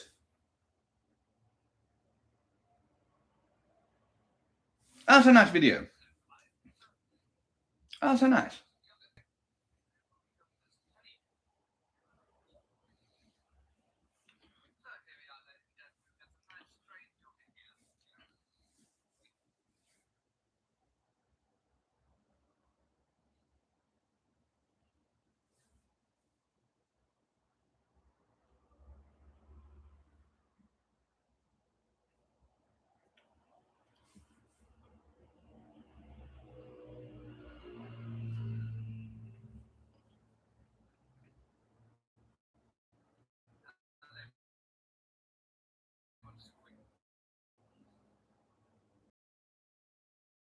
I'm losing followers. Sending files. Sending files to Epstein, did he? Yeah, there's going to be so much more. He's such a dumb cunt. And basically, the system's been enabling it. They just avoid him.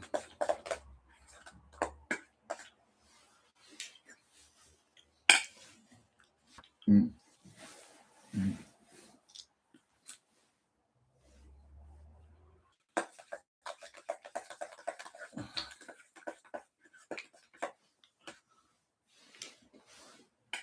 Mm.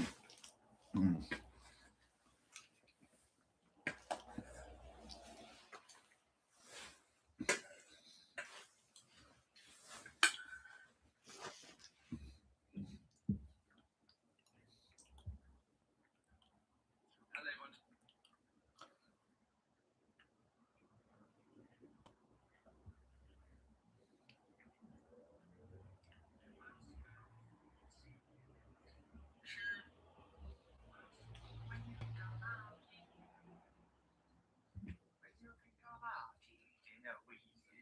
Everybody in a way. My song's so good in a way.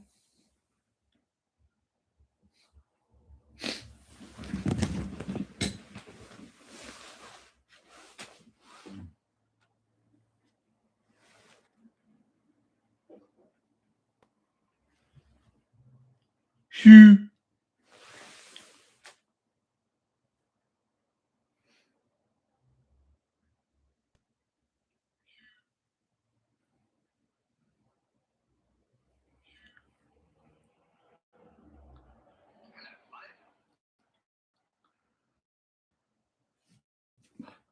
I'm losing fans by the minute.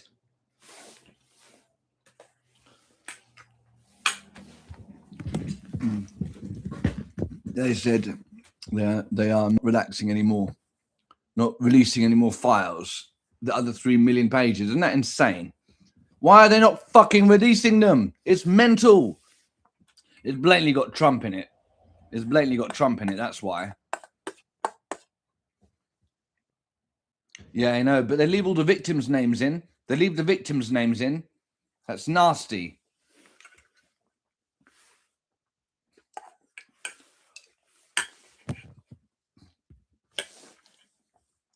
What is it like to die an alcoholic's death? This yogurt is so tasty. Now, to be clear, not all liver failure is due to alcoholism. In this video, I'm generally speaking about what it's like to die an alcoholic's death, but not everyone with liver failure is an alcoholic. I wanted to make sure I get that out. Yeah, obviously we know that. The reason why I'm talking about the alcoholic death is because I do see it a lot on hospice. Typically, the main organ affected by someone who is an alcoholic is the liver. Now, alcoholism affects like multiple organs, the heart, the whole vascular system, all of the organs. But generally speaking, on hospice, when we see it, it's because of liver failure. Now, the liver is a vital organ that helps us basically detoxify everything in our body. Yeah. Now, that's very, very general, but generally speaking, that's what it does. It's disgusting. Drink excess amount of alcohol for a long period of time, that basically puts your liver into overdrive and works it too hard. Now, there are various stages of liver disease and liver failure. It generally starts, if it's due to alcohol, right, being with a fatty liver. First, your liver is what they would say, like you have a fatty liver. Now, there are things you can do to reverse that, which would be not to continue to drink, and your liver can, like, quote unquote, get better. Then it can just get worse and worse into like hepatitis, and then eventually into liver failure. So let's go over the main symptoms I see from liver failure due to alcoholism on hospice and what we can do about them. So the first thing we always see is someone being jaundice. Jaundice is like the yellowing tinting of the skin, and it doesn't typically cause any issues except for itching. It can be itchy, so it can be uncomfortable. But that's one of the first signs, jaundice, someone looking yellow. The second thing is ascites. Ascites can be very uncomfortable. So someone with liver failure due to alcoholism who is on hospice can have pain and shortness of breath. And that is typically because of ascites. And ascites is that fluid that gathers up in the abdomen. Now, there are things we can do about that, which I'll get into later in the video. The third symptom I see a lot is confusion, restless, and agitation. They will definitely start becoming confused, disoriented, conscious, but like not really there. Sometimes you can't really talk to them about what's going on. It's like they're there, but no one's home. And that's because ammonia levels, so toxins, are building up in their body and it's causing them to be really confused. And then usually that causes them to be restless and agitated. They're a great candidate for terminal agitation. Now, again, there's something we can do about that, which I will get to later in the video. And lastly, you may see a lot of bruises and bleeding. That is due to the liver being involved in helping the blood clot or coagulate, and it's not doing that because the liver has failed. So what can we do about all of these things? Yeah. Now, the ascites. The ascites is something that's going to happen with anyone in liver failure. Now, specifically, I'm talking about someone who is an alcoholic, and that is why they are in liver failure. But generally speaking, there are people who aren't alcoholic who are also in liver failure that would have this as well. So the ascites is there, and we have to continuously drain the ascites because the ascites will cause shortness of breath because it's pressing on their diaphragm, and it can cause pain too. Their liver, not working well can cause liver pain and just overall pain. So the main thing we do for the But what if I want pain? Drain it. What if I want Drain pain? the ascites. And initially, someone will go in and out of the hospital to get this once a month or every 2 weeks because you drain all of it, sometimes 3 or 4 liters off the abdomen, Jesus. and then it reaccumulates. Now, it takes time, so sometimes it's once a month, and then you get it drained again. Then as time goes on, it'll reaccumulate faster and faster and faster. No. By the time you're on hospice, you usually want something like a drain place, which I'll put a picture up to show you what it looks like. We call it a pigtail. It's like a Pleurex. We actually can drain the fluid in the home to make the person more comfortable. Doing that will help with the shortness of breath and a lot of times help with the pain. Now, if the pain is due not because of the ascites, we obviously can start them on pain medication as well, and usually do. Now, the jaundice, like I said before, there isn't much we can do about that. However, it doesn't usually cause many issues. The only thing maybe would be itching, which we can give some medications and creams to help with that. And the confusion and agitation. We can help with that by giving a drug called lactulose. Lactulose is like a sugary, red-looking drink, which a lot of people don't like, but it is like in a little medicine cup, so you can kind of just chase it down, and it binds to that ammonia that's building up. And it binds to the ammonia, and then it makes you poop. So then you poop out the ammonia, and it can really clear that person's head to make them less agitated and less confused. Eventually it's a little hard to continue to do that because it does make someone poop 3 or 4 times a day and they do get weak and it's hard to do. But for a while we can keep them pretty clear by using that drug. And lastly, with the bleeding, there isn't much we can do about that except for to be careful. Be careful, keep your loved ones safe, try to make sure they're not going to fall so they don't bleed or bruise very easily. But it is difficult. That's a difficult part of liver failure. Sometimes they do bleed. One of the craziest things about being on hospice because of liver failure, because you're an alcoholic, is that we don't make them quit drinking. Many people will continue to drink on hospice with liver failure because they're an alcoholic. Because it's hospice, we allow people to do what they need and want to do. And as long as they're safe, we will allow it. A lot of times people who are on hospice with liver failure because of alcoholism, they are usually sometimes too sick to really drink, but many of them still drink. And as long as they are safe, we allow them to do it. This can be upsetting for the families, so it can be really hard, but we will not try to stop someone.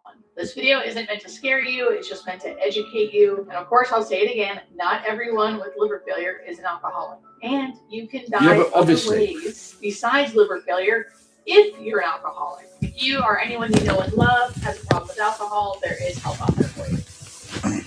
When you think about it, when you think motherfucking about it, inner. Have you seen my inner?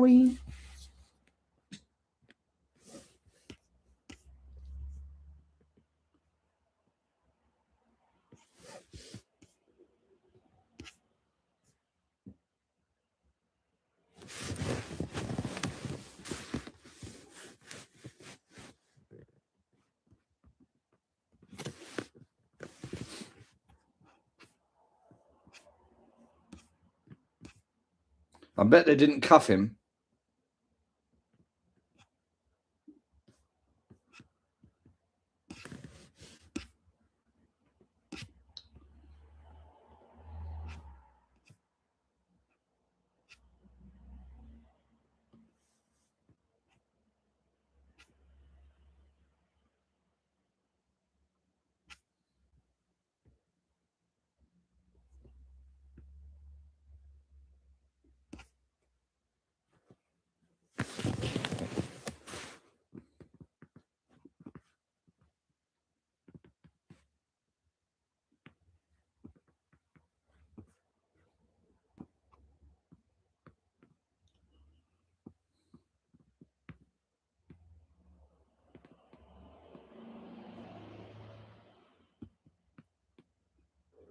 Hang them is often the first response, or lock them up and throw away the key.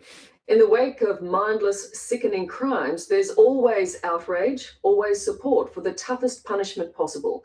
But seldom do we have the opportunity to see what happens when those tough sentences are applied. Tonight, we do.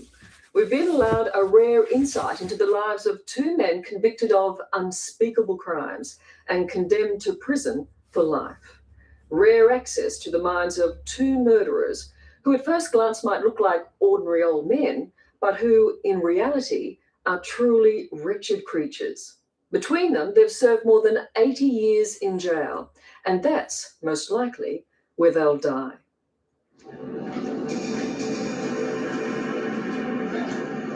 Bill McDonald rarely leaves his cell, rarely speaks with anyone.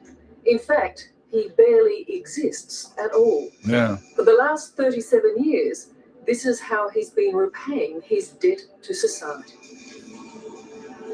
Do you have joy in your life? No. I'm not exactly happy. No, not joy. No. Is it a case of just waiting until you die? Yes, that's right. Yes. Just keeping myself occupied until I die. We're going to have the honour of carrying the... In another prison, a similar story. Leonard Keith Lawson. Of course. In the last 46 years, Of course, my dear friends. Of course. Ah, well, a bit of yogurt with a few berries on top. Why not? Why not? Ah, so tasty. Ah, so good. He's been a free man for one stretch of 5 months, and that was in 1961. To kill time, he smoked more than 500,000 cigarettes. Fuck. Last Christmas, I sat down with my family at the Christmas table. My daughter was 6 years old, and now she's 53. Yeah, it's not a great record, is it? Certainly isn't. Would you like to be forgiven? I would like to be forgiven, but I wouldn't expect to be forgiven. They say that unless you can forgive yourself, you cannot expect others to forgive you. Well, I can't forgive myself and never will be able to. Never in a million years. Len Lawson's crimes were horrific. They started back in 1954 when the promising photographer and cartoonist raped 2 women. For that, he was sentenced to death. I was numb. I was virtually in shock, I suppose, for quite a while.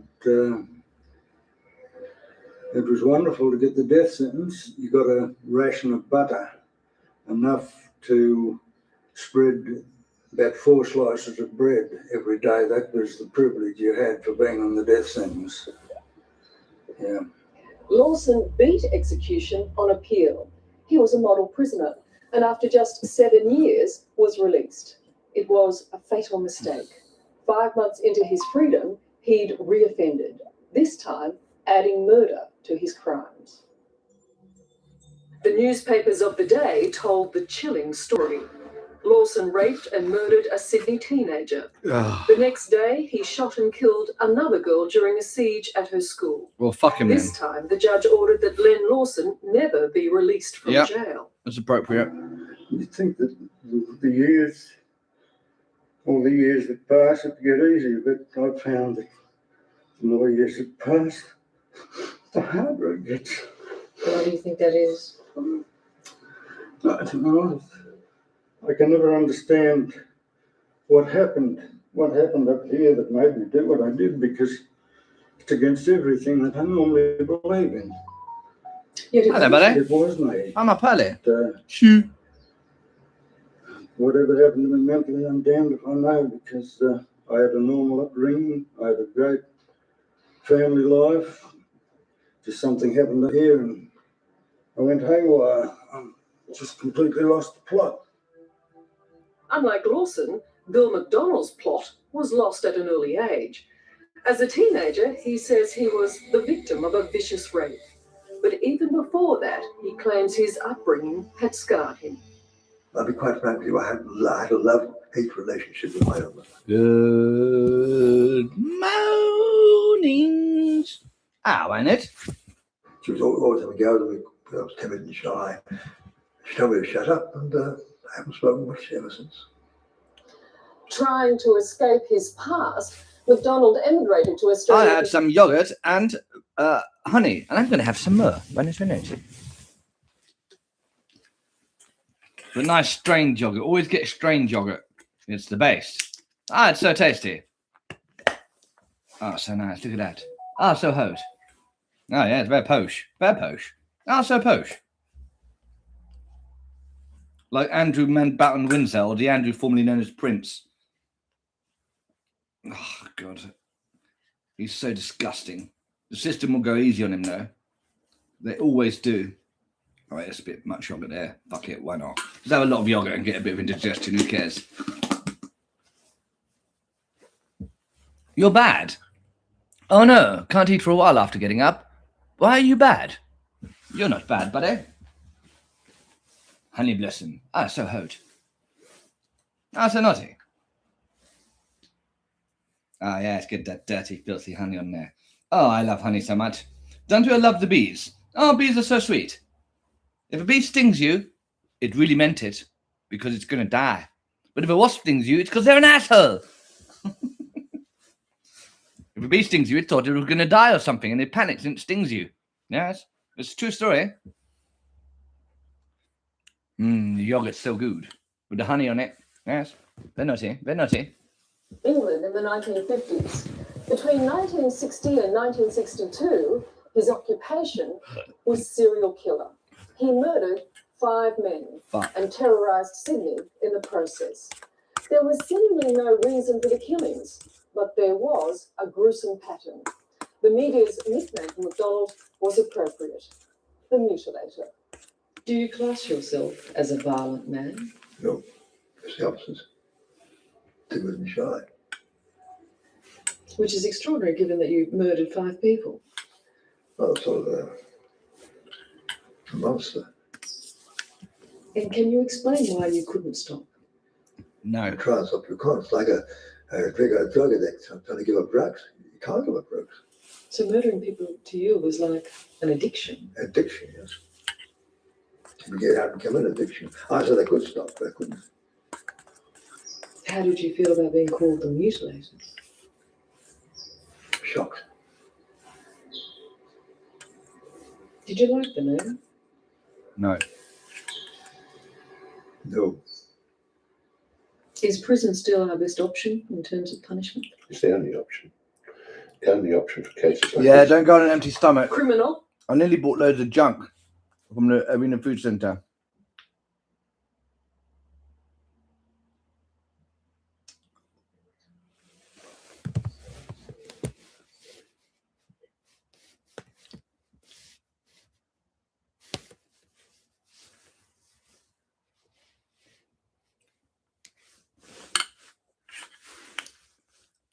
I don't know. I like it. That's so good. Yogurt and honey. Also tastes so good. Come on, buddy. You want some? Okay, buddy. There you go, buddy. Yeah. Come on. Sharing is caring, buddy. Sharing is caring. That's so good. Also nice. Yeah. Tuck in. Yogurt and honey. I like it. Fun it. Also nice. Oh yes. Eat like a piglet. Eat like a piglet. That's nice.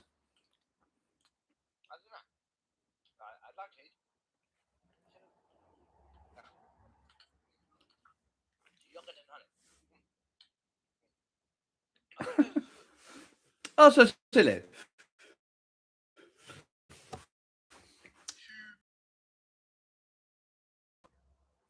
Have you seen my motherfucking shoe, bitch? Have you seen my shoe? Have you seen my motherfucking shoe, you fucking bitch? You motherfucking bitch. Have you seen my shoe, you motherfucking bitch? Have you seen my shoe, yeah? Everybody motherfucking choo-choo. Oh, so silly, so naughty.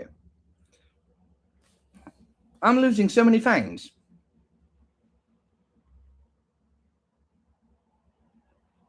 Nobody love me. Nobody want me. Everybody in a motherfucking me. Hadi bip. Hadi bo.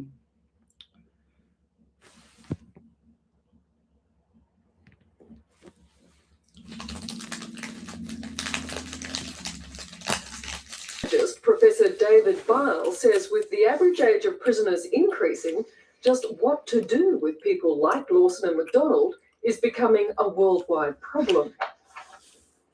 What is appropriate punishment? The punishment is loss of liberty. It's being in prison. People go to prison as a punishment, not for punishment. There's no secondary add-on punishment apart from not being able to get out. I had everything. One's inked got you. Oh no. A wonderful wife. I had 3 beautiful, healthy kids that anybody could be proud of. And I lost them. My daughter, I didn't see for 27 years. My eldest boy was killed when he was 22 in a car smash. I hadn't seen him since he was 5. I never knew him as a man.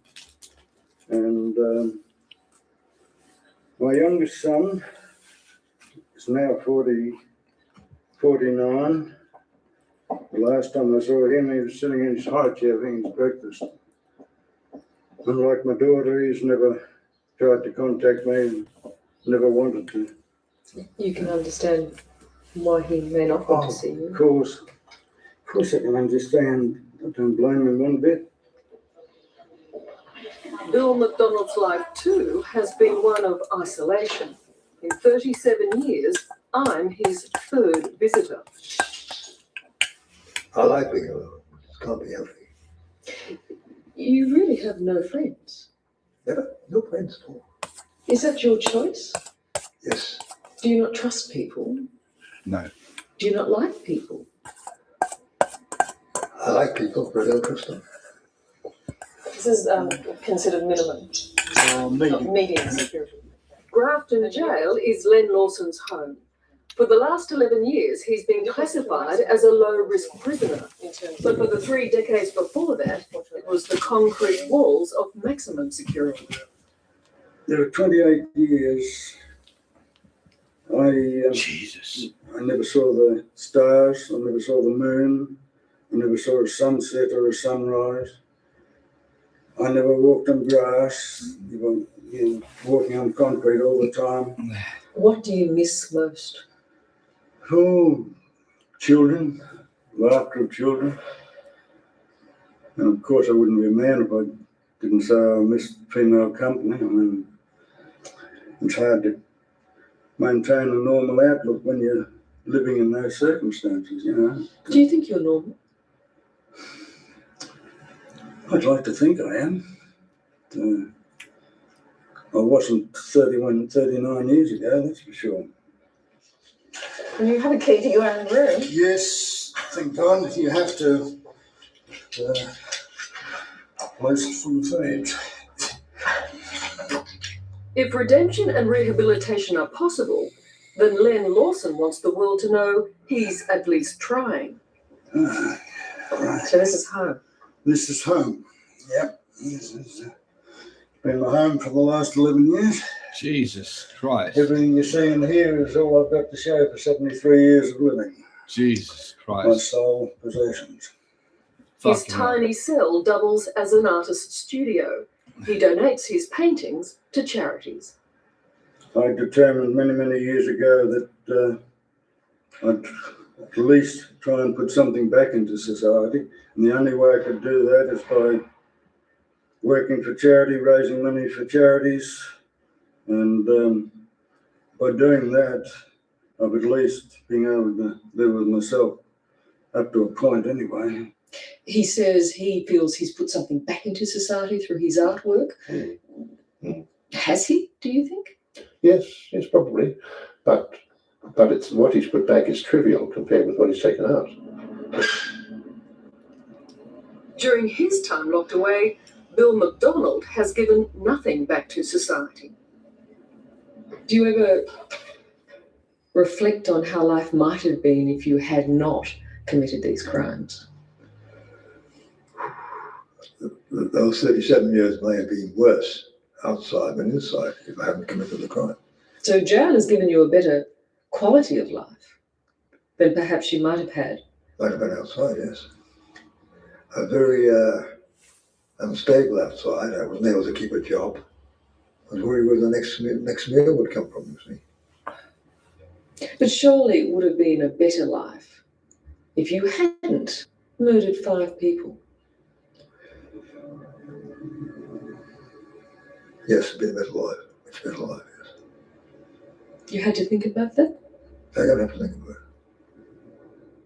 Now, some people might want to say it would have been easier if we'd hanged them at the time. But there are a lot of arguments which would suggest that that's not a good idea. For example, it costs much, much more money to proceed down the track of executions than it does to keep people in jail. I know in the last hanging in Australia, that of Ryan in Victoria in 1967, we could have kept him in jail for 1,000 years. That would have been less expensive than the costs of all the appeals that went on in that particular case. Letting a man live, if he's got any conscience at all, is the worst punishment that you can hand him. So that death sentence you were given would have been kinder? I thought early in the piece, yes. There were times when I thought to myself, I wish to God they had strung me. But, I'm glad now that I was allowed to live because I've been able to redeem myself up to a point anyway. It's a strange experience doing time with McDonald and Lawson. Both are so old and so frail, you'd swear they couldn't harm a fly. Both told me their days of evil were long gone, but I'm not sure how much trust society would put on their word. And I'm shocked by what's going on in the world, believe you me. You can't be. Oh, God, I can't believe it. So you're safer in here, Liam? I reckon I am. A hell of a lot safer. You know how ridiculous this sounds coming from you. Yeah, I suppose so. You must see what I'm saying. I mean, you can't tell me how dreadful the world is now given what you contributed to it. Yes, yeah, I suppose it does sound rather ironic. But, it's the way I feel. I can't help it. It's likely Lawson and McDonald will die in their cells, and probably sooner rather than later. Would you like to be let out? Well, as far as I'm concerned, the final disgrace, the final shame would be to die in jail. So what is your future? How do you see the rest of your life? Well, I don't expect it to be very long, much longer. I mean, I've got more things wrong with me than the Collins submarines. Do you feel glad to be alive? Yes. If I'd had that 37 years to live over again, and even though I'd have to spend the 37 years in jail, I'd still do it over again. But you're going to be dead a long time, so I might as well give it a go. Are you a religious man? No, I'm not religious. So you're not worried about hell? No. I believe that hell is here on earth. I've lived in hell for the last 39 to the last 46 years. And this is where hell is. Prison is hell. Hello, I'm Nick McKenzie. Thanks for watching 60 Minutes Australia. Subscribe to our channel now. Prison is hell. Prison is hell. Prison is hell. Prison is hell. That's all there is to it. Oh, she's pretty.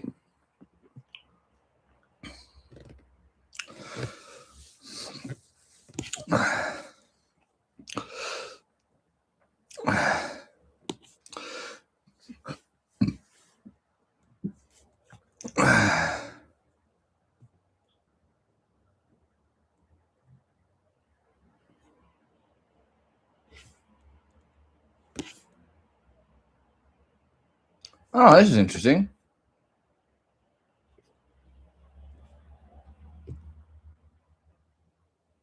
When you think about it, when you think, motherfucking, when you motherfucking think about it, when you motherfucking think about it, when the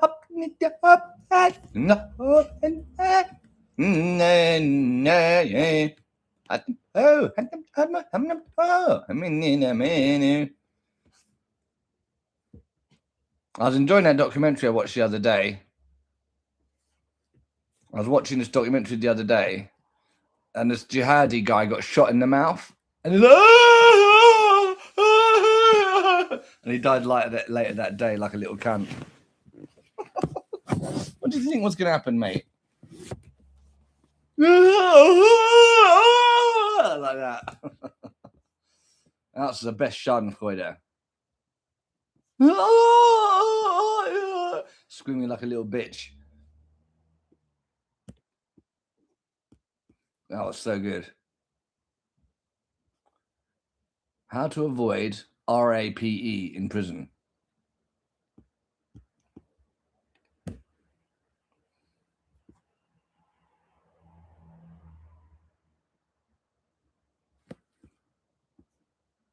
Never food shop on a fucking empty stomach, you schleg. It's the worst idea. You're going to shop on an empty stomach, you're going to buy all this shit, you're going to come back with a box of Haribo. And a couple of the packs are already going to be opened. Sitting in the car on the way home, munching on Haribo. I have seen a man who wanted to make a wallet out of a woman's skin. So he killed a boyfriend in a sort of, when they were going for a walk in along a towpath, and then he killed her to skin her. Haddy beep, haddy beep, haddy bow, haddy bow, haddy beep beep, Good morning, buddy. I slept okay, buddy. Did you sleep well? I hope you slept well, buddy, why not? Yes. So I was at school in Sheffield and then went to boarding school in South Derbyshire. I'm sure you're going to ask me why I did psychiatry, and I actually think that boarding school was very important, and as a matter of psychological survival. And at that time, there have been various articles in newspapers about the terrible times that some people had at private boarding schools. And the one I went to was a bit grim. One of the ways to survive was, well, physically is a good way to survive, and you had to be able to fight. But the other was actually to learn people's weaknesses. Yeah. And defend yourself against larger and more bullying people than yourself by knowing what their weaknesses were. So you became somebody who they would keep at arm's length. So that was sort of a training for your later work. And I think it was. I'm very good at sort of arts subjects. I was very good at English literature is what I really, and my mother persuaded me that I should become a doctor, which I really was not cut out to be at all, if I'm honest. But during medical school, I became increasingly interested in in psychiatry. And I just found this, I just seemed to have a natural sort of affiliation, and ended up my final year, after sort of quite a grim academic pedigree of sort of having to do resits for 3 years out of my 5, I suddenly won the medical school prize, gold prize in psychiatry. And it just sort of really fitted me, and it fitted my thinking. I just started my career, and I was told to report you know, to hear that? prison. This guy, he sat 3 years, redid 3 years of 5 years. I redid 2 years at uni. 4 years, I redid 2 years. It's not always smooth. It's not always smooth. It's fucking hard. But I had very supportive tutors, luckily. Very supportive. They were like my adopted mother and father, basically. Dr. Honor and Dr. Dedez. God bless them. They were so lovely to me. I really loved them. Yes, have coffee and yogurt. Or you got. Hey, what's you got, buddy? Oh my goodness, that's very cheeky. You don't always succeed in life straight away. You know how hard it is to redo 2 years at uni? Psychologically. It's very difficult. I'm no good. I keep on failing. Yes. Sitting in a room with a consultant, and I've read in the newspaper, I heard about it first on the radio, then I read it in the newspaper, that a woman had been found murdered, bled to death. There was blood all over the flat, and her toddler was found sitting in a high chair, crying. And the police had got him very quickly, and he was very quickly remanded into custody. And I sat and listened to, I'd never heard anything like this before. There's almost this I'm terrible at spelling. I'm terrible at spelling. Cockney voice describing how he had stabbed her.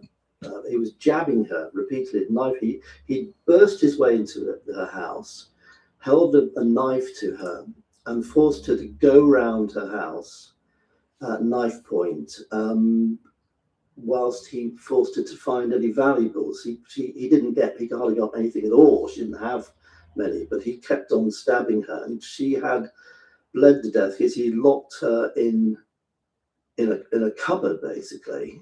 It was the description of what he'd actually done, and the sort of almost mindlessness of it. It didn't really make a lot of sense. So he just wanted any money he could get.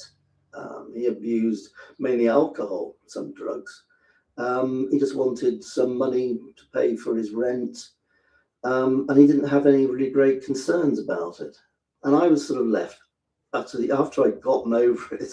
I was actually fascinated. I was essentially I was hooked on the whole thing. This is what I decided I really wanted to do and see more of in the future, to understand why.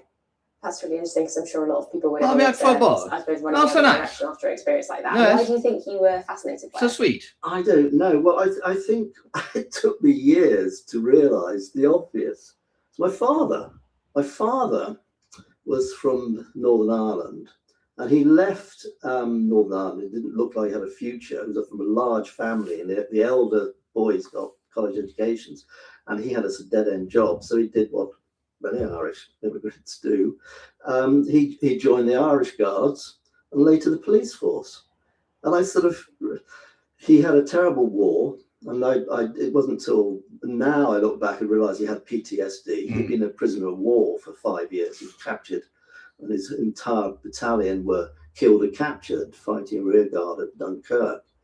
And he was sort of old school, basically. So I realised that it must be something to do with that, the containment of potentially very dangerous people, plus detective work. He wasn't a detective, but there is that element of sort of tracking down and so I think there must be that within me, that shaped my interest in forensic psychiatry.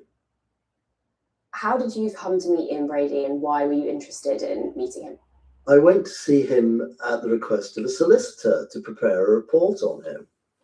And it was a remarkable experience in the sense, the key thing about him, I mean, he would not tell me, and he has never disclosed exactly why he did it. And of course, I did try and get him to explain why, and he just brushed me off in what was a really fascinating interview, in the sense that I realized when I saw him, it was like going to see a rather scruffy Oxford Don. He was in a sort of a sports jacket and flannels, and he had this shock of hair, and he was essentially, he was in control. It was a battle of control, where he was not basically, which I lost, in the sense that he had to dictate how the interview was going. It's a remarkable sort of experience and what he would talk about. I could, at various intervals, ask a few questions I wanted to ask, but mainly he spent most of his time ranting about the hospital he was in. For me, the key thing about it was, despite by that time I've had quite a lot of experience, was how negative I felt towards him. How much and it is absolutely crucial, I think, in all areas of psychiatry, but particularly forensic psychiatry, is to be aware of your feelings about, am I afraid? Do I like the person? And why do I feel these waves of hatred coming over me? It's what's called in psychodynamics, it's called countertransference. And this is the idea that the individual, the patient, produces in you particular feelings, and that they sort of project them into you because it's somehow coming from them. But also it's something to do with your sort of life experiences and your background and what you've seen before. Clearly, he was a psychopath. He was a sadist. I don't know. I'm sure that he would have got sexual gratification from the nature of one or two of his victims. I suspect that his main thing was actually, it seemed to me, there had been huge arguments for years between psychiatrists as to whether he was psychotic or not. I thought he was mentally ill, actually, when I reflected on it. And it seemed as if he was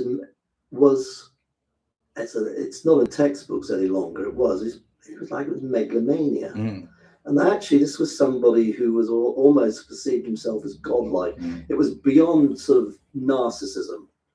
It was almost as if he had a sort of godlike feeling, and he was entitled to murder children. But it was still something more. So you're not going to really, nobody's going to particularly like somebody that's offences like that. But there was more than that. There's something that he produced in me, in terms of my reaction to him, which was quite profoundly different, which contrasts with Peter Sutcliffe. I was training, so I started my more heavy-duty training as a specialist registrar, a grade before consultant, and I was sort of at a fairly early stage in Broadmoor, and who should, think, oh my goodness me, I'm on call, I've got to, any new cases or anybody emergencies, I've got to get, dash the other side of the hospital. And on this occasion, I'm thinking, wow. And so I interviewed him, and he had all the symptoms of schizophrenia, and I managed to find a couple more, but I still felt this is a little strange. He doesn't feel like he's got schizophrenia at all, and he behaves absolutely normally. And I found him a polite, pleasant Yorkshireman who you might find leading up against a pub in Leeds somewhere. Affable, polite, and absolutely, I didn't have any reaction. Obviously I knew what he'd done, and he told me that he'd been, that he did this for God, and he told me about how God was controlling his hands on the steering wheel when he was driving to commit the offences. But as a person, as I say, there's the lack of any negative. That was interesting in itself. What's your approach? How do you begin those interviews and conversations with people who've committed crimes like murder? Different people do different things. And I think that I've developed a particular style over time.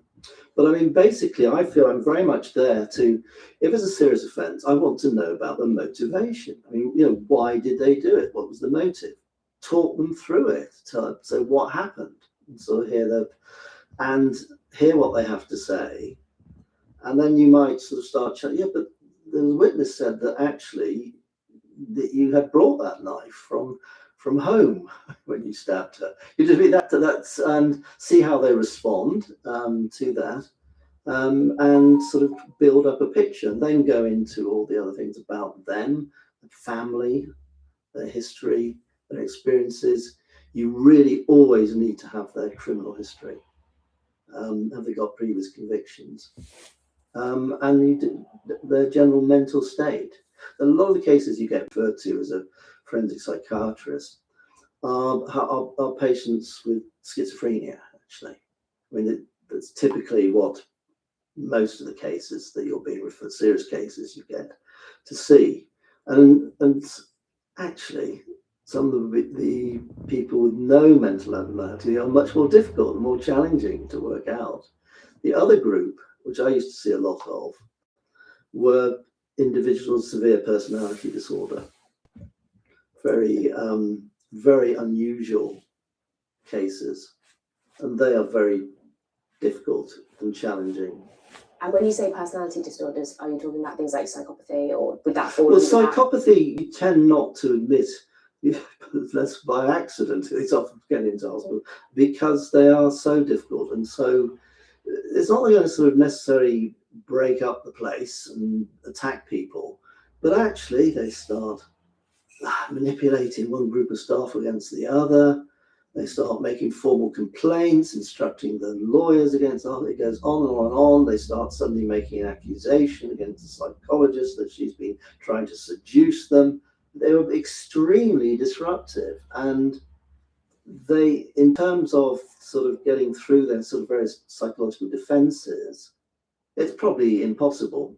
And there's a whole issue about, I would say, from having assessed many psychopaths, I had a research interest in psychopaths, is that you're dealing with somebody who isn't wired up properly, that they do not function like other people.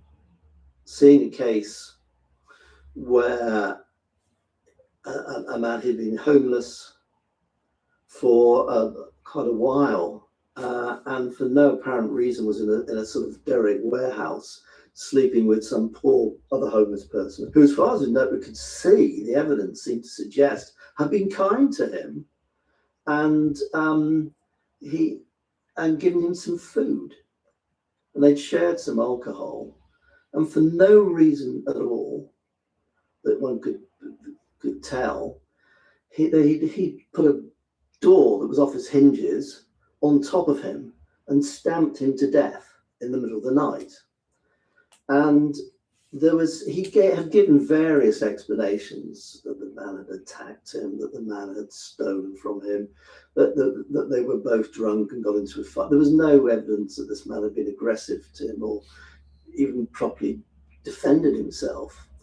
But it was the experience while I was talking to him, trying to get him to explain this, in which he suddenly, it's very disconcerting. He suddenly started talking to me as if, and I didn't know whether this was a fantasy, whether he was making it up on the spot, whether it was true, whether he thought he seemed to be addressing me as the victim.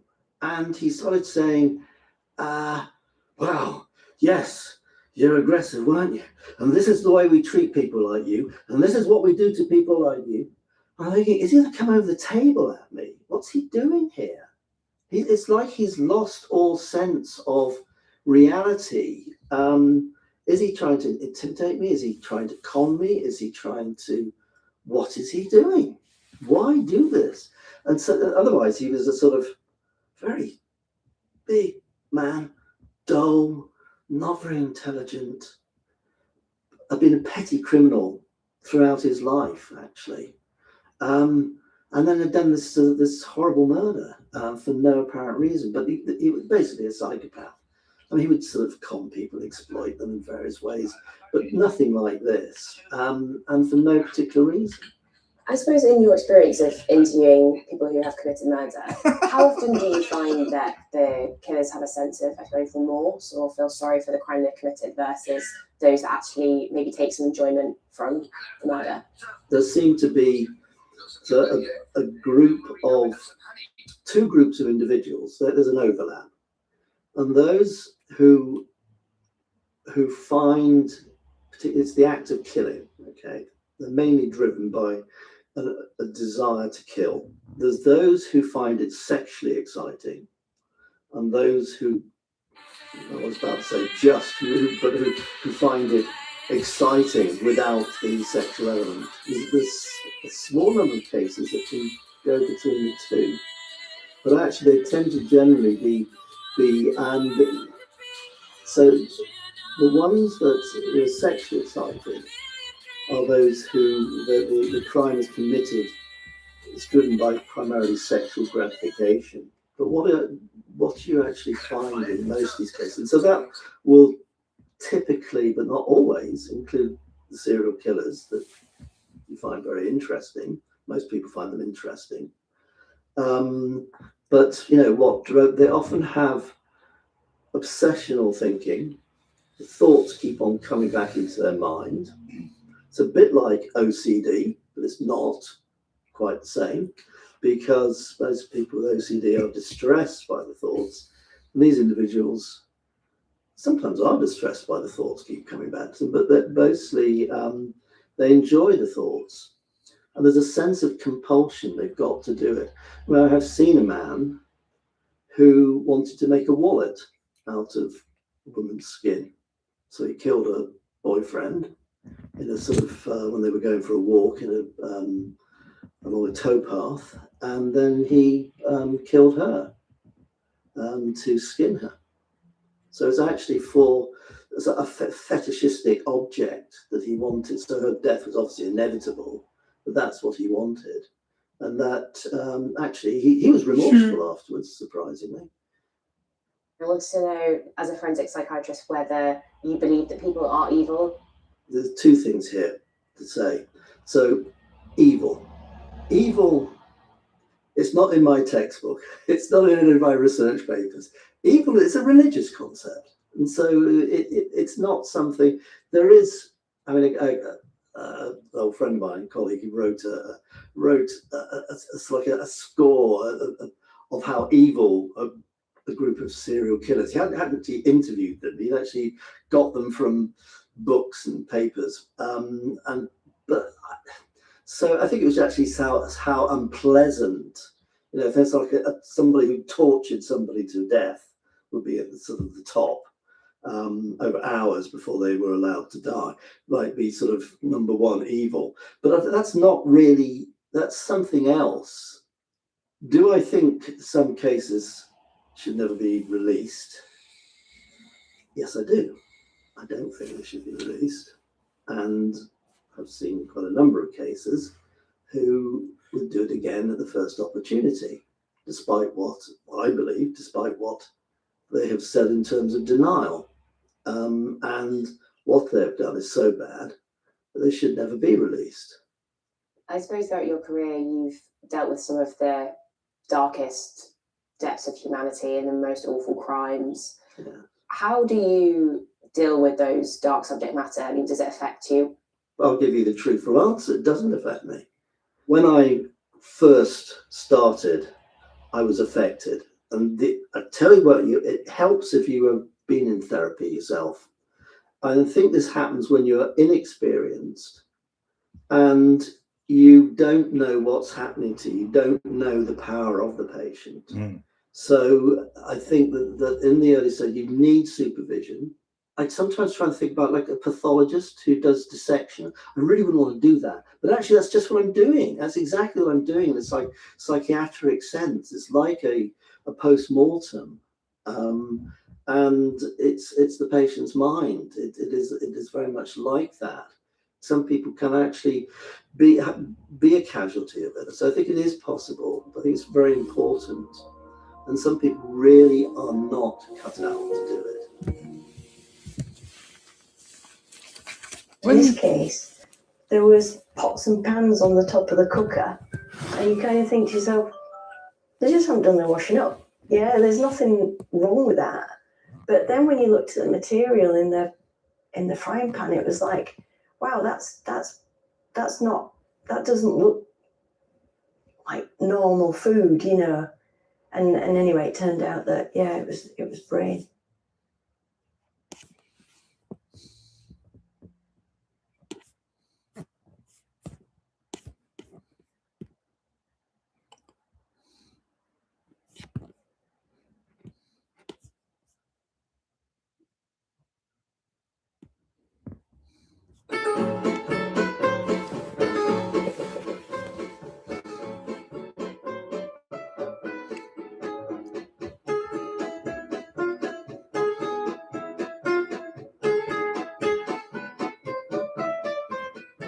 Hey guys, here we are, another Monday Live. A lot of things to discuss. We're getting closer to Christmas with the holidays, and it looks like everything's moving along pretty good. Did you have a busy weekend? I did. I worked all weekend. A lot of things, a lot of calls, stuff like that. But it was good. Another Monday Live. And for those of you that may or may not have tuned in, we have a new table in the back featuring Karen on it. You can go to Our Thing and Patreon. It's up live on those. We will be releasing it later on this evening on YouTube tonight, so stay tuned for that. I want to encourage everybody to please head to the merch shop. We are only going to be taking orders for another week, and then nothing until after the new year. So if you guys want to get your last minute Christmas gifts, now would be the time. You ready for some questions? I'm ready. Okie dokie. So I have Nick Naisho. He said, Sammy, I liked your story about Joe Bonanno last week. It's incredible. He knew where you were and reached out. My question is, why not be friends and do some legitimate business together once you told him you weren't taking over Arizona? Well, first of all, I was a convicted felon, so I'm really not allowed to, do things with him. When he sent me a message, that's a little bit different. But going partners with him and doing something with him, I don't think the government would be happy with that. They weren't even happy with the call, that I was going to meet with him, but we never met. Okay, my next question is from Redman. Redman wants to know, Sammy, do you know anything about why John Gotti's barber, Vito Scaglione, was killed? It seemed to be a really big story in '87. His barber was killed? He probably gave him a bad haircut. I don't know. I don't know why his barber got killed. He also wants to know if that is the infamous alley boy on your left. Yes, that's my Gumbada alley boy. He said if it is, he does have the face of a ball breaker. Yeah, he was the best. His facial expressions and stuff. This guy was a heavyweight lawyer. This guy was representing us at the case. We're coming out of the court. Look at my hair. I had like a beetle haircut. I had a ton of hair. Okay, in your super chat, Eugene Kimson says, was Robert DiRenato a made man or an associate? No, he was not only a made man, he was a captain when he died. We made him a captain after the Castellano hit. He has another question. I want him to elaborate what his second question means. So He's throwing his brother under the bus. Ah, good. They should have done that a long time ago, though. Really? They should have done that a long time ago. Let's have a look. British police arrest Andrew Manbattan. My ex is a pedo. Jesus Christ. That's a crazy story.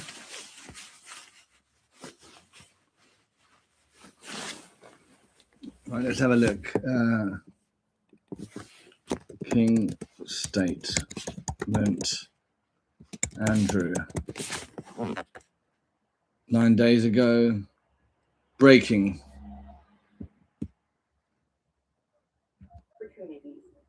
Jeffrey Epstein in violation of his role as trade representative. That is the allegation. That is the accusation here. Now, he has long denied any wrongdoing.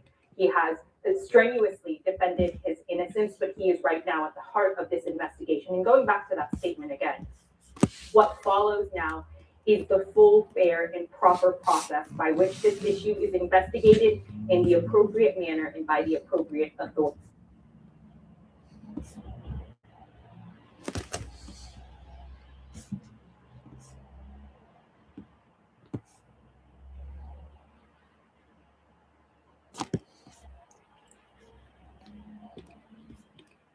Who die from opioid withdrawal, they die from the consequences of dehydration, which gives you a sense of just how bad the symptoms can be, that people can have such profound diarrhea and vomiting that they can actually get dehydrated to the point that they die from it.